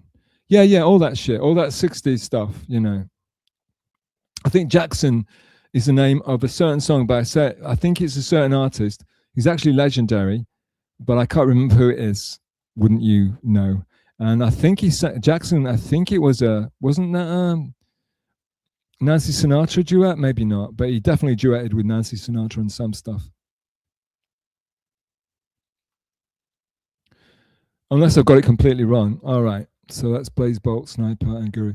So Guru, do you think I suck when I sing as well? That's another reason for me not to stream. DJ Electra, what did I do now? You made a legendary video that everybody loves and people stole off you. Sing bad. So I sing bad. Thank you.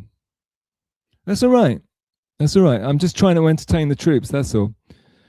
Sweetheart of the Rodeo by the Birds. Yeah, the Birds had a country. Did Dylan do country? I bet Dylan did gospel. He did Christian gospel, and people didn't like it. But music is Sweetheart of the Rodeo by the Birds. What was on that though? I remember the cover.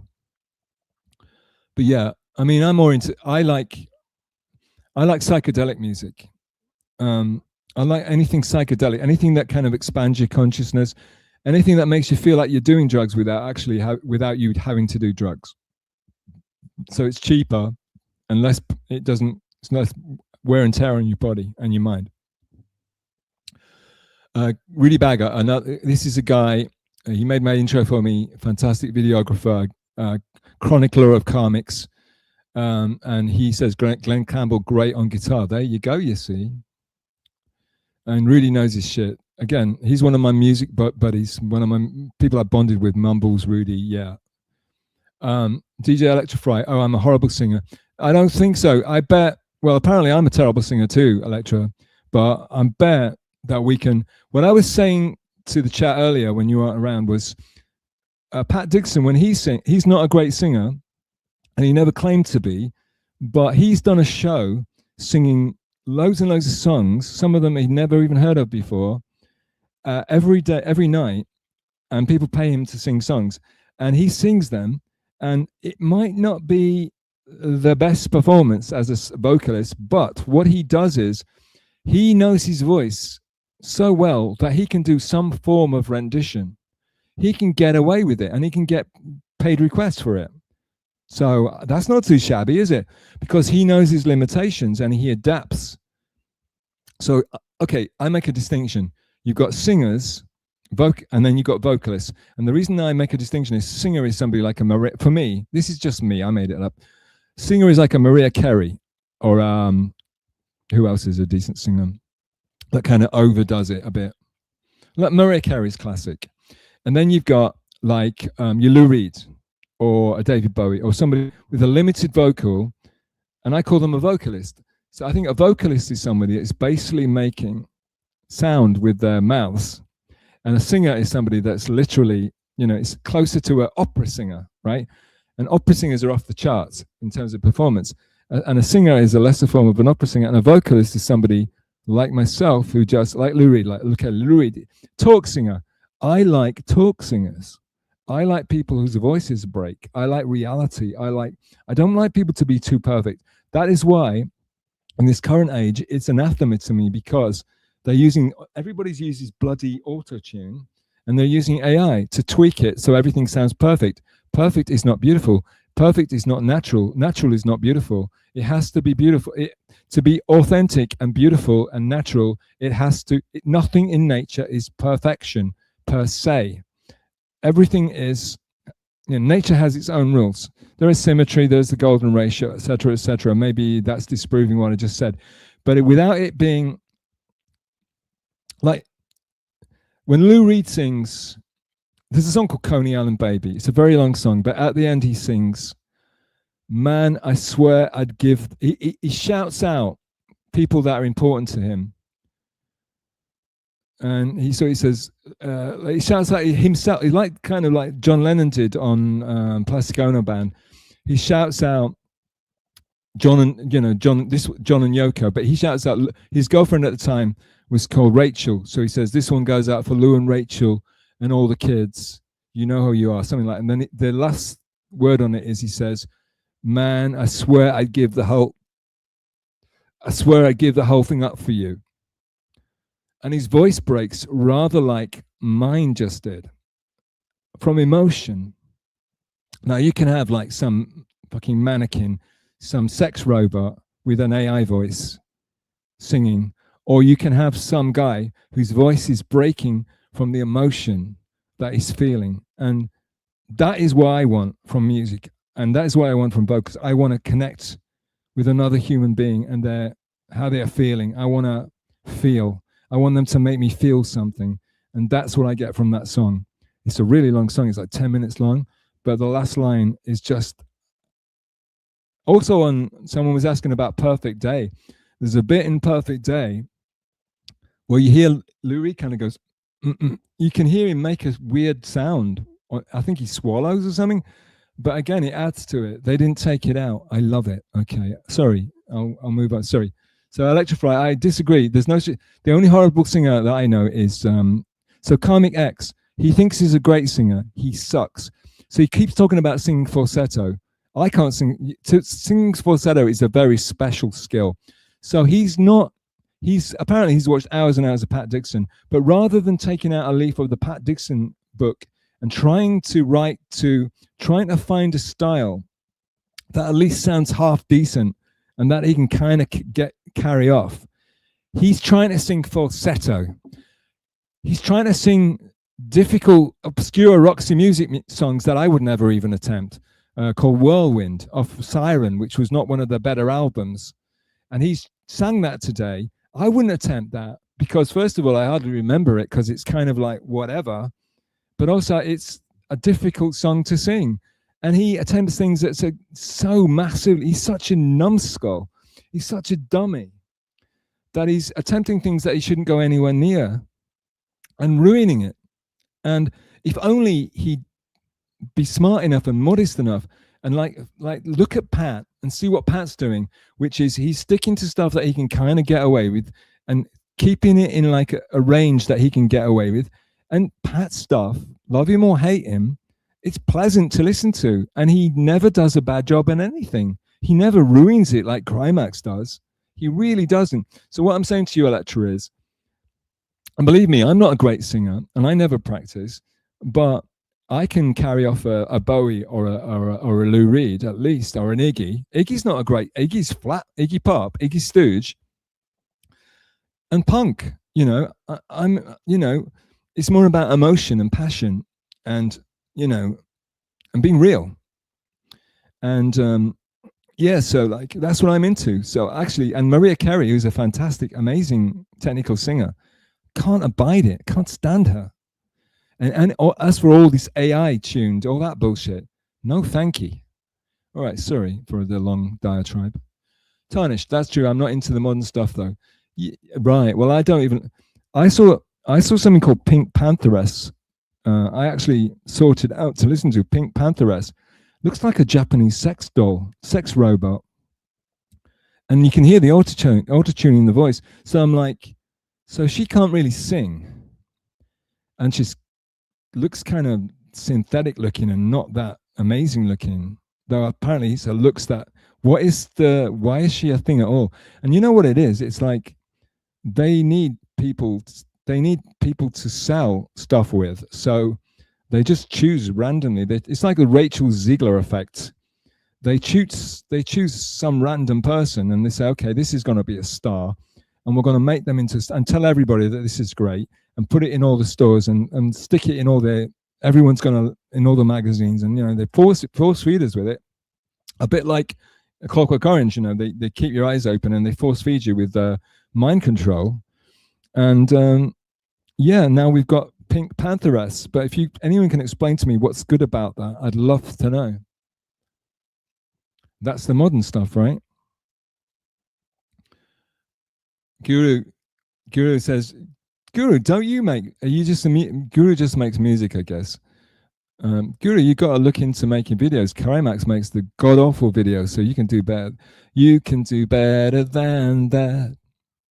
Sorry for singing again. I know it's horrific. Where's that guy gone? I want a request from that dude. Brack, I only listen to new wave post-punk. Brack, don't make me like you more. Do you want to be a mod? I'll mod you up, and if you don't like it, just tell me. Okay, Brack, can I argue with you? Oh, post-punk, you fuck. Yeah, you said post-punk. So, right, Brack, so my theory is, and some people said, I don't understand about some people just told me point blank in chat that I don't understand what punk is, and I don't understand what post-punk is. But I told them to go fuck themselves, basically, and they're gone now. Maybe they'll come back again. Maybe they had to go, they had to do the shift at McDonald's or something. But not shitting on people, work hard, but yeah, so yeah, I see this current phase, this stream, as being punk. And by that I mean it's like punk is basically people who don't know how to play music, but they want to communicate. So they pick up an instrument and they force themselves to learn it. And for me, this is my phase, because I don't know how to stream. I don't know how to run a StreamYard. I'm not a tech guy. It really bugs the shit out of me, to be really honest. And I kind of don't want to learn. I don't want to be that guy. I'd rather go walk in the park and watch the birds, feed the birds, or drink sangria in the park, and later a movie too, and then go home. See what I did there? Callback. Anyway, sorry. I'm amusing myself. So but yeah, Brack, you can't say you just like new wave post-punk, because what about Lou Reed? What about Iggy? What about Bowie? What they said about Bowie famously was, there's old wave, there's new wave, and there's David Bowie. And that's genius. He transcends them. Doors transcended. Iggy, Stooges transcended. Something's transcend these. We shouldn't dig ourselves into these categories. They don't work. But anyway, Brack, I do love you. I'll make you a mod, baby, okay? And he's a boy. He's a guy. So, yeah, and I'm not gay. Sorry to disappoint everybody. DJ Lecture. See, we're making friends, boys and girls. Oh, my God, the numbers have dropped. Was it because I said GAY? Jesse, Jesse's doing it now. I'm strictly into alternative and tech house. What even is tech house? All the people around me suddenly all decided that they like minimalist techno. But it's boring ass shit. Oh my God, now you're really tempting me to play something that I kind of think is so obscure that might not get me struck, but there's, all right. Any of you hipsters, cool kids know a band called Boards of Canada? Boards of Canada just brought out a new album. It's trippy. I told you I like psychedelic music. Go listen to Boards of Canada's new album. It it's the trippiest thing you can ever go through without actually, you know, doing a Crimeax. And it's so trippy. God almighty. I'm going to play some if I do a show on Kick or figure out how to do Rumble. Yeah, I don't know how to do Rumble, DJ Electro. I have no clue. But if I do a music show and like 5 of you come over and listen, we all play, hang out, then we do music and request and all the rest of it without getting struck. I'll definitely play Boards of Canada. It's trippy, man. And it's techno. What about Prodigy then? Prodigy's like, it's between alternative rock and techno. And what about what are they called? Brothers. Oh my God, my brain is shot. Chemical Brothers. What about Chemical Brothers? They've got like they got the Wayne from the Flaming Lips singing on their songs. You know, they got, you know, there was such a big crossover. That's why I liked being a DJ. That's when I was a club DJ. When all these, like, there was a massive rock, techno crossover. Those were the best times. The best times is when you get hybrids. It's like they say that the best humans are like, they're not one ethnicity. Hey Frank, get this. They say that the best humans are not one ethnicity or the other ethnicity. It's the mulattoes, the hybrids. You know, when you mix up ethnicities, you get really, really beautiful, interesting looking humans. So it's like that with music too. First dummy, then stealth, before me. What did I do that's like Tommy? And 80s. Yeah, but 80s is country. 80s is a massive, you can't just say 80s. Just because Crimeax likes, when he talks about 80s, he's talking about like 20 bands, because he's got such a limited experience and knowledge of 80s. Like 80s is massive, you know, it's a massive, you know, there's tons of stuff coming out and it's 10 years. But yeah, but Jessie, I don't want to argue with you. I don't want to make Jessie mad. She's going to kill me. Okay, oops. Yeah, but so everyone respect Jessie. She's the avenging angel. You don't want to mess with Jessie. She's a very, very strong, independent, cool lady. God bless her. Brack. DJ Eric to Fly, please save Carmichael from Felicia. You're his one true soulmate. If you can't tell by now. Yeah, I agree. And I see people saying DJ Electro was made famous by that song or by some blob playing it. But in actual fact, you know, DJ going on Crimeax was a big boost. And she was great on that. And she's just, what I like about DJ Electro is she is very boisterous. She's very lively. She's got a lot of energy. And she doesn't hold back, and she likes a drink, so she's very refreshed as well. DJ Electra actually invited me onto her show once, and we did nobody really watched it, and she put it on Patreon first, which maybe just as well, because I didn't even go on the screen. But she did a show that was all about Pixies. All she did was play Pixies, and everybody loves Pixies. She played loads of her favorite songs by the Pixies, and she was nice enough to have me on, and I just she let me comment on these songs and say what I thought about the Pixies, and god damn it, it was a good time. I loved it. And so she's into all sorts of music too. She's a great lady. People underestimate her. She's been hanging out on part of the Dabbleverse that I don't know anything about, and you know, she's a great person. You know, a lot of us don't like what is it called, avatars. You know, we don't like cartoon. I mean, a lot of people love them, but I don't particularly. But I think she might go. I mean, I'm not saying she should do it, because she's a lady, so she has to protect herself, because you know what it's like out there, boys and girls. Women have to protect themselves around here. Like, so same for Jessie Angel, same for Tarnish. You have to protect yourself from these incels, dudes. Incels be all up in this bitch, right? So like, but you know, sometimes DJ Electra says she might go non-avatar, and sometimes she does apparently. And but I'm not sure if she should. But if she did, it'd be great. It's like one of those things. Like, it's catch-22 for her, because if she goes non-avatar, she's going to probably be a lot more popular.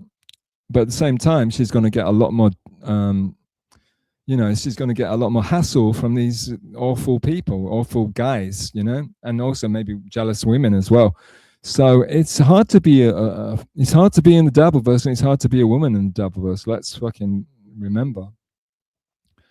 Yeah, Tarnish loves Bert. I've bumped into Tarnish in Bert's streams sometimes.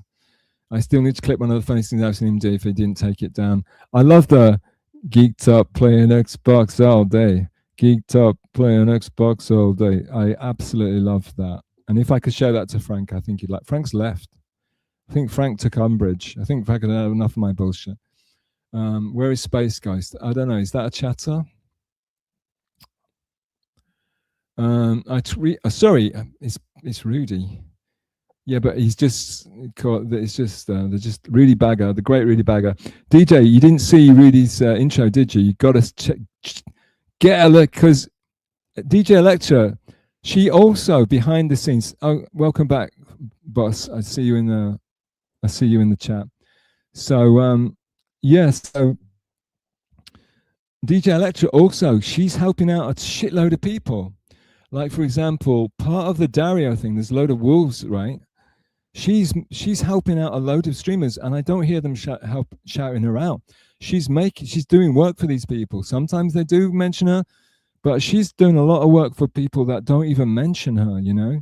And so she's another one that's working behind the scenes. So you might think you might not like DJ, but you might very well be on a show that's using her work, or that do people that really like her, you know, and working with her. They like her so much that they're using her. So yeah, so, you know, just lay off the haters, okay? Oh, Tarnish Maiden, thank you, Tarnish. So she says, I retweeted a clip of him watching that Pokemon song.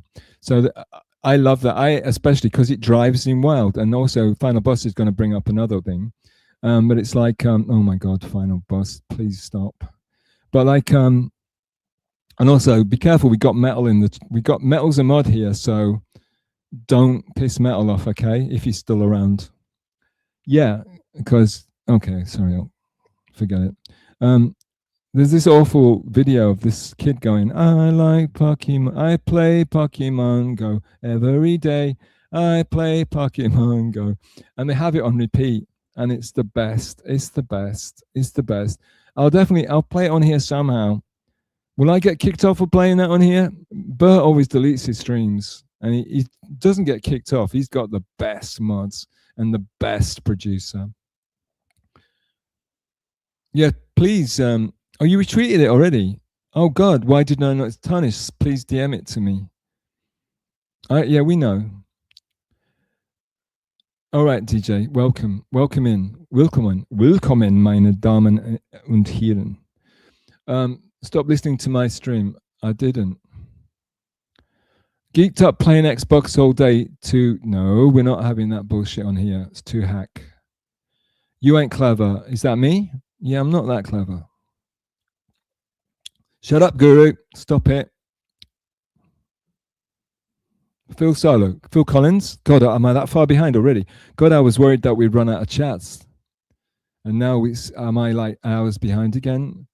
Rudy, lol, it just worked out that way, Guru. So, Electra, you've got to see what Rudy made for me. So Rudy and Electra, they're doing all sorts of shit behind the scenes. They are very, you know, people love them, and they're very popular, and people are asking them for all favors. I asked him for a favor. I thought he's going to be too busy to help me out, and he's already doing amazing stuff on his own. He's going to be too busy, but he made this amazing thing. So Electra, please look at what Rudy made for me. Rudy, do you think I should I like tweet it out, and should I put it somewhere on my, like, as a short video clip or something, just to get it out there so people can see it without having to sit through my bullshit as well? They can just see pure, beautiful Rudy Bagger. Let me know, Rudy, maybe in a DM or whatever. And of course, I want to work. I mean, I'm not going to be streaming much more, because like now Final Boss has gone live. There's no point me streaming at all. Well, there's a true hero has emerged. But Rudy, I would love to do other stuff with you, man. I'd love to expand, because, you know, we could go anywhere with this. Well, I feel like we're leaps ahead of everybody else here. Yes, and I plug it every time, you fraud. Is Final Boss being mean to me? You fraud liar. Is he Funny boss, are you saying this to me? Are you risking getting blocked out of my stream after everything we've been through? Are you literally at the first hurdle? You're coming here talking shit.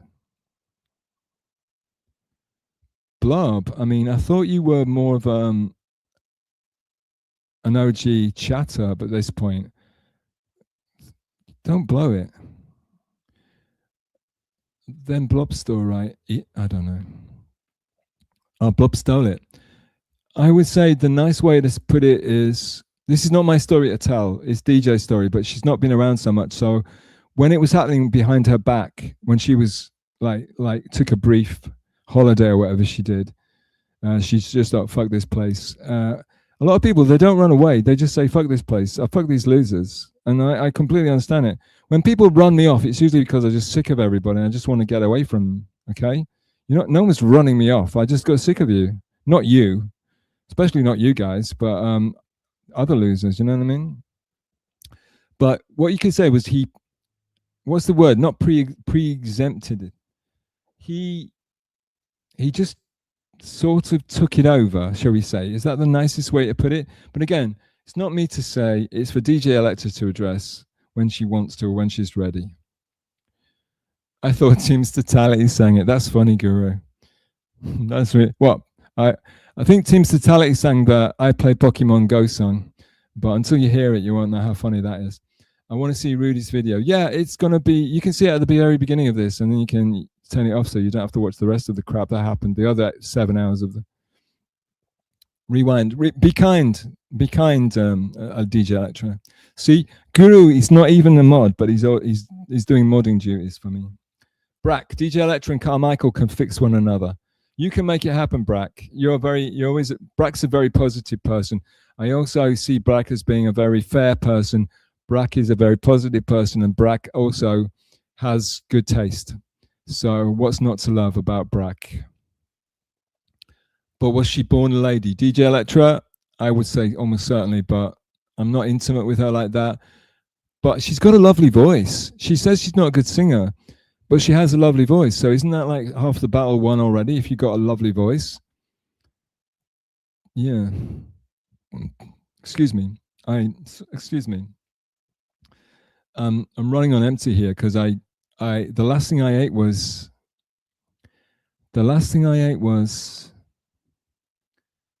late lunch yesterday. So it's now, it's almost 6 p.m. in the evening. And the last thing I ate was late lunch about 1 o'clock. So today's 6 p.m. Wednesday. The last thing I ate was, I'm not even feeling hungry, but I just wanted to get a victory, a celebration that I managed to stream and wasn't too cowardly. I wanted to get a Starbucks, and it's like, it's going to be closed by the time I finish this.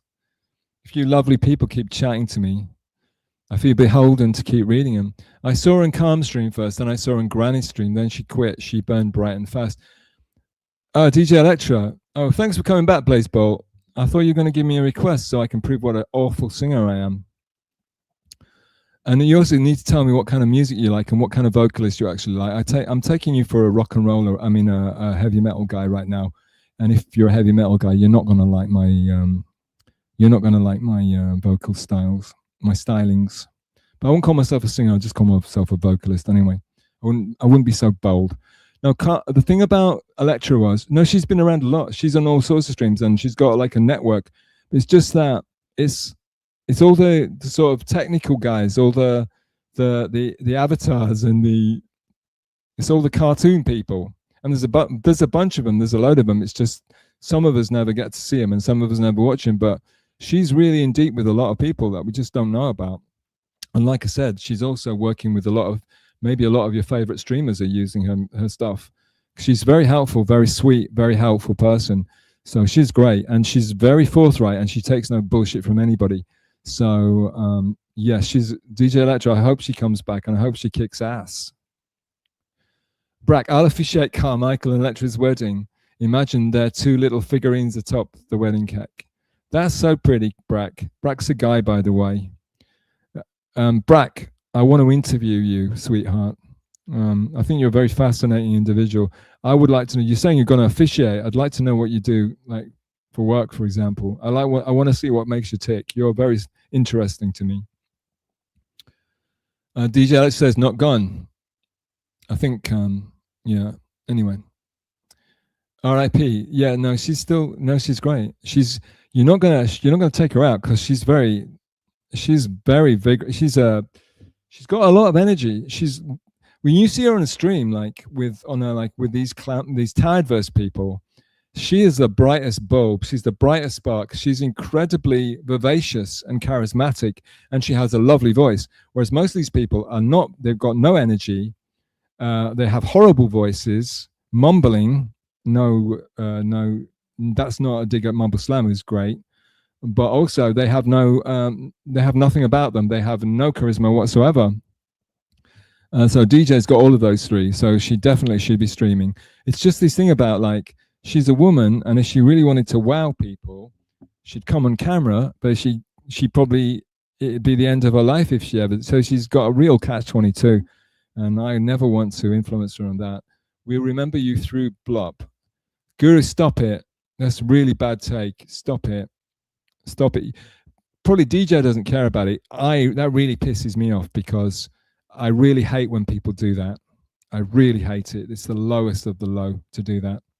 Whether they're pretending that they came up with leveling up in the dab, all of this stuff that Chow produced, or if they're kind of ruining DJ Electra's work and then passing it off as their own because they sang over they just made noises over the top of it. And because they sound like a dope. If he could marry the hologram somehow. Yeah, right, AJ, spot on. Crimeax, him and his love life. No, it'd take Carl Jung and Freud working together round the clock to try to do some kind of psychoanalysis of this droog. Blazebolt Sniper, he's hanging out. Because I stopped singing, he's still hanging around. Blazebolt Sniper says, legendary rack. Oh my God. All right. She's still here, dude. Her and Calm could have ruled the world. They still can, but I think she's moved on a bit. And Calm is he can't have women on now because he's under the cosh. He's got to be a good boy. Brack. Savor of the one. No, that's not. I can't sing like Freddie Mercury. Let's face it. Final boss is terrified to play Sonic Spinball because of Pinball's chaotic nature. He only plays games that are the same thing over and over and over. That's interesting. Very, very interesting. So I'm sorry, but it's a kid's game. And he's playing a kid's game. So he's Arrested Development. And he prefers to play a kid's game over and over and over rather than sort of experience by playing some of the more adult themed or more immersive games that you can play, which at least give you some kind of practice in the real world, give you some kind of like understanding of how the real life works. He prefers to play the most ridiculous childish cartoon games in order to keep himself in his happy place, which must have been when he was what? Like, I don't know, who plays Sonic? Is it like 9 years old? 10 years old? 12 years old? When's the peak time for playing Sonic the Hedgehog? He's a hedgehog. Yeah, so I mean it's sad. I say it's sad. I mean Brack's trying to I think he's telling a funny anecdote, but Guru says I'd like to see the racking up. Listen, the more you incels talk about that, the less chance there is that she's actually going to come on. Not on my stream, but just do anything because you don't deserve her. With that, you just come off as a bunch of insults, and I love you, Guru, but just please don't. Tarnished. Remember the past, cherish the present, and work for tomorrow. The time is now. That's beautiful. Thank you, Tarnished. That's beautiful. Remember the past. Cherish the present, and work for the. Remember the past, cherish the present, and work for tomorrow. The time is now. That's beautiful. Thank you, Tarnished. Wonderful. Karmic needs his crystal. Whoa. Allegedly. Guru, DM's open, lecture Friday. Fucking hell. Oh man, no, that's funny. That's funny because it's positive and it's complimentary. That's complimentary, Guru. You see, don't do the negging shit. And I know I get accused of doing it, but I'm actually being painfully honest. I'm not negging anybody. I don't like doing cliche stuff, and negging's cliche. Brennan, Buckman, Brack. Brennan, Buckman, and Stealth are the chaos trio of the Dabbleverse. Think about it. They're all the same race and age, but totally diametrically opposed. Thanks a fucking bunch. Right. So first of all, by putting me in the same bracket as Brennan, massive compliment, and saying we're the chaos of the Dabbleverse, massive compliment. And then he puts Buckman in the middle. Shits on my picnic. So thank you, Brack, and also F you, Brack. Then they're all the same race and age. Thank you so much. We're all the same race and age. Thank you. You've just made Buckman an extremely happy man. But Kevin said he's 66. Kevin, it freaks me out when grown men, ask me how old I am and very insistent about it. Why do you want to know? I know why. They want to put me in a box. They want to put you in a box. Everybody wants to put someone in a box so they're easy to move, easy to control, right? So they want to put you in a box. But Kevin just wants to find out what's going on with me. He wants to drill into it. But I hate it when people just say, "Oh, how old are you?" And you're not even supposed. You're definitely not supposed to say that to a lady. But anyway, because people like to judge you by your age, and how old you are, and they say, "Okay, well, you're that age. You can do this. You can't do that." I believe you can do whatever you like as long as you're capable of doing it, and it doesn't hurt you. Anyway, totally diametrically opposed. Thanks for that, Bragg. But calling me the same race and age as fucking Buckman, well, we are technically the same race. He's a turtle though, isn't he? Isn't he some sort of turtle creature? Some kind of alien creature. But yeah. Oh, Shmuel. Shout out to Dr. Chow, the creator of Shmuel Buckman and his streams. But yeah, so no, thank you. No, thank you. But Kevin's 66. That guy's doing well for 66. Am I right? That doesn't look like 66-year-old to me. I mean, I know he's lived life. Oh, Frank's back. Frank, okay, so she misremembered and got stuff wrong, but calling her a whore does what gets her to stop talking. She wasn't listening. She couldn't hear me. She has done whorish behavior. Frank. And what I was trying to say to her, do not go hang out with. And also, she was also, if you remember, Frank, you're going for me, but you're giving her a pass. That's disingenuous, my friend. So I was trying to talk to her. I was trying to reach her wherever the hell she is. I was trying to reach into her skull and try to find where her little bit of intelligence that left is and try to talk to her and try to communicate with her. And instead, she wouldn't listen, talked over me, and then she did the Scarlet thing. She talked over me, wouldn't listen, and then she started, Panhandler came in and started shitting on me too, which you don't give a shit about him coming in out of the blue and starting talking shit about me. That's not a problem for you. Is it because you only stick up for women or something? You see yourself as the defender of women? Is that what you are? You like the white knight guy? And then she straight away, she said, oh, when I started to defend myself against Panhandler, she was on Panhandler's side. So if I may, and I might be wrong here because I was under a lot of stress and a lot of duress at the time, I think she started off on me before I started on her. Is that correct, would you say? And wouldn't you say that respecting women and seeing women as equals means that you give to them as good as they give to you? Or is that crazy? That, to me, I see as feminism. I see that as equality, is when you treat them the same as you would treat any other person, male or female. So if I'm with a woman and I see her as my equal and I respect her, I will talk to her, I will treat her exactly the same way as I would treat anybody else.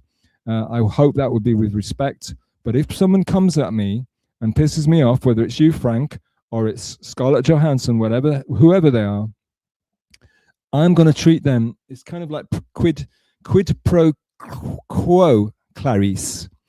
Okay, you know, it's you know, the golden rule: treat others as you would like them to treat.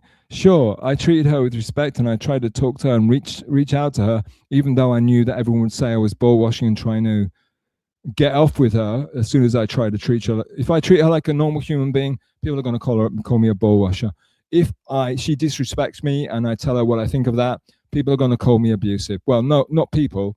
Frank's going to call me abusive because that's all he ever does. He goes around shitting on me because I think he holds a grudge against me, but that's okay. It doesn't matter. Just Frank, you've got to mix it up. You've got to make it more fresh. Freshen it up, dude. It's getting stale, man. Guru Alone likes what I was saying, but nobody can remember what I was saying at the time. Lay down your sword. Oh, right. Okay. So Frank was maybe feeling attacked at the time. Stop talking about Blob, Guru. Come on. We don't want to give him. This is the Streisand effect. You know, the Streisand effect was like, but basically it's like if you criticize, like somebody's pissing you off and you criticize them, you're giving them publicity by criticizing them. If you're talking about them, you're giving them publicity. And if people like you and you're pissed off by these other people might go check them out just to see why you're upset, right? So it's lose-lose. You're giving Streisand effect is when you give your enemies publicity. Let's not talk about these people. Brack, who is very intelligent, very tasteful, awesome. Scarlett is probably the only person on earth who would benefit from being indoctrinated by Scientology. She's like a prime candidate as well, right? She's like a prime candidate. Someone I like very much is William Burroughs. He was checking out Scientology at one point, you know, because he was interested in the whole, because some of the, you know, a lot of Scientology was kind of ripped off other things. Like most of these things are, you know, these modern things are ripped off like ancient practices and spirituality and knowledge. And so a lot of the Scientology, like what is it called? Going clear. The whole clear thing is about quietening the mind. It's like they're trying to do a scientific, so you don't have to get bored by meditating and you don't have to suffer meditating, like having sore back and stiff legs and pain. Instead, you can just hold 2 tin cans and that will do the same as meditating. That's the whole thing about Scientology, I believe. But Burroughs, at one point, he was kind of checking them out. He's interested because he's very, very interested in mind control and how people get indoctrinated and how governments and big businesses and big corporations, how they control the population and why people are so gullible and do what they're told and become weaponized. So, yeah. So Scientology is interesting. Maybe Scarlett would benefit, but I don't think she's got the cash right now. I don't know. I think you need to have a lot of cash to get into Scientology, probably. Frank likes what AJ said. I can't remember, but I'm sure it was good. Nodak, hit the like button. Classic Nodak. Frank's other handle. Frank's back. It didn't hurt my feelings. I was rolling when you said that. I know you were joking. Good. Because Frank, I'll tell you, darling, I forget shit. I forget a lot of shit. Part of meditation is you forget bullshit. You know, we've only got a certain amount of space. The thing is, I think you've got to, I'm not going to bore you with this now, but one of my philosophy, my personal philosophy is by up until the age of 30, it's kind of based around Jesus Christ, to be honest, but up until the age of 30, you've got to take in as much knowledge as you can. Then after that, for a certain amount of time, you then have to digest it and think about it, think about shit, but kind of stop taking in so much. Don't be so gullible, and you don't have to keep, kind of think about things yourself without taking on so much outside information. And finally, you can then start to get rid of the rubbish. You can then start to lose all the prior rubbish and bullshit and dirt and filth that you've taken on. And then you can start to cleanse yourself. And that's through meditation and other sort of spiritual practices, yoga, whatsoever, etc., etc., etc. Sorry for boring everybody. But yeah, and in that way, I think that's the way that life should be. That's certainly my philosophy of life in a very tiny nutshell. So sorry about boring everybody for that. But anyway, I'm glad you thought I was joking. But you know what? When you brought it up and you said about that Islamic Zionist thing, I thought it was serious at first. I thought that was why you had such a massive grudge against me. And I thought that it took me a minute to realize, because that wasn't the person. I'm not that person. That was just something that was said in a moment. absurdly to, you know, just to, and I'm damn sure I was defending myself against some shit you were saying about me. Probably Frank likes to say I'm a creepy guy that goes after young women. That's his deal. And if you do that to me, then I will call you whatever the damn thing I want to, because there's no grounds for that, and that's just talking shit. Blazebolt Sniper. Wait, where did Scarlett say she was forced into sobriety because her dealer stopped answering? Okay, it's a clip that it was a clip of a telephone call between her and Ethan Ralph. It's very recent. It was on Twitter. It's just maybe a few days ago, 3-4 days, I want to say. But as you know now, this stream will prove I'm very bad at numbers and dates and times. But it was. Has anyone else seen this? And it was on a call. So there's no video. It's just them talking, her and Ethan Ralph. And she says, for the last 4 days, she says she's been sober, but then it turns out what she means is she hasn't been able to get anything, and she's saying the C word, and not the warm, squishy one, the white one, and the white, dry one, rather than the warm, wet, squishy one. And she's saying she's been sober because all her dealers have left town or closed up shop or whatever. So she's basically admitting to what everybody thought this whole time was, like, she's high as a kite. But where was it? Anybody seen that? Anybody? Beulah? Anybody? And so literally, and it's just on a radio. Frank, why is she still talking to Ethan Ralph? Why is she still saying she loves Ethan Ralph? Why is she still doing drugs? What's wrong with this woman? She needs an intervention. She needs a slap. She needs a slap. And I'm not joking. She does. I'm not going to do it, but somebody needs to wake her up. She needs to wake up. She's in dreamland. It's Scarlett in dreamland, and it's a drug-fueled, bloody PTSD nightmare. But, I mean, she thinks Bukowski's the guy. What do you think about Bukowski, Frank? I bet you love Bukowski, don't you? All right. There's some videos on Bukowski which are pretty damning. But then again, he was probably with some horrible women. But yeah. So yeah, it's a clip, but I don't know who clipped it. Sorry, I don't retain facts. I'm sorry, dude, but yeah, it's out there, dude, and it definitely happened, and I'm not lying to you, but I don't know how you can find it. Maybe Google Scarlett Hampton, maybe Google Ethan Ralph. Not Google. Are you on X? Are you on Twitter?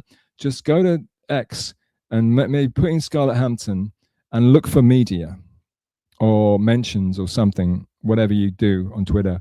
I think that's the best way to track it down, I would say. It's definitely out there, and I don't think it's been deleted, I would imagine, but I don't know who did it. Maybe someone in the chat already said it. Guru doesn't like Guru. Scarlett stinks. Guru one. Guru no one, sorry. Mumble Slam says to Guru, if I can pull it up, some clients say literally. I don't know what that is. Sorry, Mumbles, but thanks for sticking with us.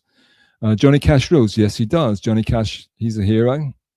He's great, a great man. You know, he hurt himself today. Willie Nelson.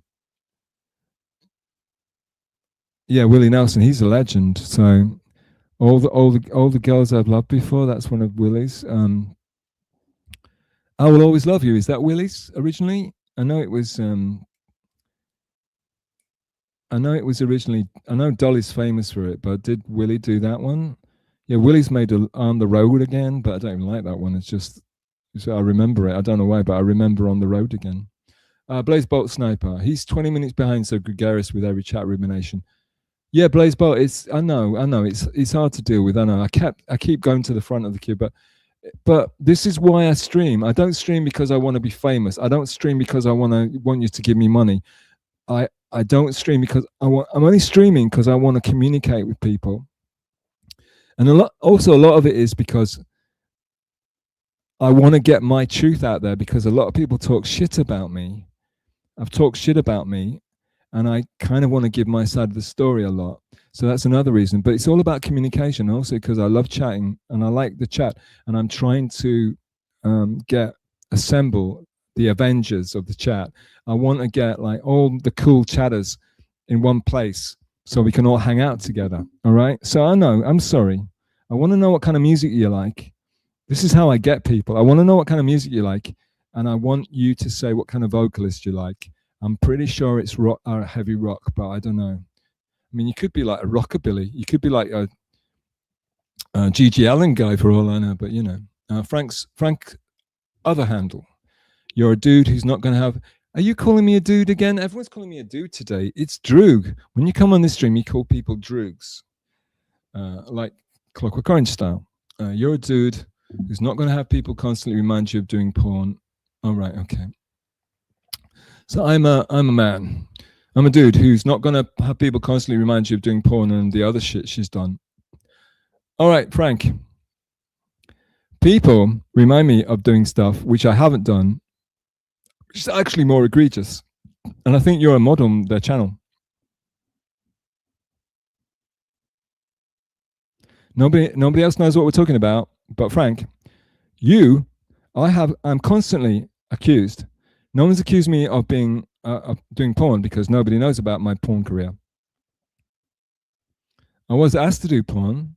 Actually, in Japan, they only have, if you watch Japanese, I don't watch a lot of porn, honestly, but if you do, they only have ugly people in Japanese porn, only ugly guys. It's ugly guys and so-so women. Because I could talk about that. I could talk about Japanese psychology and how it infects everything. I could really give you some home truths, but again, it's all allegedly, it's all my opinion. But the guys in porn videos in Japan seem to be ugly guys, incel guys, and creepy old guys.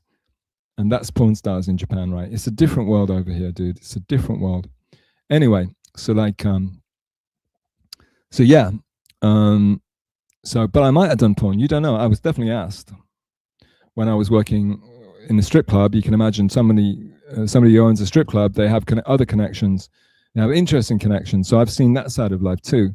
And yeah, so you don't know, but you're a moderator on a chat that a guy that I used to help a lot, I've helped a lot and was very friendly with indeed. We were very, very friendly, maybe too friendly, but I just got sick of him constantly humiliating and trying to humiliate me. And I got sick of it and I just stopped going on the show. And now all he ever does is try to rage bait me to go back on and fight him so he can mute me and kick me off. None is mentioned. I'm not going to Streisand effect that. I mean, when I get my shit together, I'll go up. If I ever go live again, ever, I'll do it on Saturday night just to take that fucker down, okay? They have to be taken out. They're really evil. You're moderating on an evil channel, Frank. So don't you come the white knight. Don't you come the holier than thou with me, my friend, because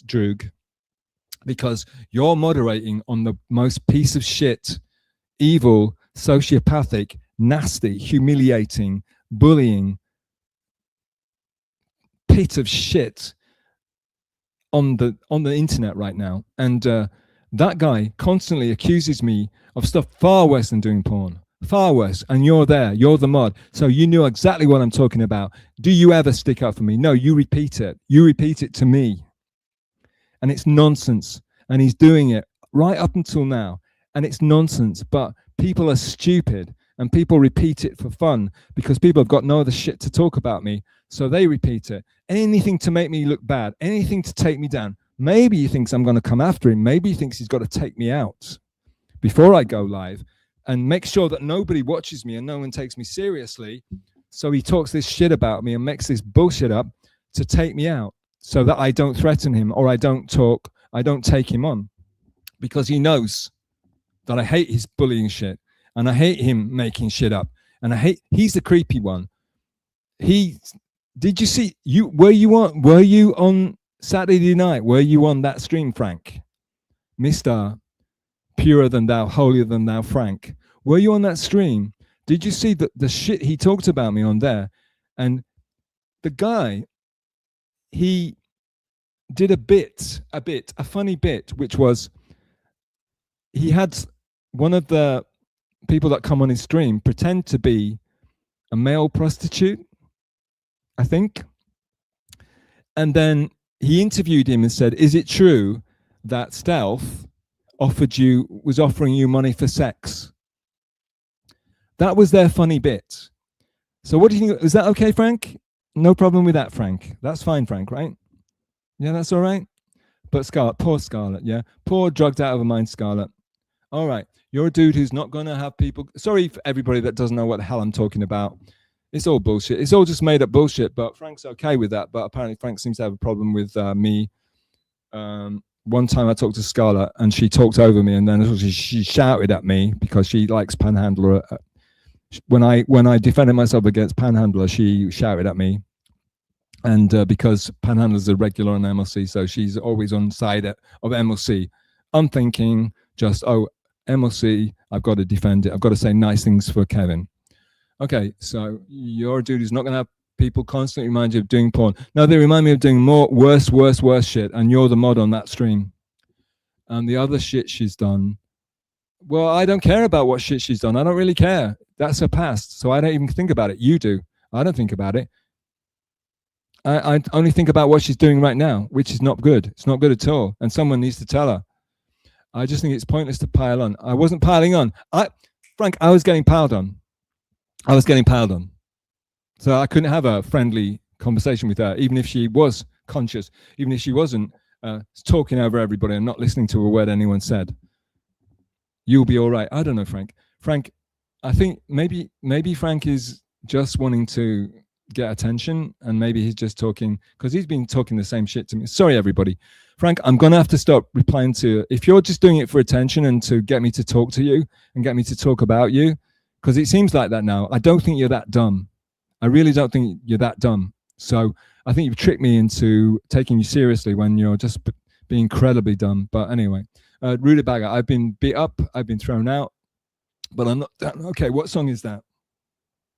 It's a song, I don't know it, but it's probably country. I don't know. Like I said, I'm not a big country guy, but I just think there is always good songs in every genre, so you shouldn't really shit on anything. Old country western songs are awesome. Songs about criminals getting clapped by revolvers is pretty cool. Oh, I've just thought of another one. Coward of the County, Kenny Rogers.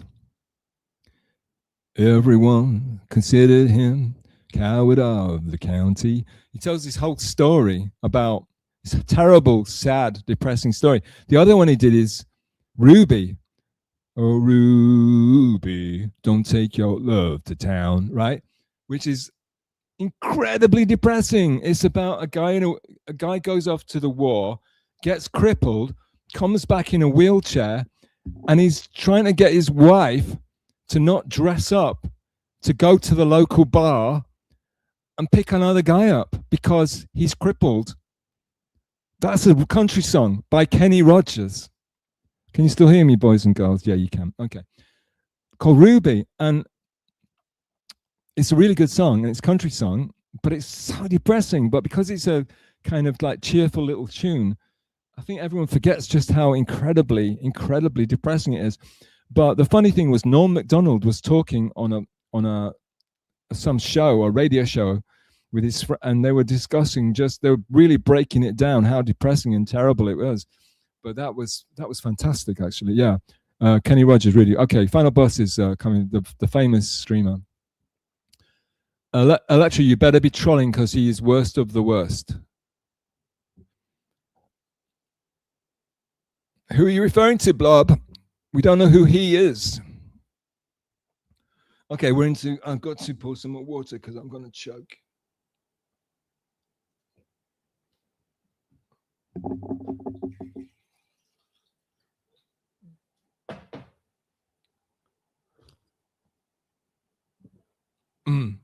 Bit ticklish.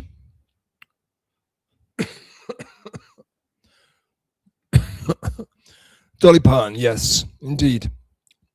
Amelia Harris, don't know so much about her. She looks like a folk singer, actually. Motown was lighting in a bottle. Yeah, oh God, we're backed up. Stevie Wonder, yeah, damn right. Yeah, I can't really do Stevie right now. I'm about to cough anyway. Across 110th Street. Yeah, as famously featured in Jackie Brown. Tarantino. then the mainstream music industry shifted black music towards criminal drug practice. Yeah, there's that whole thing that, was it a CIA psyop? Yeah, exactly, to create disharmony and discord in the discord. The original meaning of discord is it's not good. Discord is not a good word. Yeah, was it a CIA psyop to make people fight each other and become criminals and shoot each other and do drugs? That's quite much like what they were doing in San Francisco in the 60s, which, and was Charles Manson a CIA? Was he at MK Ultra, but we'll not get into that today because we're having such a lovely time. But yeah, right on, Brack, you're being modded. Please come back next stream is going to be in November 2027. I hope you're back again. There's good, and this is the Rudy Bagger, Professor Rudy, who is he makes great stuff. Blub, take a look at what Rudy's doing. Rudy Bagger, there's good and garbage in all genres of music. Damn right, preach, Rudy. DJ Electra confessing some like personal stuff. My dad loved Emmylou Harris. Okay, Electra, I hope your dad, that wasn't at the same time as he was with your mum. Okay, I know that must have been, that's probably why if my dad was in love with Emmylou Harris at the same time he was with my mum, I'm sure that caused you a lot of personal upset, but we can't dwell on these things. Human hearts are frail. Frank's other hand, also I've made ridiculous jokes like that and people have thought I was being perfectly serious, so you never know. Swing and a miss. Frank's other handle, be careful when you're talking to Brack. I love Brack. Be nice to Brack. Just read your chat about Sonic Spinball. I've been obsessed with it. Okay. Just read your chat. He's not telling him how do you know if he's saying just read your chat? I thought he was saying just read your chat. Just read your chat about Sonic Spinball. I've been obsessed with that game for over 30 years. I still play it from time to time. See, that's why, because there's loads of people that like computer games. That's why everybody loves Blob and everyone hates me. I'm never going to win. I'm never going to get it. No, I'm never going to get it. DJ Electroflight, talk of the town, the glint in every young man's eye.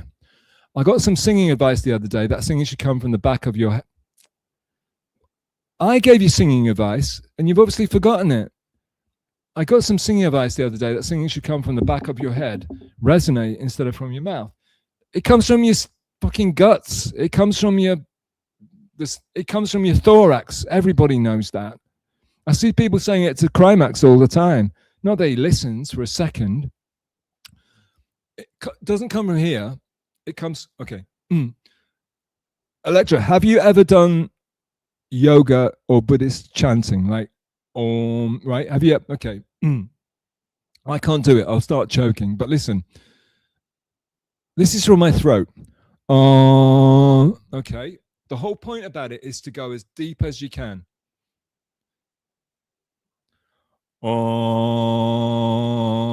Right, that's terrible, but do you hear the difference? That's my throat, back of my throat. Here's me trying to go deep.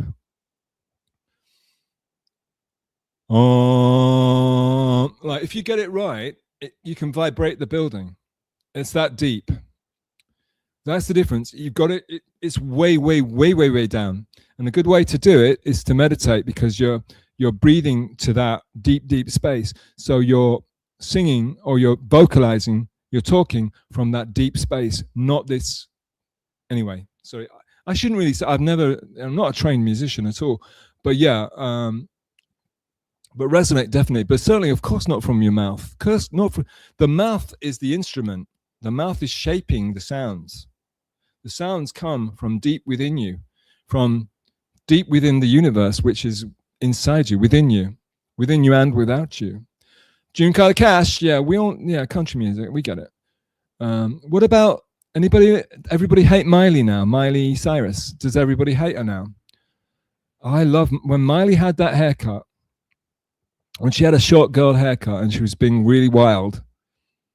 That was great. But she also does lots of country, right? Because of her dad, Achy Breaky Heart, yeah? I don't like that, but Yeah, anyway, I digressed. Stealth Chaos Live. Why does this Stealth Chaos Live guy never actually has anything to say? He just puts his name up there. The final boss, elected, taking all the bait, or trolling like a champ zero in between. Right, final boss, if you're cheeky to any women in here, we know you're an incel, we know you resent them because they won't let you have sex with them. None of that bullshit, man. You're going to be out of here so fast if you don't respect people. Okay?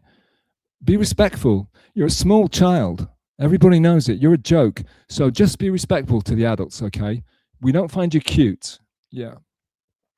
Yeah, boss, I think you've had 2 strikes now. Fuck off. Guru number 1. Guru no one. Sorry, Guru, I didn't mean to misread that. Michael Hutchins covered Jackson too. Oh, Jackson? No. Don't ask me what you know is true. Don't want to tell you I love your gentle heart. Now, that might be the wrong lyrics, but that is my attempt at an INXX song, which is my favorite INXX. Glide over here, give me... Yeah, sorry, I need the lyrics for this. I haven't listened to these things for... Yeah, Michael Hutchins, yeah, INXX, excellent. You sing better than 99% of the DV, darling. Yeah, but to be, I guess, are you telling that to DJ Electra or to Final Blob or to Crimeax? Did he pop in? If you're talking to me, which I doubt, but I will be better if you make me practice. It's like Crimeax says that he's a great, the great teacher of vocalizing. He always says you got to let your, what does he say? You let your voice relax or something really ridiculous. He says you got to let your voice, some bullshit. Anyway, whatever he says, yeah. But yeah, we'll see. If I practice, it will be better. If I have lyrics, it'll be better, You got to pick your battles. I love INXX. Yeah, exactly. Well, I try to put a little bit of INXX. INXX. Slide over here and give me... Yeah, if you requested something, Michael Hutchins is not a great singer. So that's why I can do it. I always thought of Hutchins as like a Timu, Jim Morrison. Also, he was in a movie. The first time I saw him was in like a new wave Australian movie. And he was just like a junkie. Can't remember what it's called. It's not particularly good. I don't think Nick Cave was in it, but it was a movie. Dixon is tone deaf. Yeah, but even though you might say he's tone deaf, he can still do it. He's doing it. Like it's like the blues singers.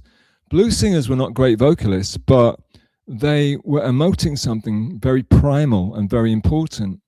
So you give them the get out of jail card. It's like a lot of Lou Reed. Lou Reed just stopped singing. He just thought, fuck this. I can't be bothered. So he'd be like, babe, like I can try to imitate Lou Reed, like peak Lou Reed when he was really good, like, it's such a perfect day. I'm glad I spent it with you. Oh, such a perfect day. You just keep me hanging on. Oh, you keep me hanging on. Oh, satellites gone way up to Mars. La, la, la, la. Soon it'll be filled with parking cars. I watched it for a little while. I love to watch things on TV. Okay, that's me attempting a half-decent Lou Reed when he was on.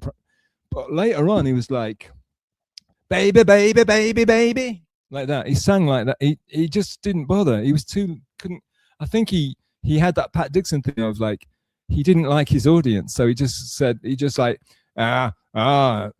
sweet Jane. He just didn't bother. He couldn't be bothered to sing. Dylan's Nashville Skyline was Dylan's, right? So Dylan did do it. Everybody does a country album. Elvis Costello. Talking about Pat Dixon, Elvis Costello did a country album called Almost Blue, I believe. Everybody does a country album. If you're a musical connoisseur, I don't like country. I'm not even American, guys. I don't mess with country. but there's a lot of country music I can say this is really good. Riddle with Alzheimer's, Glenn could still play incredibly. Okay, so Mumbles, obviously, he's talking about Glenn Campbell, and we're talking about country music. And Mumbles, I think Mumbles is a guitarist as well, I think. And so obviously he really respects musicians. This is why I really love Mumbles and I miss him. And I'm so sorry that he thinks I'm a head case. DJ Electrify. Dixon does his own thing and learns some of those songs on the fly. Yes, exactly. And he only taught himself to play piano 2 years ago. No way. No way. That's crazy. And you should have been here earlier, Electra, because I was trying to say, when did Pat start playing piano on his stream? You know, because I couldn't remember myself. So let's have a schmool break. At least I'm using a handkerchief and not a piece of whatever he's using, a piece of trash. But yeah, that's amazing. I was trying to remember when he started playing piano because it seems like he's always done it. But the stuff he's doing now, love him or hate him, the sounds he's getting out of his keyboard, it's kind of mind-blowing, you know, because I'm not a musician, but I didn't know you could get sounds like that out of a... It's pretty amazing. Blazebolt, thanks for sticking around, Blazebolt, despite the horrible try-hard singing that's going on occasionally. Once every hour or so. Okay, we're at 9 hours, folks. When is this thing gonna... When is it? It might just explode on it. We hit 9 hours. So it seems like I'm grifting. Okay, right. Dixon gets away with it because no one is going to stop him. It's not against terms of service to be a piece of shit. He's not good. Well, Blaze, if you hadn't like ravaged my singing abilities earlier on, I'd probably agree with you 100%. But because you are so mean to me, I'm going to have to say, okay, 60%. But yeah, love him or hate him, he's a good, he does what he's doing. He found his unique, he's a unique voice. He's got his own style. He does his own thing. He has his own time spots. He's had hard times. You know, he's had hard times, and he's had a hard life. He's run into some real terrible troubles, you know. So, you know, he's hard-boiled. He's hard-bitten. That's what he looks like. That's his image, and he's had some hard shit go down.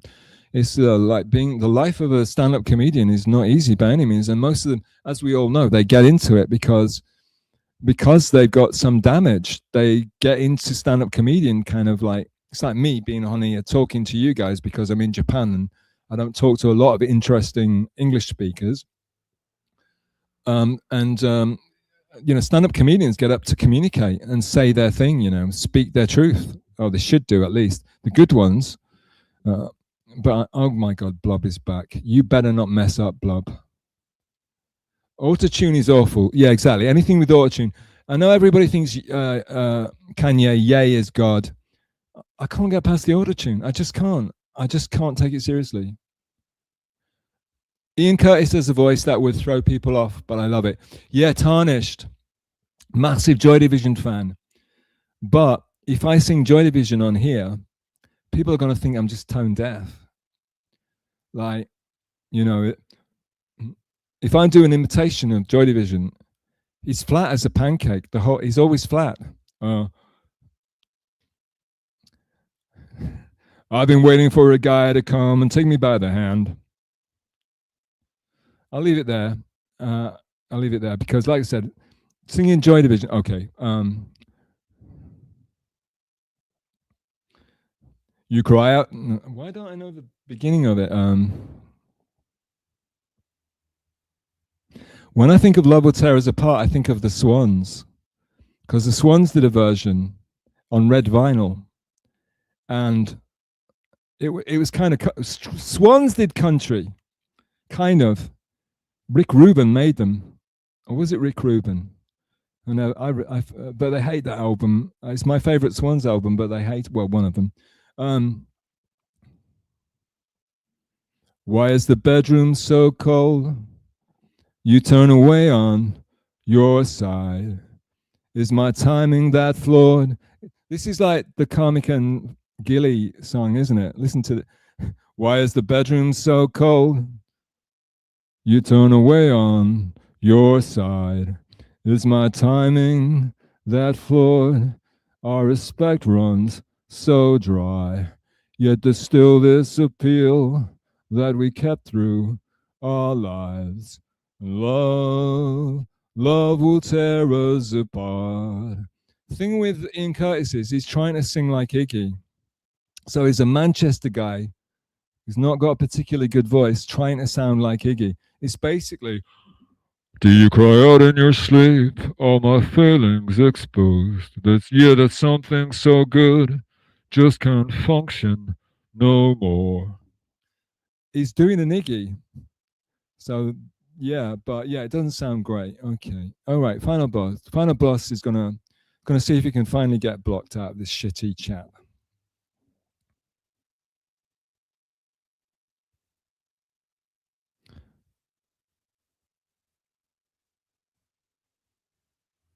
Stalin 19. Stealth, what was your first concert? Someone asked me this somewhere earlier today, I think, or maybe last night. Things are getting blurry. Times are very blurry in my world. You know, I believe it's summer. Yeah, it's summer. Right, it's the raining season's just finishing. Yeah, first concert was my dad took me for my birthday present to see Bowie. And it sucked. Okay, asked and answered. Brack, I love Iggy Pop. Brack, you're a great guy. Mutante, the Mutante. How should I don't know how to say it. The Mutante. I was telling DJ Electra, but for a long time I thought the Pixies were Spanish or Joey Santiago, is he Puerto Rican? But yeah, they used to sing in Spanish, I think, a lot on the first kind of 2 albums or EPs or whatever. Yeah, so I just woke up. You're still going. Well, you tell me, am I still going? I'm just scraping by. I mean, I did this whole thing about Crimeax, tried to cover the Crimeax and get some names out there, get people some respect for a change, try to counter the lies and the grifting and the people that pretend to be Crimeax experts without knowing anything about it. Shouting out my OGs, you know, my A. Thompsons, my Nodaks, my Rudy Baggers, my Pellels, all these people, you know. I'm trying to get them some respect for a change. But then after that, which was very nerve-wracking, really trying to keep it on, driving it, keep going and keep it on, keeping people's interest. After that, we're just reading the chat, which is my happy place. So we're just kind of hanging out. This is like the after party. This is like and we're just hanging out reading chats, baby. So thank you. The Mutante, I've got to shout him out. Got a ball wash because I'm a ball washer. This guy in Crimeax chat, he makes me so happy. Even when I'm blocked, even when I'm banned out of Crimeax chat, this guy in Crimeax chat, he keeps at him, and I fucking love this guy. Anyone that holds these fucking assholes to account for the douchebaggery. Love BOC. Boards Canada. The Mutante. You see, I liked him in chat. Love him in chat, in fact. Begged him to come in here. And it turns out he likes Boards of Canada. Scottish lads. You're Scottish, Mutante. I thought you were Spanish. Why are you called Mutante? Are they Scottish? Yeah, so Mutante, I can't really talk about it, but there's that whole, what's the whole genre called? You know, all the witchy sort of like, sounds like stuff from your childhood, you know, like woozy sort of like stuff like when you're just waking up from a dream. And it's like, oh, hypnagogic, like the state between being awake and being asleep. And it's all kind of like it's like hearing music filtering in from the other room or something, or from your past. It's really spooky. And it's a whole genre now in England. I don't think it's probably not reached America yet, but I don't know. Prodigy, of course, yeah, Prodigy. But they were good back in the day, of course. Chemical Brothers, Prodigy, yeah. They were so hot, like slap my bitch up, as I was saying to Frank. And it was so hot, man, back in the day. And that video, oh my God.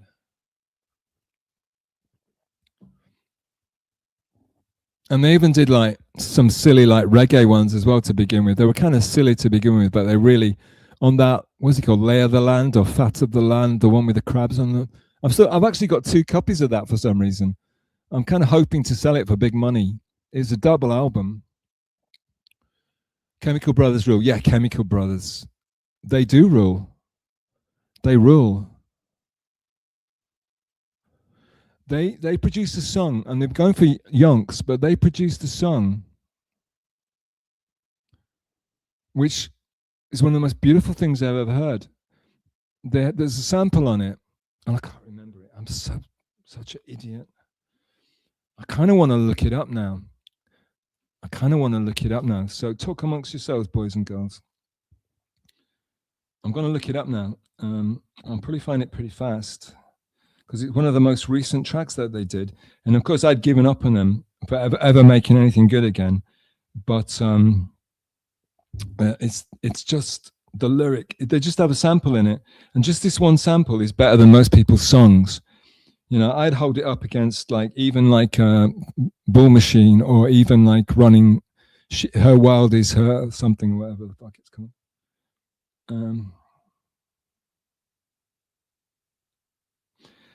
But I don't think it was that popular, so which means that I don't think it's going to come up that fast.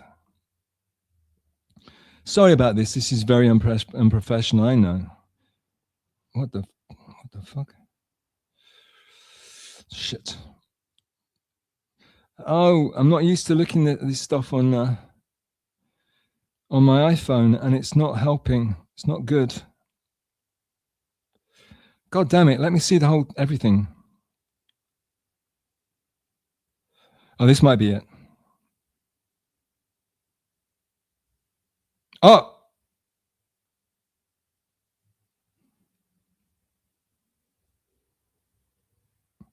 Oh, God. All right. The lyric, it's just a sample. It's not a song, okay? Everyone's going to turn off. Let your heart see the colors all around you. Let your heart see the colors. Sorry, I don't want to do a Crimeax. Try and get super chats. Let your heart see the colors all around you, and the darkness. Let your heart see the colors all around you, and the darkness that you fear will disappear. That's the whole lyric. Nearly made me do a Crimeax just reading it. That's in a dance. That's a dance song, and it's a sample. Let your heart see the colors all around you, and the darkness that you fear will disappear. Just think about that for a second. That blows my fucking mind. Brian Landon test stream. It's the best stream. Everybody, Brian, I've been plugging you, and I'm telling people to get up there, check you out. You're going to be massive. You're going up against some very, very big boys, and we've all got to support you and get behind you. And I hope you're still in the chat, even though I'm probably damn, a chat show is perfect for stealth. 8 hours. Holy macaroni. Come on. Brian, I was raised in the darkness. This is how I came in. I came in on can someone please tell me how many hours did I do on that MKA stream? Because I don't remember. But yeah, this is my happy place, Brian. This isn't work for me. This is what I came here to do, is talk to interesting chatters about music and Brian Landon test stream and talk, promote good people and shit on bad people. But Brian, thank you very much. Yeah, go check out the test stream. It's very professional, very charming, knowledgeable, cool guy who's done shit and been places. So he has something to say, and you can listen to him because he's actually somebody that had the life and he's been around the place. Really, really interesting. Rudy Bagger, people forget there was tons of garbage in the 80s too. Oh, I don't forget, Rudy. I don't forget. I mean, all you got to do is watch Crimeax's stream. He will tell you about it. 80s is the best era. 60s, 70s, 80s. Come on, you can't say that. It all fell off a cliff, like, let's say, in the 2000s, shall we say. There's still good stuff around. I mean, some people think it's the 1800s. I mean, personally, my golden age is Baroque. What's that? I'm not good with numbers. Was that 15th century, 18th century? J.S. Bach, when he was like in number one, that's my guy. That's why when Guru made this intro for me, he knocked it out of the park. Because honestly, I like classical music. I like Eric Satie. Eric Satie's maybe probably my top 5. You know, because it's even Debussy. Anybody French, basically. The Lady Bagger, the good stuff. The Mutante is stuff going through the chat from 2 hours back.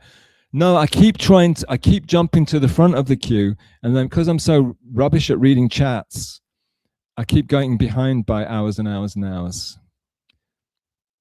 Okay, I'm gonna rewind and watch the intro now. Must see. Electra, it's not going anywhere. I'm not deleting it unless StreamYard like deletes it off, and like YouTube something terrible. That would happen to me. I do let's say I do a 9-hour 18 stream where I don't choke and nothing terrible happens beside me kicking a dish with cat food in it. And it would be funny if it got deleted and nobody knows except you guys. That'd be quite epic, actually. Oh, she's seen it. She loves it already. Of course she does. Eye drops. Yeah, well, it's a Clockwork Orange, my darling. Yeah, she loves it. She loves it, Rudy. You guys got a collab.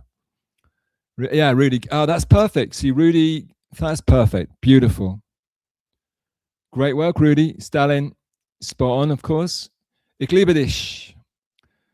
I used to be able to sing Heroes in German or fake my way through it like no,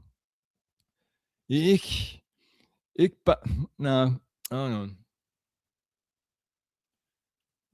I can fake it. It'd be better if I read the lyrics. I used to be like, wir sind ein Helden für einen Tag.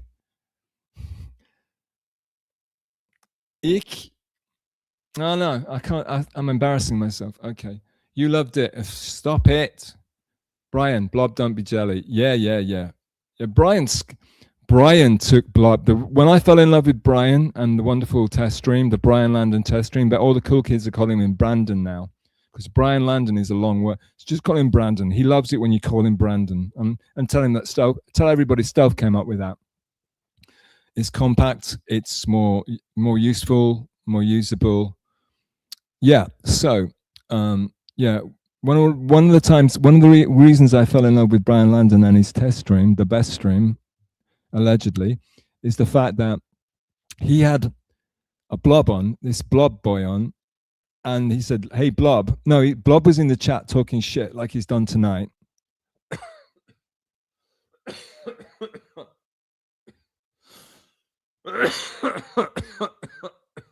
Many happy polyologies. Drugs. I talk too long, my throat gets dry, and then something kicks off and it tickles, and I start. Blob was in the chat talking shit. So Brian said to him, "Hey, put in your big boy jammy jams and jump on." He said, "Put on your big boy put on your jammy jams and jump on." My God, that was like a 1-punch defeat. That was like the 1-inch. He just put on your big boy, put on your jammy jams and come on. He completely emasculated the poor little cretin. So yeah, Brian Landon's the man. DJ Alex is excited. We're all good. Guru, you are 70. Never say jelly. Hey, don't disrespect. Guru, stop it. Just behave. Oh, Mutante. Yeah, I know you say that, but when I jump to the front again, everyone gets sad. And so I'm catch-22, my brother. I'm sorry. You shouldn't be such awesome at chatting and so interesting, or else I'd just go right. If it was all Final Blast, it would take 5 minutes. Show us out the window. No. People hate me. Didn't you watch MLC? Kevin's saying, why do people hate you? People hate me, A. Thompson. I need you to protect me. And when you came to Japan, you never even told me you were coming to Japan. You, God damn it. Stuff is 38 years old. Yeah, maybe in my brain I am, but I am damaged. So when does the Origin of Crimeax show start? It happened. It's over. It's done. I said your name about 100 times. I just went on 110 km. Moem. I don't know what that is. I think it's something athletic and sporty and cool. Congratulations, A. Thompson. Oh, 110 kilometer motorcycle ride and Stealth still is warming up to start telling us the Origin. No, it's done. It's all done. I've got it out of my system now. I can stop crapping on Crimeax, so you can be happy, Mr. A. Thompson. A. Thompson doesn't like me talking shit about Crimeax. A. Thompson defends Crimeax to this day. He's a great mod. He's always been very loyal to Crimeax. He was one of the guys that created Crimeax. And Crimeax never been loyal to A. Thompson, but A. Thompson's always been loyal to the boy. He's always been loyal to the boy, and he still is. He doesn't like people being mean to Crimeax, and he defends Crimeax. And when Crimeax did his weird shit, A. Thompson got very freaked out because A. Thompson always wants to protect Crimeax. She also has a lot of dark secrets. Don't know what we're talking about. Should I try and speed through? Who, me? Yes, tons of dark secrets. Yeah, people are flirting with DJ Electron. Who can blame them? You know who else had dark secrets? No, he's being silly. Oh God, this asshole again. Okay, because we're behind, we're not gonna read assholes. Should I release the original? No, we don't even want to talk. Yeah, you should. You should put it out, and you should. You know what? You should do an intro and tell them what happened to you. And if you need me to go on and do it, I'll do it. Rumor is Taz was hurt. No, we're being silly now. We're skipping over assholes. A. Thompson says like he's supporting his boy, so send Crimeax the link. Crimeax wouldn't come on. He's probably in his shame hole, doing unspeakable shit to his Japanese sex doll. I don't know, but no, allegedly. But no, Crimeax won't come on. I'm still. Oh, A. Thompson, FYI, I'm still blocked in his chat. Okay. Crimeax owes me an apology. He owes me a goddamn apology. He owes all of us an apology and a big thank you for bringing him, like training him up to be the loser that he is right now. Because if we hadn't, he would have just. Oh, one thing I missed out was he was all out of money, and oh, never mind. It doesn't matter. Whatever. Moloch, is that the evil? The owl god, yeah. Look, that the Illuminati that people worship, the 1%ers. Guru no, tune it up, down or slow, speed it up. I don't know about. See, they know more about music than I do. Owl Gang is real, yeah. Alex, shout out to Alex. I can't remember his name. Flimsy said he was going to be my Pokemon friend. He let me down. Have you seen the Pokemon Go video? I'll play it on this if I can not get struck. If you want to see boobs, Comic X Live. Okay. Everyone deserves boobies. Yeah, I know. Pantera and Alice in Chains. Right. Okay. All right. Yeah, so yeah, of course you don't like me. Is it Wayne Staley? Pantera's Dimebag Daryl, right? I know the bands. I'm not a big fan, but I respect the music, and I know that everybody loves them. I'm not a grunge guy. I guess Alice in Chains is grunge. Pantera, of course, is metal of some, one of the different descriptions of metal. I know Alice in Chains are basically, they're called grunge, right? They were a bit too heavy for me, a bit too. Yeah, I wasn't a big grunge guy. I'm English, so I know that you hate me anyway because I'm English. I prefer Soundgarden. It's funny, like it actually looks like Blazebot Sniper is actually streaming and he's looking at me. But yeah, I prefer Soundgarden, but especially I quite liked. Jane's Addiction is different, right? I quite liked. God damn it. Lady Picture Show. Stone Temple Pilots. I kind of really hate half of their stuff. There's a few tracks in Stone Temple Pilots I really like because that the lead singer was such a Bowie fan. R.I.P. That guy was a conflicted guy, very conflicted guy, a bit of an asshole, but he had a rough life. Oh, hang on. You like Zelda? No, I don't like Zelda. I don't know anything about it. Never played video games. Stealth, have you ever shaved your taint? Not my taint, darling. I've shaved other places, but never my taint. I just went to see out the damn. Yeah, I know you do. A. Thompson is never satisfied with anything. I miss Tokyo. Yeah, well, you should have called me up, and then I was showing you out my window. Skipping shit, trying to go fast. Can we go stream outside? Of course, we'd like to, but because I feel like I'm probably not gonna keep doing this, and I don't think I'm gonna stream much longer because people hate me, and also people being really, really shitty all over the place.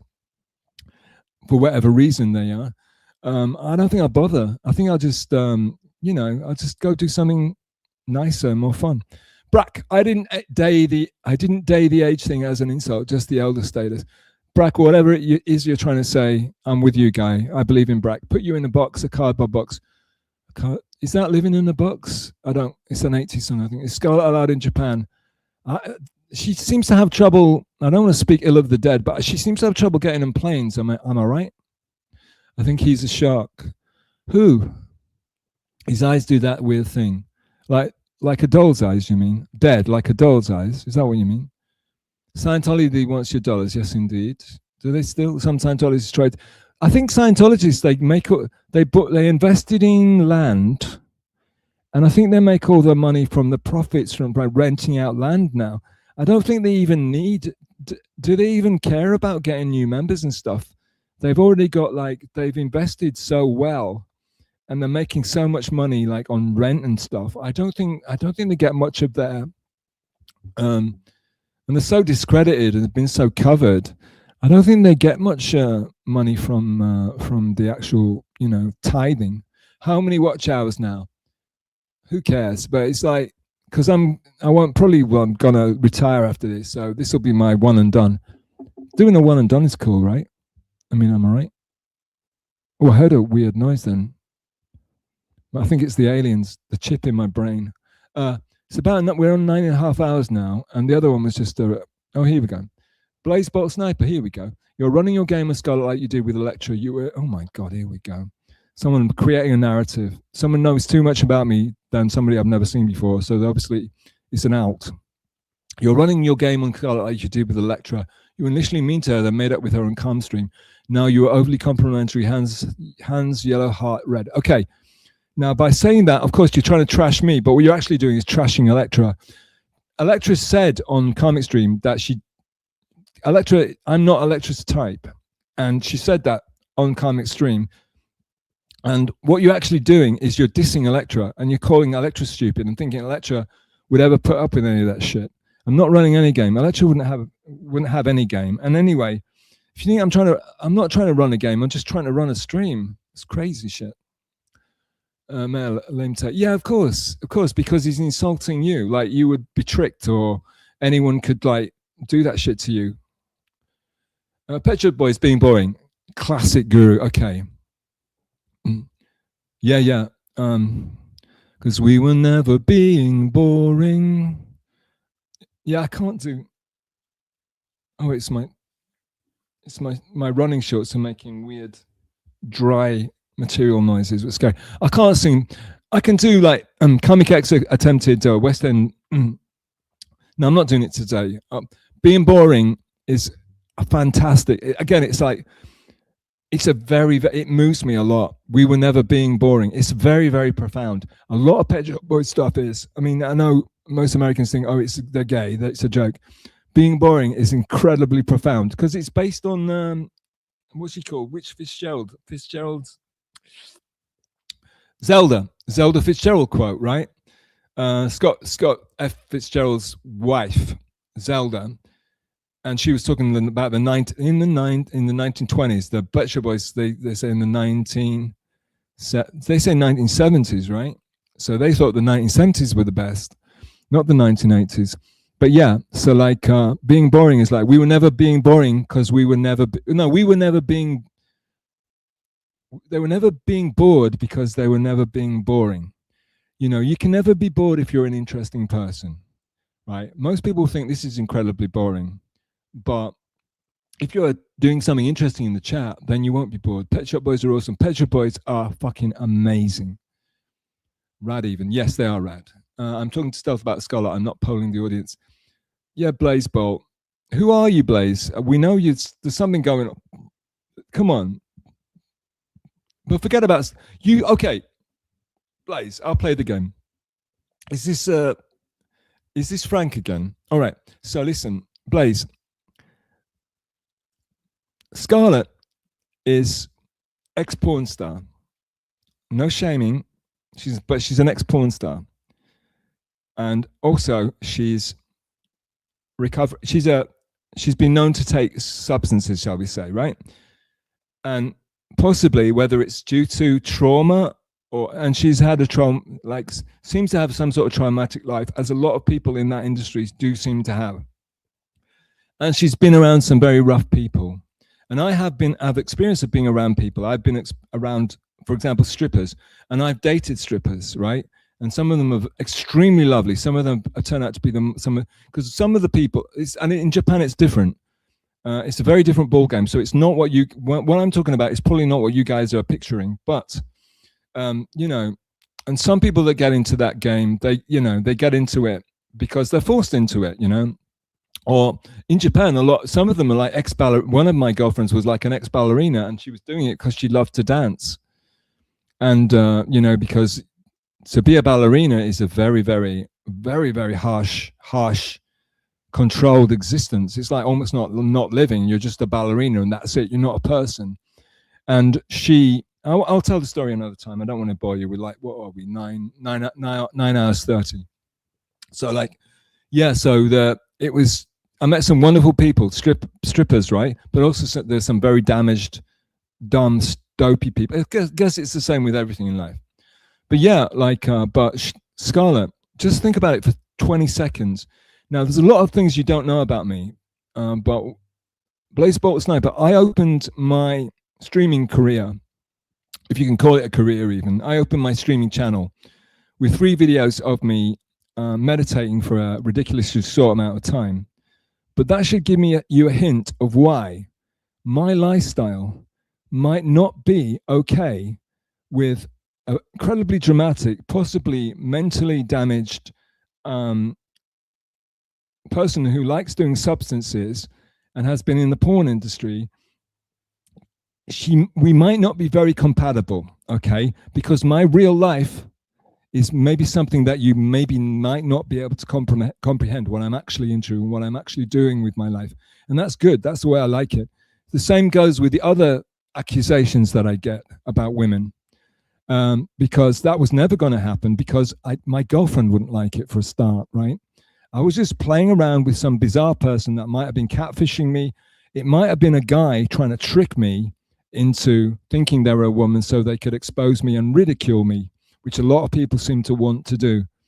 So I wasn't taking any of this seriously. Nothing was ever going to happen.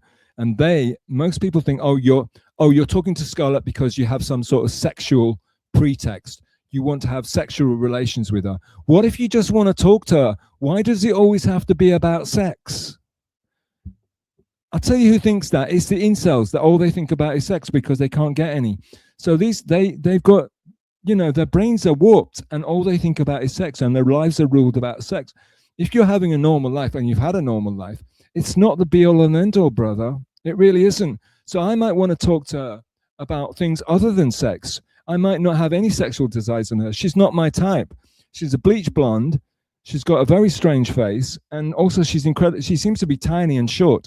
I'm like 6'2", and like short people kind of, just personal. It's just a personal preference. I don't like being with a short woman because it looks weird. It just aesthetically, it's displeasing. You know, I'm a person, you know, I care about the way I dress and the way I look and stuff. Maybe a little too much, some would say. But yeah, it doesn't look good. I had a girlfriend from New York who was a cheerleader back in high school days. She wasn't in high school when I was dating her, obviously. She was more of a goth. She was going to, what's the name of that art school? Parsons. She was going to Parsons. And she's great. I'm still in touch with her, actually. But she's a little bit on the short side like she was the cheerleader that they threw up. You know, they chucked up because she was tiny. And I loved her, and she was great and fantastic. And we liked all the same kind of music and same shit, and she was fantastic. But she's just tiny, you know? Anyway. So I hope that answers your question. It didn't really, but yeah, you're just shitting on the audience. I don't know who you are, Blaze Bolt Sniper, but I'm thank you for sticking around for so long. But just go back to your original out if you're somebody you know. Shit show, finally, we're still doing it. Shit show, where you been, boy? My guy, my Droog. Scarlet in Dreamland, is that on Blacked? Probably. I wouldn't know. Era of Sarah. Guru One's he's in his own planet. Is he stoned? Is he stoned immaculate? I'd rather not Google that name. Yeah, don't. Yeah. A. Thompson does not trust the internet. Where is Scarlett? Why is she not chatting? Don't do it. Yeah, don't do it. Scarlett won't listen to anyone. I would talk to her, but she won't listen. So I'm not one. Yeah, exactly. She was asked talking about how she's completely high all the time. She's confirmed it live on this, whatever it is, this telephone outtake. So yeah, she's not there. She's not with us. Stealth, where was the best place to stay? And where is the best place to stay? Well, that purely depends. You stayed in Akasaka, right? Akasaka is incredible. It's the real old school Tokyo. It's original places, old temples. You know, it's a wonderful place. Unfortunately, it's full of Chinese, but not in the mornings and not late. You know, but yeah, and also it's right by the massive river. So Akasaka's great. It's just it takes like an hour to get into the center, I guess, on the subway, maybe 45. But yeah, it's fine. I mean, it depends. A. Thompson, it depends what you want to do. I would recommend you come for work-related stuff, stay near your work, and then like on your day off, just get into the center and rock out. Blaze, I looked up Scarlett Hampton on Media and a bunch. Yeah, of course. Yeah, of course. Yeah, sure. I'm not disrespecting you guys, but you get sick when I stealth pawns. No, I don't. You're supposed to stay away from that stuff. There's a theory that it's like, it's kind of like, the succubus incubus thing. It's like a female demon. I think the succubus is a female demon, right? That possesses you.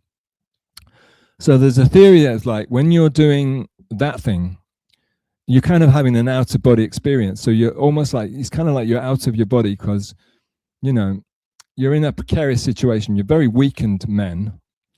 I don't know about the ladies, and then that's when like a sex demon can get in and start sucking out your essence. That's an interesting theory. I'm not saying I agree with it, but yeah. So stay away from that thing, boys and girls. Mr. Japan Handler. Well, yeah, that's a good one. Shit show, yeah. I was also asked to do, when I was at film school. Did you go to film school, Guru? You've got to start make something filmic and send it to me and I'll put it on. It doesn't have to be an intro. It doesn't have to be an outro, though I don't, it can be anything and I can feature it and shout you out as long as I won't get struck for it. I want everybody to see this as a very user-friendly platform, and I want you to think about it as your hangout, and that I'm just some dumb guy that talks all the time, but I want you to use it, make use of it. I've got the StreamYard, and if I start to like show clips and shit, you can request a clip. If you want to see Roland Rossetti, we'll watch Roland Rossetti as long as I don't get struck. Just don't get me struck, boys and girls, because it would be so easy to get me struck because I'm so naive. Frank, he's a piece. He's not. It's not a joke. It's when it's libelous, it's not a joke anymore.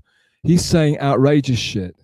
And he's trying to, whatever, Frank. Well, that's cool, Frank. You keep telling yourself that to make yourself feel better about what you're doing. Yeah, thank you, Jimmy. Jimmy, did you pop in just to say that? I don't know if that's the Jimmy I know, but if it's the Jimmy I know, I'm very disappointed. Anyone taking a guess at how long this might go on for? Mutant, it sounds like you want me to. Do you want me to stop, Mutant? Just tell me. If you're getting sick of me, just tell me to stop, all right? I'll listen to you. If you're sick of it, I'm going to look at my iPad to look at the end of the stream. If you want me to stop, I'll stop and I'll go get a Starbucks, though it's too late for me to drink coffee right now, but I'm going to do it anyway, God damn it. Like I said, I literally haven't eaten for a day and I'm not even fasting. It's just worked out that way. Let me look at God, I don't know what I'm doing. Let me look at, oh God, I should have set this up earlier. And now I'm not going to look at the end of the stream. It takes me so long to do anything. Look, if you think you want me to end it, just click. It's now 10 hours, 50 more minutes, and I've done 10 hours. I'm gonna click off at 10 hours and play the Rudy Bagger thing, the intro he made me, but also without the intro bit on it. Okay, I don't have an outro, and God knows the ones I've seen are absolute dog doo-doo. All right. Mutante, dude, Droog, just if you want me to stop, just tell me. I'll do what you tell me to do. No. I mean, I've got it out of my system now. Thank you very much for this therapy session. Thank you for allowing me to vent and get my truth out there. I really appreciate you guys. More 50 more minutes. Oh, fuck off. Frank, fuck off. Origins of Karmic with Stealth. No, A. Thompson, you're there. Kevin's there. No, Kevin's there, and so's Pat. You missed it, didn't you? Watch it. It's worth watching if you can stand it. Watch it on times 15 speed. Stealth has fragile vocal cords, true. I'm surprised it's gone this deep. If I practice, some days I take like a vow of silence and I go for days without talking. There's no need to talk. I mean, we just use your mind. Just use your mind. You know, we have telekinesis. We have psycho. You know, use a psyche to communicate. Sometimes you don't need to talk. Talking's overrated. Some people think that talking is a mind virus. William Burroughs said that words are a mind virus. Do you remember the Tower of Babel in the Bible, where God sent down? You know, he made them all speak different languages to mess everybody up and to split up the human race and make us less powerful. So Burroughs thought that us. So the idea is that before we spoke, we were using our minds to communicate, and it was a much more purer form of communications. We never had to talk, so there was never any disagreements. You know, we never any misunderstandings. We were using our minds to communicate with each other. And then he says language is a virus from outer space, and like language, when language came down, we caught this language virus. And we all started speaking, and then we all started like distrusting and misinterpreting and splitting off into tribes, and that was the start of the end for everybody. But anyway, I digress. I've only got 15 minutes to go, so let's try and get through as many as possible. I do have fragile vocal cords though, but I think I can fix it. And when I start fixing it, and I want to, you know, and if you want me to sing something, you know, because you do understand that Karmic ripped all that off me. You do understand that. He saw me doing that and he said, I'll have a bit of that. And of course, Pat as well. But I'm not playing piano. I do a cappella. Out of tune. I recognize you, my dude. Thank you for showing up. I like Out of Tune. What I've seen of Out of Tune, I like them. I like the fact Stealth respects his audience to such a degree that he's willing to spend 50 minutes on a single comment. All right, that's clever. It could go either way. Can I like a comment? Do you know I've just liked that comment, or is that purely for me? I don't know. I don't want to mess around with it. I once blocked Metal Gear Solid. I wanted to mod him, and I blocked him out of the chat. So that, and I spurged out after that. Yeah, that's funny. He could be complimenting me. He could be shitting on me. So that's clever, and I like it. It's refreshing. Yeah, but still could be saying I take too long on one comment. Maybe I just like the sound of my own voice. Maybe I don't respect anybody. I just like talking. So who knows? And nobody knows. Nice to see I'm not muted or blocked. Those pesky mods were on one earlier. Mutante, were you muted or blocked? No, were you muted at any point? I'll mod you, but I know you're an outlaw, and I know I really like you and respect you, but I've got to be careful. I just got to be careful. I figured you're too dangerous to be modded, meaning you're an outlaw, you're a sharpshooter. You know, it's like, maybe if you're modded, you might not want to talk shit about me, and you might want to, you know, reserve the right to talk shit about somebody. And I wouldn't want to put you in that position. But anybody that gets messed around with, anybody that has any ideas, feel free to DM me. Please follow me on X. Feel free to DM me. Give me your ideas. Give me suggestions. Lamar Cumia the shit out of this, okay? Where's Lamar Cumia? God damn it. Shit show. Mint, you rascal. Yep. Mint. Who mint? What mint? Mint Diggity? Where's Mint Diggity? Mint Diggity hasn't shown up. God damn it. On my fit, I've tried my best and Mint wouldn't even show up for me. I'm so sad. On my fifth out, people should not be getting blocked. People should not be getting messed around with, because if you're here, it's because I like you, dudes. I'm shouting you out. I'm not lying. I got your back, Mutante. Don't worry. Thank you, shit show. Yeah, goddamn right. Mutante, if you've been blocked or messed around with, get word. I'll mod you. If anyone's messing around with you, I'll mod you straight away. Oh, right. No offense, shit show, but you're a prick. But he's funny, Mutante. You're funny. So you might have been a prick in the past, but if you're funny, you get away with it. You can be a prick as long as you're having a laugh. As long as you're having a laugh and it's not mean-spirited and you don't want to hurt anybody, then you can do whatever. You get a pass. And you're a funny dude. Shit show's fucking hilarious. Out of tune. It's Norm Macdonald dissecting coward of the county. Right. Thank you. Well, whose show was he on though? I can't remember. Very famous. That guy was very famous too. But yeah, that was classic. Thank you, Out of Tune. It was Norman Adam Carolla. Soren, thank you. Thanks again, Soren. It wasn't on Adam Carolla, though it was that type of person. He might have done it again on Adam Carolla because it was so good. It wasn't Adam Carolla. It was like it was a friend of his who was like I think he did oh God, what's it? Saturday Night Live news desk.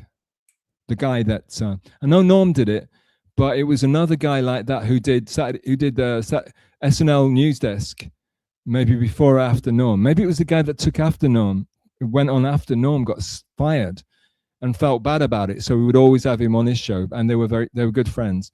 So it was somebody else, a kind of handsome Dennis somebody.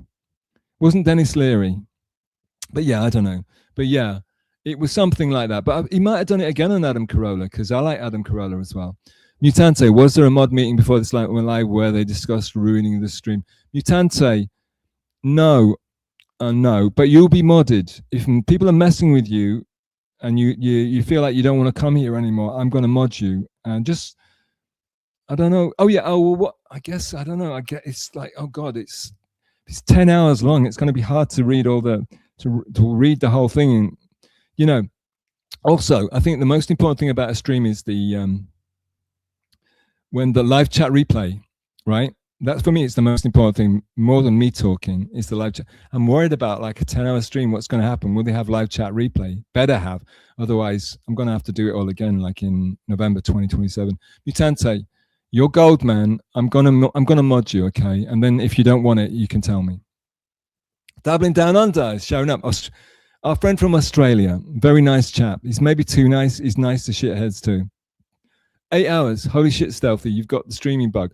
No, my brother. My droog. First of all, it's now almost 10 hours. So don't tell me this chat was from 2 hours ago. That's insane. It's like time doesn't mean anything anymore. All the laws are in disarray. It really is chaos on the stream. But no, I haven't got streaming. I just like talking to chat. Kodak Black. So this is Sosa 1177. New name to me. Kodak Black, calling my spirit. So Kodak Black is a rap guy, right? And Sosa likes it and is calling it out. Damn, CIA on the side pops side ops. Yeah. Soren, one day while he was working the Gatling yeah, this is Coward of the, they took turns at Becky, and there was 3 of them. Yeah, it's grim. That is Coward of the County by Kenny Rogers. That got in the top 10 many countries, and is the grimmest, horrible, awful, like horror story. And it took Norm to break it down. Thanks, Soren. 8 times. I wish I could make a cartoon like Rudy and Crimeax. Just practice like Crimeax, my asshole. Rudy, don't compare Rudy with Crimeax. Give me a break. 8 times. I want to make Doug Nelson riding a cow going through the swamp with gay frogs. Classic. Do it. All you gotta do is just pay some money to AI, and they'll do it for you, brother. They will do it for you. You can make that happen within minutes.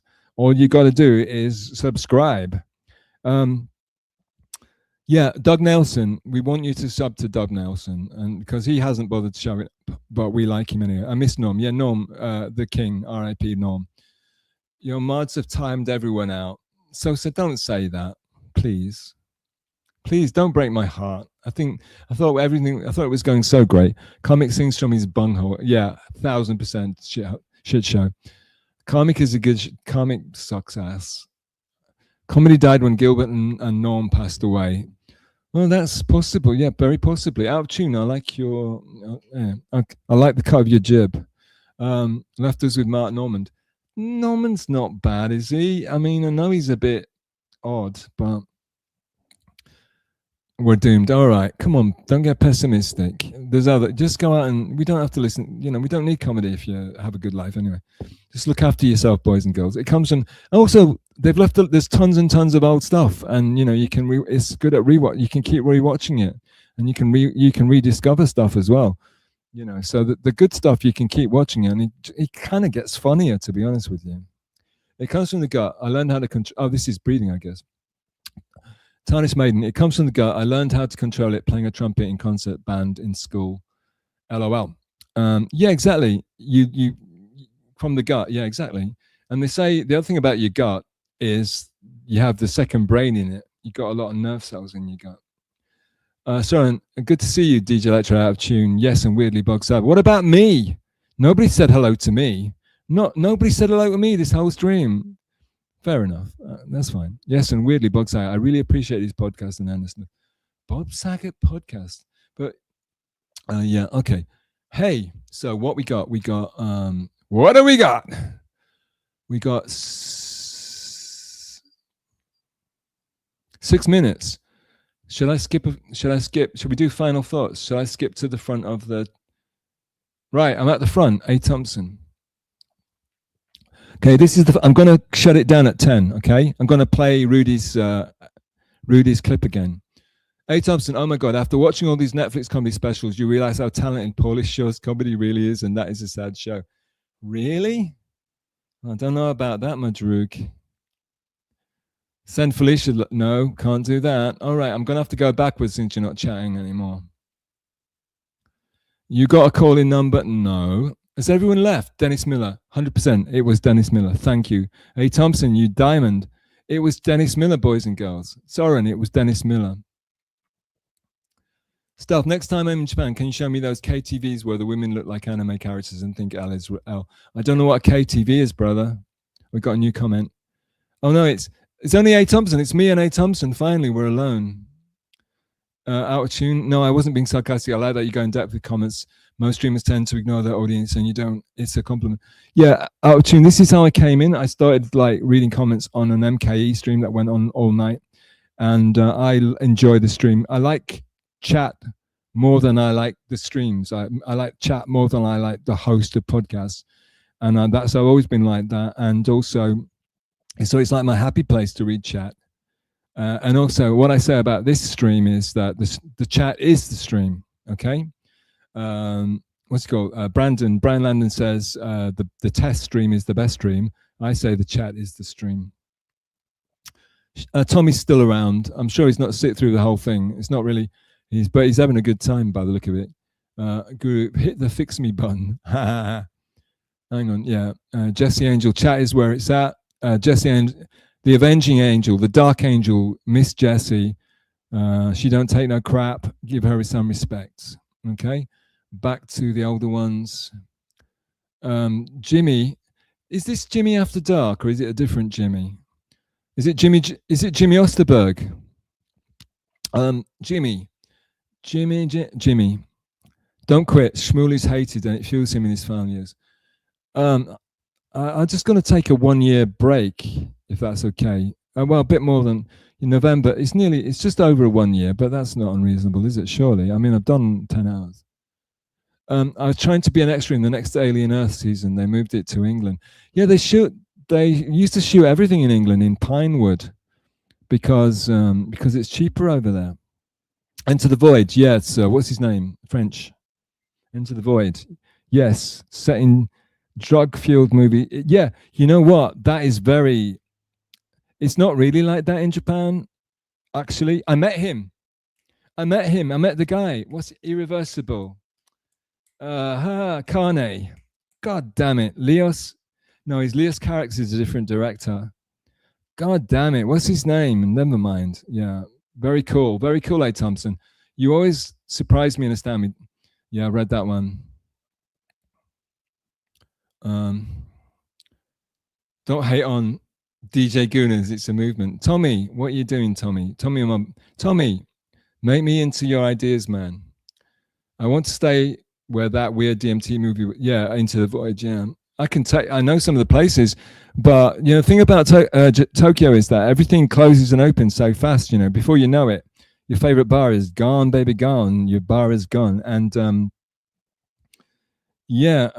I think a lot of the kind of like weirder, wilder places, I think they made them up. I actually went to an after party with him, and that was in a place in Harajuku. And to get to the party, it was a bar at the front. And to get to the party, you went through a fridge.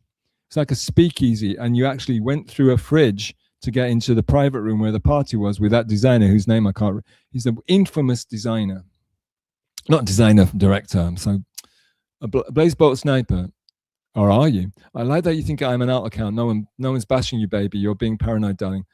That's definitely somebody that knows a lot about the way I talk. And that's why I think you're an alt account, because I've never seen you before, and yet you know how I talk. So that's, you know what I mean? That's so far. I'm going to go back to the front, see if anyone. Soren, Gaspar Noé. Bang on, Soren. Thank you, Soren. Gaspar Noé, the infamous Gaspar Noé. All right, brothers and sisters, Drugs, thank you so much for staying the course, putting up with my bullshit. I'm sorry. I think actually doing a 10-hour long stream is actually, yeah. If I was clever, I'd like break it down into parts, wouldn't I? But I'm just going to leave it as it is. Let it bleed. All right, we're at 59 now. So this is it. Final thoughts, anybody? Yes. Thank you, Soren. Thank you, Soren. I need you in my chat to tell me stuff like that, and like I need people like A. Thompson in my chat to tell me things like Into the Void. Because I just can't remember shit, All his movies are... Yeah. What was the last one? With the dance one with someone put... Was it LSD or X? What did they put in the... They put something in the punch and all these dancers went wild. That was a bit... And people say it's super horrific. I didn't think it was that horrific. Actually, so I'm enjoying it thoroughly. I'm listening to you while doing chores around the house. Oh, you shouldn't make it more difficult for yourself. Out of tune. All right, babes, my beautiful angels. All right, 10 hours. All right, we did it. All right, love you all. I'm going to play Rudy. I'm going to play the Rudy media. Play us out with this wonderful clip. Thank you so much for supporting me. This is not my first stream. This is our first stream, brothers and sisters. Love you guys. Love from Japan. Have a great summer. This series presents information based in part on theory and conjecture. The producer's purpose is to suggest some possible explanations, but not necessarily the only ones, to the mysteries we will examine.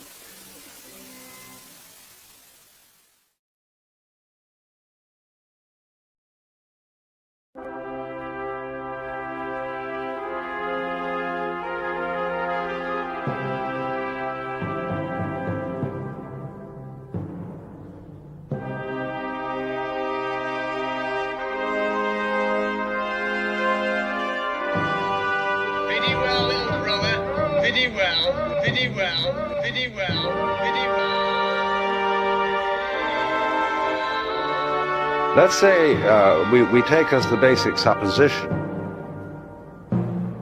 which is the thing that one sees in the experience of Satori or awakening or whatever you want to call it, that this now moment in which I'm talking and you're listening is eternity.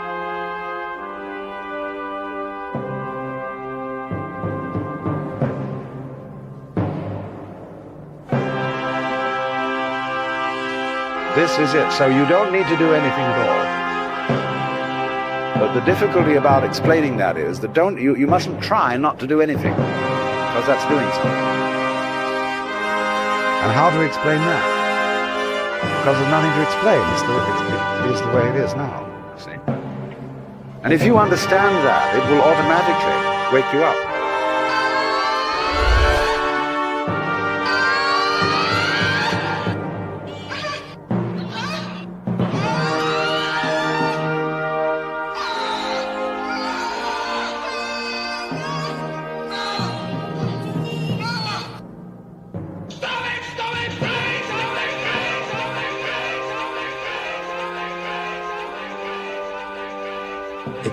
impossible through words